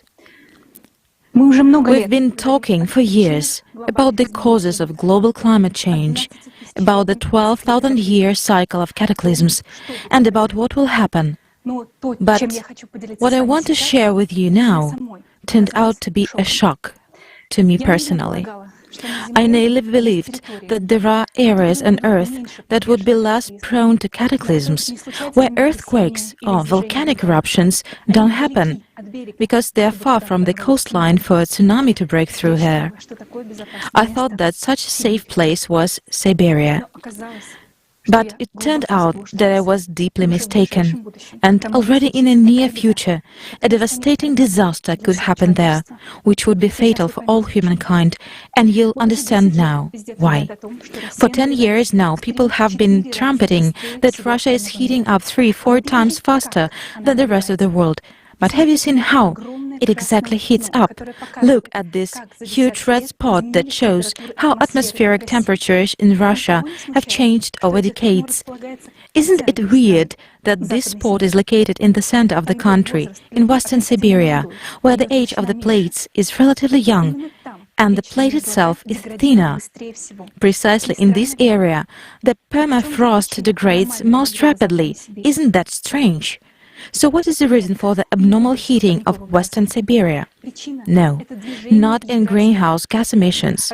The reason is the movement of the Earth's core. Yuri Batkin's works showed that even with small vibrations and movements of the core, all mantle layers experience deformations. In the late 19th, there was a jump of the core in the northern direction. The core shifted along the line from West Antarctica to West Siberia to the Taimyr Peninsula. The heat from the bowels now comes asymmetrically, and this is probably the reason why the glaciers in West Antarctica are melting the fastest. What is happening in Western Siberia? Heated fluids and magma rise higher to the junctions of the lithospheric plates, to the ocean floor and to the Earth's surface in the direction of the core's pressure. Currently, beneath Western Siberia, heat is accumulating in the upper layers of the mantle. The push of the core towards the Taimyr Peninsula creates conditions for the emergence of deep magma sources. Already now, the thin lithospheric crust beneath Western Siberia starts to be eroded by magma and becomes thinner. The works by Igor and Elena Morozova from the University of Wyoming back in 1994-97 indicated the weakening, severe heterogeneity and signs of melting of the lower lithosphere, as well as the strong influence of the melts in the mantle on the tectonic processes of the central part of Western Siberia. But what's not all? The rigid basis of the foundation of the Western Siberia plate is not monolithic. These faults are now beginning to crack. Seismicity is appearing where it didn't exist before, and this begins to affect even the neighboring, ancient thick plate of Eastern Siberia. Between the blocks of the rigid foundation of Western Siberia, at a depth of 2-3 kilometers, there are deep trenches called rifts, filled with sediments of a volcanic catastrophe that happened long ago. 250 million years ago, at the turn of the Permian and Triassic periods, the Earth was splitting apart here due to catastrophic eruptions that formed nearby magnetic layers called the East Siberian Traps. During these eruptions, the Earth experienced its greatest extinction, the Permian extinction, in which 19% of all species became extinct. And now this disaster could happen again.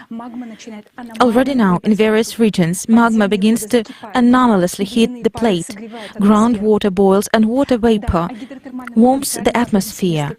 The hydrothermal potential of the West Siberian plate was has long been known, but the paradoxical thermal anomalies that have appeared in recent decades are alarming.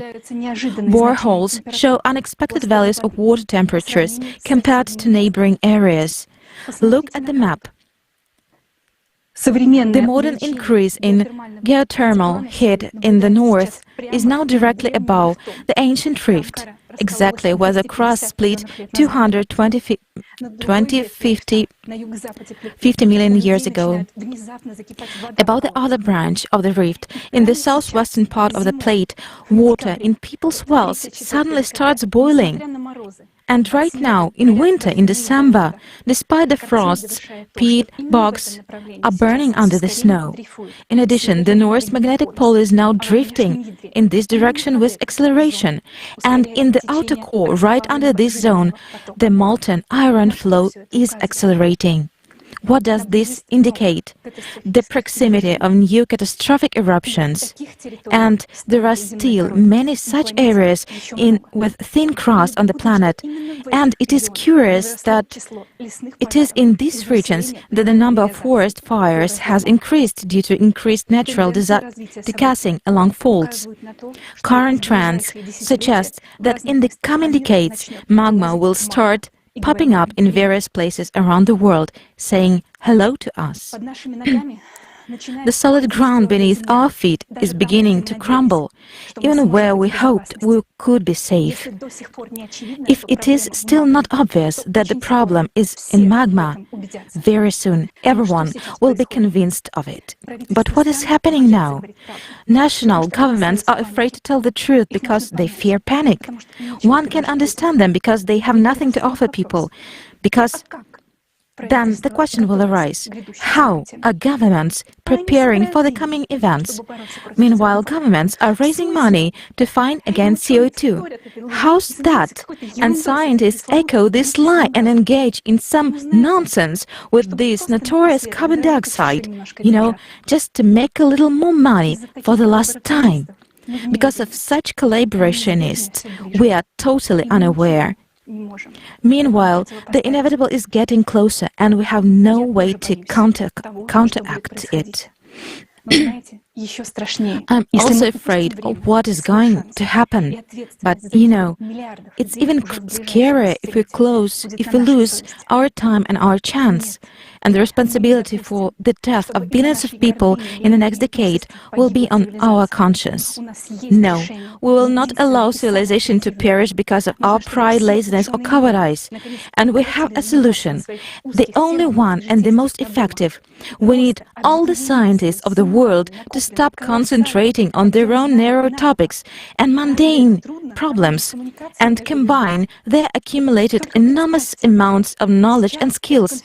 Is it really difficult to establish communication between people? Just imagine, thousands of volunteers have been preparing for this conference. If we all begin to act to achieve the single greatest goal of our time, the survival of all mankind, in the shortest time possible, we would study all aspects of the ongoing climate change, and we would already be able to begin to find a mechanism to counteract it. But this is only possible if we form part of the creative society. Otherwise, there is no other way. So isn't it time to roll up our sleeves and join the ranks? Together, we really can do anything. Join in. Thank you, Elisaveta. Your information have left me speechless. And I believe many of our viewers as well. How much more convincing evidence do we need, guys?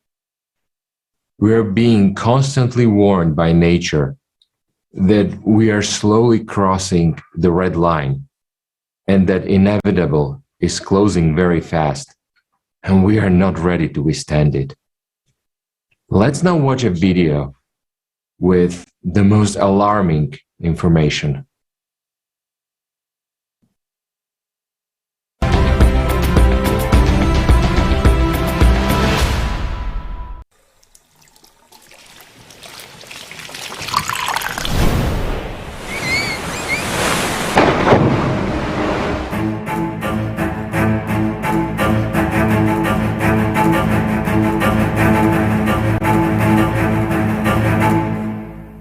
inhale of the Earth. Scientists have been recording something frightening. Lakes, rivers, and waterfalls are disappearing all over the planet. Where is the water going so fast? Lakes. The second largest lake in Bolivia, which is called Pulpo, has simply dried up. Satellite images show that the water was still there in April 2013. But by January 2016, the lake had completely dried up. Not only has this become a tragedy for the people living there, but also a dire prediction about the future of many lakes on the global scale. The destruction of Lake Aguelo, that had been 6 meters deep, happened so suddenly as if someone removed a giant plug and released all the water. In just 7 years, the lake completely disappeared. In California, the state's second largest reservoir, Lake Oroville, is disappearing at a catastrophic rate. As you can see, even a buoy is at the lake bottom. For the first time in history, what was once the deepest reservoir has descended to a record low level. In Lake Pechera, the water disappeared along with fish. The narrow hole through which the lake apparently drained dragged down all the aquatic fauna with it. Rivers. The level of the Parada River, the second longest in South America after Amazon, is currently at its lowest level in 77 years. Water in the Atoyac River disappeared suddenly after a giant fissure had opened through which the water left. The Great Indus River in Pakistan is left almost without water today. The size of its delta has shrunk by more than 5 times. Several settlements along the coast were deserted. Hundreds of people had to leave. In 2013, from a 3-meter deep raging torrent, the Sims River turned into something so shallow that it barely was above scientists' sneakers in the deepest part of the reservoir. The Rio Grande, an important river for the US residents, has begun to disappear. Despite its impressive size, its banks have already turned into a pile of sand and rocks. Many rivers in the US are in danger of drying up, from the mighty Colorado to the Gasconade. Waterfalls. One of the most majestic waterfalls in the world, the Iguazu Falls complex, which is almost 3 kilometers wide, has lately decreased by 5 times. The second most powerful waterfall in the world after Iguazu, Victoria Falls, was on the verge of disappearance in 2019. Ecuador's highest waterfall, San Rafael Falls, disappeared for good in 2020. Instead of a roaring, rushing waterfall, there is now a thin, barely visible brook flowing down the rocks. On all the continents, we observe that water is leaving, which means it's a planetary scale process. It's worth pondering. How will worldwide water shortages affect the lives of us all?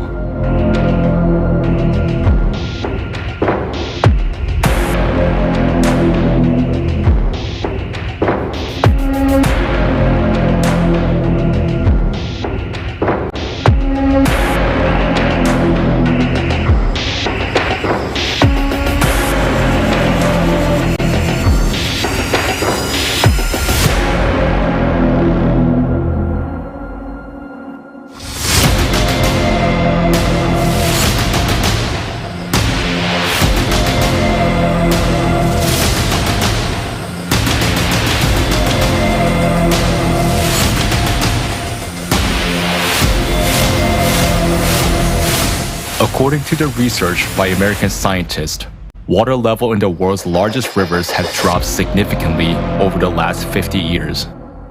All around the world, thousands of rivers and reservoirs are disappearing, but at the same time, there are powerful downpours. For example, in China, despite frequent floods, more than 27,000 rivers has disappeared, which is about 50% of country's rivers.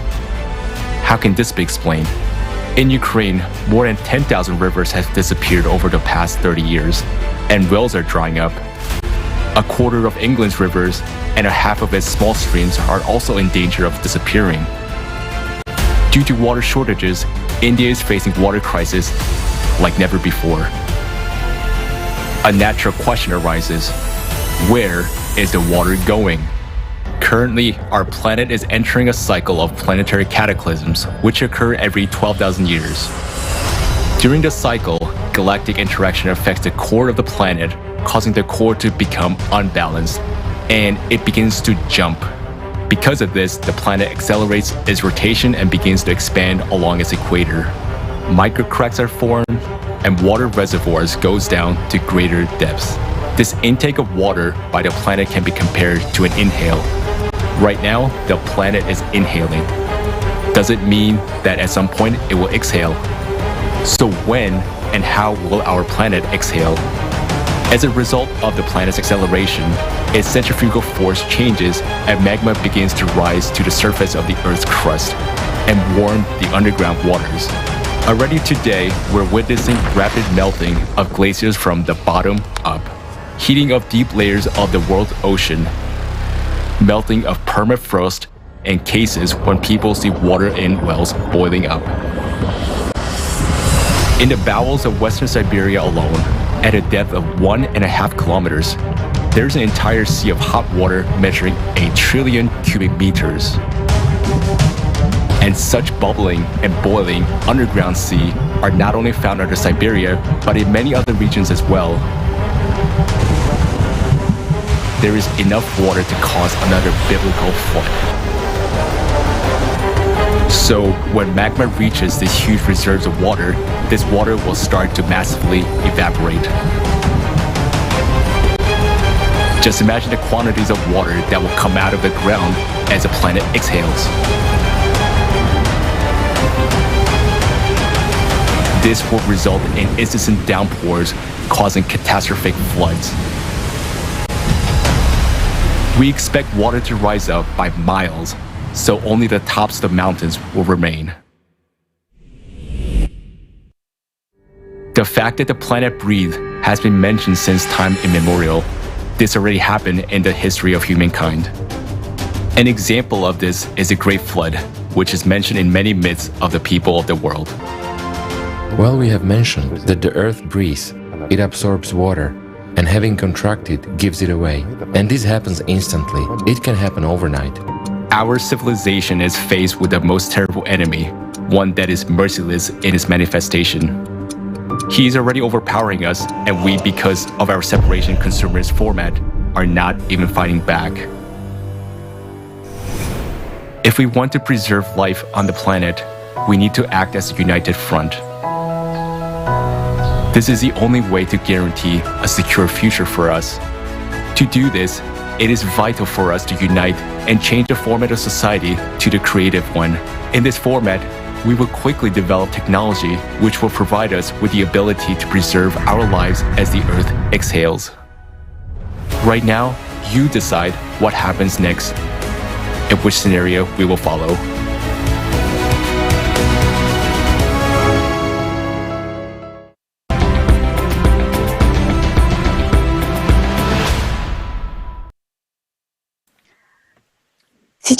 Now, during the conference, we learned that the melting of the glaciers of Antarctica and Greenland occurs from the bottom up because of the activation of magma vents beneath them. Magma is rising closer to the surface in areas of thin crust and in zones of known magmatic activity, and this is increasing volcanic eruptions in the ocean and on land. Seismicity on the ocean floor increases, geothermal heat increases, and this leads to heating of the lower layers of ocean water. This in its turn leads to accelerated currents and changes in atmospheric circulation. Earthquakes increase on land as well. Flammable gases are released through faults, and the number of natural wildfires increases. Underground waters in regions with a thin earth crust become abnormally heated. More sinkholes and karst funnels are forming. New cracks are being formed which divert water deep into the earth. All processes are intensifying. The conductor of these changes is the core of our planet, which has been undergoing changes in the cycle of 12,000 years due to the impact of external radiation. We underestimate the strength of the core.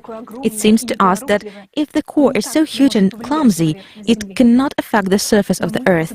But we are deluded as the tiny bacteria on the crust of an apple, who think they are the reason the apple falls to the ground in the fall. I present to you the most recent open-source data available on the study of our planet's core and the consequences that these changes in the core cause.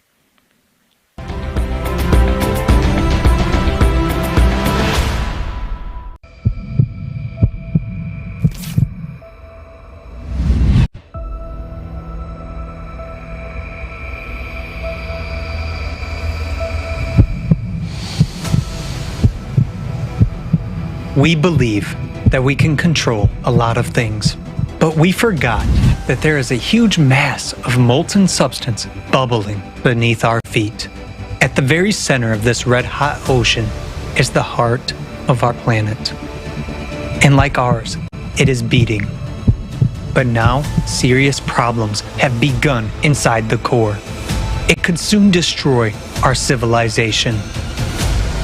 The core of our planet has a radius of 3,500 kilometers, which is comparable in size to the planet Mars. Previously, it was believed to consist of two layers, an outer liquid layer and a solid inner layer of iron and nickel. However, new findings have puzzled the scientific community. In 2015, researchers from the University of Illinois and Nanjing University in China discovered a strange behavior of a seismic wave traveling through the inner core. Thanks to this discovery, scientists concluded that there is an inner core, and it either consists of a different type of crystal, or the Earth's core is still evolving and is gradually crystallizing. This is confirmed by the research of Australian scientists led by Joanne Stevenson. What I observed is a very small kind of change, but it's got big implications for what's happening in the inner core. Recently, scientists made another staggering discovery.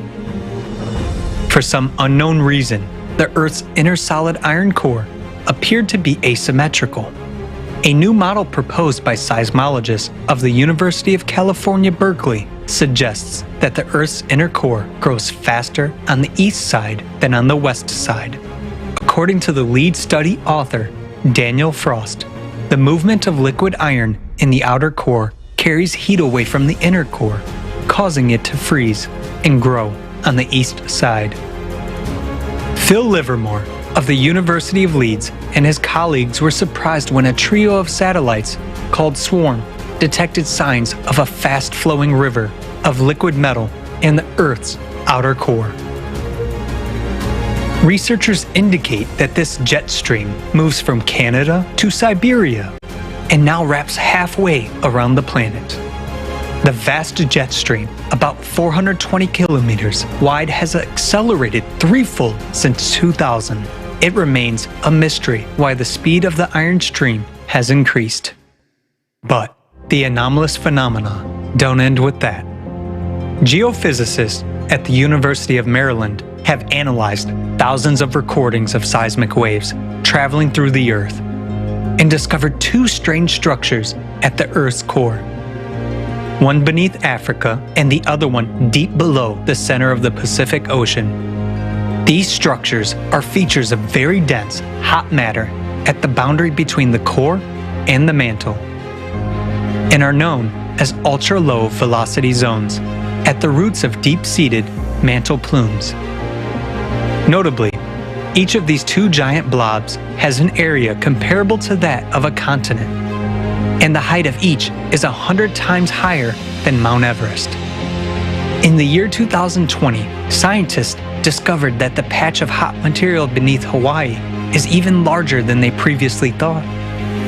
A recent work by Maria Sekamestrenko a seismologist at the University of Oxford, confirms these so-called blobs as a source of the hot mantle plumes. And those plumes can trigger devastating supervolcanic eruptions when they surface.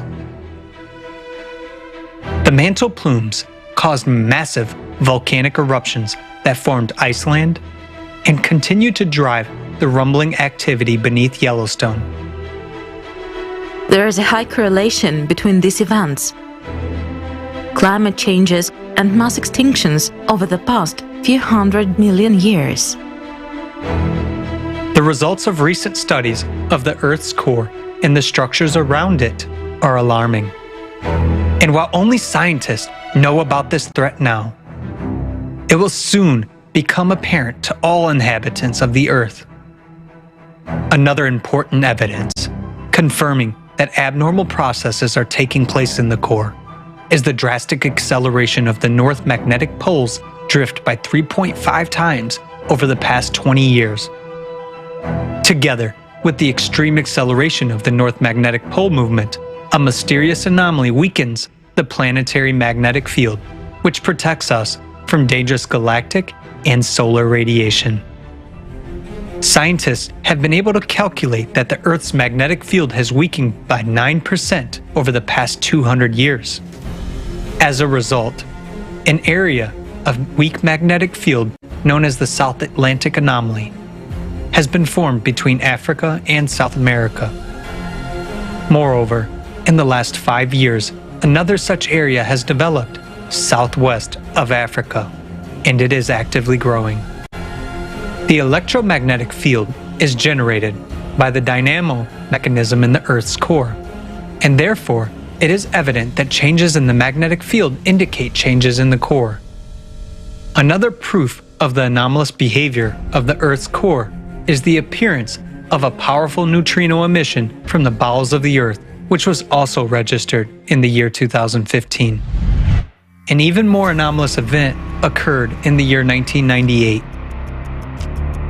Scientists detected a sharp bouncing displacement of the core by observing the Earth's center of mass using satellites. As a result of the bounce, the core shifted sharply northward toward the Tamir Peninsula. At this time, scientists at the Medicina station in Italy detected a gravity burst. The velocity of the planet also increased as well as the centrifugal force. Concurrently, there was a dramatic change in the shape of the Earth. As measured by a laser rangefinder system from the US satellites, the planet began to expand abnormally along the equator, whereas before that, the trend had been the opposite. Because of the increased centrifugal force, magma plumes began to rise closer to the surface, which increased the geothermal heat flow and the number of earthquakes. As a result, new faults and cracks began to form, through which water from the surface began to escape deep into the Earth. In the same year, there was a sharp increase in the speed of the North Magnetic Pole's drift. The bounce of the Earth's center of mass became the key factor of the system's imbalance.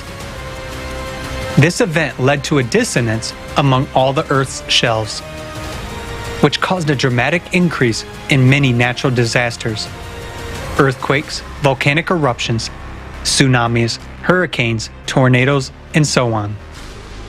It is worth noting that during the same period, there was also synchronous bouncing changes in natural processes on the Sun, Moon, Mars, and other celestial bodies of the solar system. And this also occurred because of the displacement of their cores. This has led scientists to believe that such synchronous bounces may be caused by the influence of external factors on the solar system. In the year 2010, NASA scientists, together with French meteorologists, established a correlation between the increase in average annual temperatures and the rotation of the Earth's core. The fact that the core affects the climate has long been known in science. Back in the 1980s, a group of French scientists discovered that the movement of liquid material in the core directly affects the rotation of the Earth, which in turn affects the oceanic and atmospheric circulation. The bounce of 98 led to major changes on the Earth's surface. But this started even earlier. It is no coincidence that the New York Times published an article in 1985 about the leading role of the core in climate change. But you can't make the core pay taxes on gas emissions, while you can make people pay. So now, everyone has forgotten about these studies. But over the past 50 years, our planet has continued to accelerate. Since the year 2016, this trend has intensified even more. July 19, 2020, was recorded as the shortest day in the history of observations. Even seemingly insignificant acceleration of the huge mass of the Earth will cause catastrophic consequences in the near future. It is clear from all the facts that the processes now taking place in the Earth's core are the cause of climate change. According to many researchers, such drastic global changes in the planet's core are caused by immense energies coming from the depths of space. Our planet is exposed to this radiation every 12,000 years. And right now, we are on the verge of a catastrophe. Scientists have yet to answer many questions, but it is clear that extreme changes are taking place in the core. The core bounces accelerate the planet's rotation and increase its centrifugal force, which brings the magma inside the mantle closer to the surface. This causes an increase in the power of volcanic eruptions and earthquakes, the number of which is increasing. Also, the process of magma uplift heats up groundwater, causing glaciers to melt from below, which leads to catastrophic floods. The situation is progressing rapidly, and very soon we will face supervolcanic eruptions and global floods that will make conditions on the planet incompatible with life. How can humankind survive cataclysms of this magnitude? Each and every person must be involved in the solution to this problem, and we must act with full commitment. Now there is no time to shift responsibility to anyone else. The heart of our planet is already beating faster. This is causing catastrophic changes. Only by admitting the truth about the real causes of climate change will we be able to grasp the full extent of what is happening and unite the entire scientific potential to ensure the survival of all humanity.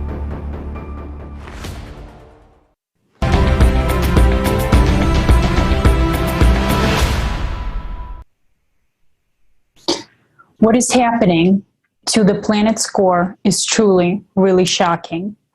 It has a significant effect on the climate and all processes on the Earth's surface. But what do we keep hearing? That the human is the one to blame for climate change.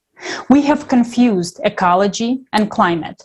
Climate is changing due to the cyclicity, and a person has no effect on this. Yet a person has a significant effect on ecology, and we see what a sick state our planet is in.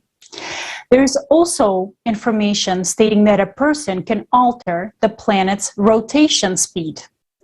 How can this be possible? Maybe Elizabeth, could you please comment on this?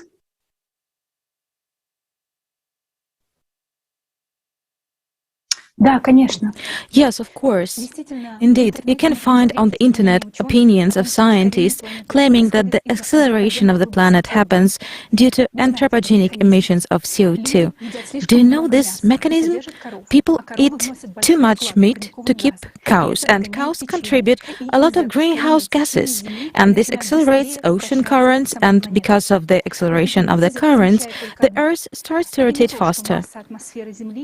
There is only one thing that confuses me about this hypothesis. It is not the mass of the Earth's atmosphere is 1,000,000 times less than the mass of the Earth itself. And it's not that the speed of the ocean currents has only changed by 3%. What really confuses me is that it seems that greenhouse gas emissions from cows are grossly underestimated by experts. They also claim that the melting of glaciers speed up the Earth's rotation, but for that to happen, the ice sheets of Antarctica and Greenland would have to melt completely. However, now you are aware of how they melt. So yes, it must be the cause waste. Certainly, CO2 doesn't have an effect, especially on the brain activity of some people. Do you think it's funny? But we really are taken for fools.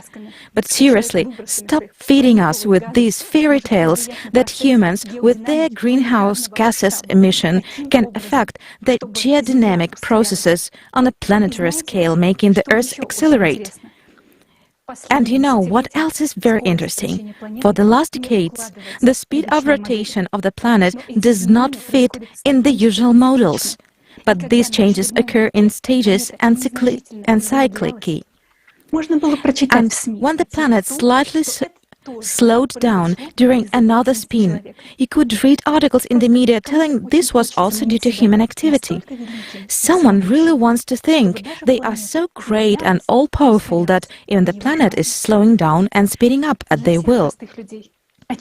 But for all ordinary people, it is obvious that these are global processes and their trend is now abnormal. The reasons for this are not known to scientists. It's trembling, it's shaking, they write.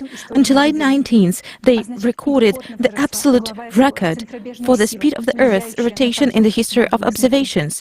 This means a record increase in angular velocity, the centrifugal force that affects the rise of magma from within.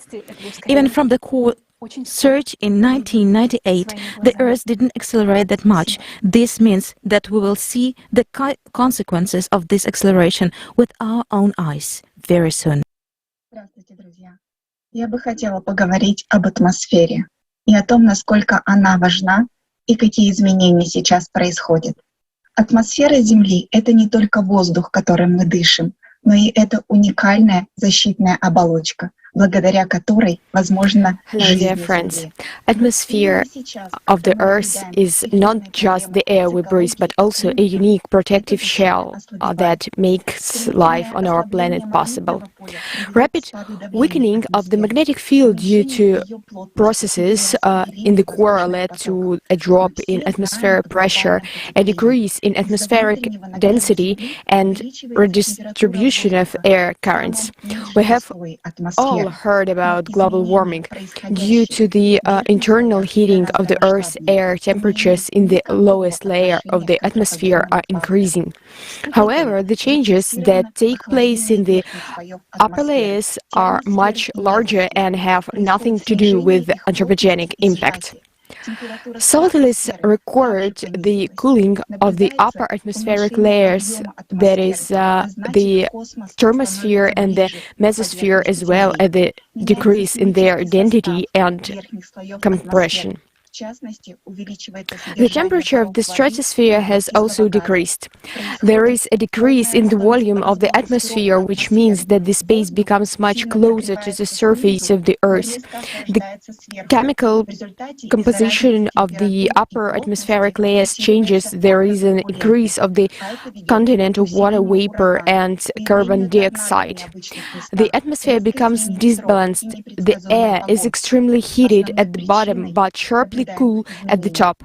As a result, macroturbulence increases due to temperature and density differences, and this leads to an increasing number of hurricanes, tornadoes in atypical places, abrupt changes in winds, and unpredictable weather. The main cause of these observed changes is the cosmic radiation, which leads to the imbalance in all systems of our planet. We can see the result of their impact even with the naked eye. Cosmic rays strongly ionize the atmosphere, which contributes to the formation of unusual clouds that actually do not bring us anything good. In recent years, due to low temperatures and an increase in water vapor, the formation of silvery clouds in the upper atmospheric layers is observed more and more often. These clouds reflect sun rays, and thus less the heat reaches the Earth. In the stratosphere, again, as a result of lower temperatures, nacreous clouds are formed, and their emergence leads to destruction of the ozone layers. In the lower layers, ionization increases and the thunderstorm clouds are formed. Thunderstorm cyclones also to be mostly observed in tropical latitudes, but nowadays they are moving further and further to the north. The increased cloud formation due to cosmic rays impact will result in global cooling of the planet, but the most destructive effect is invisible. Cosmic rays cause additional destruction on the ozone layer, which means that the level of ultraviolet light is growing, and the chemical composition of the very top layers of the atmosphere changes. And the most dangerous thing is that cosmic rays directly affect the DNA molecules of living organisms, destroying them and provoking their mutations. We are witnessing tremendous changes in the atmosphere due to the 12,000-year cyclicity caused by galactic radiation. On the one hand, the atmosphere is unbalanced and its composition it is changing. On the other hand, due to the processes in the core, the magnetic field is weakened and its ability to keep the atmosphere increasingly deteriorates. As a result, the protective properties of the atmosphere are weakening.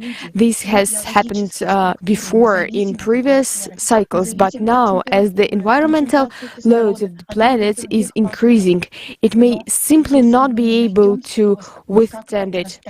We are human beings, we are biological structures, and we depend on the atmosphere, the temperature, the concentration of oxygen. And if we don't find a way to counteract the forces that affect the solar system and us, we will simply die. The electromagnetic field and the atmosphere were the defense mechanism against external factors, but now we see what happens to them due to cyclicity.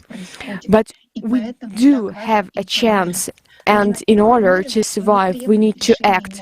Most people don't know what's going on right now, and that's why it's so important to inform them, to inform and not to demand a decision from anyone, but to decide for ourselves and take responsibility. The world leaders cannot decide it, they rule only small fragments and pieces. 6,000 years ago, we were divided into communities, and we still exist like this up to this day. But we all are human beings and we can change everything. It is extremely important for us to inform everyone in a short period of time to come to a decision that we want to live.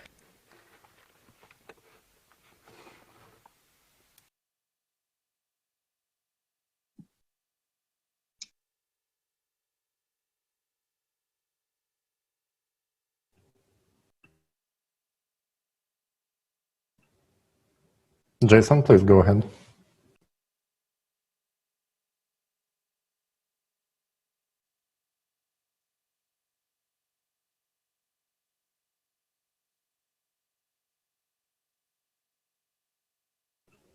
While Jason is solving some technical issues over there, I could take over with the next speech. Okay. So experts are actually puzzled by the anomalies occurring on the sun. For example, the magnetic field of the sun is rapidly fading. And the past 3 recent 11-year solar cycles have been unprecedentedly low, with each successive cycle being weaker than the previous one. This has never been observed during the space age. So the solar wind, the flowing outwards particles throughout the solar system that are supposed to be protecting us from radioactivity actually cannot sufficiently perform its function anymore. And at the same time, satellite data shows the increase of radiation by 20%. And the reason is a flux of galactic cosmic radiation, which enters the solar system and the Earth's atmosphere. Some scientists suggest that we are at the minimum of solar activity and that something similar might have been observed earlier in the Middle Ages.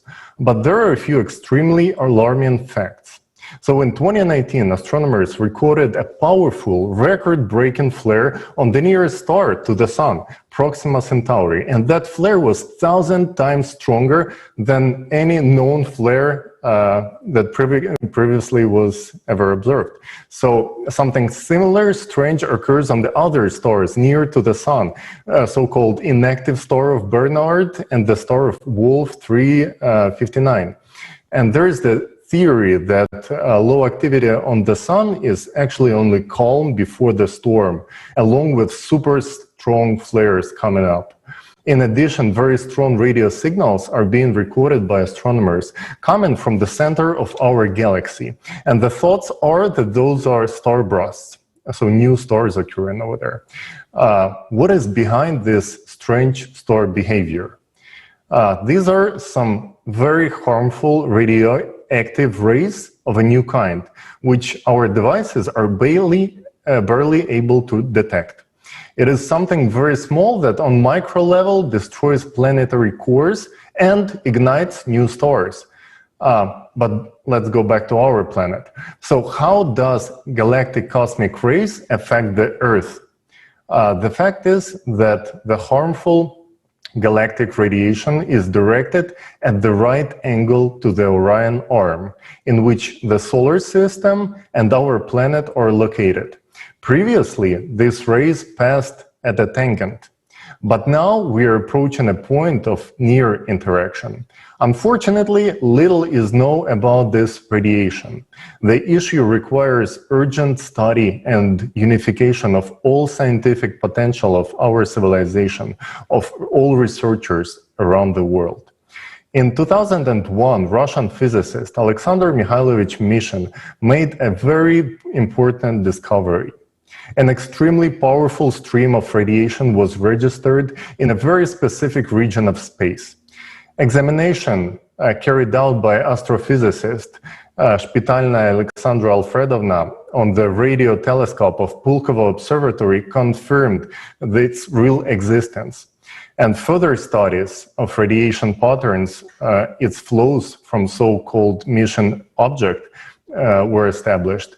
And they came up with the conclusion that this very powerful energy emanates from a very particular place in the space that Mission himself considered as the center of the universe. Astronomers approached NASA and asked to compare this data to the data that NASA has. But unfortunately, their request was just simply ignored. This radiation is probably the very same exact galactic rays that are making irreparable changes in the core of our planet, and also in the cores of other planets of solar system, and it even affects the stars up the arm, the Orion Arm. And we already basically know that they are affecting the Sun itself as well.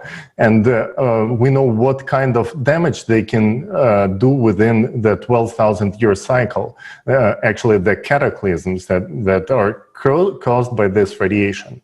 So we need to figure out how to take counteraction to this radiation as soon as possible while we still can make this difference, because very soon it's just going to be too late. And for that, we need to unite all our potential. Thank you. Let me pass the floor to the next speaker.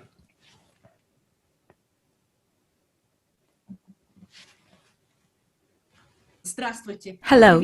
I welcome everyone to the conference Global Crisis, Time for the Truth. My name is Elena Podladchikova. I'm a PhD in space physics. I study the sun, climate and astrophysics. Currently, I'm working at the Davos Observatory on a number of space missions that deal with these fields. What's happening with the climate today is really unusual.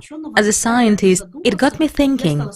I started asking my colleagues, I started summarizing my research. And really, there's a lot of strange things going on. Let's approach this question in terms of solar activity.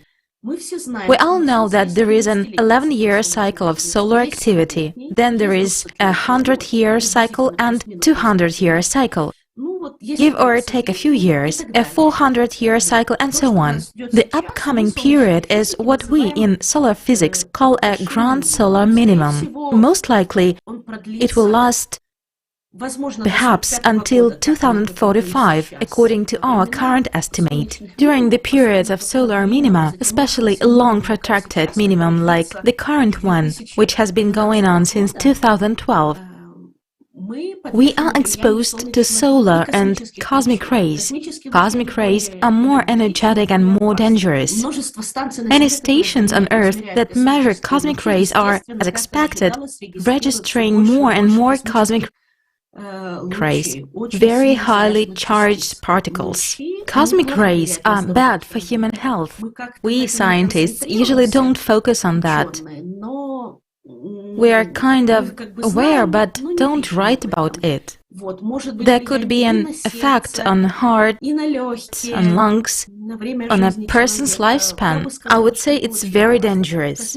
Cosmic rays coming to Earth are not good for the biosphere. We're studying their effects on soil, wetlands and water. Unfortunately, scientists aren't all united in these studies yet because everyone is studying their own area. I think scientists are very, very close now to figuring it out and will soon understand exactly what kind of coherent radiation is affecting the climate. We know very little about our environment and about space. We are scanning outer space at newer and newer wavelengths, at newer resolutions. The technology is improving extremely fast. Sources of coherent maser, laser radiation may be in many places in our galaxy, but the center of the galaxy probably has a strong source of coherent radiation. Again, this has been discovered by a Japanese telescope and a telescope array in Chile. This is a completely new established fact. For example, at Moscow State University, geologists have established the influence of cosmic objects, the center of our galaxy, gravitational and other interactions on geological processes. Friends, the situation is very serious. People are dying. We are aware of that. We can't deny it. A lot of research has been done. Hawking, Zeldovich. Unfortunately, in the past, a lot of scientific minds have been directed towards military developments. Friends, scientists around the world, let's come together and think about how we can use at least that information which we have now. We know what is going to happen to the climate. It had already happened 6,000 and 12,000 years ago. What's happening now is not new to us. How can we survive global disasters? We must act right now, because next year it might be too late. Let's direct our efforts towards saving humanity. I didn't want to say this before, but now, after analyzing all the facts, the future depends on our choices. We don't have time to ponder. We only have time for action, only for treating each other well, for being completely open, for spreading full information, and for involving a lot of people of interdisciplinary fields. Are you ready? I'm ready for that. Friends, you know, we are geniuses. I'm not talking about me, I'm talking about all of us. Do you see how much we, humanity, have done and how much we have understood? Let's use that. Let's tell each other what we can do. And I believe that we will. Thank you, Mrs. Podlachikova. Thank you so much for this information. Very hard information, very truthful information. And I would like to thank all our speakers for being open and honest to bring this truth to us today. Let's continue. And I would like to remind our viewers that right now you are watching a live broadcast of the conference, Global Crisis: Time for the Truth. Ahead, we have a part dedicated to human slavery and refugees. Stay with us. A premiere of the documentary film will be shown soon, for the first time today, as part of this conference. Journalists look into human slavery and mistreatment of refugees. This film is produced by volunteers of Creative Society from all over the world. Now, let's get back to the solution of the climate crisis. Let's watch an excerpt from a video shield with the participation of Igor Mikhailovich Danilov.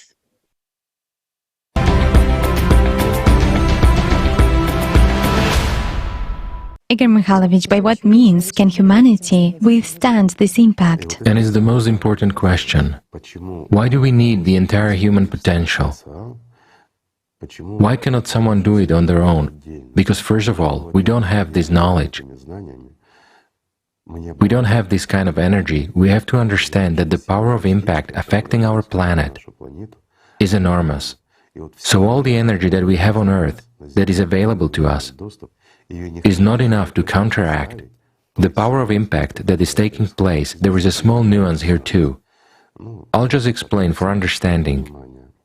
Let's not delve too much into this, it would take a lot of time. I understand that people might be curious, but the impact is taking place not at the macro but at the micro level. In other words, it's not a direct impact of macro objects in outer space on macro objects. It's an interaction at the micro level between particles. It is an enormous energy. Again, I understand that the question will arise, but how is that? The interaction between large objects is a huge energy, but between particles it is weak. Well, yes. You see, our science is in such a state nowadays that we cannot answer many questions yet. That is why we need the combined potential to answer it. The interaction between particles, those that make up our entire universe, takes place at the energy level. It's an exchange of information as well as interconnections.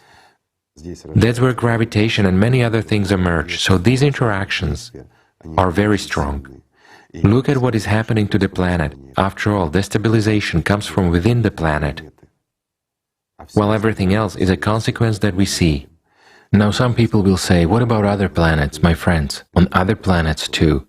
We see what is happening now in the solar system, on other planets, those very landslides on Mars and many other things. There is activity too and everything else. This means it's all about cyclicity. It's just that it is somehow not trendy to talk about it, or somehow. After all, carbon dioxide couldn't have affected Mars and caused the formation of landslides, indicating instability there. But mainly the planets that have a core and magma are affected. If it's just a rock, it will remain a rock. There is nothing in it that would give rise to dissonance. There is only resonance between particles in it. It's just a rock. Whereas our planet is very complex. It has a core, magma, a crust, and an atmosphere. In other words, these are different spheres, just like in a human body, but they are coordinated. A single organism is formed. What will disorders in, say, a person's bone structure lead to? To irreversible consequences. The same is true for the vascular system or any other part. Whatever we take, any system, any disorder leads to a global destruction of the organism. It's the same with us here. Therefore, what do we need in order to counteract this? An equally strong counteraction. Let me give you a simple example. Let's use Tatiana, for example, for you to understand. Let's suppose I give her a little push, and she tilts. Why? Because there is a force of impact. And now resist it. You see, exactly the same impact, but she doesn't tilt. Why? Because she counteracts my action. If we don't put forward this counteraction, our world will simply collapse. Mars is an example of that. Those who are smart will understand, look and see where we are going. Why? Because the cause is the same, and the effect will be the same. Again, here we not only need to possess this energy, and in order to possess it, we need to discover these sources. But we also need to understand what it is and how to use it. For example, we do not use this energy correctly. Let me push you, and you apply the same force. In the other direction, you see, it's even greater. She almost fell. Why? Even a light touch. Without help anymore, right? Yes, she applied a lot of force, but in the wrong direction. So if we make a mistake, we will kill our planet even faster. I think it's clear now. Again, why do we need potential? Why do we need energy to build and do all this? Let me give you another example. Why? Because it's a complex process, and it requires all people, all of our potential. And why could we not do it when we were 7 billion? Why can we do it when we are almost 8 billion? Because our potential has increased. Because the task is multidimensional and multi-level, and it has to be solved accordingly.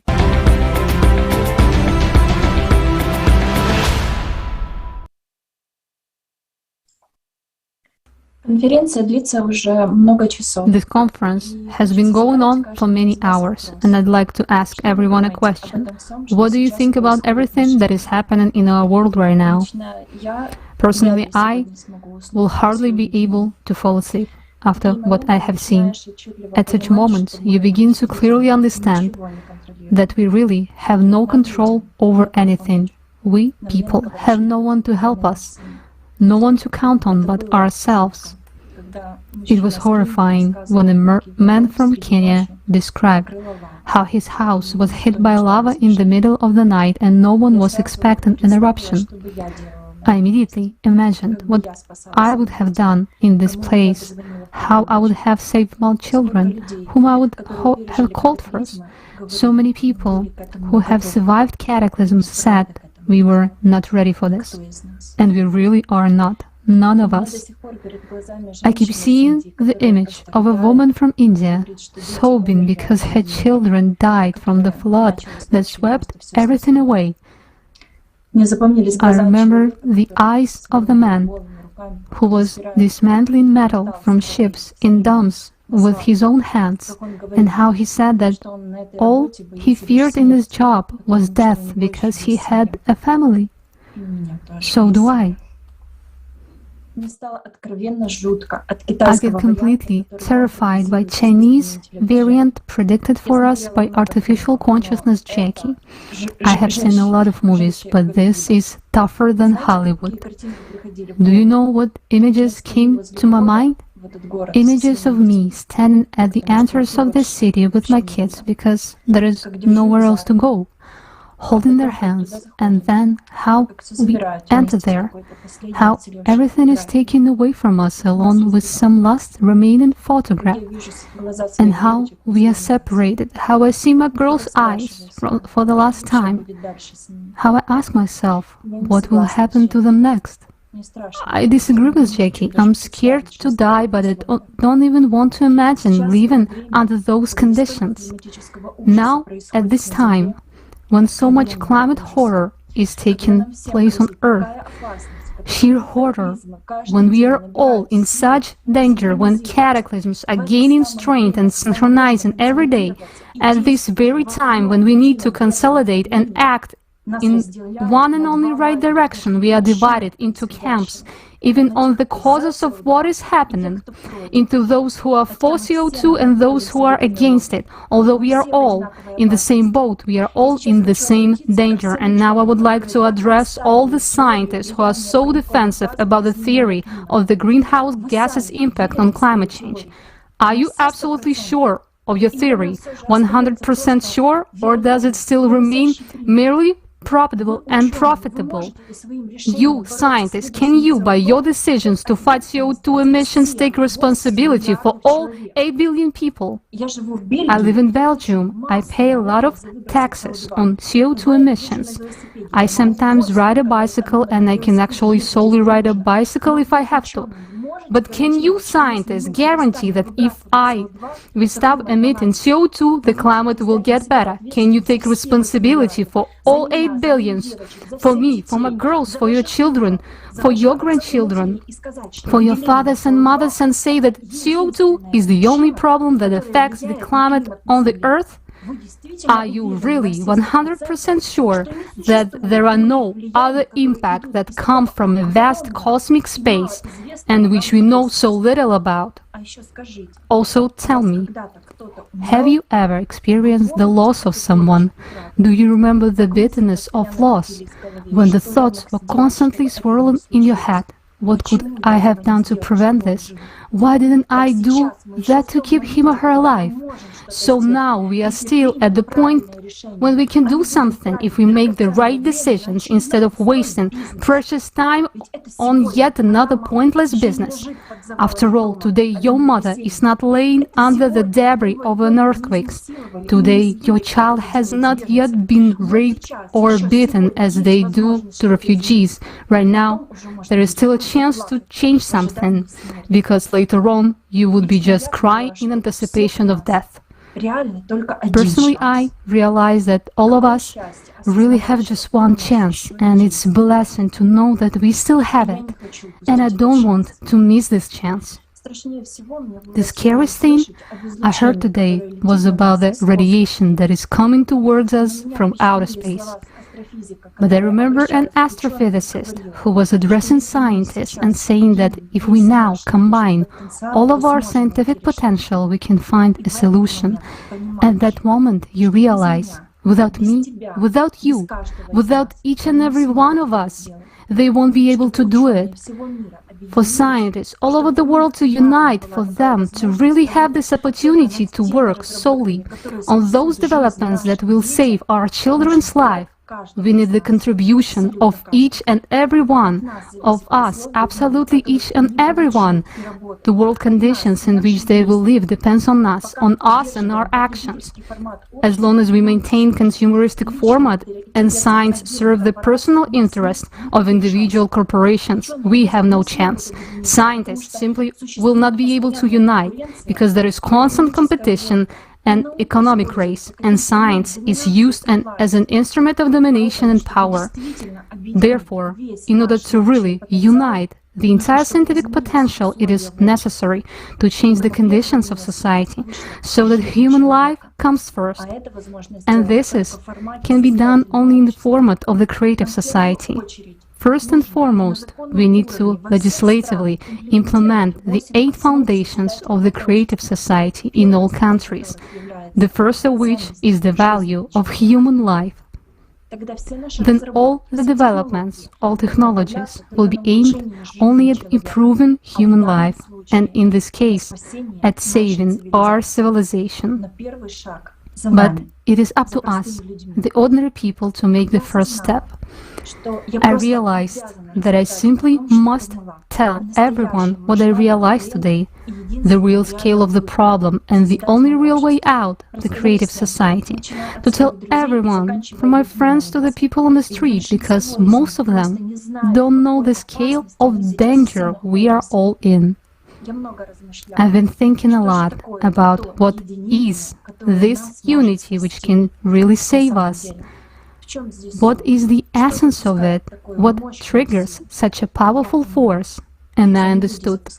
People themselves trigger it.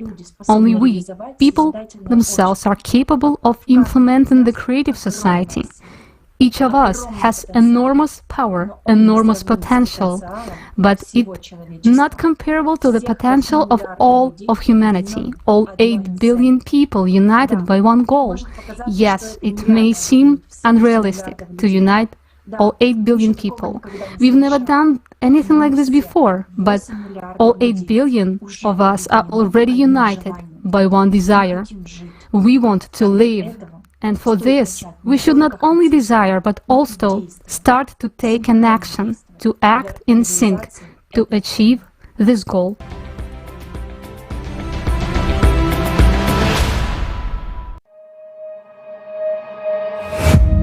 Humanity, various races, nationalities, religions, but we are all sailing in the same boat in this ocean of life. And the course of all-absorbing consumerism, which our common ship has taken today, is leading us to precipice. Just a little longer, and we will irreversibly fall into the abyss of economic, social, and climate catastrophes. Perhaps someone doesn't want to see and admit obvious facts, yet being afraid to turn around and see the reality. In the endless rush, in the ordinary everyday routine, in the race for success and survival, in this world of consumerism. But every day, more and more people stop and ask themselves these questions. Where is this world coming to? What does the future hold for me and my children? How can I make sure that the world will be a safe, happy, and prosperous place? After all, no matter how successful you are, if the whole world is falling apart, there is no way you can avoid a bitter fate. We can change the course of our ship, which is speeding into the abyss, and instead of the abyss of consumption, steer it in the direction of the creative society. But we can do this only together. We need to unite our collective human potential, become a united civilization, and row in one direction. Uniting in a common goal, we need to direct our attention, our efforts, our knowledge, and our skills to charting a new course. And how quickly we can do this depends on the choice of each person. Our salvation is only in our unity. Only by working together can we build a truly decent world. A world that will have a future for us and our children. And that is the creative society. We still have a chance. So let's take it.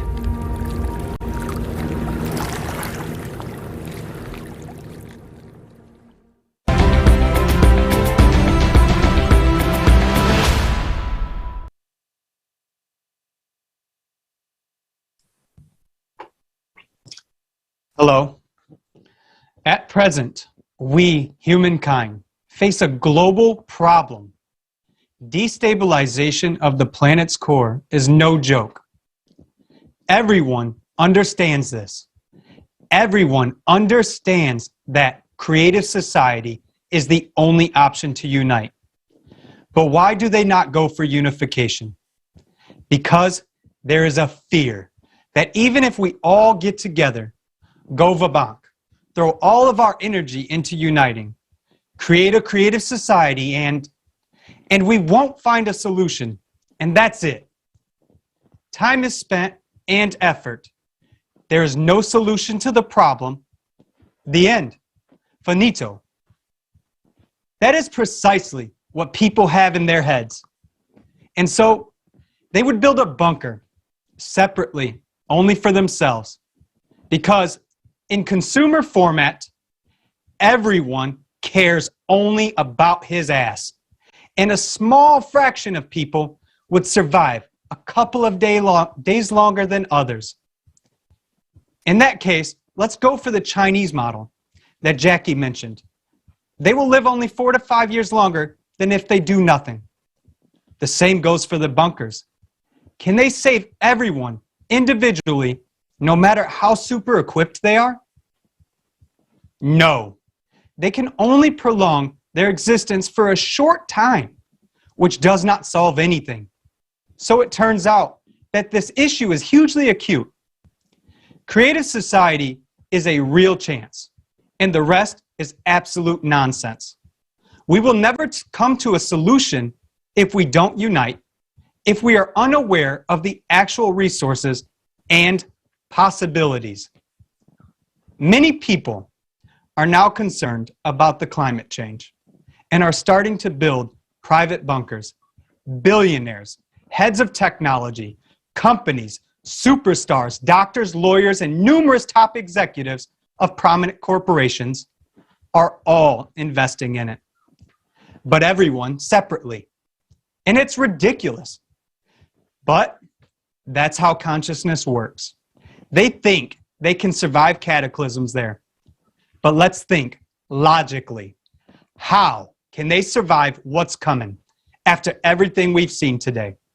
It's not like it's a one-day situation to simply wait out in a barrel. Everything is destroyed once and for all, and for many years to come. And if we don't stop the process now, it will be forever. And then what? To be buried alive in this barrel bunker. Is that what they want? So spending millions to build a bunker is ridiculous. If these funds were invested in the development of creative society, everything would move faster. And there is a much better chance that everyone would survive. It is much better than the prospect of dying in this barrel alone. We had a quote. Unfortunately, the demand for underground bunkers has increased again. We specialize in building them, but I would much rather build something else. However, we won't build anything else as long as there is a demand in this market. We can build anything because we have tremendous production capacity, but we specifically build bunkers. However, according to the head of a company specializing in the construction of underground bunkers, the number of orders has recently increased by 2,000%.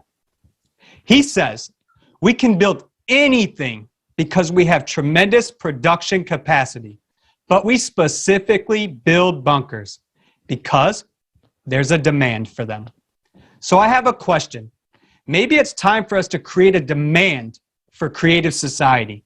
Previously, it was thought that those who build bunkers were all nuts.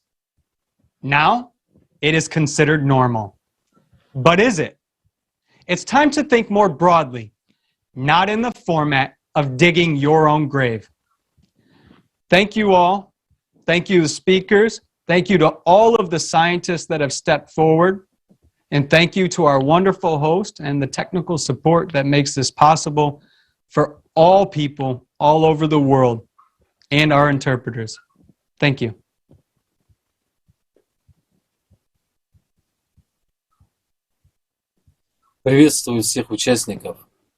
I'm very happy to see all the participants and viewers of the conference, and I want to thank everyone for their active participation. This conference is an essential step for all humanity because it provides truthful information that allows us to come to a mutual understanding.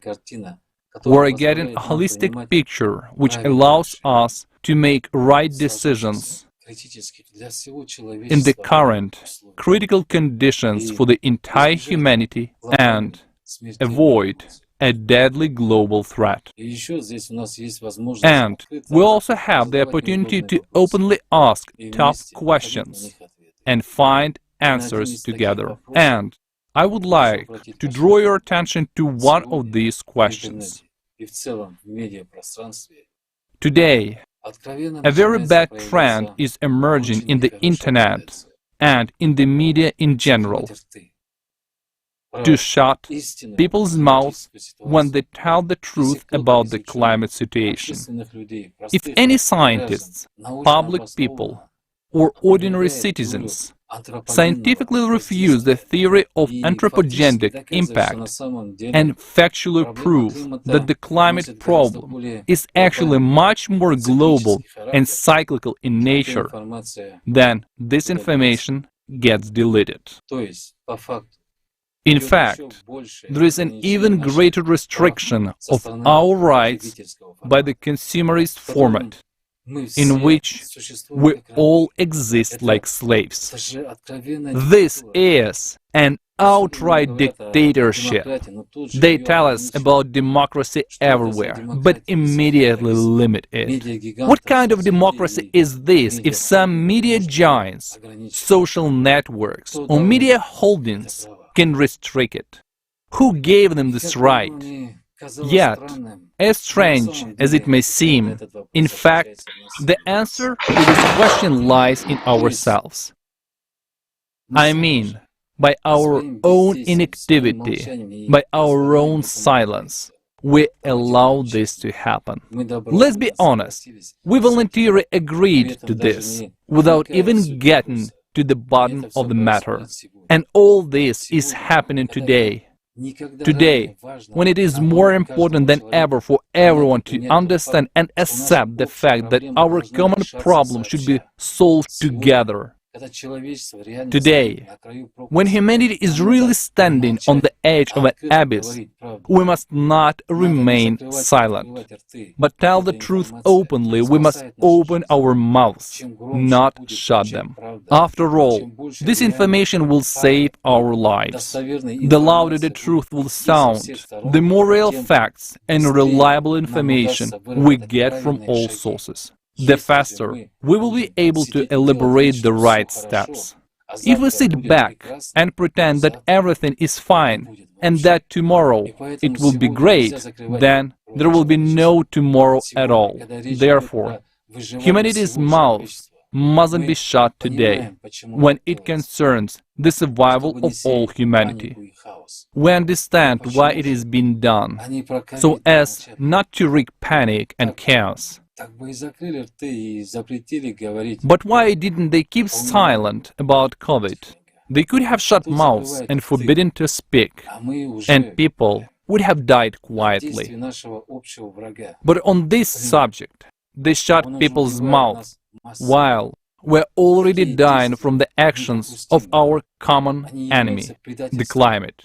It is already killing us on a large scale. Such actions are unacceptable. They are a betrayal of all mankind. This is true collaborationism with the enemy. In order not to create panic, the right solution must be offered. In order to avoid panic, it is necessary to solve the problem, not to hide or conceal it. Those who give these orders are either mentally sick, if they wish death for themselves and their close ones, or they are complete idiots. After all, the climate will not spare anyone. Don't they understand that? If they are suicidal, that's their problem. But we want to live. And we want our grandchildren and great-grandchildren to be able to live and the human race to continue to exist on Earth. We want to live in the creative society, to live in dignity, to live humanly. In order to achieve this goal, all of us need to consolidate all our efforts today and not to allow these traitorous collaborationists to shut our mouths, not to agree with the lies imposed on us, but instead to be courageous and tell the truth, anywhere and everywhere to all people. Today, our strength is in the truth. The truth unites our hearts. The truth makes us stronger. The truth makes us united. The truth makes us people who are worthy of the creative society, the society that all the prophets dreamed of. Thank you. Thank you very much. And in this next part of the conference, we will show the truth of the consumer format that we live in. This information concerns everyone. Dear viewers, please share this video. Please share this conference because everyone deserves to learn the truth. And also, we would like to remind you that we'll be watching the video on the refugees very soon, the documentary that will be released for the first time today. Dear viewers, finally we came to the moment of our conference that many of you have been waiting for. Right now, we would like to bring to your attention the result of 4 months of work, which resulted in a documentary that will air for the first time right now. First, we would like to give our sincere gratitude to all the volunteers who have been tirelessly worked on this film. During these 4 months, we learned and acknowledged a lot of things. Sometimes it was really scary, but we knew that only by uncovering this truth about what is happening in society, we can change everything. We ourselves realized a lot of things, understood, experienced. Thank you all very much for everyone's hard work, for your help. The information is scary, but at the same time, you feel happiness inside from the fact that this gives a real chance to get freed from the consumer society. We ask you to share your feedback, understanding, and any comment with us about the next video. Please send your videos to info@creativesociety.com or just comment below the comment section. Let's watch it.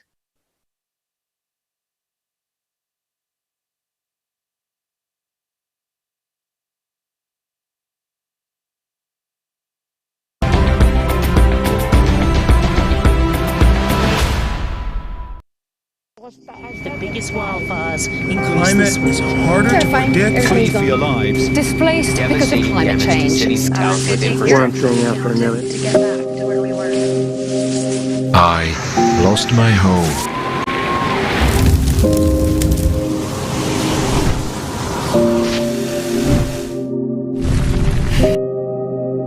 I lost my family.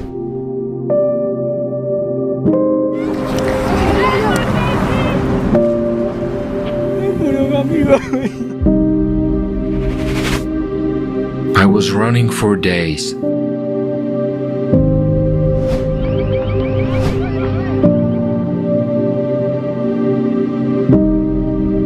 I swam.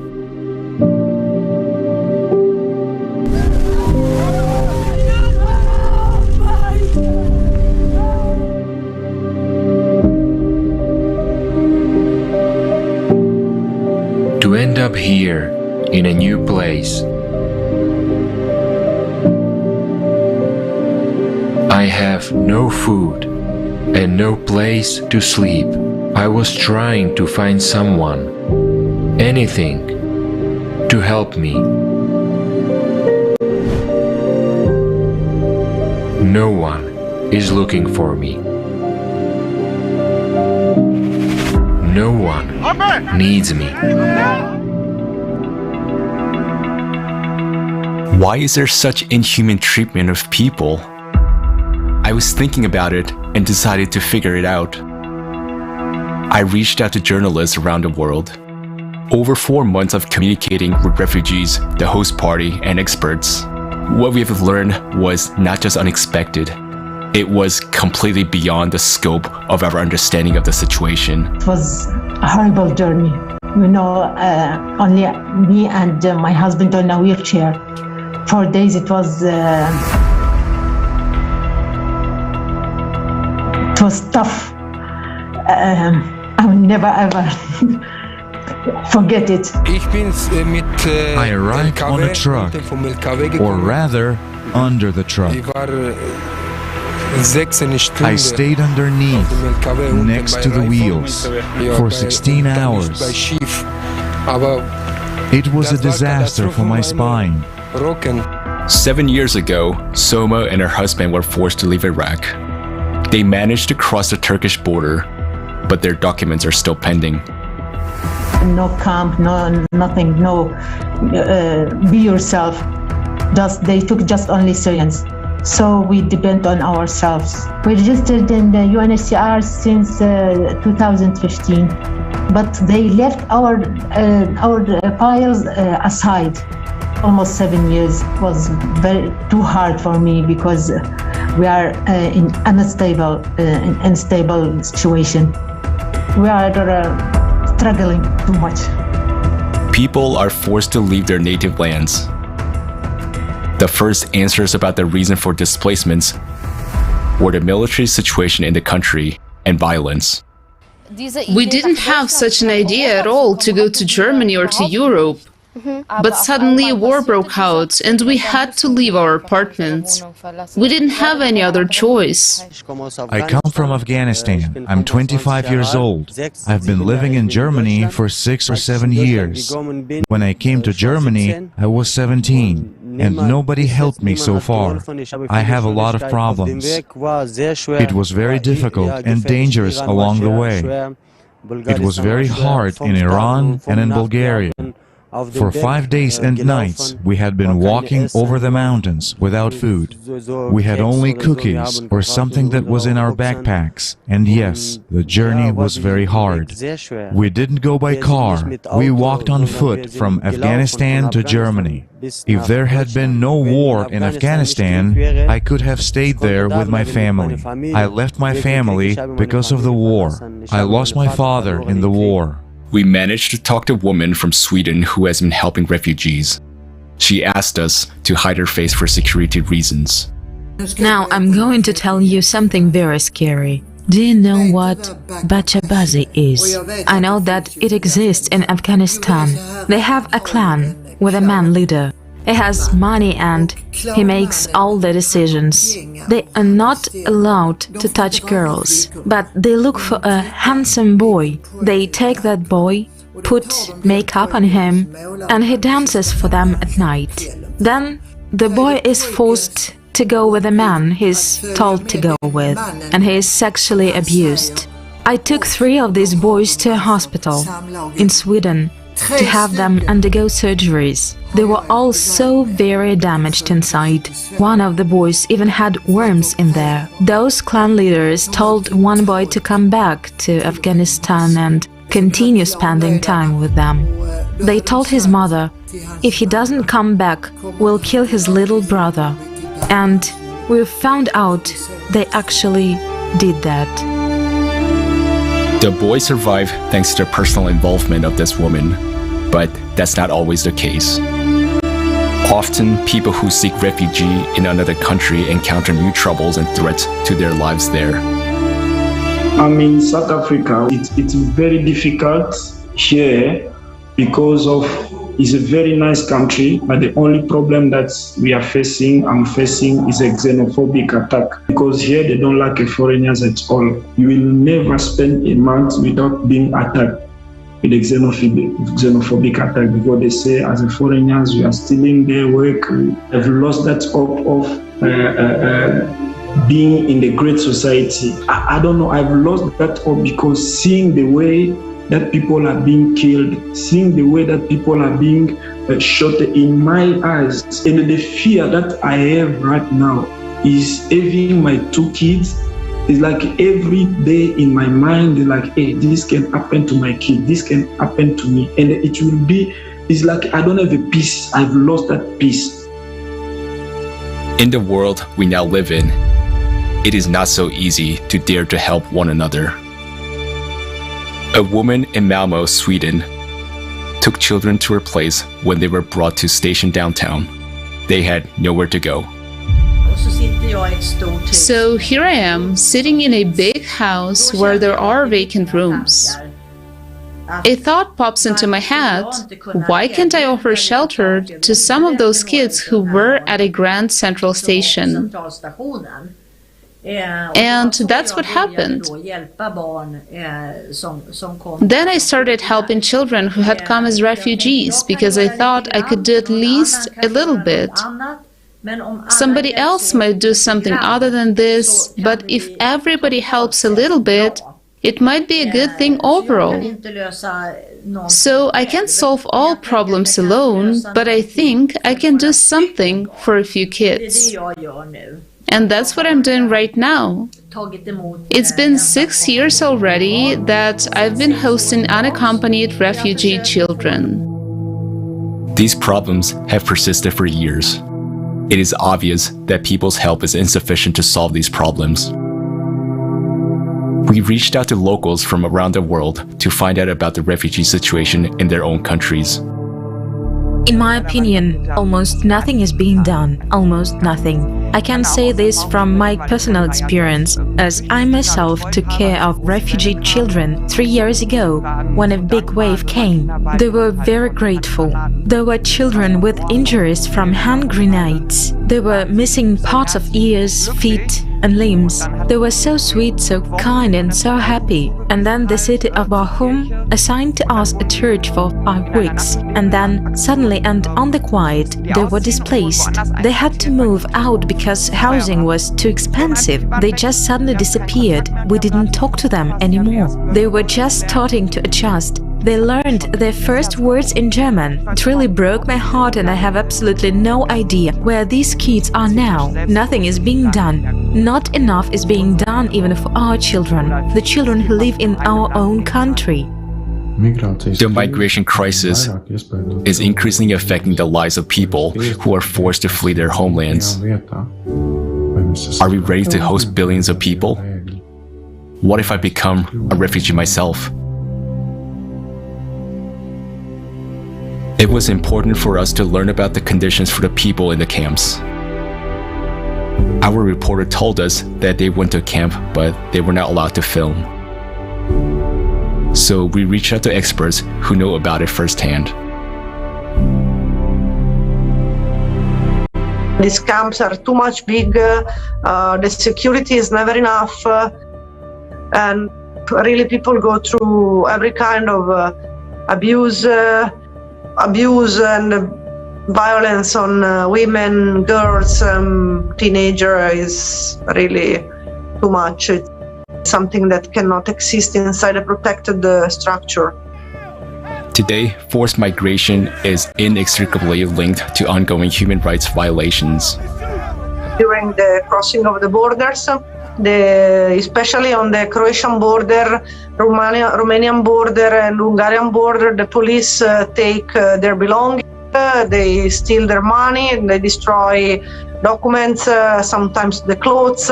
We have been seeing people that come naked from the border. There is this kind of pushback that is illegal procedure. I think it is estimated that up to 1 billion children aged 2 to 17 years have experienced physical, sexual, and emotional violence or neglect in the past year.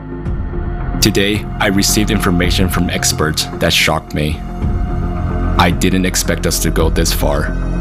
In the International Tribunal for Natural Justice, I attended a number of sessions when we addressed the question of trafficking of women and men, some to make them into prostitutes, and the men turning them into some form of slaves.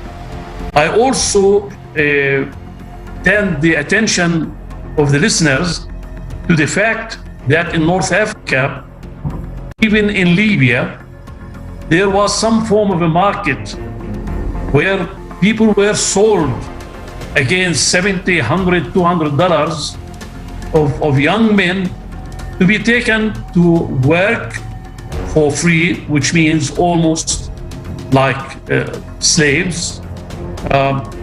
And we are not talking about hundreds of them. The question of trafficking of women and others, among them young children, we're talking about 2 million people every year. So we're talking about a huge number of human beings who are being trafficked for purposes anything but human. A child can be sold many times. I remember one day I came across the story of a girl who was, she was Turkish. She had been sold 17 times, and she had been trafficked from one country to another 17 times. And she had experienced only rape, no working, no papers, and no money sent back to the country. Children and young people are being trafficked every day as we talk, every day, every minute, every hour.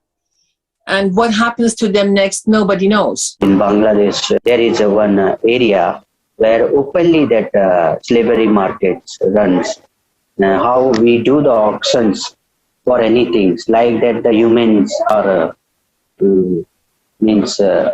children are purchased and sold. Yeah, and Myanmar is that thing. 2016, when I was doing undercover operation, to that time I also sat in many auctions as a customer, as an undercover when I was doing the undercover. There where we were sitting for the auctions, 9-year-old girl, 10-year-old girl, as per the demands. So the trade called the first time sex. So whenever the auctions will happen, new girls arrive in the trade. So they put the auctions. So who will bid the last demand, the money? That person only will use that victim full night for his choice. I'm finding the problem that the new demands is going about the pedophile. So now there are a category of the clients which belongs to across the world.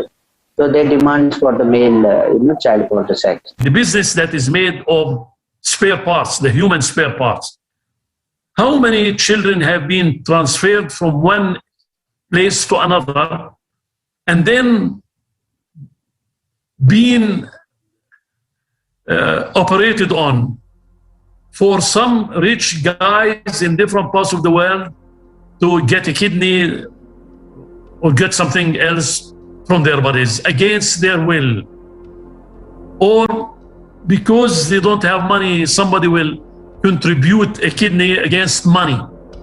This is happening in Egypt, for example. Many people are poor. They say, well, if I can live with one kidney, I will give the other kidney against $5,000 or so.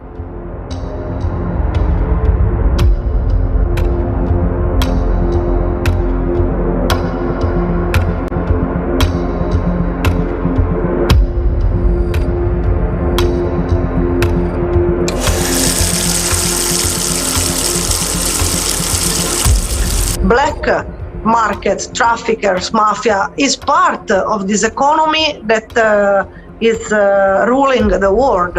So what else I can say? That I only see that another possibility is to spend money instead of constructing walls like we are doing in Europe. In our society, human life has no value. How is it possible that instead of help, people encounter violence, aggression, abuse, and slavery? This is not a migration crisis, but this is a crisis of humaneness.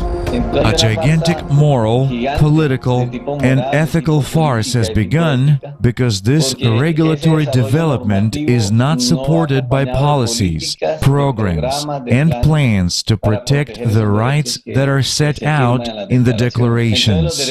Human rights are growing in terms of recognition, but they are declining in terms of ensuring, guaranteeing, and protecting the implementation of actions aimed at making them a reality and not merely a formal discourse of a democracy. More and more often, they act to protect private capital rather than to defend the rights of the public.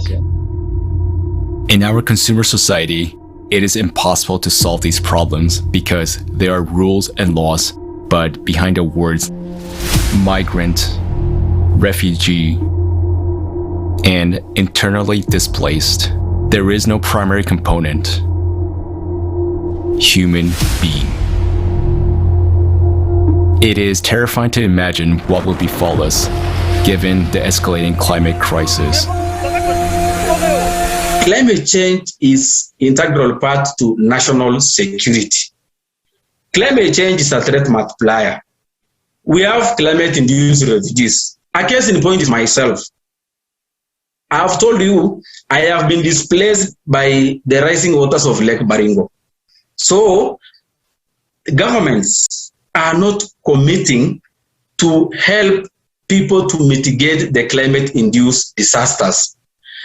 Now, you can see now conflict, climate-induced conflict, climate-induced migration, climate-induced food security, climate-induced health insecurity, climate-induced refugees. You see, for the first time in the history of humanity that we have climate refugees. So where is the missing link? The migration issue will only worsen due to increasing intensity and frequency of natural disasters. People, by looking at the existing legal frame, will not ever be entitled asking for protection. Because you will ask them which country you're coming from, they will say there is no country. I had a country called X, but the country now is underwater. or I had a village and this village is being totally destroyed or disappearing. We have something called the Warsaw International Mechanism on Loss and Damage. It's not an easy thing to discuss and get agreement from 200 countries. Everything has to be agreed by everybody. It cannot, if there's one country doesn't agree, then you don't have a global agreement. And so that's one of the deficiencies of having global. There's no international law. But I would like to urge each and every one of us that yes, there are policies, but what are we executing as an individual? What is our role to play in this major crisis situation? And I think that this is the truth that we need to answer to ourselves individually and collectively. People who don't want to know anything about child trafficking, child rape, hunger, or other scourges of our times, they are part of the problem. Because not only they don't do anything, but they're silenced. And when the climate change will be so tough and so bad that people from some regions will be forced to migrate to other parts, we will go back to the same situation. And then those children and those people are the easiest prey to human trafficking because they have nothing. And sometimes they don't even have an identity. It turns out that there are still no effective programs for the resettlement of refugees. For so many years, the United Nations has been working. For so many years, the Refugee Rights Commission has been working. So many humanitarian organizations and NGOs around the world have been working, but there are no working, established or adopted programs on how to work with these refugees. There are none. And the Refugee Commission itself admits this. Actually, we see that not everyone cares about ordinary people. But if they don't realize that we are all interconnected, no money, no private jets, no private yachts will get them to safety. If the whole earth starts exploding, flooding, and drying up, it's just going to hit everyone. Now refugees are forced to leave their homes. They face condemnation and cruelty. They are left alone with their misfortune because of the consumerist format of society. Tomorrow's climate catastrophes could be upon us as well. Answer yourself honestly. Are you ready to face what refugees face? Are you sure you won't be in their shoes? That you and your loved ones won't have to go through what they're going through.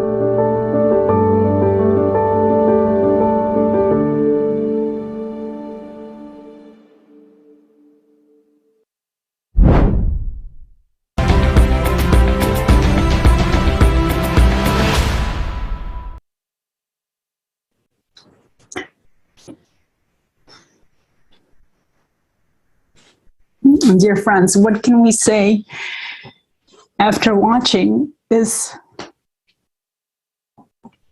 painful and devastating video?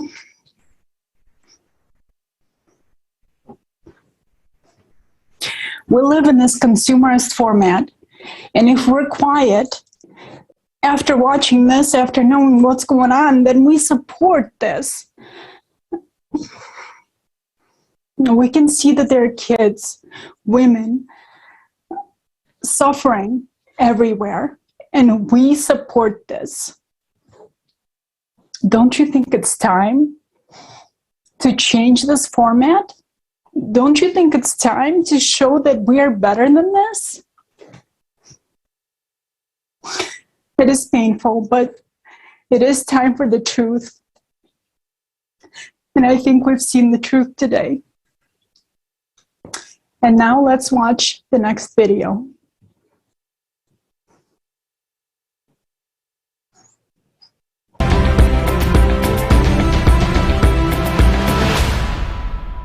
In this video, we had to change some words and expressions using milder terms.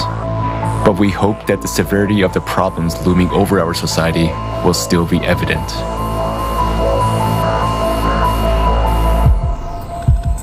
In the 21st century, human civilization boasts about its high level of intellectual development and incredible technological achievements. At the same time, at least half the world's population do not receive the health service they need.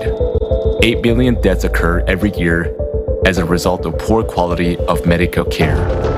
Healthcare costs are so high that they drive about 100 million people into extreme poverty each year. Living below the poverty line leads to an increase in child labor. Nearly 1 child out of every 10 is forced to work. Often, this work involves hazardous machinery and poisonous fumes. The list of products produced by child slave labor includes gold and precious stones, coffee, cocoa, rice, baby products, and clothing. According to UN statistics alone, more than 40 million people are victims of modern slavery. Forced labor, child labor, forced marriage, debt bondage, human trafficking for illegal exploitation, and recruitment of children for armed conflict. In the consumeristic format of society, people have already surpassed wild animals in terms of cruelty. More and more often, children are used as live bombs. In Nigeria, criminals put an explosive on a girl with a baby in her arms. After years of warfare, the economic crisis and drought have caused famine in Afghanistan. There is a well-known case where a mother was forced to sell her little daughter for 400 euros to feed her other children. Today, more than 41 million people are one step to death from starvation, and about 811 million people are starving.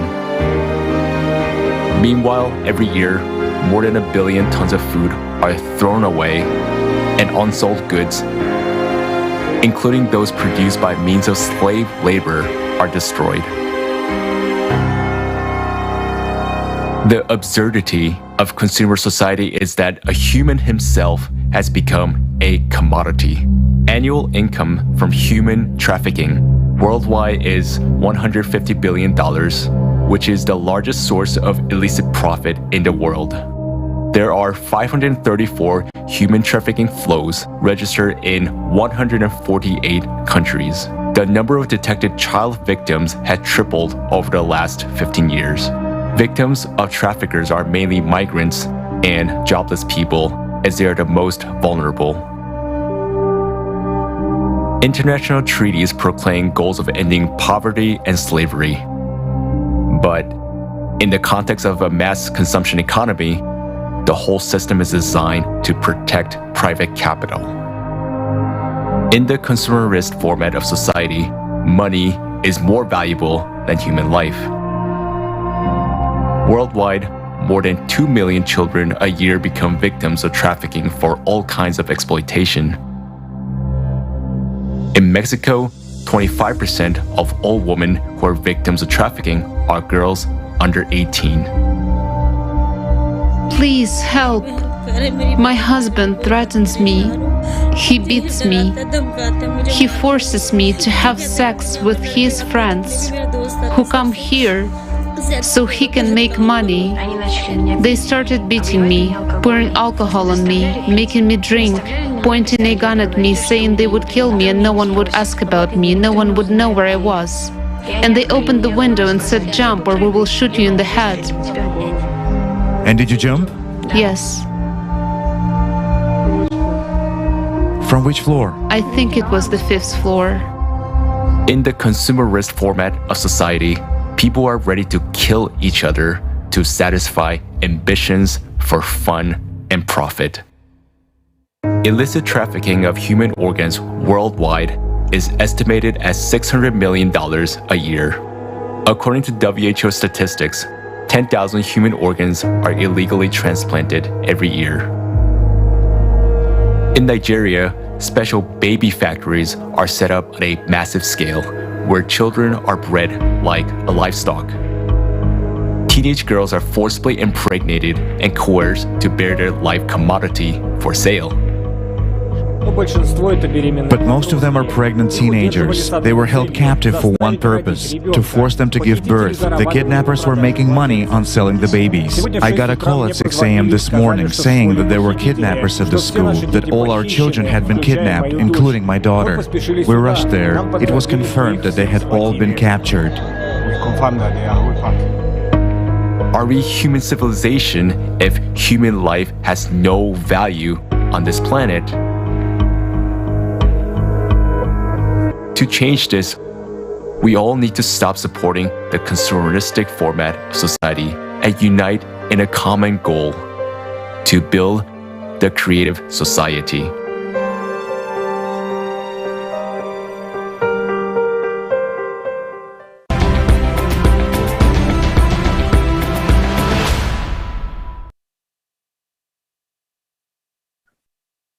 Ну что здесь сказать? What can we say? Right now is the time to ring the death toll, because after what we've seen right now, after that it is very hard to stay indifferent. And I would like to express my gratitude to those heroic people who overcame their fear and made this video, and to those who left their comfort zone a long time ago and saved people from slavery literally behind enemy lines. When we were preparing for this conference, it was a great honor for us to meet such people. You've seen a lot of them from the previous videos. They are a true example of heroism. But there are still very few of them, and they have to confront the entire system built on economic gain in a society where money talks. I think that when most of us heard the title of the conference, Global Crisis, Time for the Truth, we didn't have a single idea of what a bitter truth would be discussed. But what we've seen today is our common pain. This disease of our society, which is called consumerist format, has reached a terminal stage. We must take urgent action. So, on behalf of all mothers and women, I appeal to every person living on this planet. Life is a gift from heaven. The consumerist format of society is taking away our lives and our future. If anyone hasn't figured it out yet, the consumerist format is a feast of darkness and evil. We have just seen appalling images proving that the circle of darkness is shrinking. Evil is getting closer to every one of us. It is the necrosis of humanness. It is caused by our indifference and inaction. We can continue to keep silent and hide from the truth. The truth is very painful, and we don't want to see it, right? Or we can start with the major understanding that all this mayhem is only possible in a consumer format. Lie, pain, fear, and suffering are an integral part of consumer society. We have come to the point where a person himself has become a commodity. It is already a symptom of a lethal disease. But we can make a different choice. And I believe in the hearts of mothers, as they are full of boundless love. Therefore, I'm appealing to women today. We make up the majority of the world's population. We can tell one another what we have learned today. We can tell it to our husbands, our sons, our brothers, our colleagues. We can tell them that if you choose creative society today, you are becoming directly involved in stopping slavery on this planet. If your heart and your voice are with those who unite humanity in the creative society, you are directly involved in stopping people from being trafficked for organs. If you spread the word about the creative society to those you know, then all of us will be able to quickly unite our potential in one goal, and then not a single child, not a single human in the world will not suffer from sexual or any other kind of abuse anymore. If we don't come together and agree that creative society is vital to us, we are putting the lives of all people, all the children of this world on the line, and this is important to understand. Without exaggeration, a great responsibility lies on each one of us today. But it is also a great honor to be part of the solution, because as soon as we unite our joint potential in one single goal, in building the creative society, in changing the format towards the creative society, it will take place very fast.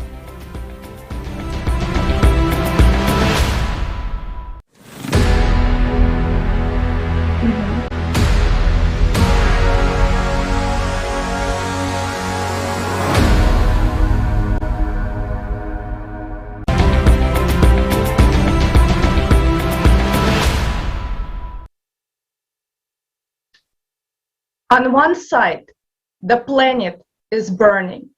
The other is engulfed in water. The earthquakes are shaking our houses. Oxygen is depleting. The volcanoes are erupting. Yet, we have nowhere to run. We are separated.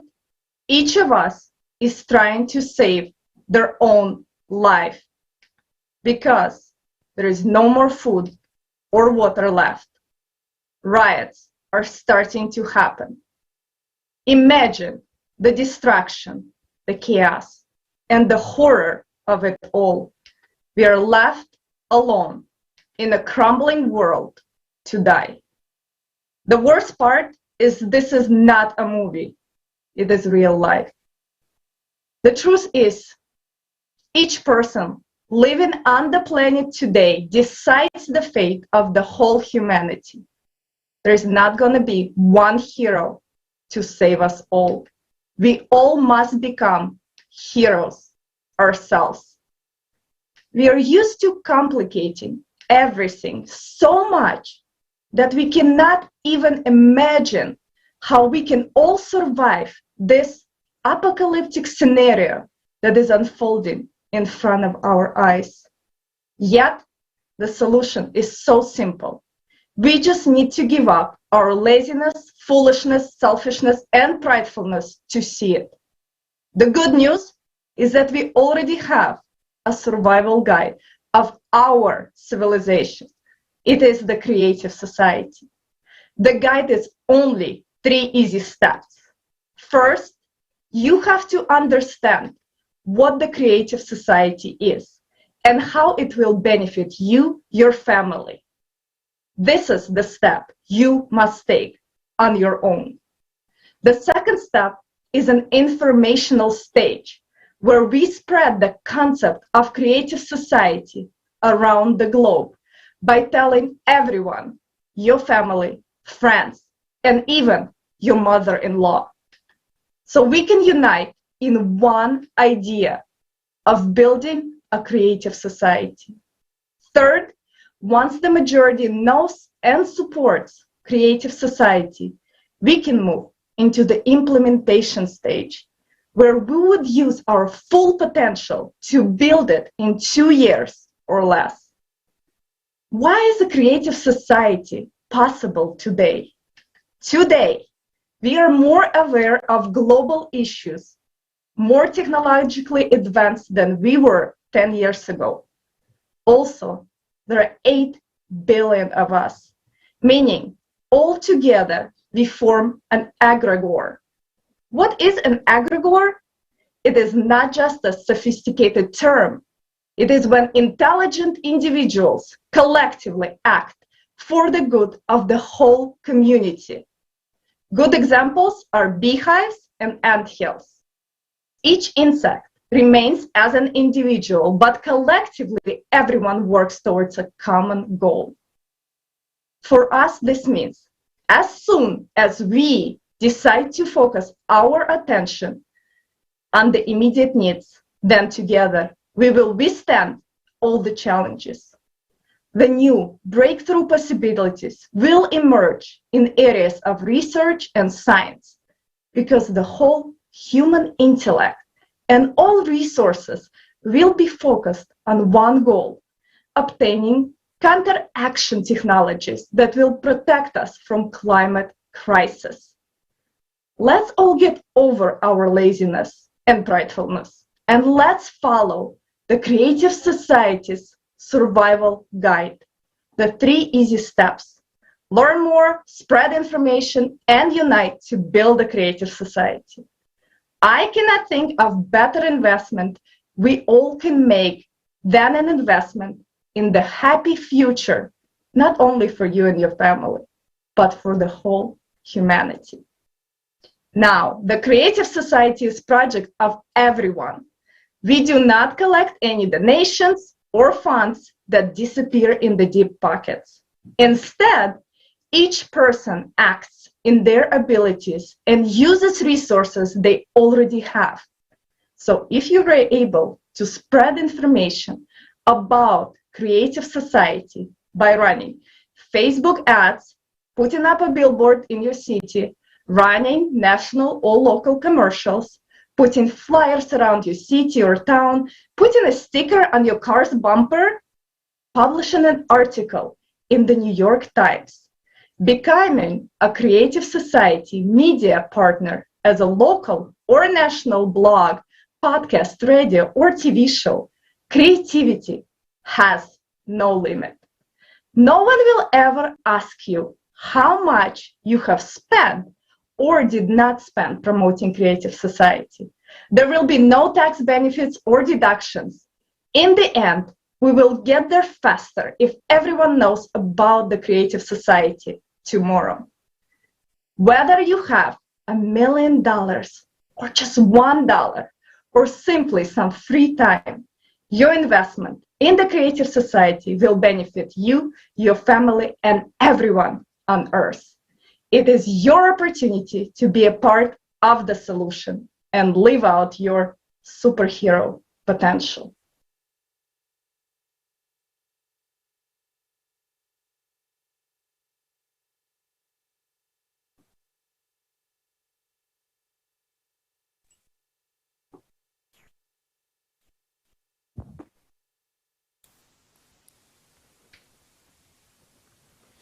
Мы с вами уже не раз сегодня слышали такие Today, слова. we have heard such words as consumerist format more than once. That it is both the cause of humanity's global crisis and, at the same time, the stumbling block in solving these problems. The consumerist format itself implies incessant struggle, division, disunity, war, violence, and slavery. We see all these examples in our history. A 6,000-year history of wars. But today, we can turn this habit of fighting to our advantage. In everyday life, the laws of the consumerist format are reflected in relationships between people, in a family, between friends, At work, someone is constantly striving for domination. Everyone wants to get on top and get a better place. This is a constant self-assertion of some people at the expense of others. In consumer society, it is not the person himself who is valuable, not his ability nor achievements, but his being in the certain circles and his titles on the paper, which are not hard to buy. In consumer society, everything can be bought in general. It's a matter of how thick your wallet is. Quantity is also more important than quality in consumer society. There is a constant race, a chase, trampling of one another. Everyone strives to survive. After all, there are imposed standards that one must confront to. In order not to feel like an outsider at the feast of life, but it is not intelligence, consciousness, humanness, or honor. It is merely appearance, an expensive phone, a car, a house, the opportunity to travel, and so forth. In other words, it is not a person's qualities, but the illusion of success he can afford. Having satisfied one desire, he immediately gets another. The chase for illusion begets greed. Greed that leads to worse. When you are no longer satisfied with what you got, you begin to take things from others by force. And in such a format, losses and destruction are inevitable. Everyone dies in this struggle: kings, rulers, ordinary people, and entire empires. This is an integral and unavoidable part of the consumerist format. Is that really all we're capable of? The consumerist format is a step into the abyss, and that's where we have all been heading for thousands of years, and now we have come to that very brink. This path has cost us the most precious things of all, human lives. But the consumerist format is temporary. Sooner or later, humanity becomes convinced that it leads to a dead end. Because constant fighting with each other, destroying each other, means fighting with life itself. But don't we people want to live? Don't we want to live in stability and prosperity? Don't we want to live in respect and prosperity? Of course we do. No sane person would say that these values are alien to him. This is what we want to see at the forefront of the society we live in. In the current format, it is impossible. All because of that very constant striving for struggle. Even if people of one country unite, they will fight against the other one. We want change. But we're always waiting for something. And today, we no longer have time to wait for some miracle or new government to change everything. When we hear about change, we immediately think of struggle. We're not each other's enemies. Our main and only enemy today is the climate. And since we're so good at fighting, maybe we should direct our forces towards surviving in this fight. We're used to taking sides with one or another camp. But the climate will blow all camps away.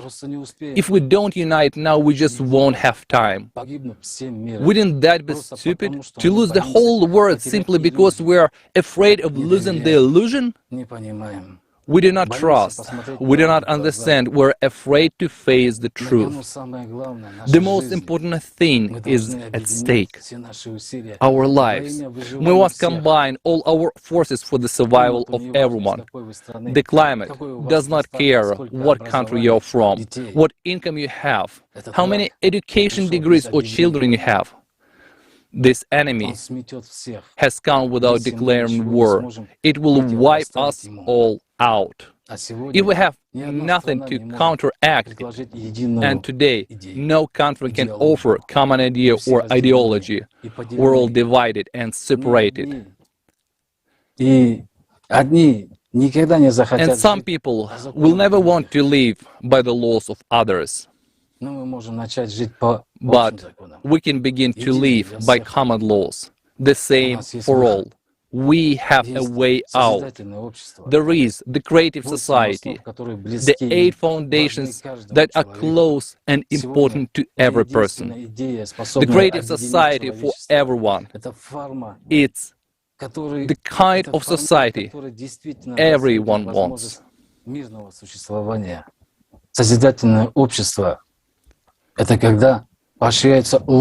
Creative society means that the best human qualities are encouraged and the worst qualities are curbed.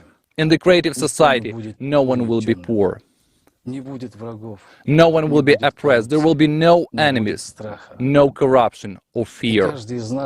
And each of us can begin to build this society right now by telling everyone around us that only in the creative society people will live in security. Would we deprive ourselves of that chance? Let's think and decide together how we will implement these foundations in our life.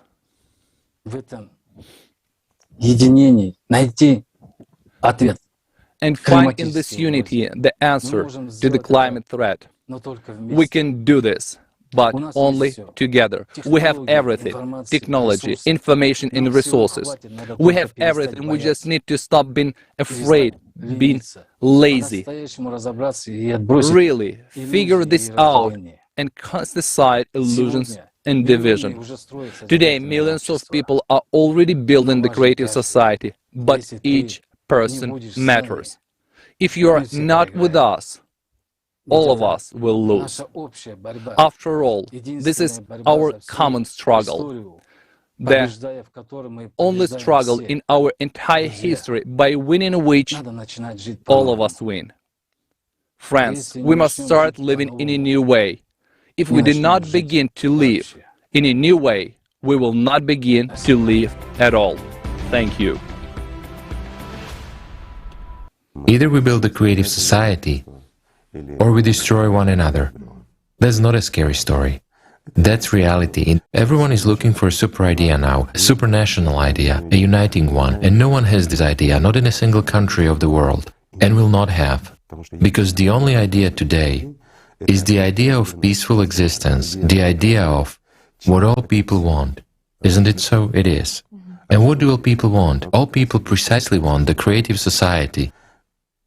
Perhaps we shall repeat that over the last years, probably it's about 9 years, we've been working.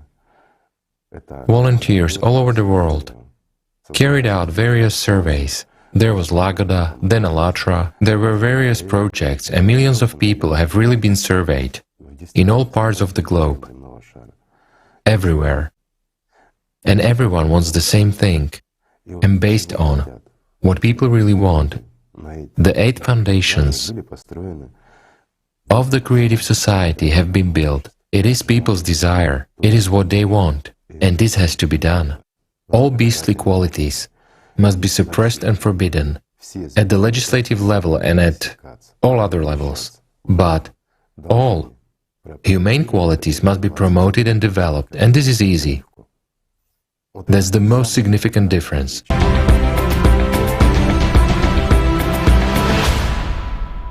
The world is on the verge. The facts and evidence voiced at the conference have convinced us of that once again. We appreciate everyone who's been with us today. Participants of the conference have raised the topical issues of the consumerist format of society, which are aggravating against the background of our climate and environmental crisis. The data voiced on the monitoring of our climate change and the ecosphere state of our planet are striking. Humanity is really in danger. Only an ignorant one can deny it. Not being aware of how high the price of inaction and lost time is. As of today, numerous disputes are going on in the world regarding the cause of climate change and who is the blame. However, these disputes only result in discord, division, and shifting of responsibility onto one another.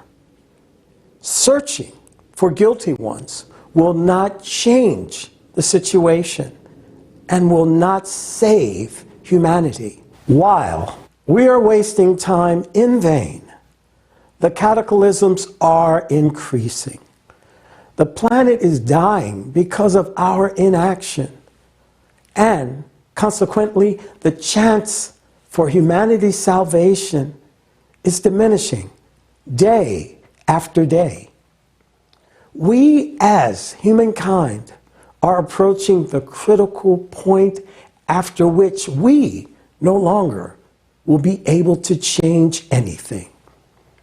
If we do not act now, we deprive the entire humanity of the future. I emphasize, the entire humanity.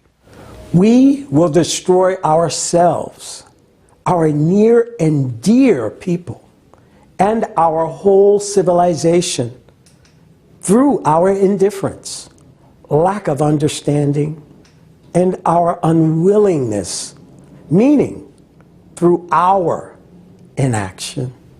The planet's ecosystem is rapidly collapsing due to the anthropogenic factor, contamination of the world's ocean, deforestation, the disastrous problem of waste, and many more.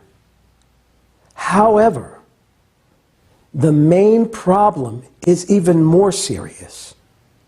Society with a consumerist worldview treats the environment merely as an endless resource, thoughtlessly using it beyond measure for the sake of someone's personal profit. Verily, selfishness and greed have overshadowed our minds. Our momentary striving for enrichment has become more important for us than our own future and the future of our loved ones. The worst thing about the consumerist slavish ideology is that we, people, are merely a resource in somebody else's hands for increasing their own selfish goals. As a result, our inhumanness begets global crises not only in the environment, economy, and other fields of human activity. The main crisis is the moral one. It has exceeded all limits. In our allegedly civilized world, there is plenty of violence, slavery, and exploitation of children's labor. While on the background of the climate change progression, a new problem has arisen: the increasing number of refugees who need human support and understanding. People driven by the intolerable conditions of existence come to someone else's country with a hope for humanness, but encounter enmity, rejection, fear, and often even hatred. Will such humanity with a consumerist attitude to one another be able to survive in the time of global cataclysm? The answer is obvious. Many people still hope that in case of cataclysms, their government or specialized organizations will save them. However, participants of the conference have voiced real-life examples, which indicates that these organizations have proved to be incapable of protecting survivors from cataclysms and providing them with the necessary aid, even in the present day, relatively stable period. But what will be tomorrow? The answer is just as obvious.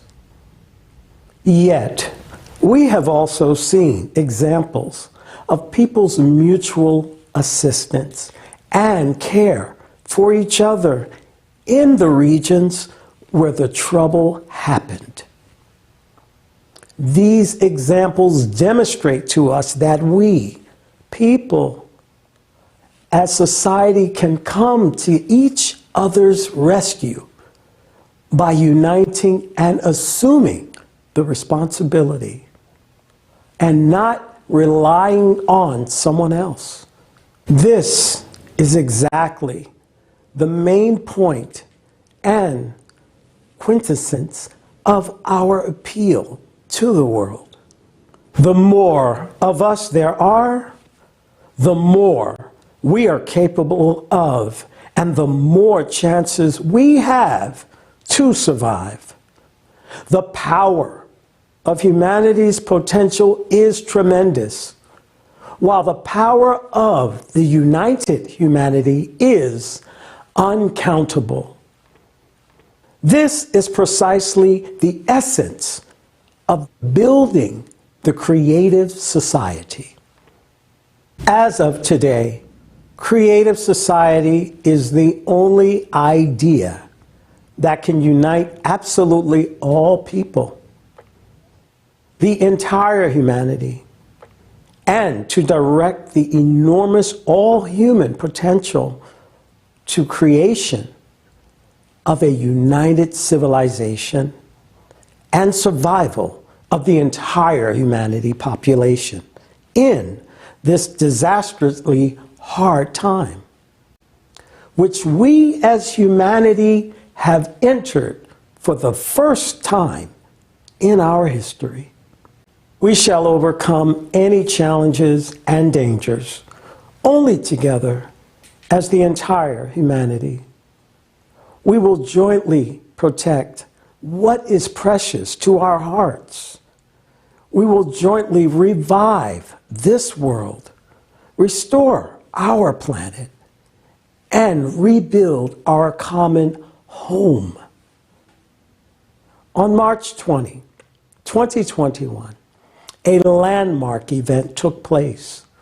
The worldwide conference, Creative Society, What the Prophets Dreamed of. There, we, people from all over the world, brought together representatives of different religions and concluded that all scriptures talk about the creative society. That's the true face of all religions. It doesn't matter what religion you belong to, or if you are an atheist. The creative society is for everyone. The apostolic blessing of the head of the Holy See and the entire Catholic Church, Pope Francis, is with us. His prayers are with us. Today, the whole world must unite in building the creative society where humanity's potential plays a key role and where every person's life is of the highest value. Today, building the creative society must become the #1 task for every sensible person on this planet. I would like to express gratitude to every participant of the Creative Society Project.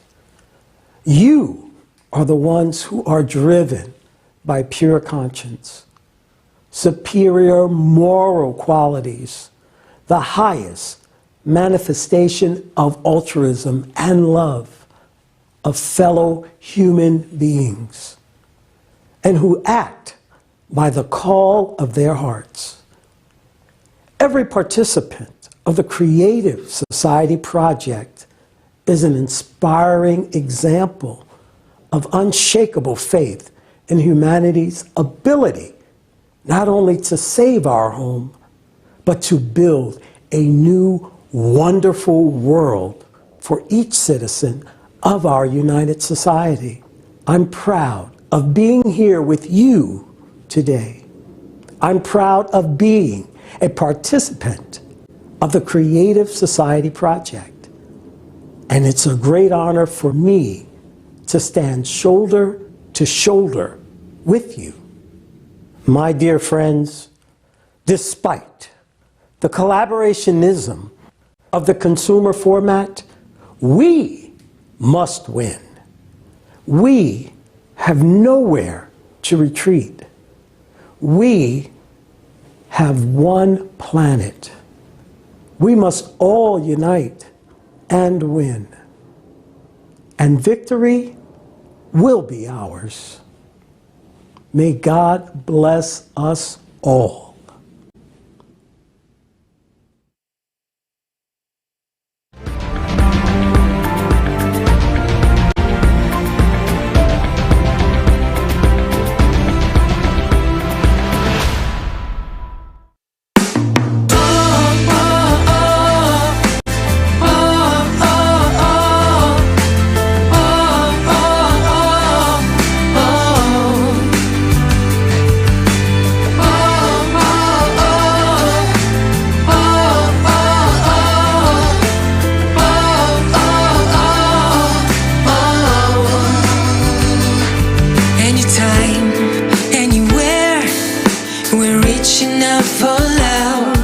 Every time, every day, we're looking up above, waiting for an answer to bring the world some light.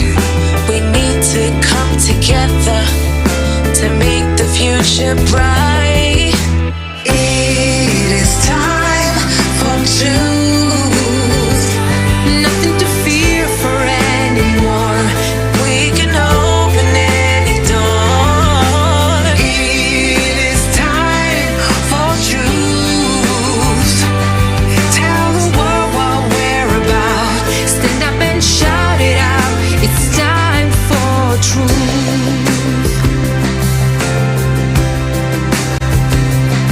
Don't we know what to do to bring the world prosperity? Only way that is true is through creative society. Let's make the change together. We're stronger if we're one. Creating peace forever. Together we are strong. It is time for truth. Nothing to fear for anymore. We can just open any door. It is time for truth. Tell the whole world what we're about. Stand up and shout it out. It's time for real love from above, cause we're all one family. We can unite the world and reconcile humanity. Let's end the wars for profit, address the pressing topics, and get connected everywhere like fiber optic. Read the signs of the times, it ain't hard to see. It's time for peace and love, it's time for unity. It's time to put aside the drama, do it for the youth. It's time to stand together, for real, it's time for truth. It is time for truth. Nothing to fear for anymore. We can just open any door. It is time for truth. Tell the whole world what we're about. Stand up and shout it out. It's time for